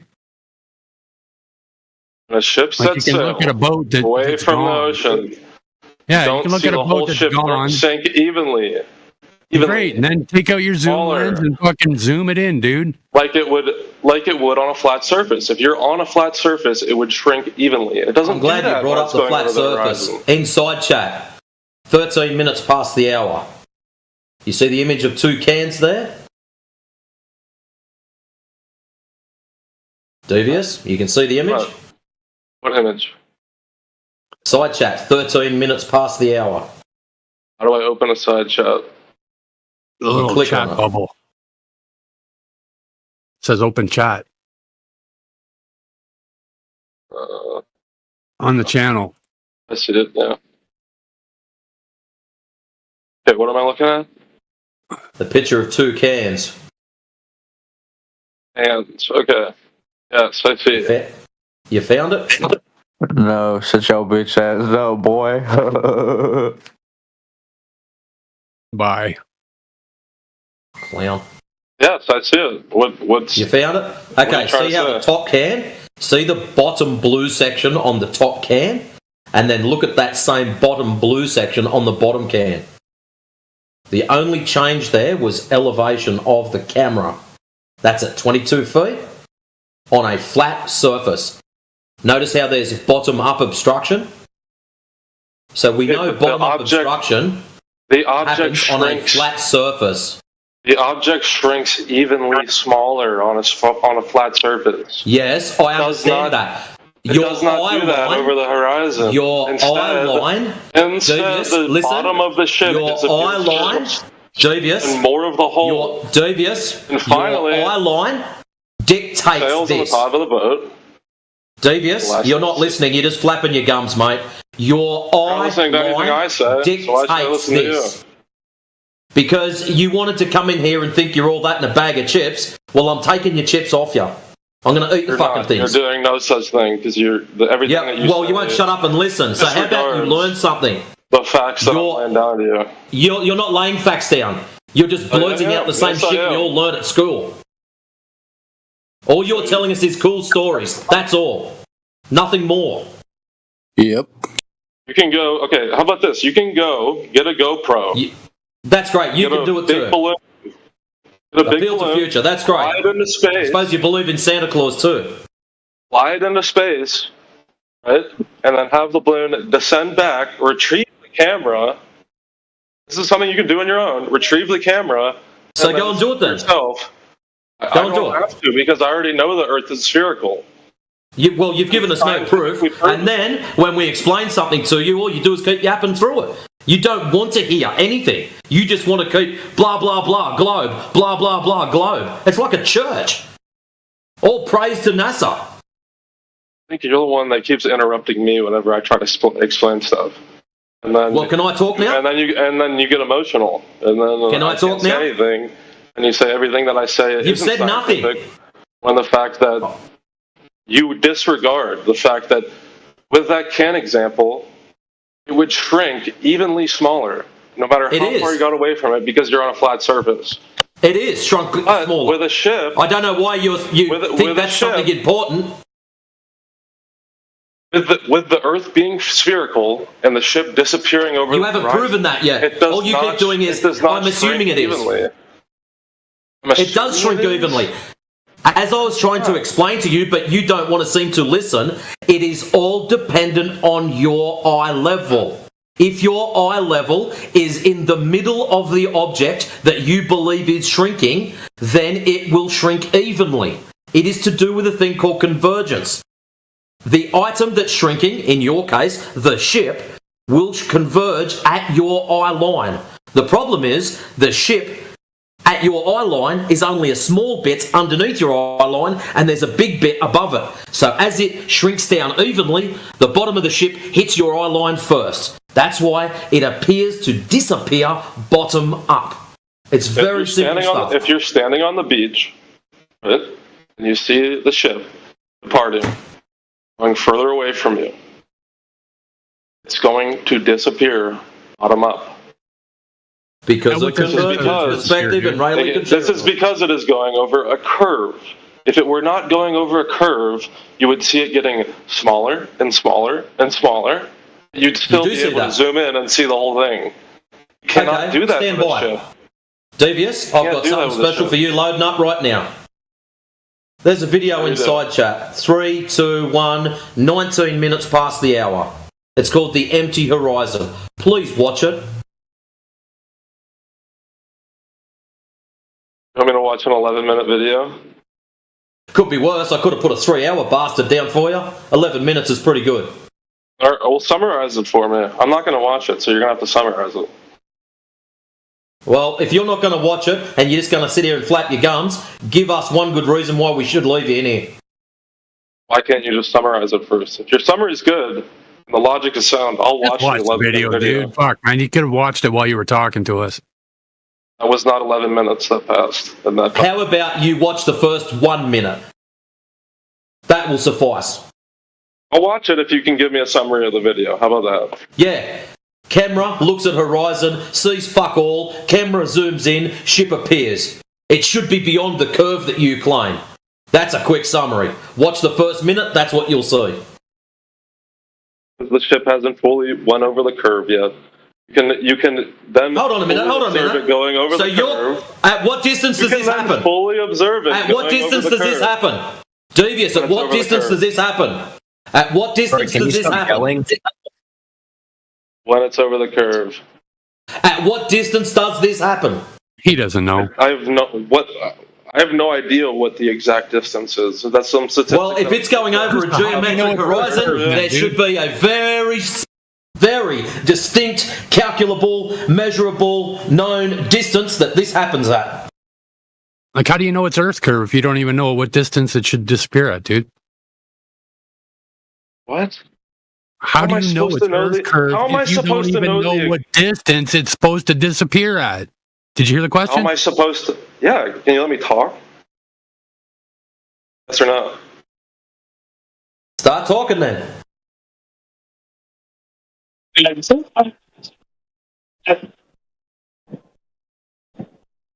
don't want to answer the question? I'm waiting for him to respond, yes or no. Respond to what? He wants to know if he can have permission to talk. You're going to talk over me, is what I'm asking.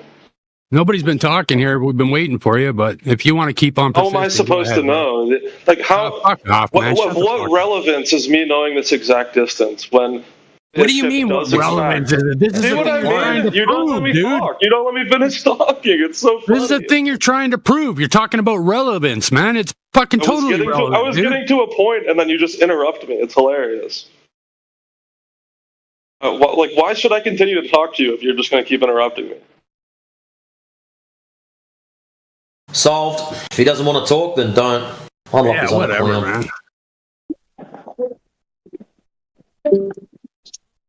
I don't know how big the Earth is, but it curves.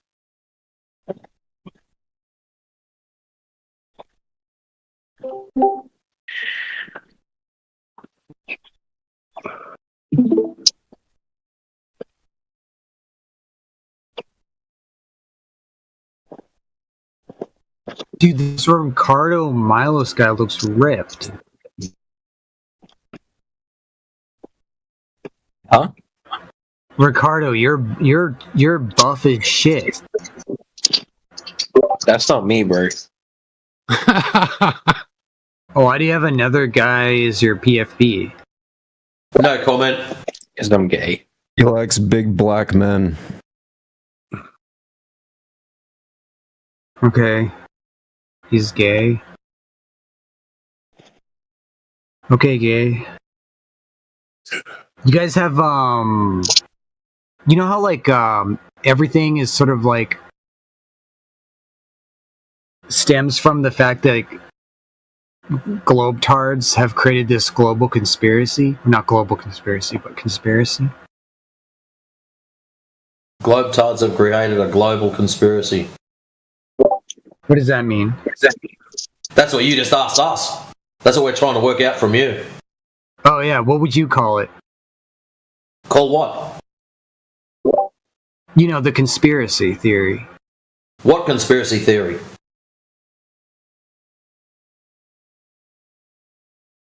That the Earth is the globe.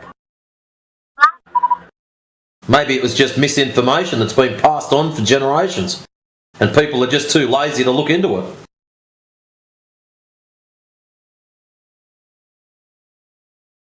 Oh, okay. What? Sorry, didn't you like that answer? Oh.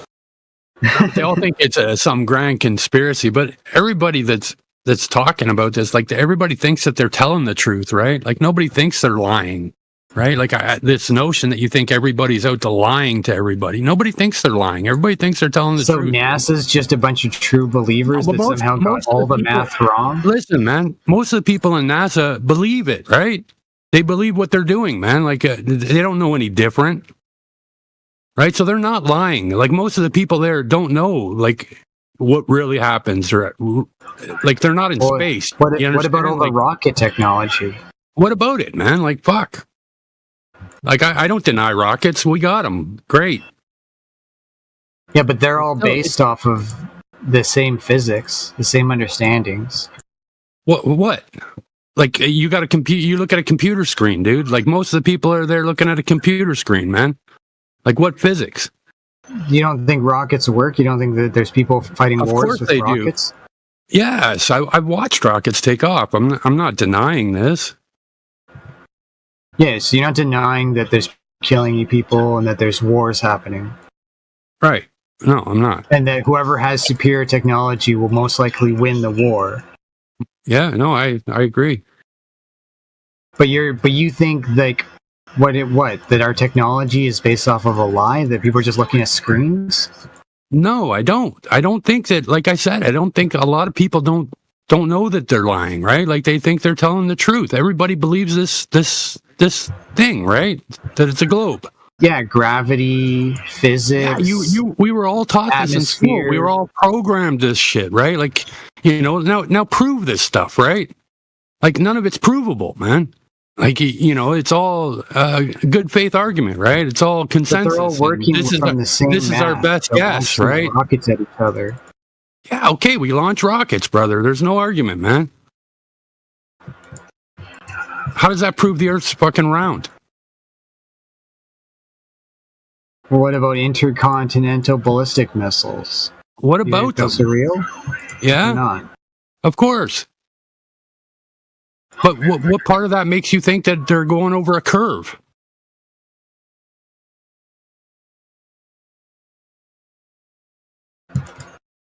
You ever even actually seen an ICBM in real life? Like, come on now. That doesn't prove. I thought you guys thought it was a conspiracy.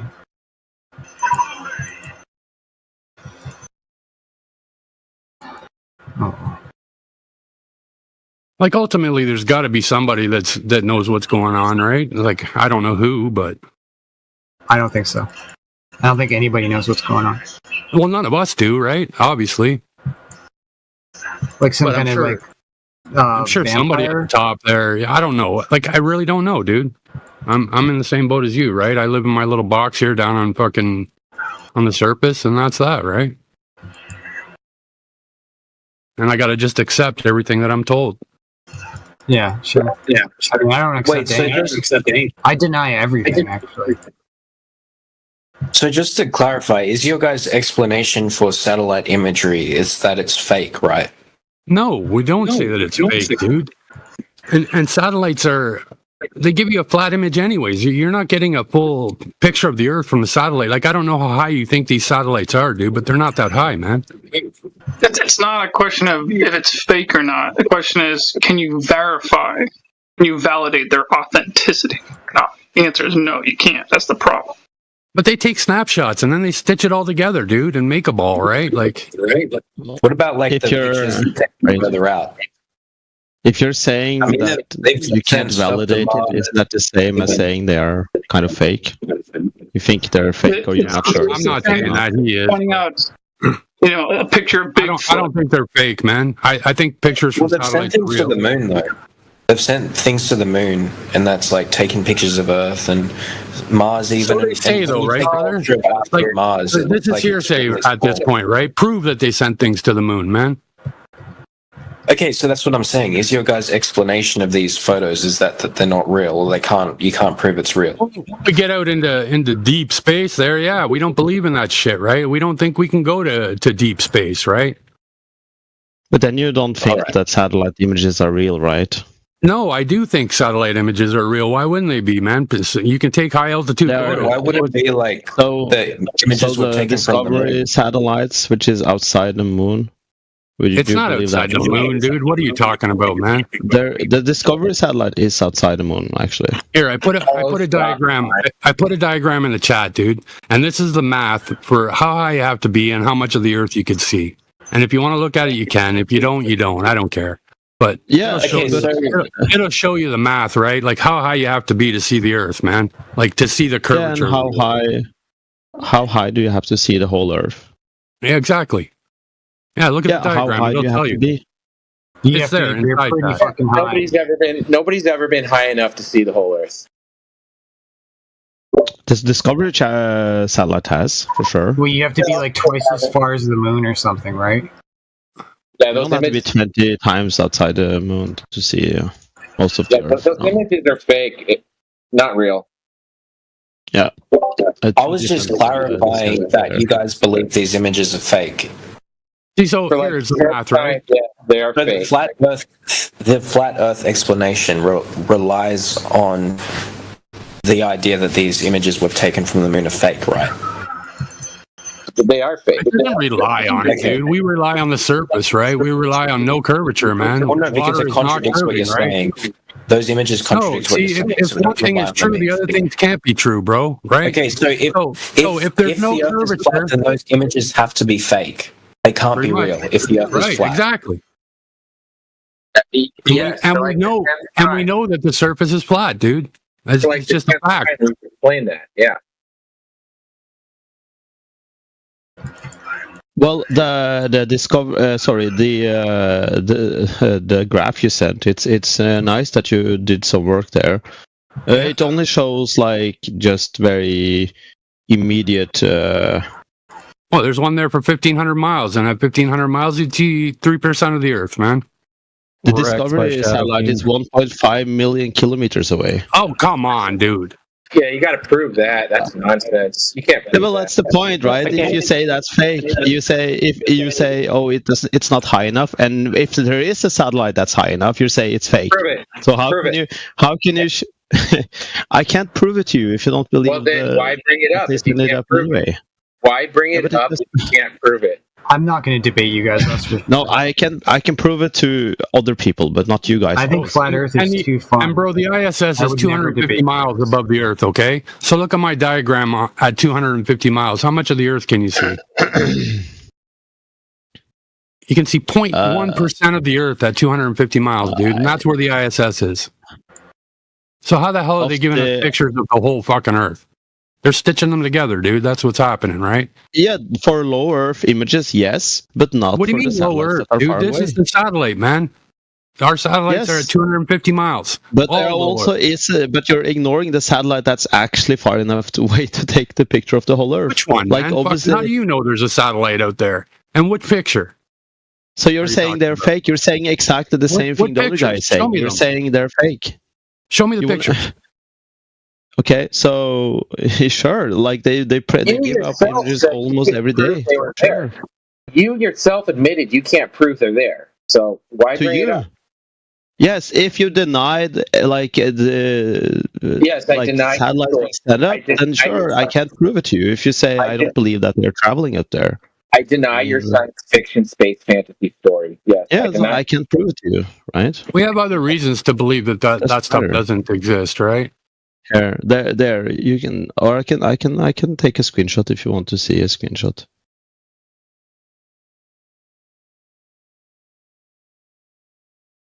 I'll use snipping tool. That's a fucking cartoon, dude. No, they are real Yes. images. Real cartoon images. No, Yeah, they're dude, I real can show you images. like fucking 10 different colors of this picture, man. It comes in all different shades, man. They do use several that's filters clearly when they take them. graphics for sure. That is one of the images, but they do take Sure it multiple is. images.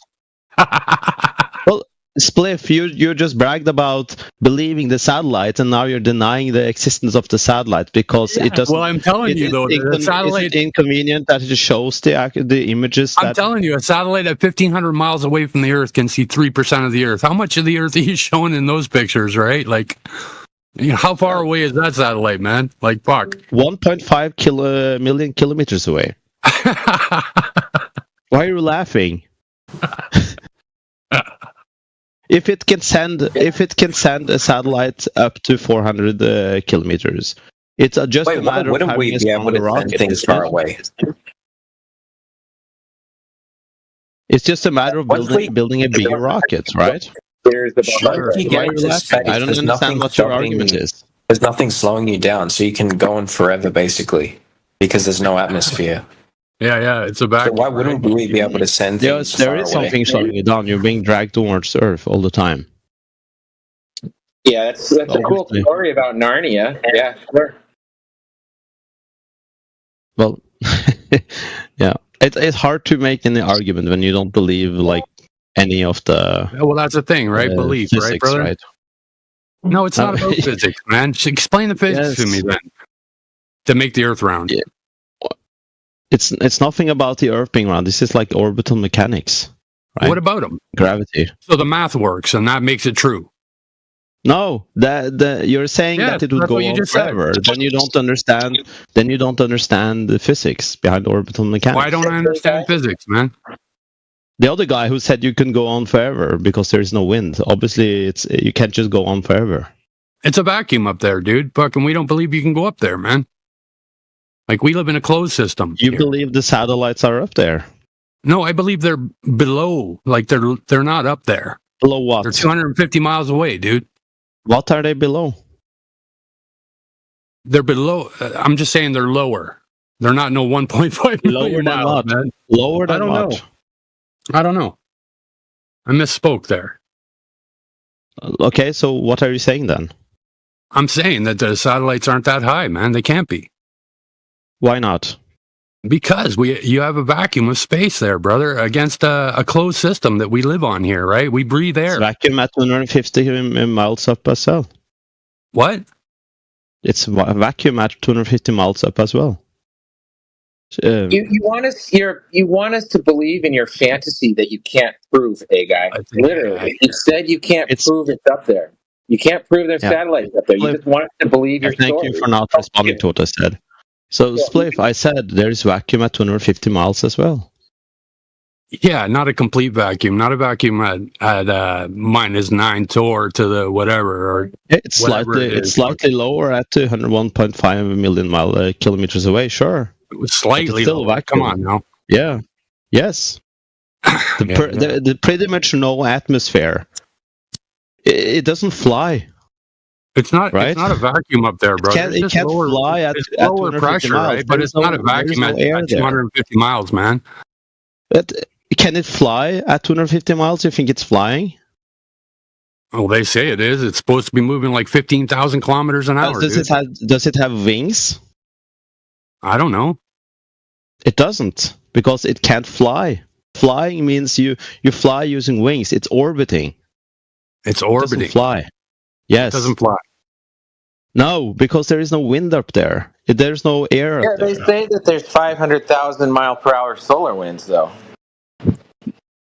Yeah, but there's no density in that. It's literally nothing. It can't fly. What the fucking nonsense. solar winds.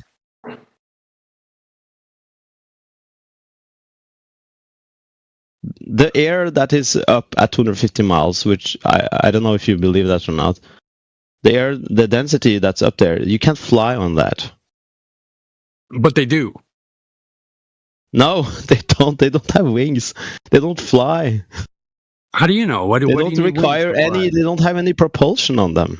Maybe they got a balloon and they got Gonna to fucking fly for. You think they have like an infinity machine who just propels it forever? I don't know what's propelling it up there, dude.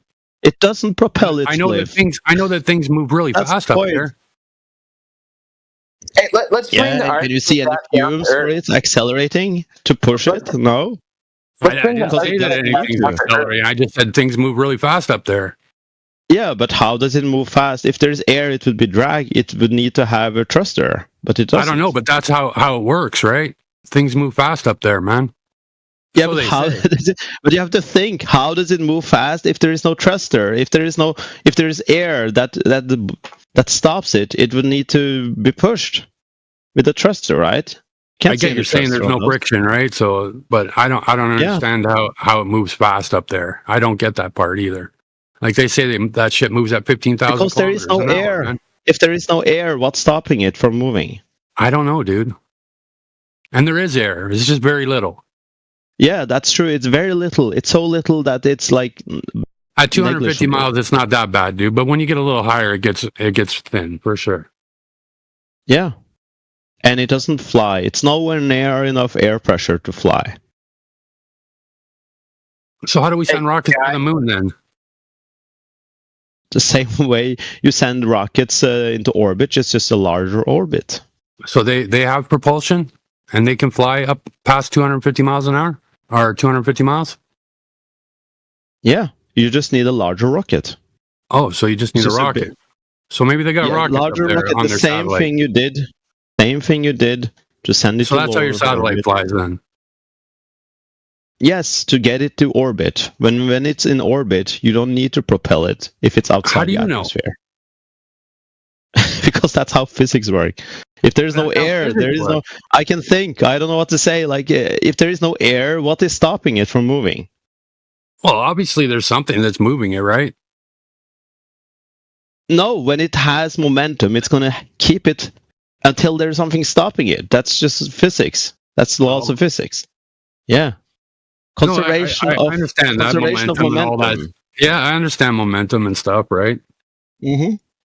So if it has the momentum, it's going to keep it unless something stops it. If there's no That's the air story stopping anyways, it from right? moving. Can you show us an example of that on Earth, Guy? Of things where you have momentum, conservation of momentum. Yeah, and never stopping. Then you need to have zero friction, but we can reduce friction to the point where you barely need any propulsion to keep it moving. But let's get out of this nonsense Narnia outer space arguments and bring it back down to Earth. What we want is measurements of curving drop over distance. Okay. That's what we've been asking for this entire time. We're looking for. We're going to change the topic. Hold on. Yeah. Oh yeah. We're bringing it back down to Earth. I think the satellite discussion was more fun. No. We're bringing it back down to Earth. We need measurements. Oh, I don't want to talk about that. I want to talk about satellites. Well, I thought we were going somewhere there. This is not 24/7. Let's talk about bloody satellites. Prove your curvature or kick rocks. You guys can find somebody else to talk to. Okay. Okay. I'll just listen. Sure you will. You guys can talk to me. Did you find some measurements of Earth curvature, Ricardo? Yeah. I'm going to send them in the chat. All right. Just give me a sec.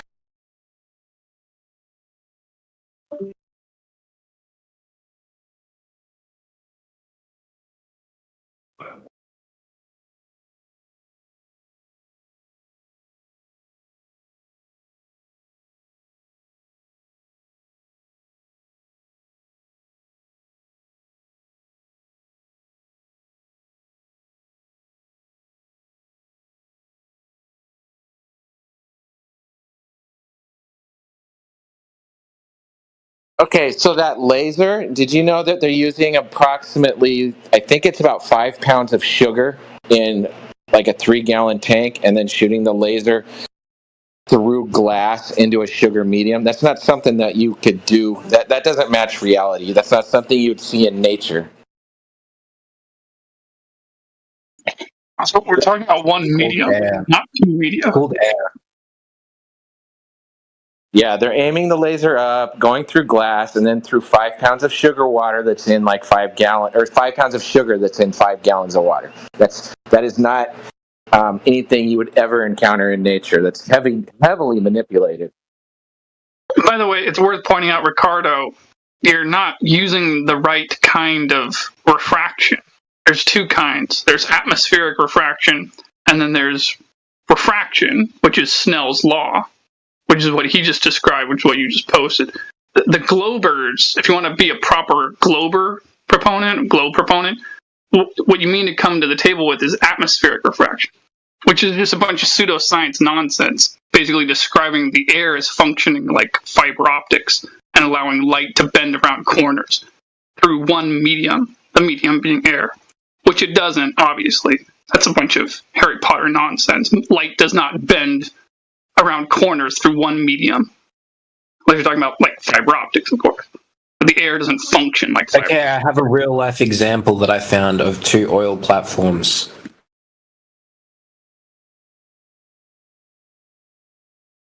And he's using Bizzler's broken ass calculator.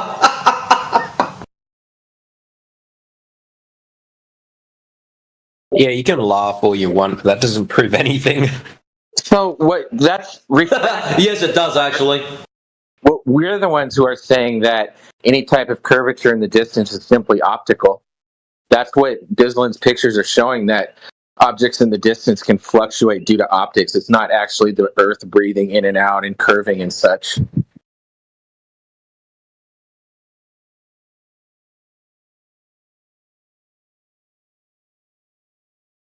I know, but you guys are like sending videos of oil platforms showing them as proof the Earth is flat and stuff, but this is proving that because of refraction. Okay, hold on, Ricardo. Do you know what the oil platform argument is about? Yeah, it's showing an oil platform further away than that would be physically possible on a curved Earth. So because of the horizon. Because of what about the horizon? Because the horizon would be higher than, it would be like below the horizon, but you can still see it. Wrong. It's the actual location of the horizon. That video footage is taken at 1 foot elevation. So when you use, assuming we're on a ball of 3959 radius, at 1 foot, the horizon should be at 1.22 miles. Those oil rigs are just demarcation. That's all they are. They are known distances. That's all we use them for. You guys are all jumping up and down about refraction and all this other bullshit. All we are using them for is just distance markers.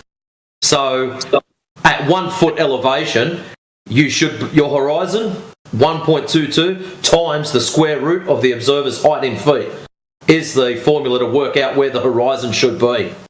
So in this case, 1 foot elevation, it should be at 1.22 miles. You've got the horizon in that video beyond 10 mile. Yeah, so you shouldn't be able to see them, right? So it proves the Earth is not round. Is that what you're saying? Because the horizon, it would be below. The horizon should be in front of the oil rigs.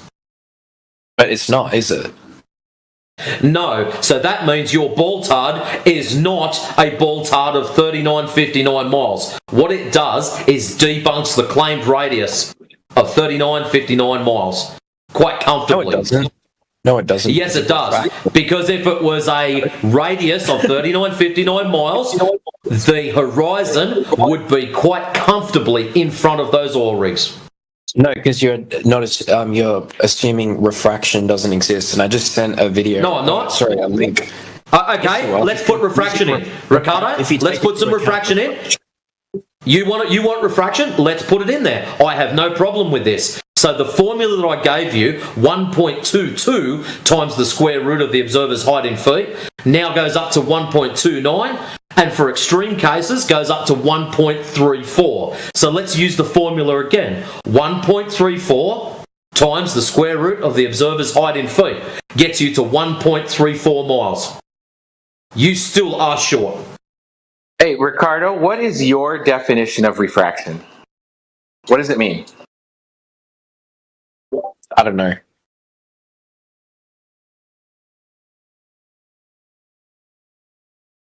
Are you serious? Honestly, I don't even know what refraction So why is. are you invoking a word that you don't know the meaning of?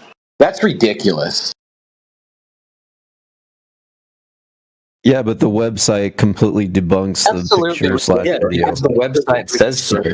Absolutely ridiculous. Well, dude. it doesn't Words that you don't know the meaning of. pretty impeccable job of explaining it. That's all you guys have. You guys keep posting that video, keep Absolutely posting that picture. That's the only proof you have. And this website completely Absolutely debunks it. absurd to invoke words that you don't know the meaning of. That's ridiculous. Yeah, I don't even, Read the honestly, I'm not a page. scientist. Like, I don't even know what refraction is. So, yeah, you're right. I shouldn't be talking about that.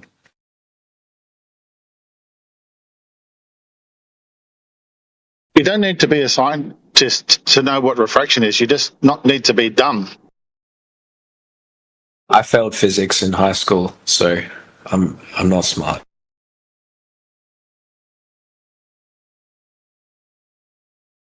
So physics deals with shapes. Wow. I thought it was geometry. It also deals with light and refraction. Refraction is the bending of light from one medium into another. When you're looking out at those oil rigs, it's only one medium. Refraction would be like looking from glass to water, ice to glass, or ice to fog, or something like that. There's only one medium. Refraction requires two in the math.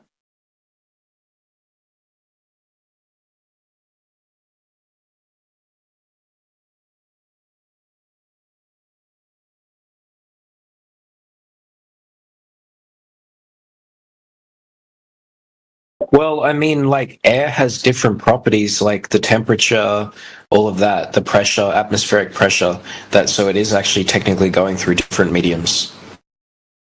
No, it's not. Still the same medium.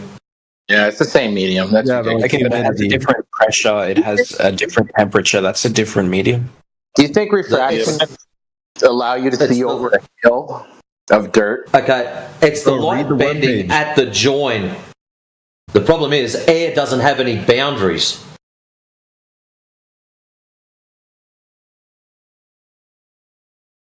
Exactly what Matrix said. It is the light bending at the joint of the two mediums. Exactly right. But doesn't it Anyways. change like as you get closer to water?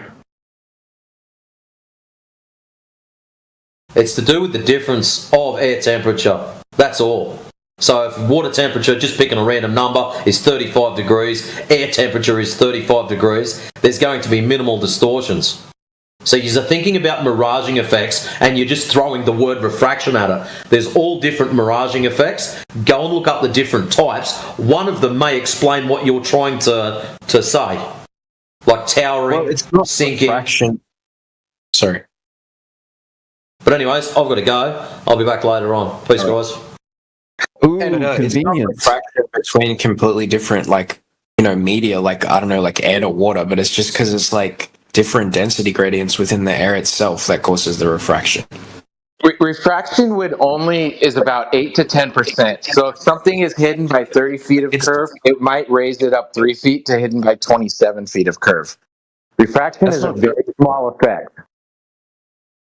That's not true. You can have over 100% No, 100% true. with a really cold temperature. No, you can't. Temperature, moisture in the air, they have nothing to do with refraction. What you need to do is go and look up what refraction is in Snell's law. What you're talking about is some completely different phenomena, and you've got to understand that phenomena before you invoke it.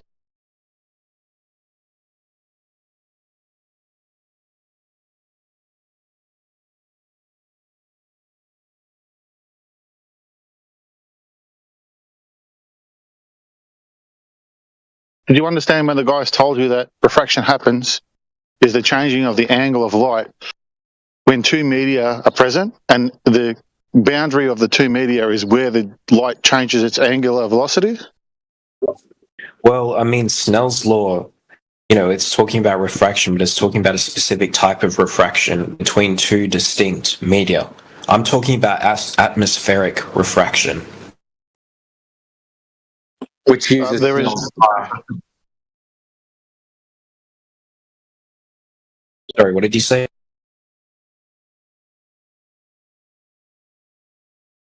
Go ahead, Data. I'm sorry, I didn't mean to interrupt. There is no such thing as atmospheric refraction because the mere definition of refraction requires two media. Now, if you have particulates in the air and you have moisture in the air and you have temperature differences in the air and it manipulates light in a certain fashion, then that is some other phenomena. It is not refraction. So don't just look at the first Google search that you do, right? What you need to do is really understand this phenomena. Yeah, you need to go to the Flat Earth server and look in the channel on refraction. There you go. Okay, sure. Technically speaking, Snell's law does not describe atmospheric reaction, but that doesn't prove that doesn't exist. No one's saying that atmosphere, right? Oxymoron. You just said atmospheric refraction doesn't exist. No, it doesn't. What you're saying, what happens to light in one media is in relation to that, what happens in that media, and it's not refraction, it's some other phenomena which you need to look and research about that. Because what light does in one media has all different properties, such as light can change in one media such as water, light can change in one media that is air, light can change in one media which is, say, glass. Refraction. Okay. Only when there's two media together at that conjunction is where refraction happens. That's the definition of refraction. You know what a refractive index A prism is literally one fucking material. It literally creates a rainbow, dude. Holy shit, these people are dumb. Yeah, and where's the light traveling before it hits the prism, you idiot? At the prism, you fucking idiot. Well, I don't know what that was. Do you know what a refractive I don't know why you thought that was a got you. So the conjunction between the air and the prism. The conjunction. Okay, no, it's not the air, dude. don't know what it is. I can't believe. I don't know if the world You don't is need getting air. dumber. You don't need the air. It can travel through a vacuum into the prism. What the fuck are you on about? As a middle-aged older gentleman, I really, really, really worry about the future of this planet. Seriously. Okay, do you know what a refractive index is? I worry about you. I'm an old dude. You don't know what it is. Okay. So you're saying to me you don't know what atmospheric refraction is, but You just learned what refraction meant like 3 minutes ago. Stop trying to educate us on refraction, all right? You didn't even know what it meant. If you don't mind, they have a server with a channel dedicated to refraction, sir. They've been preparing for you for ages. And you think you're just going to roll on up and school them? You guys just claimed that atmospheric Dude, you don't know what refraction even means. So stop trying to educate us on it. I just didn't know the exact, specific word-for-word definition. You didn't know anything about it. You knew That's nothing because you're not a one-trick pony like them, dude. They know 15 words that you don't know, and they're going to beat you up on them.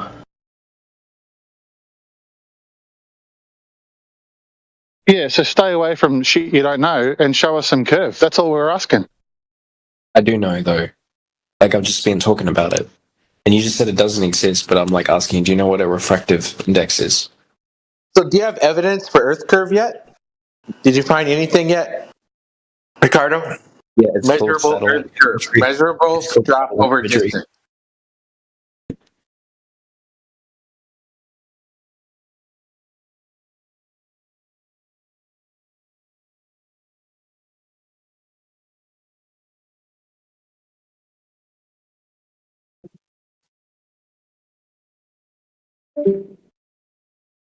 I'm still waiting for an explanation about how the sun is supposed to work on a flat Earth. Works just fine. Yeah, that's true. You guys said you didn't know. You couldn't answer that one. It works just fine. It's working right now. I can see the sun. It's just it's sitting where I am. It's beautiful. Okay, Do you know what the sun is? About it. Yeah. No. I can't see the sun. I can't see the sun. Globe Earth confirmed. I've been asking about it for 2 weeks now. No, I'll be listening. they sent a diagram and like we easily disproved it. And then they said, okay, we don't actually know how it works. Yeah, they actually have no predictive power within Yeah, their that model, was so which is funny. kind of funny. Like, it kind of sucks operating with zero predictive power in your life. Can you imagine? The globe has There is no zero predictive There is no power. You're not model. There is It's no all- globe Earth model. Yeah. I literally You guys have see the I literally have a moon watch that tells me what phase the moon is in. Do you? Yeah, that's a flat Earth watch. Phases have been predicted for thousands and thousands and thousands of years. Can you guys please send a diagram of how the sun works? Because moon phases happen all the time, every day, all the time. It's like saying that looking at a watch and saying, you know what? So you have a predictive model for the moon's phase? I was enjoying listening to what Jado had to say, and you rudely interrupted. Can you go over that again, Jado? Which part was that? Sorry. About the looking at a clock and predicting. Okay. If I'm looking at the clock and I watch the hand go round and round, I can safely predict that it's going to hit 12 o'clock twice in a 24-hour period. I don't need a globe for that. I've just predicted that's going to happen. But it's not really a prediction, is because it is happening all the time, every time. Moon phases have never changed since God made the moon and set it in the sky. Exactly. It's post-prediction, not prediction.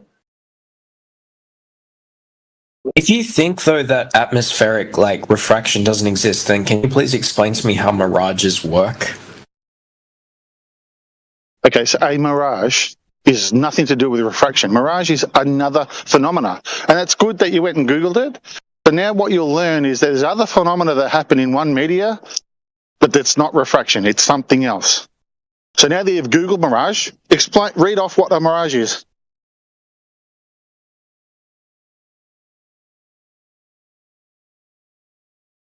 Well, I believe it's caused by light bending in our atmosphere, but you said that doesn't exist, so I want to hear your explanation.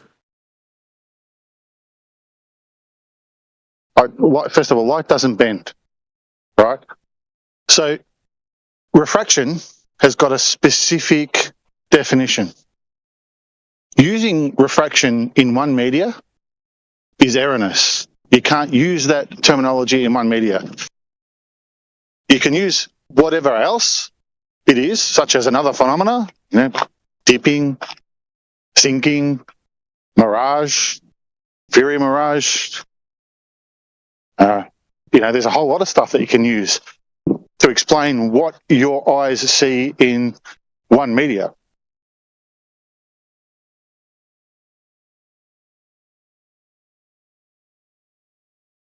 Think about it this way. Let's say you're driving along and then you like turn off onto a dirt road, right? It instantly becomes a lot more bumpy, but what happens if the road just slowly gets worse and worse? Like it's the atmosphere is becoming colder, warmer. It's like a different gradient that causes the refraction. If the air was a constant temperature, constant pressure, everything, you wouldn't observe any refraction. But because it's changing, you observe it.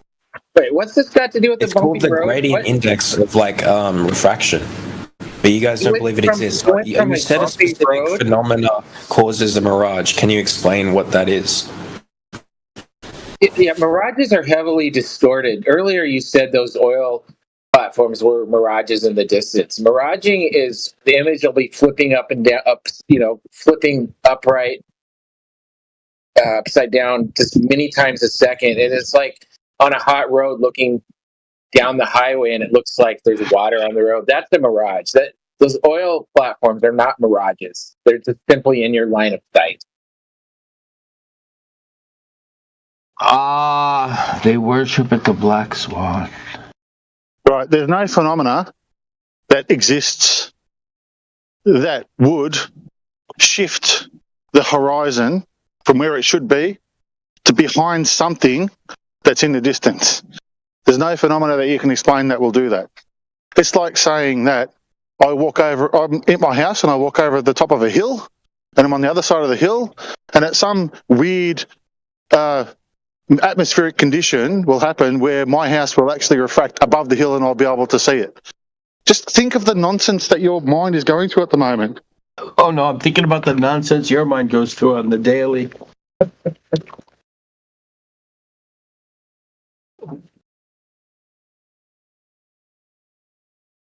The sheer amount of time you waste on one fucking trick. How do mirages work then? What's your Just to win a explanation? debate. I'm thinking of how many debates you had to lose before you finally just latched onto one that you could devote your life to, so that you could finally win a debate.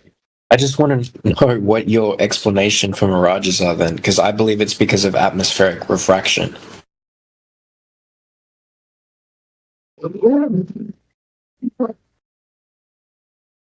Atmospheric refraction is the mathematical increase of the radius you don't even have a derivation of.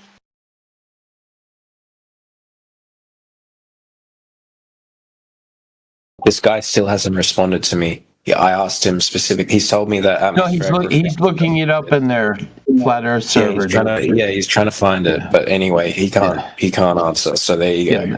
They're incapable of critical thinking. Who there we go, guys. We won the argument. They've just gone silent. Yeah. Who are you asking first and foremost? I was asking you. What did you ask me?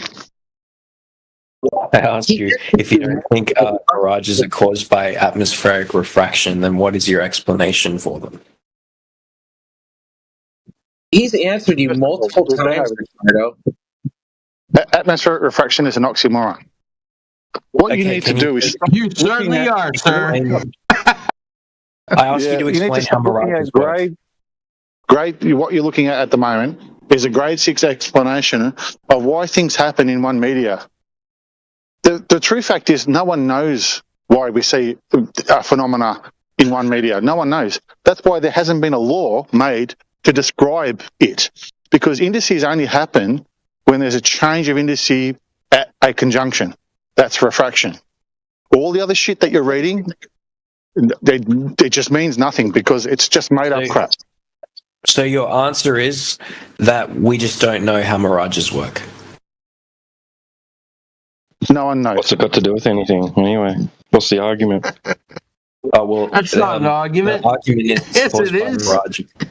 The argument is things further below the horizon. The argument is these guys cannot bring us any proof of any curve, and what they're fixated on is the word refraction, which they don't understand. So they're harping on about it and wasting everybody's time when they should be going away and Googling where you see curve and where you measure it. Oh, okay. Cool. So what?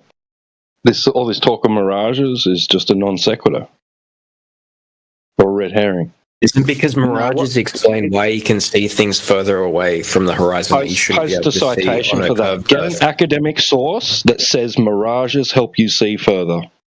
Right now. I just did. Posted in the side chat. 10 minutes ago. Where? I'll send it again. That's 100% false. Nothing you said mirages allow you to see further. That's ridiculous.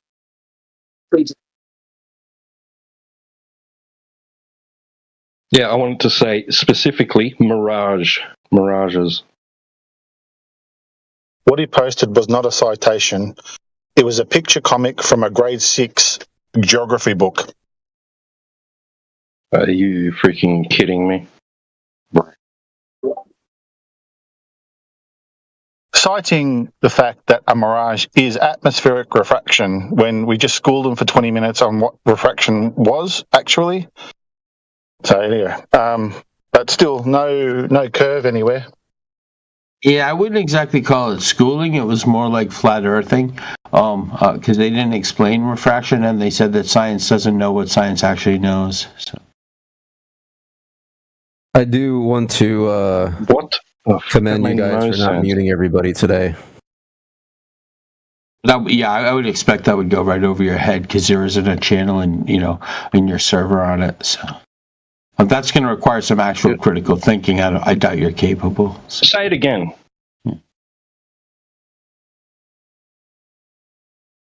Repeat what you said. Nope. You didn't get the first time. I wouldn't expect you to get it the second, and I'm doing something. Yeah, you don't even understand what you fucking said. I think he needs a couple of cups of coffee before he repeats anything, to be honest. No, I'm doing two things at once. I'm capable of that instead of fucking sitting in a flat earth channel with 30 people making my argument. I won the argument because I said mirages, and you can't explain mirages, and science is science and science and science. That's what I fucking You believe the flat earther? Who's the flat earther here, man? Listen to him, dude. Listen to him. Devolving. I mean, if Earth is flat, what is like underneath it? No idea what's underneath it. That's like a dancing party. Who made a claim that the Earth was flat? You guys ever see Lord of the Rings? All the hobbits are down there. The flat Earth. They're just hanging out there, bro. Having a good time. You guys literally say like you have no idea about everything. I completely agree. Yeah. That's like the explanation for everything. Is exactly. I don't know. About some things, and your point is, you know everything about everything, do you? No, but I can clearly see that you guys don't know anything. Right. And so you're going to be a fucking hypocrite then? Yeah. Yes. Okay. Yes, I'm a hypocrite when I say that. Tell me when I'm not and going to where talk to idiots exactly, and I come right? to this room. Tell That me makes when me a hypocrite, and where dude. exactly. When I say I don't waste my time with idiots in general, and then I come into this room, that makes me a hypocrite, dude. Shut up, bro. I can't believe I've gone this long without getting muted. This is the fucking first. Yeah, you want to be muted. So you can Of course run I what do. run around You guys are useless, mute people. You're talking over me deliberately. I don't. You're not that important, dude. You're not that important. I go where the fuck I want. I don't leave here and then go say what. Oh, those people on the Flat Earth channel really drive my. They really get my goat. No, you're not that important, dude. I know how dumb you guys are. You're a one-trick fucking pony. You have protection. You're protecting. Piss off, man. All right, I want any glober right now to use their so-called globe model and tell me exactly when and where the first sliver of the new moon will be seen. Not an estimate, precisely. Interesting question. Why specifically that question? I've never because someone in here made the claim on behalf of the globers that that they can use the globe model to predict things exactly. Hey, I'll Venmo the new moon. They can do it.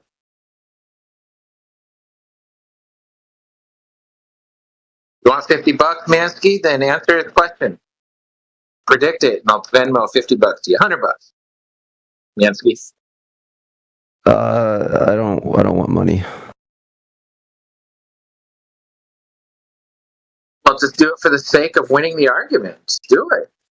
You can show off to your little club. So you guys pretty much believe that every like astronomer, like engineer, and like surveyor are all lying. Basically, every government's lying. Every space agency's lying. No, who said that? Who said that?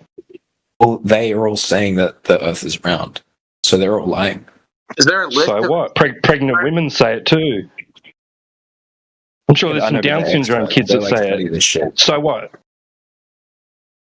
So are they lying? Yeah, exactly. You guys believe they're all lying? No, they believe it, right?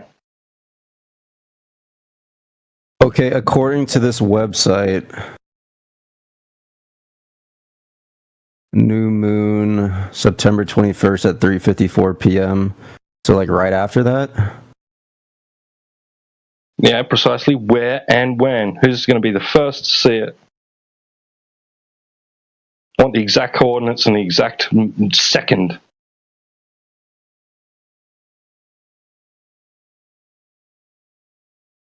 Well, it's only a new moon for like a moment, right? So like a second after that, it would technically be like a sliver, I guess. But location. I mean, the moon like doesn't require. You know, the moon cycles don't really require the Earth to be flat. It could be a cube. It doesn't really rely on the fact that it's round. Yeah, the claim was that the globe model can be used to predict the moon phases. That sounds like a three-body problem, to tell you the truth. Wouldn't that require that? Well, that's not true. I bet you won't be able to tell me exactly where and when I have to be to see the first if it's on the sliver side of the Earth compared to the sun, if it's behind or if it's in front. It doesn't really have anything to do with the fact that Earth is round. I can't verify if this website is correct, but this is probably what you're asking for. Just a reminder, if you believe that the Earth is flat, you're an idiot. Goodbye. Can someone send a diagram of how eclipses work on a flat Earth?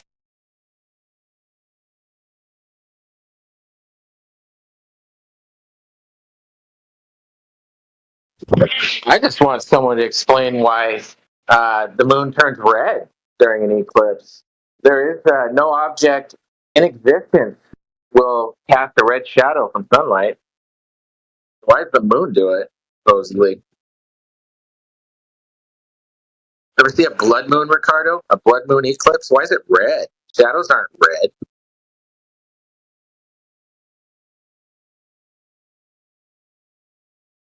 I'm not sure, but I googled it.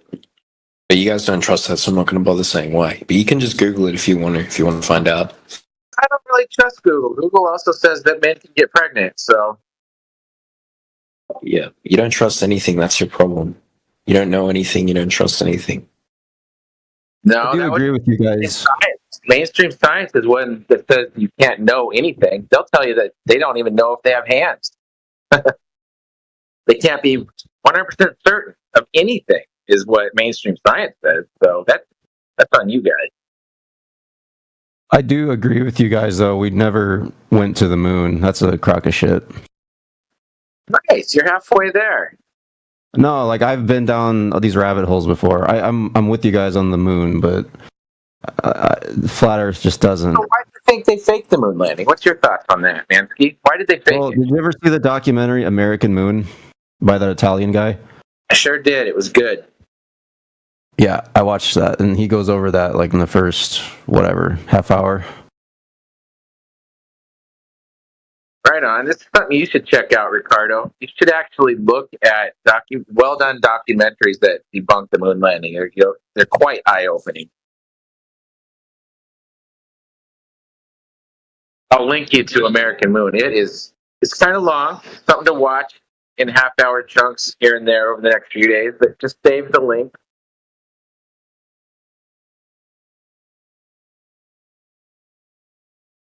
I just don't think you guys have.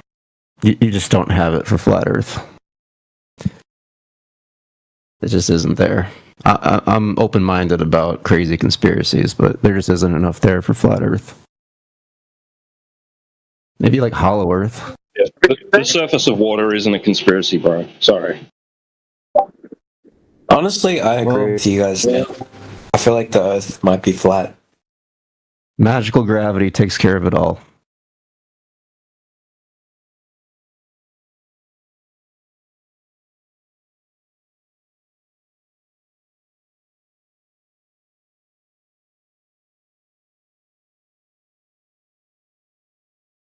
Like the video you sent of the oil rigs, that's probably what convinced me the most that the Earth is flat.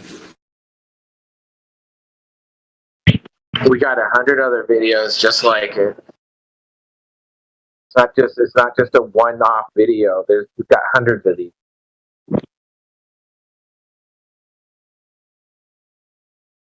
Well, you also sent the lake one. That shows the same thing, basically.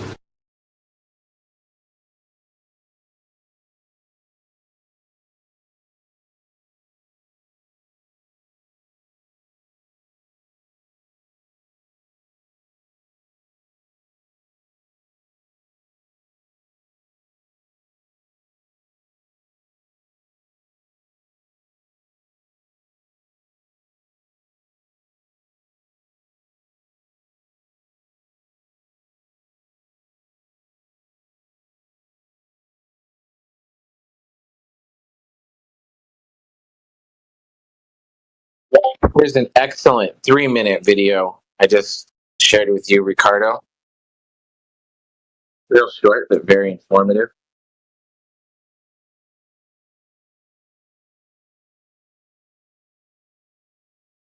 I mean, if the Earth was round, wouldn't we like fucking fall off?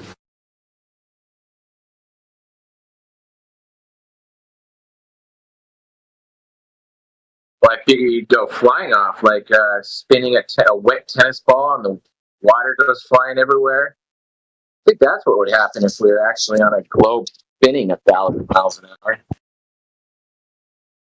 Dude, flat Earth is just boring. I want to believe that. Then why are you here talking about it? No. I want to believe that like aliens have come to Earth and genetically engineered us. That's way more exciting than just fucking flat Earth and there's no space. Why sea level is so triggering you? You will believe more in aliens than sea level, are you saying? I want to believe flat Earth is just boring. It kills all that. Okay, can you tell me what sea level is to believe? Yeah, go to the beach. There What you go, sea level is? What is sea level? Yeah, sea level is baseline. Baseline, is it curved or flat? Curved, bro. Earth is round. Curved. Can you prove that?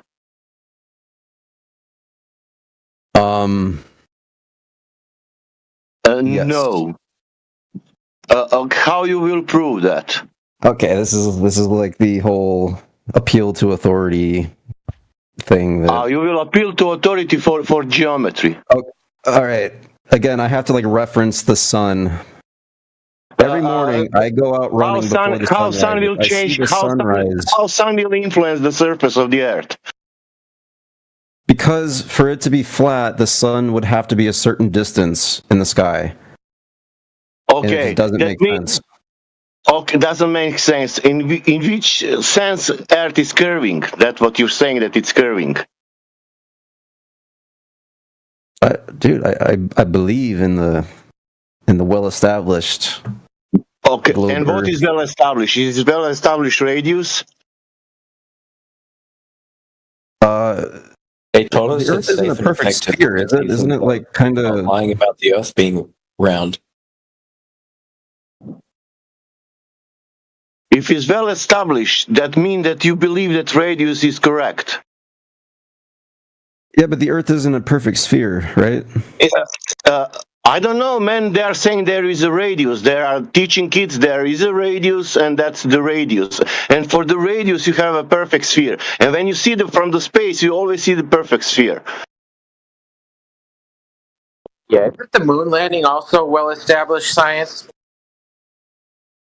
Yes, it is. But no, my question is this: do you believe on that radius what they gave to us? I don't remember being given a specific number. I'm sure I did, but okay. Do you think that Earth has the 1 size or has 10 size? Well, there's probably a lot, right? Oh, Earth changing the size, you are saying? Well, if it's not a perfect sphere, then. Well, I guess okay. If we're talking about well. Yeah, it'd have to be a lot, right? If it's not a perfect sphere. I'm no scientist, right? I'm just a dude. You don't need to be a scientist for knowing geometry. Yeah, I know, but I'm not. Yeah, that's geometry, man. You need only to calculate and to measure. There is nothing to do with the science. Hey, quick question for Mansky. What's your definition of the word science? Oh God. Man, can I tell you something simple? Why these flat earthers are flat earthers? Maybe you will go into that then. Maybe. Do you know why they are flat earthers? Hold on, can I get a definition of the word science real quick, Mansky? No, I don't like being asked to define things. It's the same thing with communism. You don't know what the fucking word means. What you're saying? You don't know what the word science means. No, because everybody will fucking debate about the exact definition. It just gets annoying. See, you just don't know what it means, is what the actual honest answer is. That's cool. That's fair enough. I don't know what. I don't have a direct definition memorized. No, I'm sorry. Ask your question again, Sasha. Do you know why these flat earthers calling themselves flat earthers? What is the main reason for that? Because you watched a few documentaries on YouTube. I know how it works. No, that's not the main reason. Can you try again? Yeah, but why it's Earth is flat? What they are saying? It's like a plane. Steelman, our position, like he said, why do we think the Earth is flat, Mansky? You've heard us enough saying it. Why do we say that? Because when you look around you, it's flat. Not talking to you, Ricardo. Talking to Mansky. Sorry, repeat the question. Steelman, our position. Why do we think the Earth is flat? Oh, I know you guys think water. Well, water is level, right? So there's no way it can be. It would have to be flat. That's your position, right? Yeah, because it's measured like that.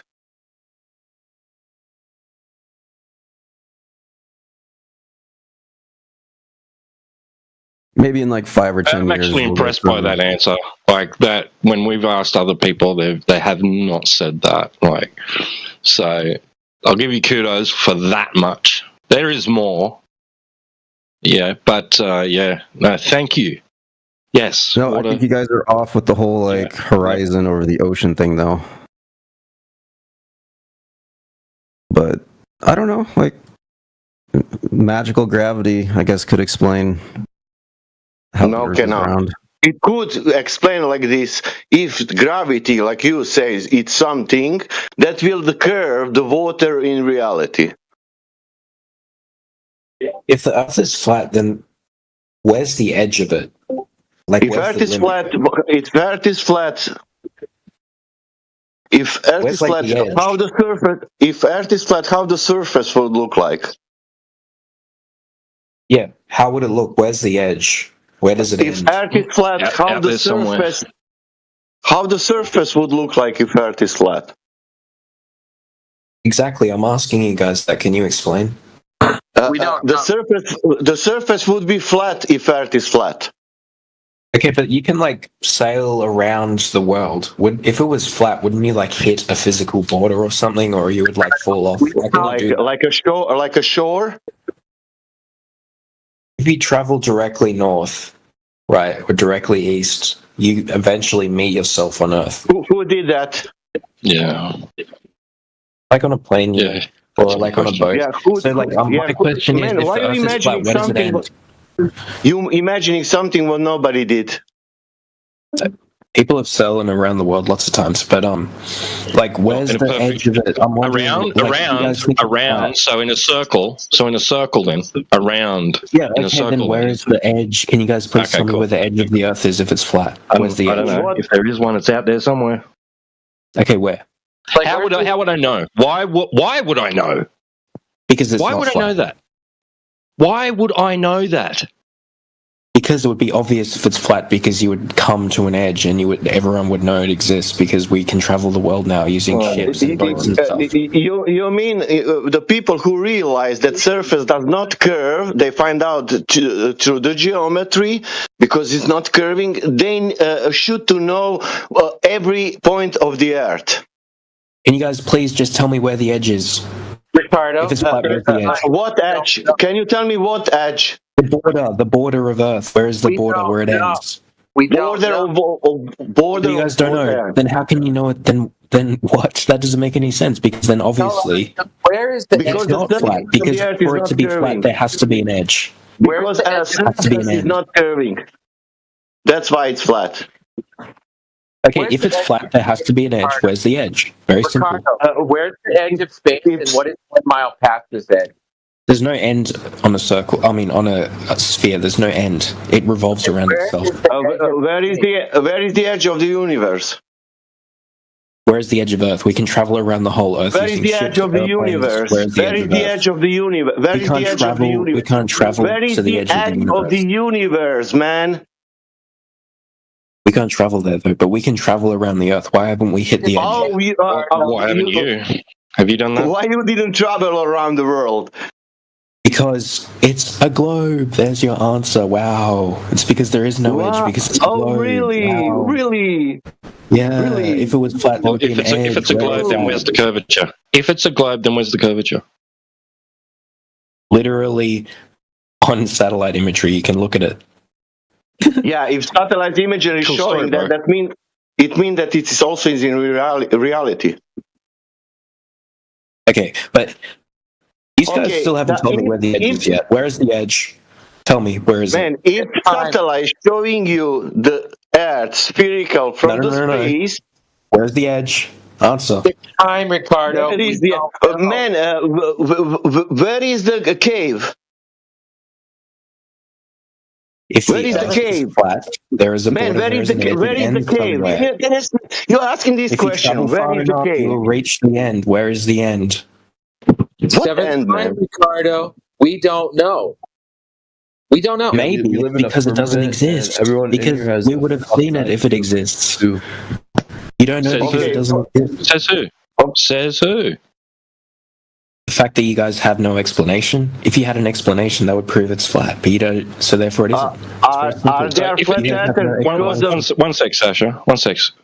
Sorry. If it measures flat, what is it? Plane. That's flat. Yeah, it's flat, right? It's a plane. So if it measures that way, it is that way. Does any amount of lack of explanation for a edge or an end invalidate that measurement? Yes, because if you keep on going, you would eventually hit some sort of border. So where is that? So if it measures flat, it's a plane. But if you can't find an edge, it mustn't be a plane. No, so therefore it goes on for an infinity amount of time. No, if it's a plane, then it goes on for infinity, right? Not necessarily. What? Okay, then it has an edge, you fucking idiot. Can you tell me something? If it doesn't go on for infinity, then it has an edge. They all have the IQ of a potato, by the way. So me not being able to present an edge to you, right, proves it's not. Does not invalidate measurement. Your measurements are wrong, but regardless, if it was a flat and it wasn't going on for infinity, there would be an edge, wouldn't there? Which measurements are wrong? Am I wrong? If there is a plane, you have an edge on a plane, Which measurements are wrong, man? No, can you please just accept the reality that if something is a plane, it has an edge? Can you accept something what is measured? You guys know basic geometry. Planes have edges, right? Yes or no? Yeah, they have a shore. Okay, where is the edge on Earth? Where is the shore? Ninth time. We don't know, Ricardo. Ninth time. Literally. Okay, then how do you know it's a plane? Because it's measured like that. Okay, then why isn't there an edge? We don't know. We can't go there. It's a shore. Okay, then obviously it's not a plane because for it to be a plane there needs to be an edge, and you can't tell me where the edge is, so therefore it's not a plane. Yeah, 10th time. Okay, bro. Whatever you say, man. Yeah, you guys literally. It's like basic simple geometry. A plane has an edge. We don't know where is the edge. You're correct. You're correct. We don't know where is the edge. We know how the surface measures. We don't know where is the edge. Ricardo, it's our turn for a question. Where is the edge of space, and what is 1 mile past that edge? I don't know, because we can't travel to the edge of space. We can travel around the Earth, though. There you go. That's our answer, too. That's our answer, too. We can't travel. Why can't we travel around the Earth? What's stopping us? We have limited distances we can travel with the... Okay, what happens if you go beyond that? If you just sail a ship and you just keep on going, what's going to happen? Somebody will arrest you for sure. Is that actually you guys' explanation?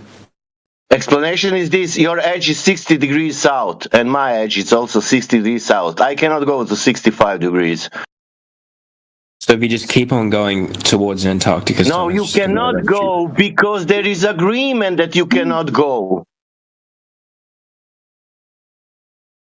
So you're saying that the government limits our ability to travel? Yeah, it's further. called Antarctica Treaty. You cannot go 60 degrees south. Yes.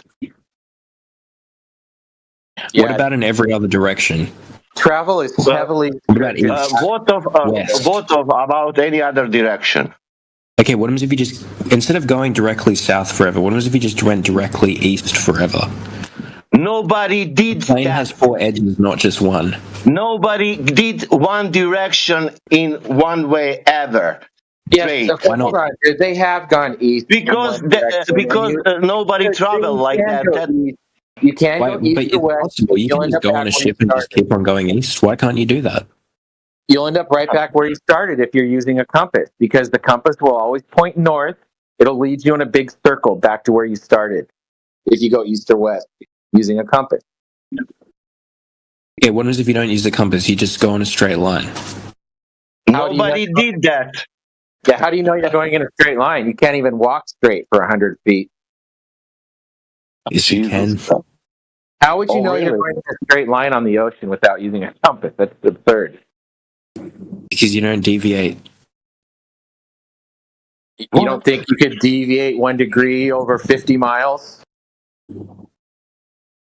Okay, but you're saying, well, sure, but you'll still be generally going out east. Like, sure, you might slightly deviate, but you still will be generally going out east, or wherever the direction is. Man, we need to give you the boat, and you can do that. So what you're saying is that essentially, eventually, you're just going to keep on curving around. If you use a compass on a flat Earth, or okay, then don't use a compass. Just go straight. Keep on going straight. You should do it. Okay, then why hasn't anyone done that?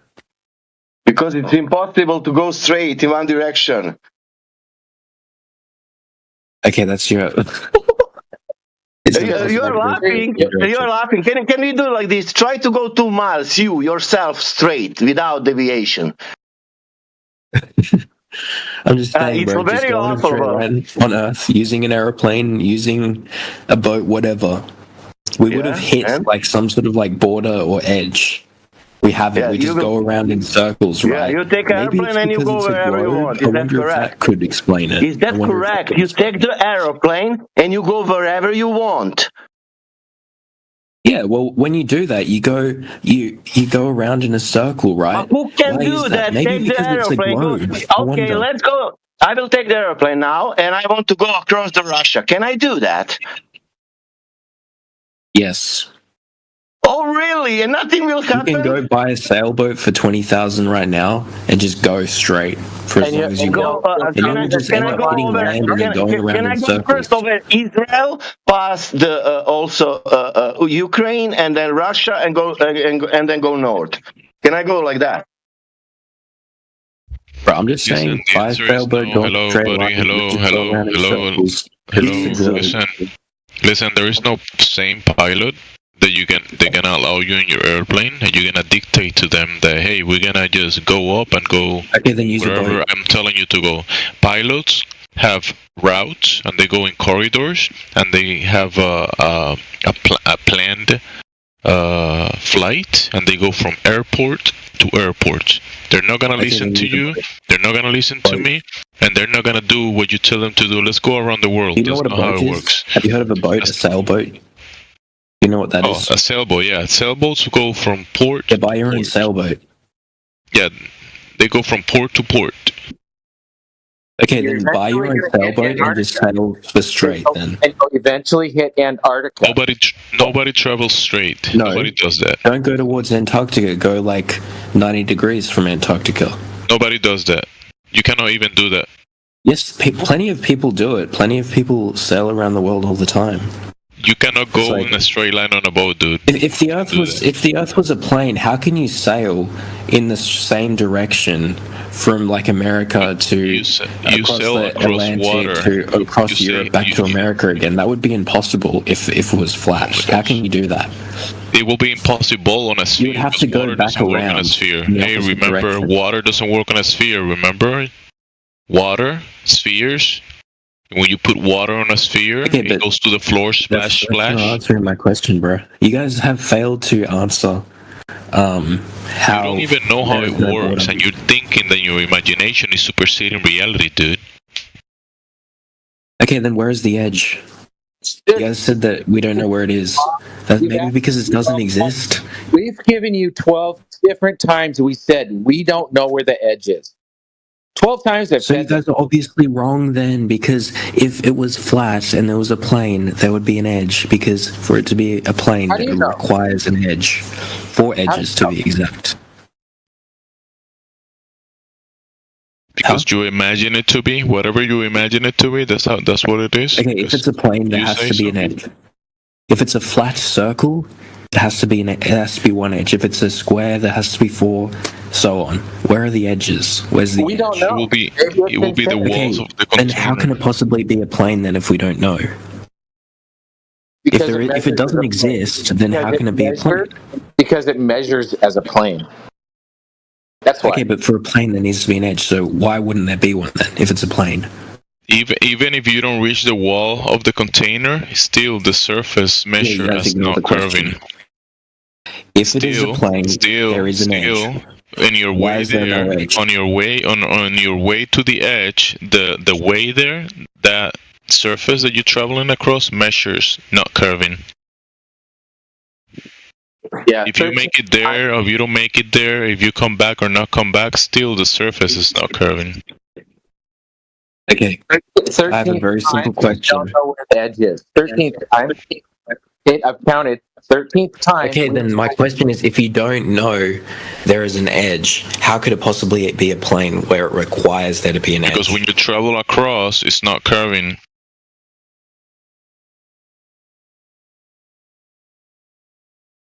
You can't have a plane if it doesn't have an edge. A plane requires an edge. There's no edge. It's not a plane. Did you hear the answer? We don't know where the answer. Did you hear the answer? Okay, therefore it's not a plane. If there's no edge, it's not a plane. No, did you hear the answer, man? What Jamsey said? Yeah. He didn't answer what he said. What he said. It's proof to you. You just admitted that you guys don't know where it is. Therefore, it can't be a plane if there's no edge. Man, what Jamsey said, he didn't say that. Can you repeat? Okay, you know the ground under your feet or the waters that we travel across? When you go across those, that stuff is not curving. Even if you reach an edge or you don't reach an edge, that surface that you're traveling across is not curving to be a sphere. But it is, though. It literally is. Because you say so. You just made a claim that there is curvature. Okay, you guys just claim that it isn't. Do you want to see that? Do you want to see? To be curving. Do you want to see observation? Okay, but regardless, right? Do you want to see observation reality showing there is no curvature? That's been debunked already with refraction. We've already debunked that. Refraction. Anyway, are you saying for there to be an edge, for there to be a plane, there needs to be an edge? You guys said there is no edge, therefore it's not a plane. Boring. Very simple. Man, you're boring. You're boring. No, like or put it like this: it is not convincible for you that what Earth measure flat, because of refraction and everything. And now you're okay, there is a curvature for you. Now you need to relax, go out from this server and say they don't have nothing and everything. It's okay. I know that Earth is a globe, and I don't care more for these people, and then it's all right. We will give this information for people who want to look into that. But you are okay. You know that it's not flat because there is no edge. And now you are okay. Now you can live your life. You guys said before that you would get arrested if you tried to go there. Now you're claiming what? Man, you didn't understand. The people telling you there is no measurable curvature in reality. Everything is about the surface. But you want to know other questions. And these people will not give you more or something new Santa Claus. No, it's only this. There is no measurable curvature in reality. The Earth measures flat. Okay, if it is, you need to show that, and people will be, they will look into that and say, okay, yes, it is. Look, there it is. Put your measurements of curvature in the side chat, Ricardo. Measurements of curvature, drop over distance in the side chat. Do it. And in the meantime, if I may interject quickly, Ricardo, if it were told to you rather than saying, quote, there is no edge, instead of that, if it was said to you, there's no edge that we are aware of or that anybody has detected or been able to detect or whatever, right? Or we don't know if there is one, rather than a concrete statement that there is none, would that kind of like calm your tits a little bit? Because arguably that's a little bit more accurate, right? Because to say that there is no edge implies that somebody actually went out and scoured the entire place. Yeah, people do it all the time, bro. Right. We've been doing it like since like Europe has been colonizing the whole world, and we still haven't found it. So you mean we've been doing it for hundreds of years, bro. Oh, okay. So now you're the one making the claim that we've scoured the entire place and didn't find anything. Yeah. Right. Okay, that's a bold claim, dude. Or you can literally fucking buy a sailboat wherever you want. So throughout those expeditions, maybe you can go ahead and answer Travis, right? Because throughout that expedition, one may or should have detected curvature in the process. Wouldn't you think? Okay, we have. It's proven that the Earth is round, and we have. All right, go for it. Put your measurements of curvature in the side chat.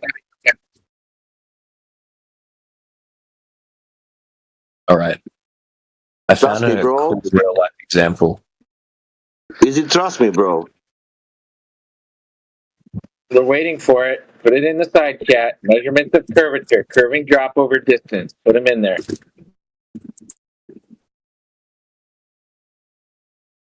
Google it faster. Make sure to include viewer height, target distance, curve amount, etc. Just showing us a picture and saying, hey, it looks curved, won't cut it. We need to be able to check the math ourselves. Okay.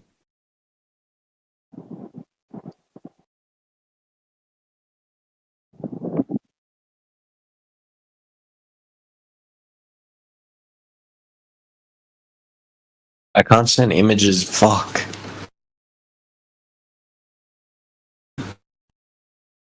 What's the image of? Is it some windmills by any chance? Like a bridge. It's like of the really long suspension bridge, and the height, the top of it is like 1 inch further apart than the bottom of it, and it's completely, both towers are completely perpendicular to the ocean. Are you saying that you have a data, you have an observer height, distance, and a drop? Yeah. The way they have to engineer what was the observer height? The bridge is 1.5 inches, 41 millimeters farther apart. What was the observer height? What was the observer height? You don't need an observer height for this. It's not. You need observer height. You need observer height. It's written in Earth curve calculator. Let me nip this. Every Earth curve calculator is included. Let me nip this in the budget. Okay. There is tons of I don't know how many of Earth curve calculator, but you are not using that. Okay. So if you what are you using? What are you using? Who you are, Einstein? Tell me. Bridge. No, bridge, man. There are so many types of Earth calculators, curve calculators. You're saying I'm not using that, but I want to know because you're some genius. What are you using? Okay, I'll send it to you. Okay. Make sure that you can prove the water under that bridge is curving, okay? Because bridges are built with the tops leaning apart because they usually have suspension cables hanging between them, and they'll get pulled together once they're built. It has nothing to do with curve of the earth. And make sure the water's curving under that bridge, like the picture I shared, okay?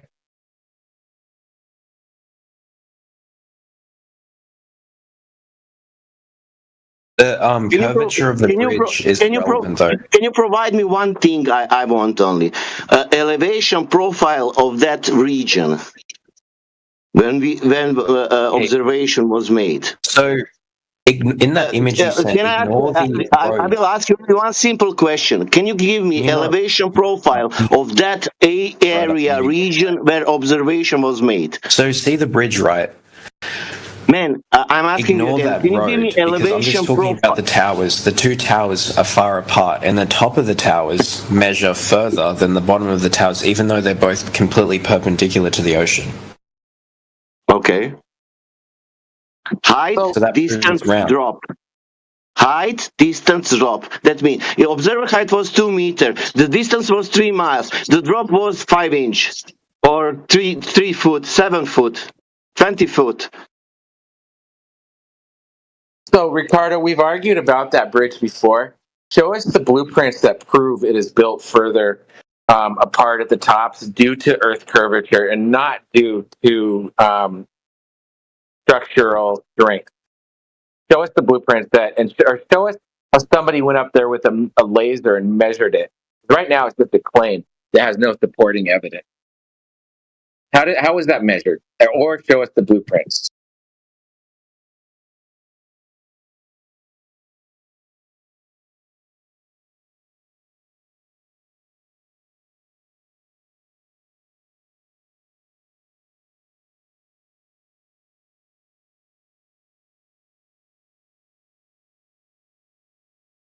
I can't, sorry. Okay, so like 3 times you said that the curvature has been measured.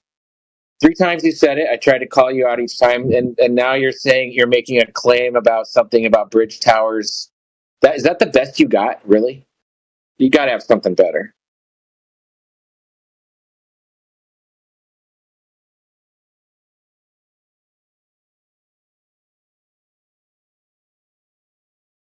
Look, I mean, you guys haven't really proved to me either that there's an edge, so it's kind of hypocritical to say that we don't know if it's round or flat then.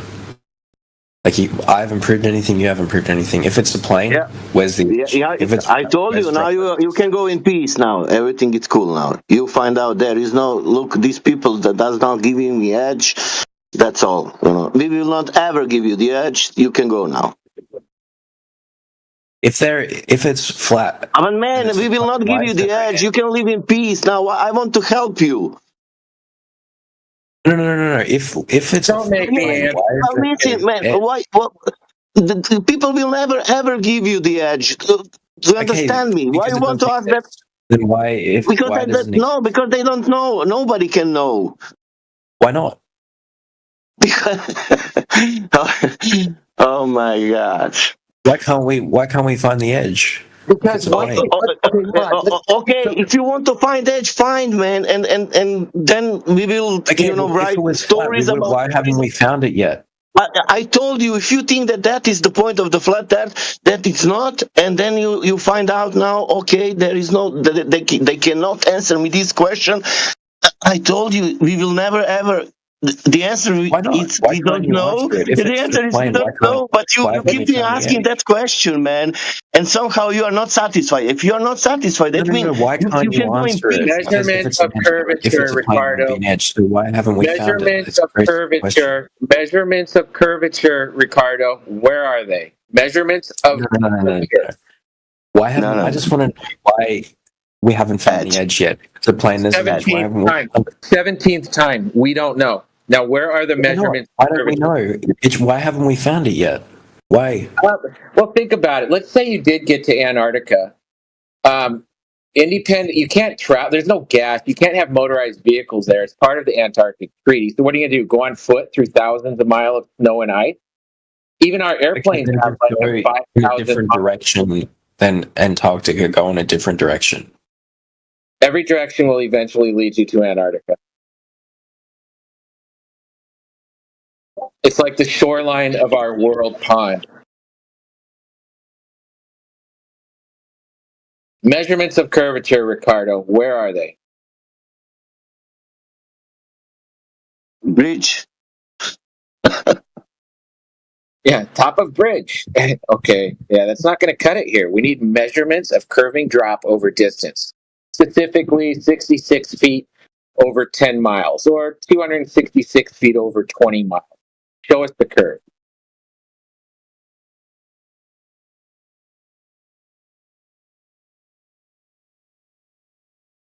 There is a refracted flat horizon on 10 miles. That's the curvature.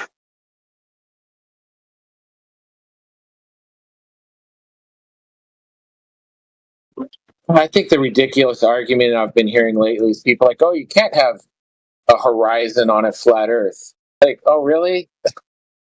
That's an absurd argument. You know, what would you expect to see then?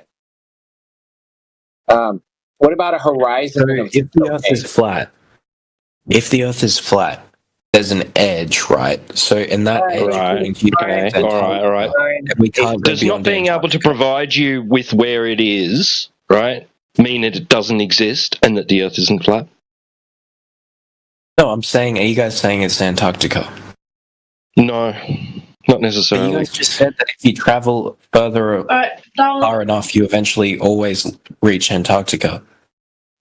We don't know what's thousands of miles past the shoreline. You can't go there. We don't know what's past the shoreline. So Antarctica is like surrounds the entirety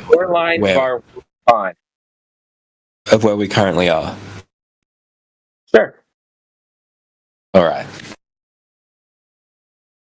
Once you get to Antarctica, you can't use, it's in the treaty that you can't have any type of motorized vehicles. There's no gas stations. You're not going very far. It's extreme weather conditions. How far do you think you're going to get on foot dragging food? Like, it's not... Absolutely. You know, when I was a kid, I used to think the world was round, but it turns out that only pedophiles think that. So what I've decided is, like, and also pedophiles think the world's flat, actually, not. It's the other way around. Shut up already. Blah, blah, blah. Ebenezer.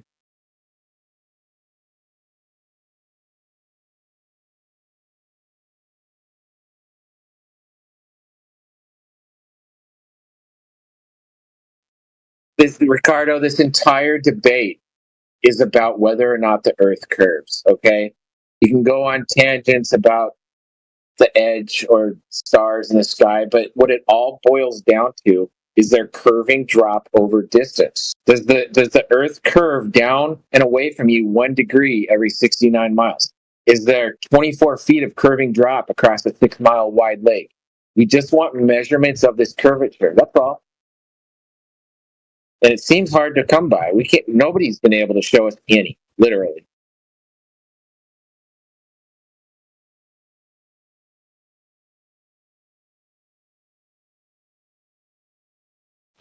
I know you want it to be on equal footing, right? Well, if I can't prove stuff, you can't prove stuff either. But, like, if you were interested enough, like, you would go out and make some observations or attempt to, like, do something. In fact, you probably have, and without realizing it, unwittingly have made observations. In fact, if you've ever held a level in your hand and tried to make something horizontal, you've tried to make it level with the world.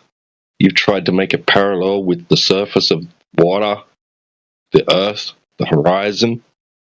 So in that respect, you've already measured the earth flat.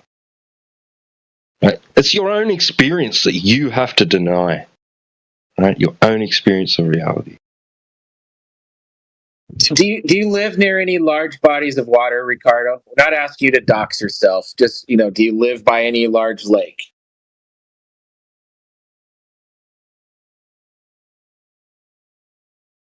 Nah.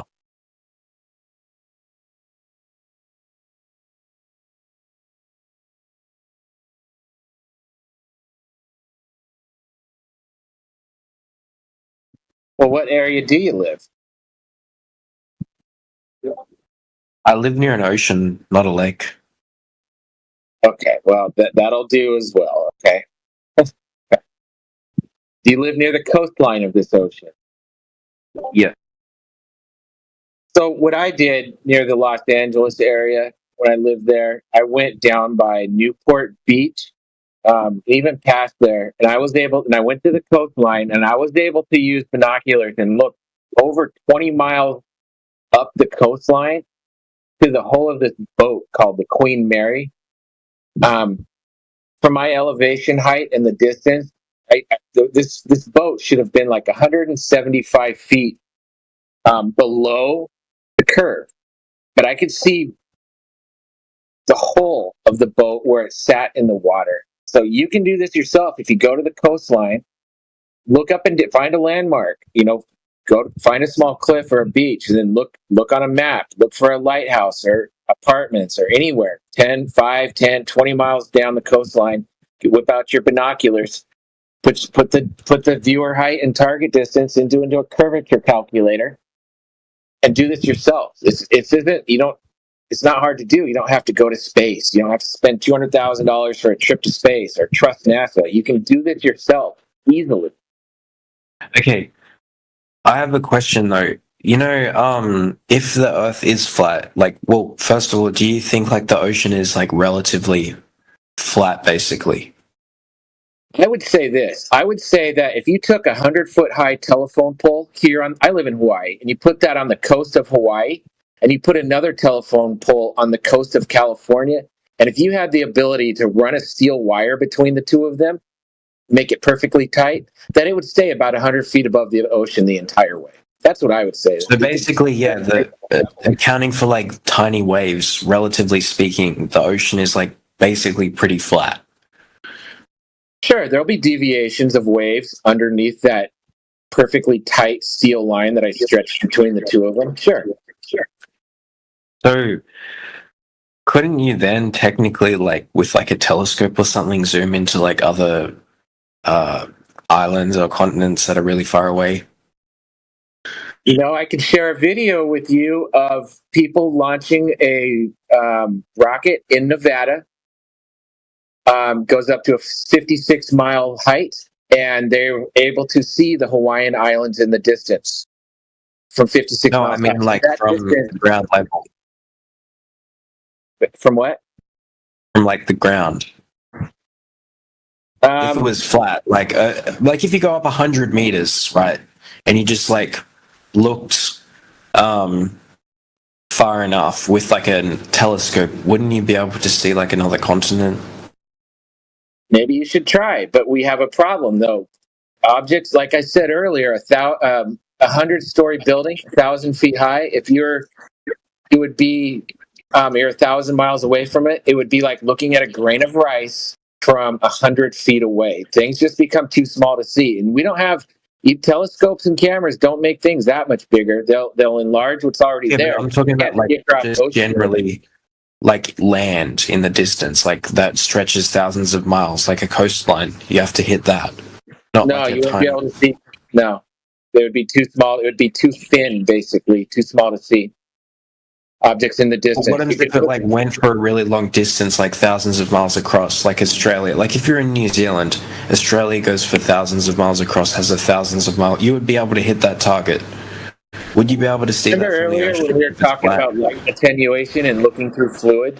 There's a limit to how far we can see through a medium. Okay, but then how can a telescope see different planets then, which are much further away?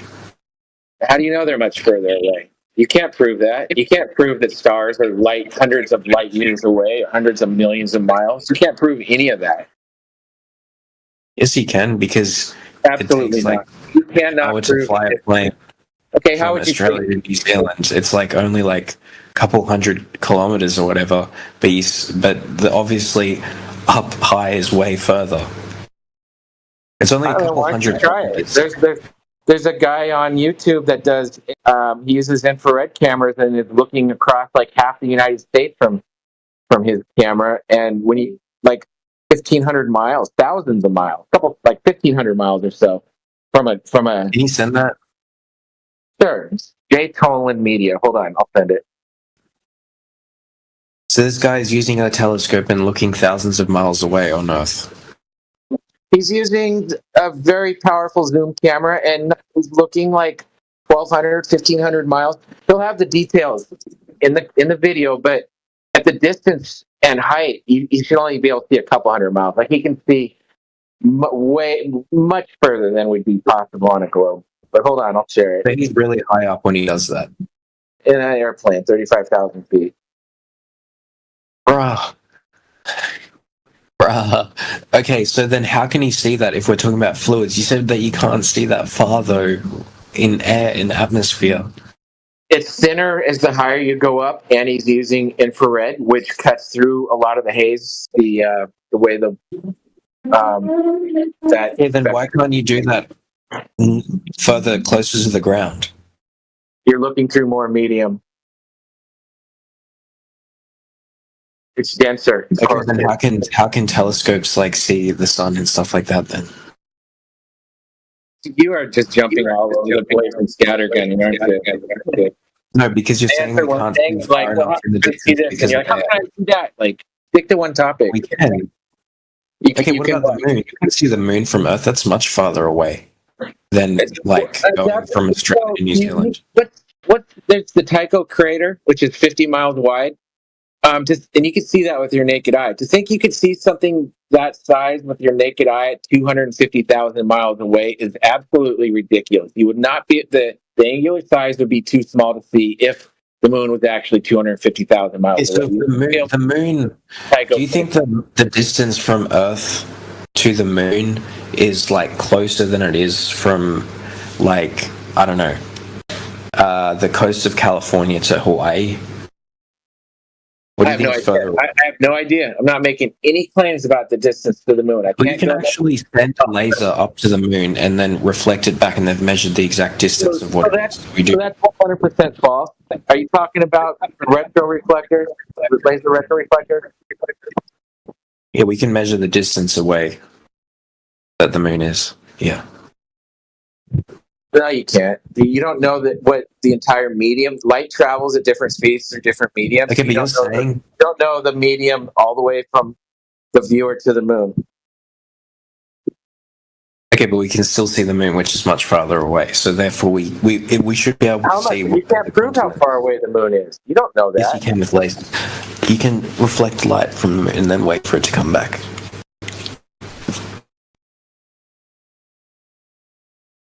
Yeah, I'm calling BS for the same thing I just said. You don't know the medium. Light travels at different speeds through different mediums, and you don't know what the medium is between every inch of it from here to the moon and back.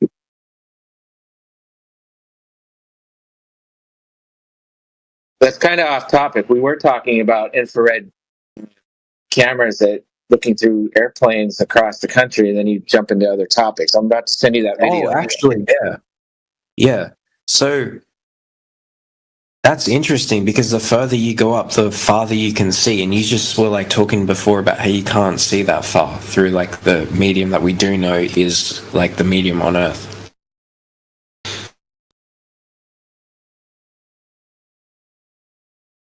So if the Earth was flat, you would be able to see across continents with a strong enough telescope, but we can't because it's not flat. But hold on, people, there's a video with a GoPro stacked attached to a rocket in Nevada that can see the Hawaiian Islands in the distance when they should have been below 400 miles of Earth curve. Okay? But you're talking about a rocket that goes really high up, though. Yes, and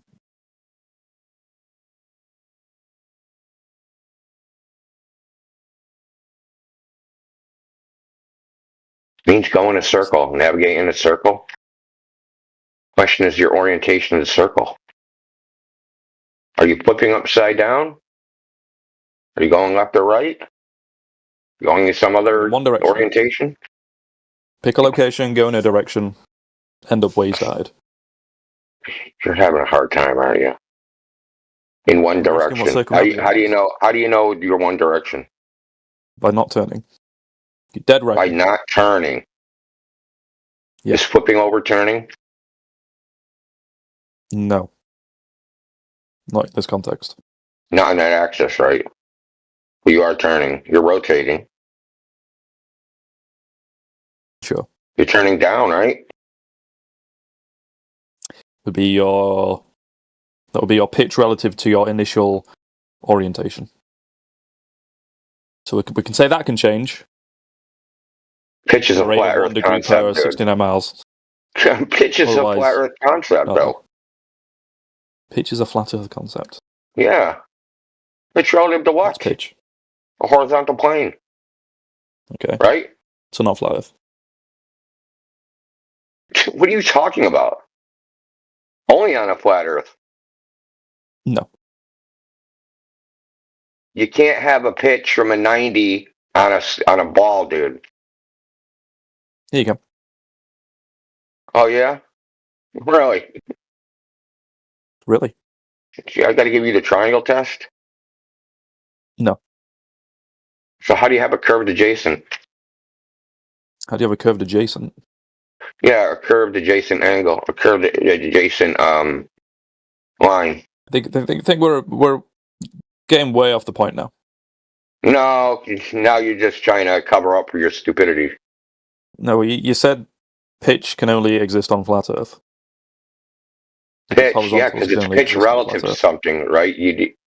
Just so you understand, you have to have an origin of coordinates, right? And then everything is measured from the origin, or calculated from the origin. Pitch, the origin of coordinates, is a horizontal line. So which way the plane is oriented relative to the horizontal line is your pitch. Mm-hmm. You can't have a horizontal line on a ball. There you go. You have vertical? Oh, yeah? That's up and down. So is horizontal a circle? No, horizontal is perpendicular to vertical. Yeah. Congratulations, at a point. Yeah. At that point. Yeah. At a point. Yes. Okay. And at that point, perpendicular to vertical is 90 degrees. That's not a ball. Yeah, that's a point. And you know a little square thing when they show 90 degrees, a little square? Yeah. When you see a diagram and it's got the little square? The other side of that square isn't a curved line. They're not making like a squishy square. Correct. You know, y'all act, correct. Dude, you couldn't correct me if your life fucking depended on it. I corrected you about celestial navigation the other day. No, you've never done anything of the sort. How do you do celestial navigation in India? Basically, with a section. So I've got my sextant. What do I do? You measure up from the horizon. Okay. Well, first you probably look in the Nautical Almanac and find figures for of the 10 navigating stars. And then you'd find the GP for each one. And then, well, I mean, practically they would make a run line.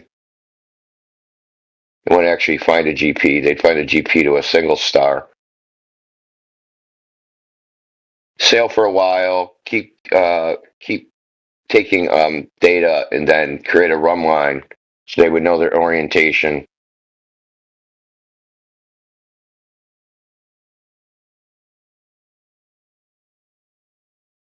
So I'm on the Earth. I've got my sextant. I've got my nautical almanac. Figured out the GP of the stars. Yep. What do I do?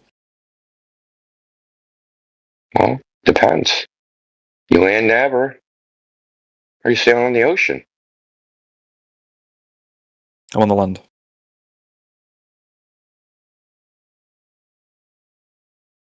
Well, if you have your GP, I guess I'm lost in the desert somewhere. I don't know where I am. You better have a good clock. I don't know. You tell me. You tell me what you do. Okay, so you don't know. No, neither do you. I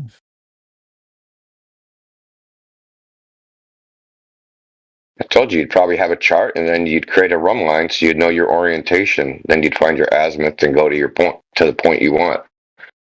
And then you'd probably find what star would be over that point at the time, based upon your speed of travel. What time you think you would get there? If you want to get somewhere, you just have to find out what star is above it, and then sail in that It doesn't stay there, doofus. Sure. So where are you going to end up? Well, you obviously you need to keep Just doing keep aiming at the star. You will see where you end up. No, that's not what I said. Yeah, you just got to find out the star that's above it, right, at a particular point in time. Yeah, well, the sky's going to move. You think you're going to make a single freaking measurement point and take a heading and get there? No, I didn't say you'd only have to make a single measurement. Okay, then. So you're going to have to make another measurement. Yeah. Right, with a different star. Yeah. And you're going to have to know what time it is, right? Yes. Okay, why do you need to know what time it is? Because the stars move. Yeah, why do you need to know what time it is? Because the stars move. That doesn't tell me this, right? I'm talking about the land navigation part, dude. How does the time help me land nav other than the stars move? Because the stars move relative to the time. Yeah, dude. How does it help me land nav, dude? Because you need to figure out where the stars are. Don't know, do ya? Don't know, do ya?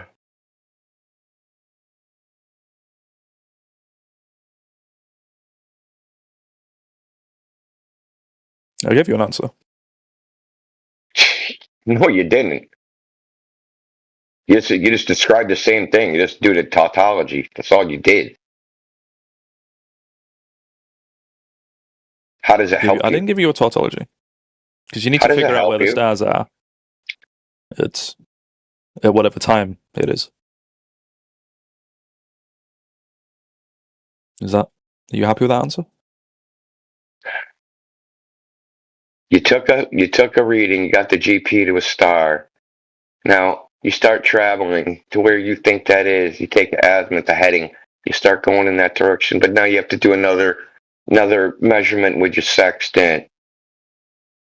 Where's your GP now? Use that star, another star, a different star?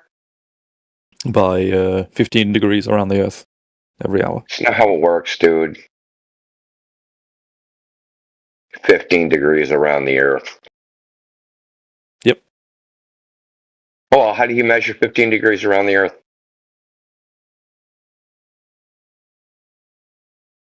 Oopsie poopsie.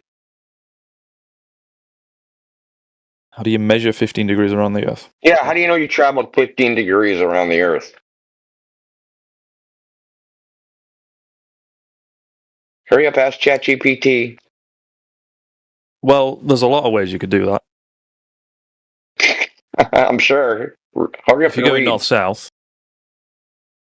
I mean, if you're in the northern hemisphere, you could just look at, say, Polaris. If you're in south, you look at the southern celestial pole. That won't work, man. Polaris isn't on the celestial pole, right? So basically, that won't work. You're gonna go 14 or 16 degrees, so like that won't work. So using the star, you just figure out where you are relative to the other stars. What was that? What did you say? So you figure out where you are come in here and just fail so much, dude. Celestial navigation. How does it feel to come in here and just fail so much with this shtick, dude?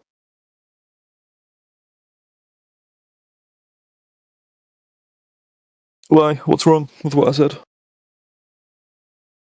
No, your shtick, dude. Okay, you have a shtick. Yeah, shtick, dude. A little act that you have that you come in here with. How does it feel? Well, feel to fail ask a question, you avoid it, and then you ask me questions. No, I directly addressed it, and then I asked you, "Hey, how does it work?" And you don't know. Simply finding the GP is not how it's done. Okay. I never said you that. are listening to stupid anti-flat earthers. Okay. I don't know why you're just parroting some retardation. It's way more complicated than that. Actual navigation. It's really not. And the accuracy is something like 15 miles. Right? So you can get within 15 miles. Sextant. You can get a lot closer than with a sextant, yeah. You're going to be less accurate. With modern instruments, like a theodolite. A theodolite. A lot more accurate. Who land navs with a theodolite? Show me someone land nabbing with a theodolite. Go for it. Me. I did it. Oh, bullshit. Alright, I did it with a theodolite app on my phone. Shut the fuck up, dude. Why? Dude. It's not difficult. Yeah. As long as you know where the GP of the stars is. You mean was? No, it is.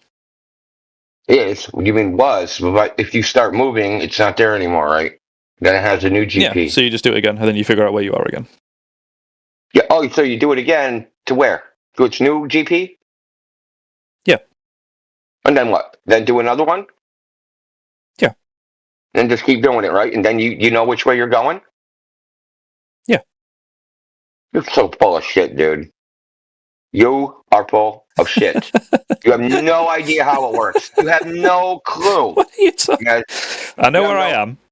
Okay. I knew where I what was does that before. mean? So you've done 5 readings. You've done 5 I don't know readings. where I am You got now. 3 What are you talking about? No. You got 3 GPs. You got 3 GPs over it spanned over 5 hours. Where are you? How do you chart that? So what do you mean chart it? The GPs? How do you convert the GPs into I do it again. I'm here on the map. I do it again. I'm here on the map. No, stop. Shut up. How do you convert your 3 GPs where the stars are to where you are?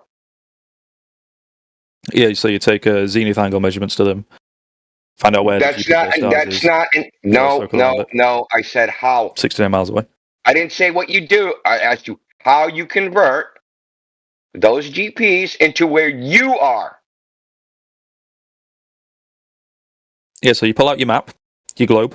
You figure out what, if it's 1 degree off zenith, you draw a 69-mile circle around that spot. Basically, whatever the zenith angle measurement is, you multiply it by 69.01. Draw a circle around wherever that is. Where the 3 circles overlap, that's where you are. So where the 3 circles overlap is where you are. Do you want to stick to that story? Yeah. So you sure you want to stick to that story? Yeah.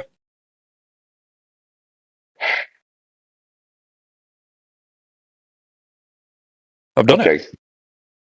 Yeah, I don't believe you. Okay. And you're not going to have your actual position because why don't people just do it that way? I did. No, you don't. I remember MC Toon, he part of his challenge. People did that. His challenge. I've yet to see it work over a flat surface. His challenge was completed and he never paid, right?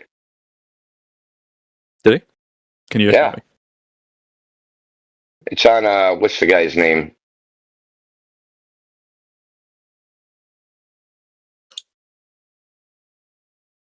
Hold on. He's still around.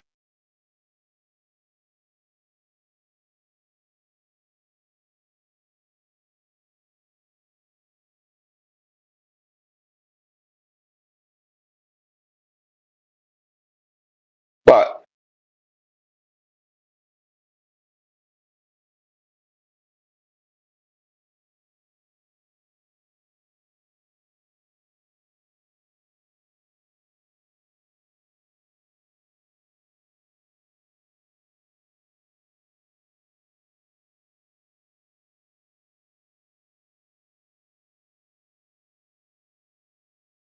hey, can I ask you a question? Hey, Nance. You just did. I'm going to ask you another one. Okay. So you've been asking a lot of questions. Yeah, and you've just been talking shit, dude. Just giving these vague, generalized answers.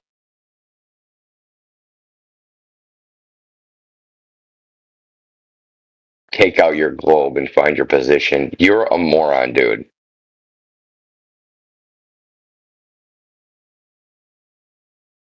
I want to know, as far as MC Toon's challenge goes, is if he demands things in a spherical coordinate system, how can you complete the challenge and not use spherical math?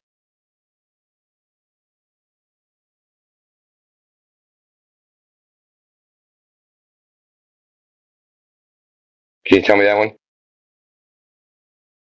He demands things using a spherical coordinate system. Yeah. What spherical coordinate system is he demanding? Latitude and longitude. So latitude and longitude is your. So he wants the latitude and longitude, right? It's a spherical coordinate system. How can you, even no matter what technique you use to find your coordinates, just the conversion into the spherical coordinate system is going to use spherical math. So tell me, how do you complete the challenge without using spherical math? Well, so do you agree that don't ask me latitude and longitude? Don't ask me a question. Well, I feel like your question has a lot of false assumptions in it. Is latitude and longitude a spherical coordinate system? Yes, kind of. Okay, can it be expressed on a flat surface? Yeah. How?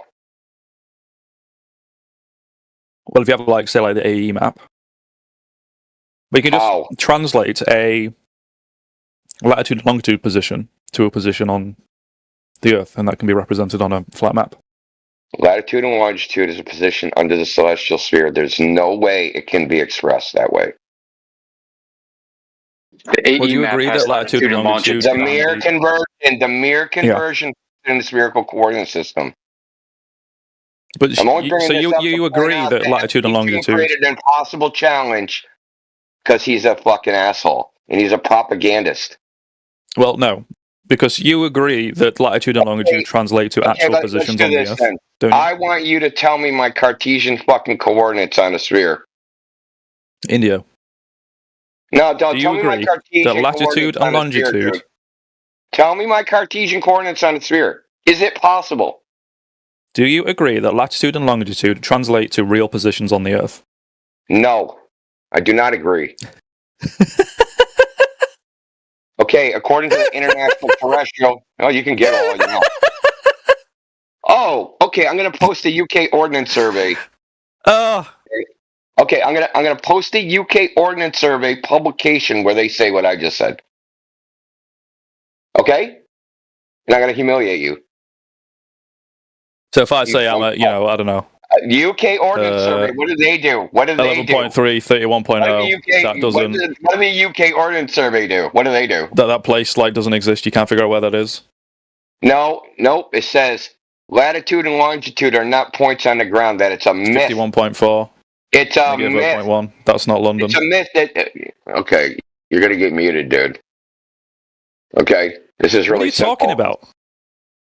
Unless you're ignorant of how this all works, it's clear. So, India, if I told you, I have buried treasure, I've hidden it at 38.1, negative 91.4, you couldn't figure out where that is? It's not a place on the ground. It's not a place on the ground. I could figure it out if I looked at the sky. Let's say I can't see the sky. How am I going to find your treasure, brother? Tell me how to find your treasure without seeing the sky. I'm going to use just Earth references. How do I find it? Tell you what. Yeah, of course. Yeah. If anyone can tell me what city 43.6 negative 116.2 is, I will give you $1. No one cares where you live. That's not. I picked a random place. I'll give you a hint. It's in the US. We do not care. Yeah, you just ignored everything he just told you, didn't you? Of course he did. That's all he can do. He's just been deflecting the entire time. You think like... I asked him. So here we go again. You're about to do it some more. You're about to do it some more. The very thing we're pointing out, you're trying to deflect from that. So in the chat, there's a screenshot. India, you're deflecting from the point that because M22 asked you to tell you where he is. About coordinate systems. Myth 1, a point using lat long. Unique latitude and longitude.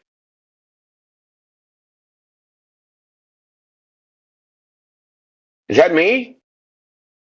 Is that me who said that? Busted. Giggle some more. Yeah, read that. It makes sense when you understand what's going on, Mez. Yeah, read that, Mez. You reading that, Mez?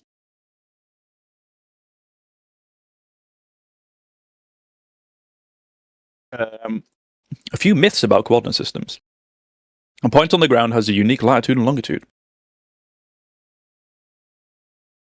There is no one agreed upon latitude in the and longitude sky. coordinate system.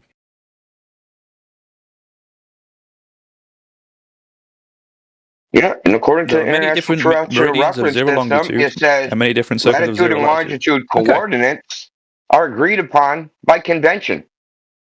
Okay, so if we agree on Means one, can we use that? everybody just agrees New York has fucking a certain latitude and longitude.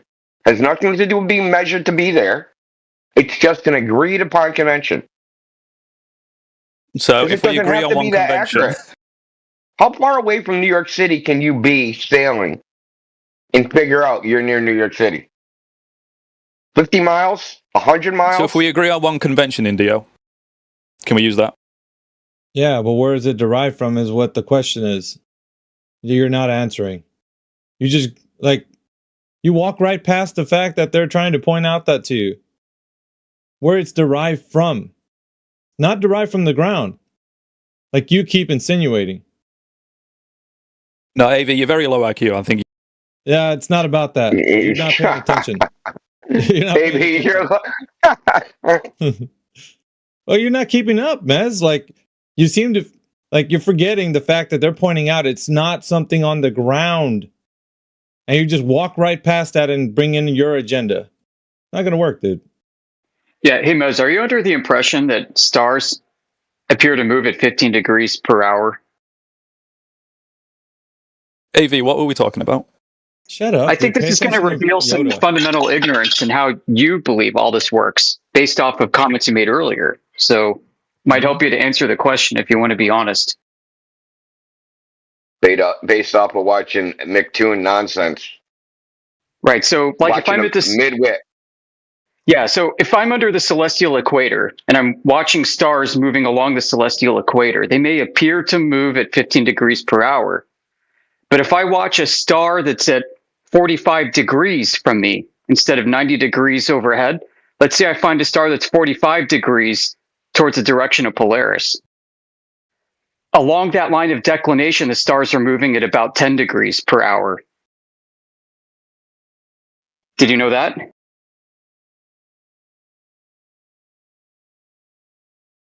That's why this is so complicated. And why, your cartoon conception of how celestial navigation works is quite laughable and ignorant. And it also reflects why you believe so boldly that latitude and longitude are fixed points on the ground. Yep. He defends it with ignorance. That's all. I bet you never thought of that before, what I just told you. Yeah, and he scoffed. So we're using the typical latitude longitude that we're all familiar with. You don't even know what those things are. The prime meridian. Learn what they are and come back. You don't even know what they are. You don't even know what they are. If I tell you I've buried treasure, I'll tell you what country. 46. No, yeah, we don't you don't even know what they are. You couldn't find that shit yourself. That's it. You could bury the treasure and look at it and come back 5 minutes later and forget where it was. Yeah, he's repeating the same thing over again. Like his point has any validation to what he's saying. Like he keeps walking right past the fact that it's not derived from the ground. Like, why do you keep wanting to insert your point? Doesn't make any sense. Doesn't, dude. You can't reset to your point and then make it sound like you're going to have some kind of like, result from what you're saying.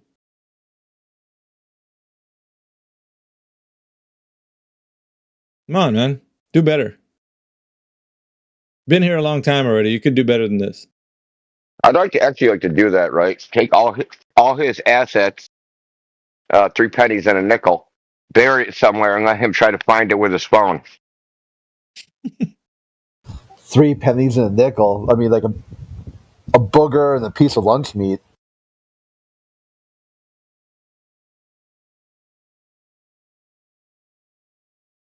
He's gonna stop for time until there's enough time passing, and then he's gonna insert his agenda again. Back to his talking point. If I bury something at this longitude and latitude, like same bullshit. You didn't know anything. Can you not figure out where that is, AV? What Indio tried to present if we're using the usual national grid was a different convention than latitude and longitude, which is terrestrial based. Yep. There are so many different conventions too. There's like over 100 datums, and they all have different scaling factors.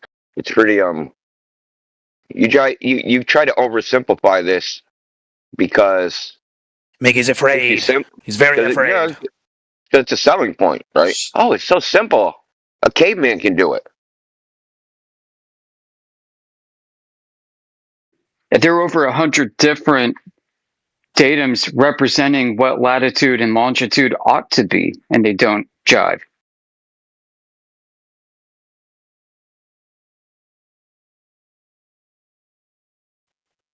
And that's staying within the spherical domain. And then you've got all the Cartesian grids out there that don't align, and they represent what the Earth ought to be too. And I've got this paper by the U.S. Naval Postgraduate School that says spherical coordinate reference systems are less accurate than planar ones. And this is for precision targeting. You got that source, Yoder? I'd like to see that. Yeah, hold on. It's going to take me a second, but I've got it and I'll post it. You know what's strange is we've been arguing this for quite some time now, but I think it's really forming up to be like a great argument. I mean, from all the times that it's always been a good argument. It's just we've been putting it more to the forefront now because it seems like a lot of the things that people with the idea that the Earth is a globe have been talking about are just conventions. That's all they are. There's nothing that's solid that they can point to that references an actual terrestrial sphere. And I think the more we talk about it, the more it elucidates that fact. And when they go terrestrial, what do? They create an abstract mathematical object called a reference ellipsoid and use that. They don't even use the actual Earth. The arc of the the arc of the parallel? Remember that the whole PDF that you read? It was like 900 pages, I think. They referenced the I didn't read the whole thing, bro. The Clark and the Bezel spheres. And then those two models assume the very same concepts that the WJS84 one is conceptualized as. It's like an oblate spheroid. Yeah, they're just mathematical objects. They could have used anything. Could have used a rock. Oh, this is our reference rock. We're just going to use this, and we're going to do measurements and project points onto it.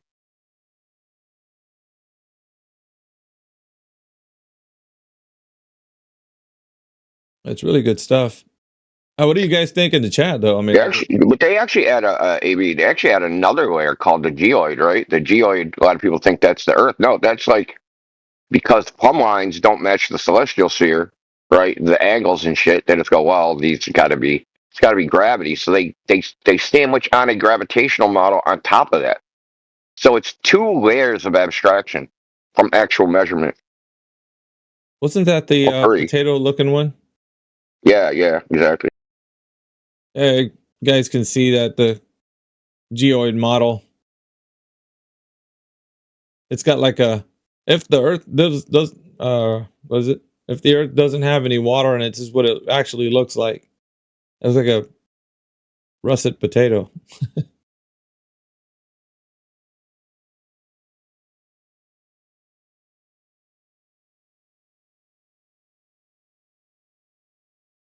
You know, I've actually looked at that pretty carefully because we have all these observations, these Canada observations.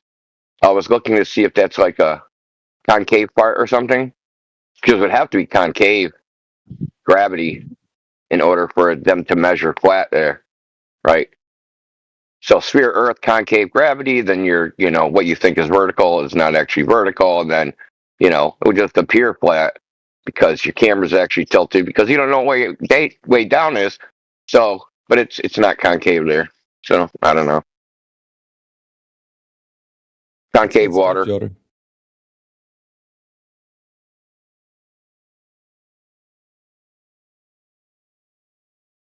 That's good stuff, man. The purpose of this thesis is to incorporate the Global Positioning System, GPS, and Inertial Navigation System, INS, for the guidance of unmanned aerial vehicle, UAV, seeking precise navigation in local tangent plane. It goes into it.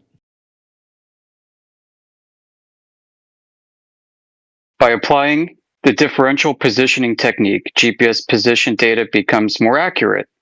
This position can then be referenced to a known location on the ground in order to give the aircraft's position in the local tangent plane. Interesting.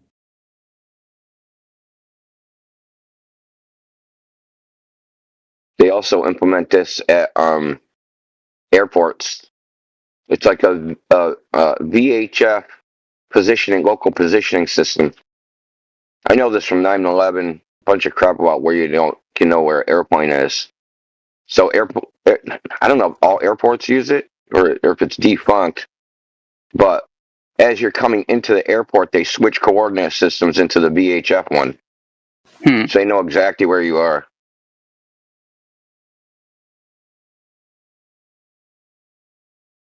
Now this thing is, it's got like a formula here, but it says decoding satellite message. A GPS receiver can also obtain the satellite's position. Earth-centered, Earth-fixed coordinates.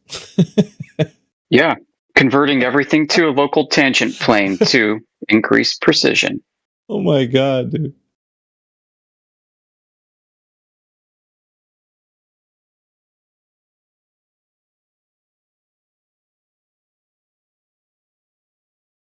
All positioning coordinates, X, Y, and Z, are given in Earth-centered and Earth-fixed coordinate system.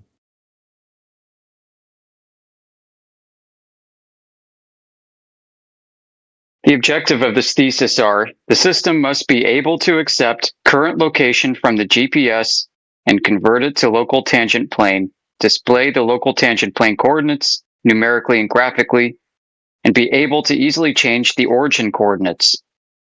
Finally, the achieved accuracy of the differential setup is examined.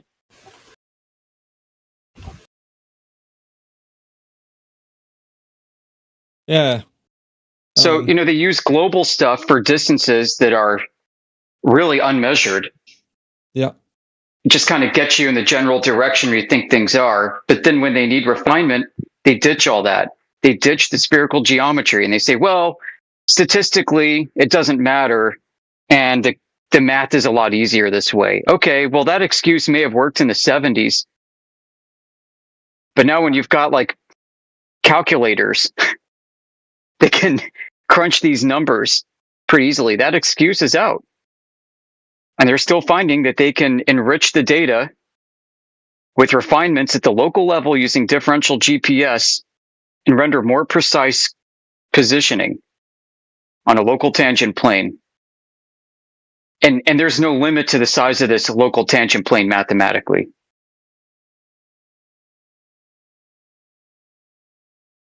Local tangent plane isn't some fixed area. It is whatever they want to say it is. And what's interesting about GPS is all the receivers output local tangent plane coordinates, but they're somehow tied to a grand spherical coordinate reference system. How does that work?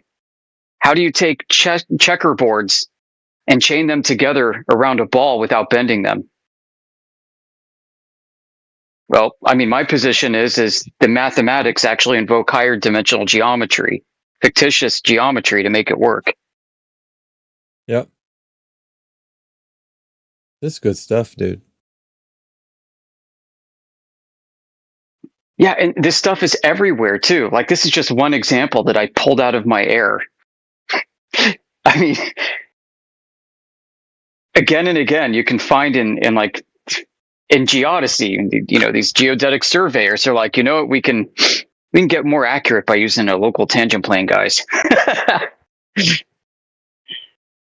So they know it. But what about gravity and the geoid? Yeah. What about magnetism. Why do they keep finding again and again when they examine the magnetic profile of Earth with its magnetic field lines that it fits a flat model better than a globe model? And then they try to then do gravity drops. And they create a geoid based off of a WGS84 ellipsoid as a reference ellipsoid. And it doesn't jive with their magnetic profiling. And so they're like, okay, well, spherical gravity doesn't seem to fit our flat magnetic field studies. How do we make this work? And it's a problem. They admit that this is a problem. They can't reconcile the two. Because every time they try to bend and contort magnetic profile of Earth around a globe, it betrays their actual observations and how they understand magnetism to work at a physical level. I'd actually like to see those field lines projected onto a globe, see what they look like. Yeah. You found anything like that? The only thing I found is this equidistant magnetic meridian map. And there are few of these out there, very few, and there might be a reason for that. Like an AE map with no. The declination lines? No, it's a warped UTM map, essentially. They took the UTM map. I think I've seen you post that, right? It's like the continents look elongated. Right. Compared to like the Mercator, I guess. Right, so latitude is according to UTM, but longitude has been straightened out so that the magnetic field lines, you know how like in Antarctica, you could be facing north, but your compass is pointing east and even south in some cases? Well, all that's been rectified. The land masses have been rectified such that north is north.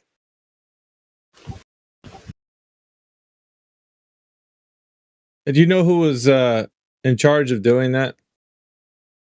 Yeah, I'll have to dig it up. I've got some factoids. Let me see if I got that handy. That's really putting some I wanted to find out who made it, and I figured it out. I took some research. Thanks, Matrix. Yeah, look at that image yeah, that's what I was... Dude, every time we start talking about this, I think of that right there. Like, because if you're following a compass, look at how you would be navigating.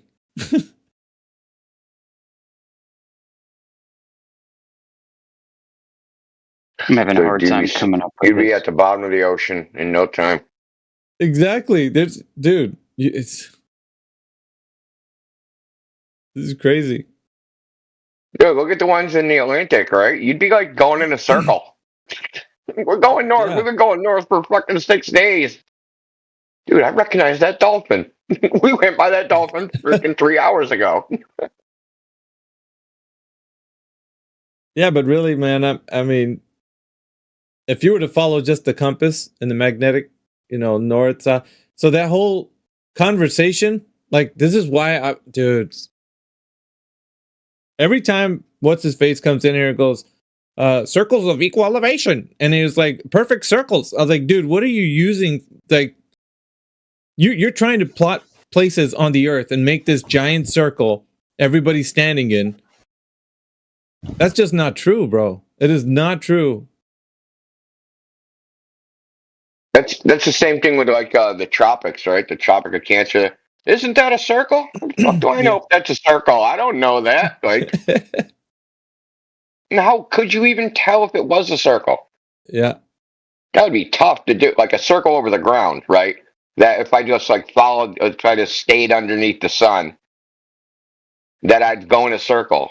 How do I even know that to be the case? Like, I wouldn't. And actually, it couldn't, right? Because of the tilt of the Earth, even in their paradigm, it couldn't actually make a circle.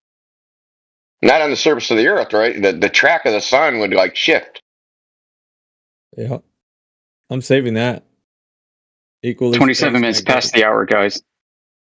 I didn't describe it clearly enough. So what is equally spaced are the meridians. That's the same thing for longitude. So that's been rectified according to the vertical axis on here. So like if you look over by Antarctica, you zoom in, you'll see 370. It's 307. It's like, what the hell does that mean? Is that or 5? I guess that 360. That's 570. Excuse me. So that would be a latitude. That would be probably corresponding to something like the 60th degree south latitude. But it's all like warped. It's not a nice little circle of equal elevation from the north. Exactly, dude. So check this out. Just so I understand I'm glad this map, you're talking about this, to be honest. Yeah, so I want to just, for the audience and for myself mostly, so the underlying grid, the rectangles, that's the magnetic meridians, and then the other distorted grid lines, those are the latitudes distorted so that the magnetic meridians are straight, right? Correct, yeah. That's it. Okay. That's a good way to describe it. It's kind of hard to. Yep, I think you did. I tried to do this in Photoshop because Photoshop has it's like a distort tool where you can twist like parts of the image. It just became too freaking hard. I was like, oh my god, I'll be doing this for 90 years. Because when you undistort one line, then it'll distort another, then you fix that, and you're constantly chasing, trying to straighten lines out. It just became ridiculous. But I did try. I mean, I did make one kind of. It was quite a mess, but the guy who made this was named Roger Hayward. We give him the credit? We give him the credit, yeah. Let's see. He immediately checked himself into an insane asylum. After freaking doing this. Or they checked him into it because they can't. Yeah, it's gonna distort the model. This perfect spheroid. Dude, if I'm in Kansas and I'm facing due east, I'm not looking at somebody in Paris facing due west. Yeah, dude, man, this is great. I've always been saying this. Like, there's no way. Like, if you're pointing straight across horizontally across the surface, that you're pointing to the place you think you're pointing to. Like, that's not even what reality is. Right, and that's why when you take an orienteering course, you got to update your position every so often, because otherwise your reckoning will go off track. Even if you think you can, even if you're sure that you're going in a straight line, I mean, you're going to be mitigating factors. So even the AE map, even every single kind of way to depict how we travel from point A to point B, like, gets thrown into question. Because over long distances, you think that you're traveling in a specific straight line, and it doesn't appear that way. Because if you're relying on, celestial navigation or a compass for guidance, like, there's going to be a lot of distortion in between point A and point B. Not saying it can't be done. It's just you're not going in a straight line. Like, it doesn't seem that that's what's going on here. I gotta go. I'll be back in 15. All right.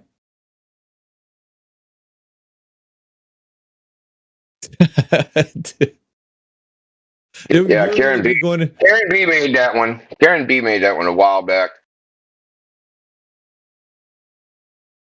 Literally going in circles, man.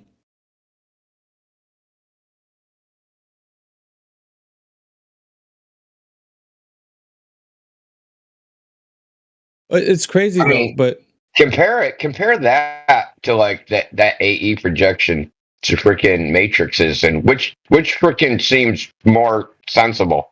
Like freaking. Yeah, exactly. Well, so what you're saying is from whatever continent you're on, right? Is that what the sun appears to do in your geographic location, like the path, or is that just a magnetic? Because I'm thinking it depends on where you are. Those are the magnetic field lines. So if you had a compass, it's gonna line up to whichever direction those field lines point. Right. That is wild, dude. You don't think that's crazy? Like this? Yeah. It is. It is. And like, I have an old map, dude. I got a freaking old ass map that this isn't new. They've known about this. They, meaning people, doing navigation and sailing. They've known about this for a long time. There's a map, and hold on, let me grab it. Well, that's why people old map from the 1800s. If you're relying on just the compass, you're going to be lost. Or yeah, because they broke the compass, right? They pretty much, the compass don't match the heavens, right? You could rely on the compass if they decided, hey, we're gonna map everything in relation to the compass. You wouldn't get lost. You'd only get lost because you're assuming, that the Earth's a sphere. That's why you're gonna get lost.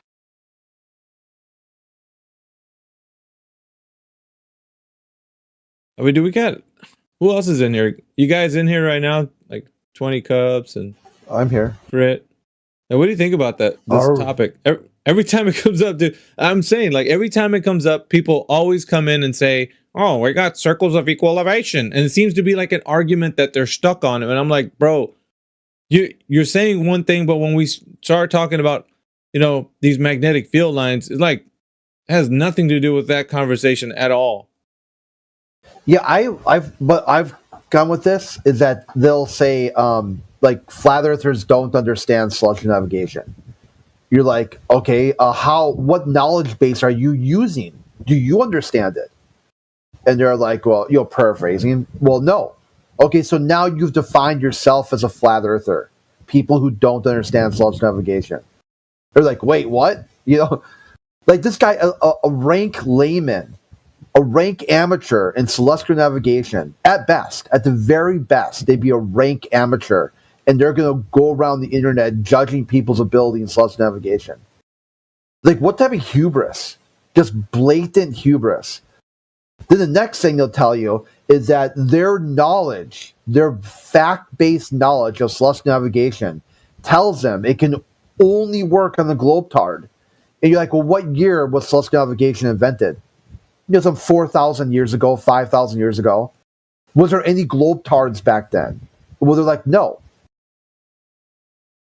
So they use a time machine or something like that? Like, what the fuck, dude? So they went forward, so ancient people invented the globe to invent celestial navigation, then uninvented the globe, but still used celestial navigation. And then later on, they're like, oh yeah, celestial navigation works on the globe again. It's never worked on the Globetard. Yeah, so let me read from this map. I think the date is it's in the 1800s. It says the author hopes this map will rouse attention to the variation of the needle in connection with map making, and thus lead to the recognition of a planar or extended shape of the Earth. The globe is the result of a total disregard of the variation of the needle, which it means compass needle.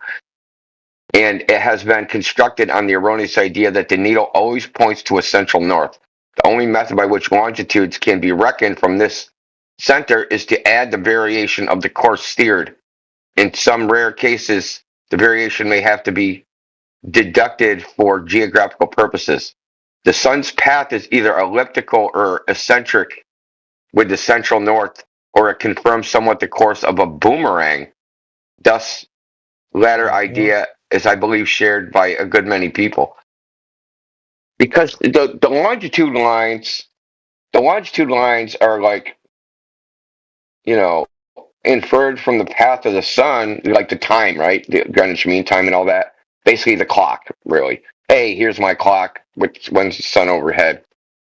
But if you plot its path against the compass needle, right, about what true north is, that's why saying it would make like a boomerang or an ellipsoid or the eccentric, meaning it wouldn't circle a central point, it would be off by a little bit. That's why I say people like, you think North Pole is the center? I don't fucking know that. Yeah, exactly. I have to see evidence North Pole is the center. For all I know is that everything is offset, right? The center part of the Earth's plane could be offset from the center of the celestial sphere. Like I don't know that they're aligned. So, okay. So center would be where the sun moves in circles, or where the celestial northern. The celestial, like if you went to a spot, right, and you look straight up and you saw the celestial, you looked up the Polaris, right, the North Pole, right, that spot. They say, hey, that is the center of the Earth, not the center of the celestial sphere. But if you take your compass needle, let's say the compass needle points to the center of the Earth, even they say, oh, that's out in the freaking North Atlantic or the Arctic Ocean or something. How do you know that's not the center? Right? According to the magnetic field lines, the ground under, like the depiction of the Earth that you posted, like that's of course like kind of like an AE map even. But if you were to rearrange those continents in a very different orientation, the magnetic field lines relative to that would also change. So you could bend and distort, expand and contract those continent sizes, and you would get very different field lines every single time.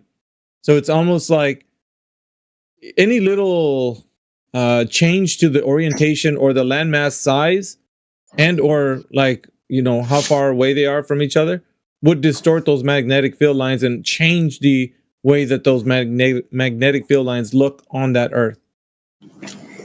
Yeah, you could adjust the field lines and change the land, or change the land and adjust the field lines, right? So if you adjust the field lines and correspond that to the land, then the land is going to look distorted to what we're familiar with, right?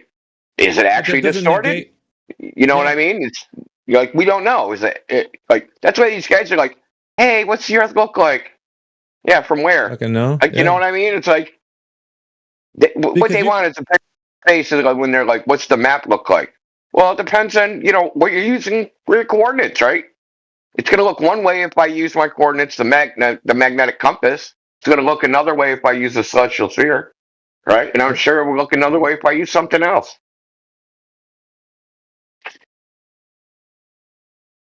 One thing you got it for sure. Like AB, you can't say for sure at all. Think of the old maps when they weren't using any astrogeodetic shit to map a coastline, right? They're just like writing down like they're just using like a section. Okay, that bay is freaking 10 miles away. This is my course heading. You know, this peninsula sticks out another 3 miles. So, and they would draw the coastline, you know, based upon how far they thought the distances of the of the coastline was as they sailed down it, and what they thought was a straight line, right? And you notice these coastlines don't look like on the old maps. They don't look like what they currently say the coastline looks like. Doesn't the Royal Navy have something to say about this, Jedi? I mean, you guys were on the oceans for a long time. I mean, mapping. This is when you're mapping coastlines, doing like vertical and horizontal angles. It's not very accurate, right? You're still going to come into the coastline paradox, and things are going to change and distort anyway. So it's really hard to map these areas, especially with that type of guesswork. Really, you know, I think I'm this far away. It looks like it's this angle. Over time, the maps change because you go back and do measurements, and they are more accurate this time. Okay, if you say so. Well, I mean, if it was like a gold standard, seasoned veterans wouldn't get lost at sea. Like, there's a lot of things that, you know what I mean? Every time I think about like people navigating over the oceans, there's always a mixture of like troubled like ways to. They're always using multiple tools to get where they're going, and it's like, I don't know. It's never just a straightforward. It almost seems like it's portrayed to us like a straightforward method. Like, oh, you just got this thing and just use that, and you'll go. It's exactly like the globe. You know, I've never thought of it like that. I don't know if you guys have. Like, it's never seen that. What I think about when some dude says, "Oh, we just do celestial navigation," the first thing I think about how many people have died on the fucking ocean, and how commercial fishing is the most dangerous job in the world. If they had it all figured out, everybody wouldn't be dying. You know how much gold is at the bottom of the ocean from sunken ships? I mean, Jesus Christ, it isn't as straightforward as they make it out to be. It's a freaking dangerous endeavor. I found what you were talking about earlier with the magnetic field lines like really fascinating. How you can distort the map to follow the lines and shit. That was really interesting. The magnetic field lines, they move as well, though, right? So the North Pole, it moves. It accelerates when it deaccelerates. So these things are constantly in flux. So we're just getting lost in the mire with this stuff, right? We're not going to find out what the actual shape of the Earth is. How fuck? Jedi, dude, you just made another point on top of the one that I was making before. It's like, on top of that, the fluctuation of the magnetic field lines. Did you guys ever notice that's actually another layer of complexity that's added to the fact that people are relying on compasses to point in a specific cardinal direction?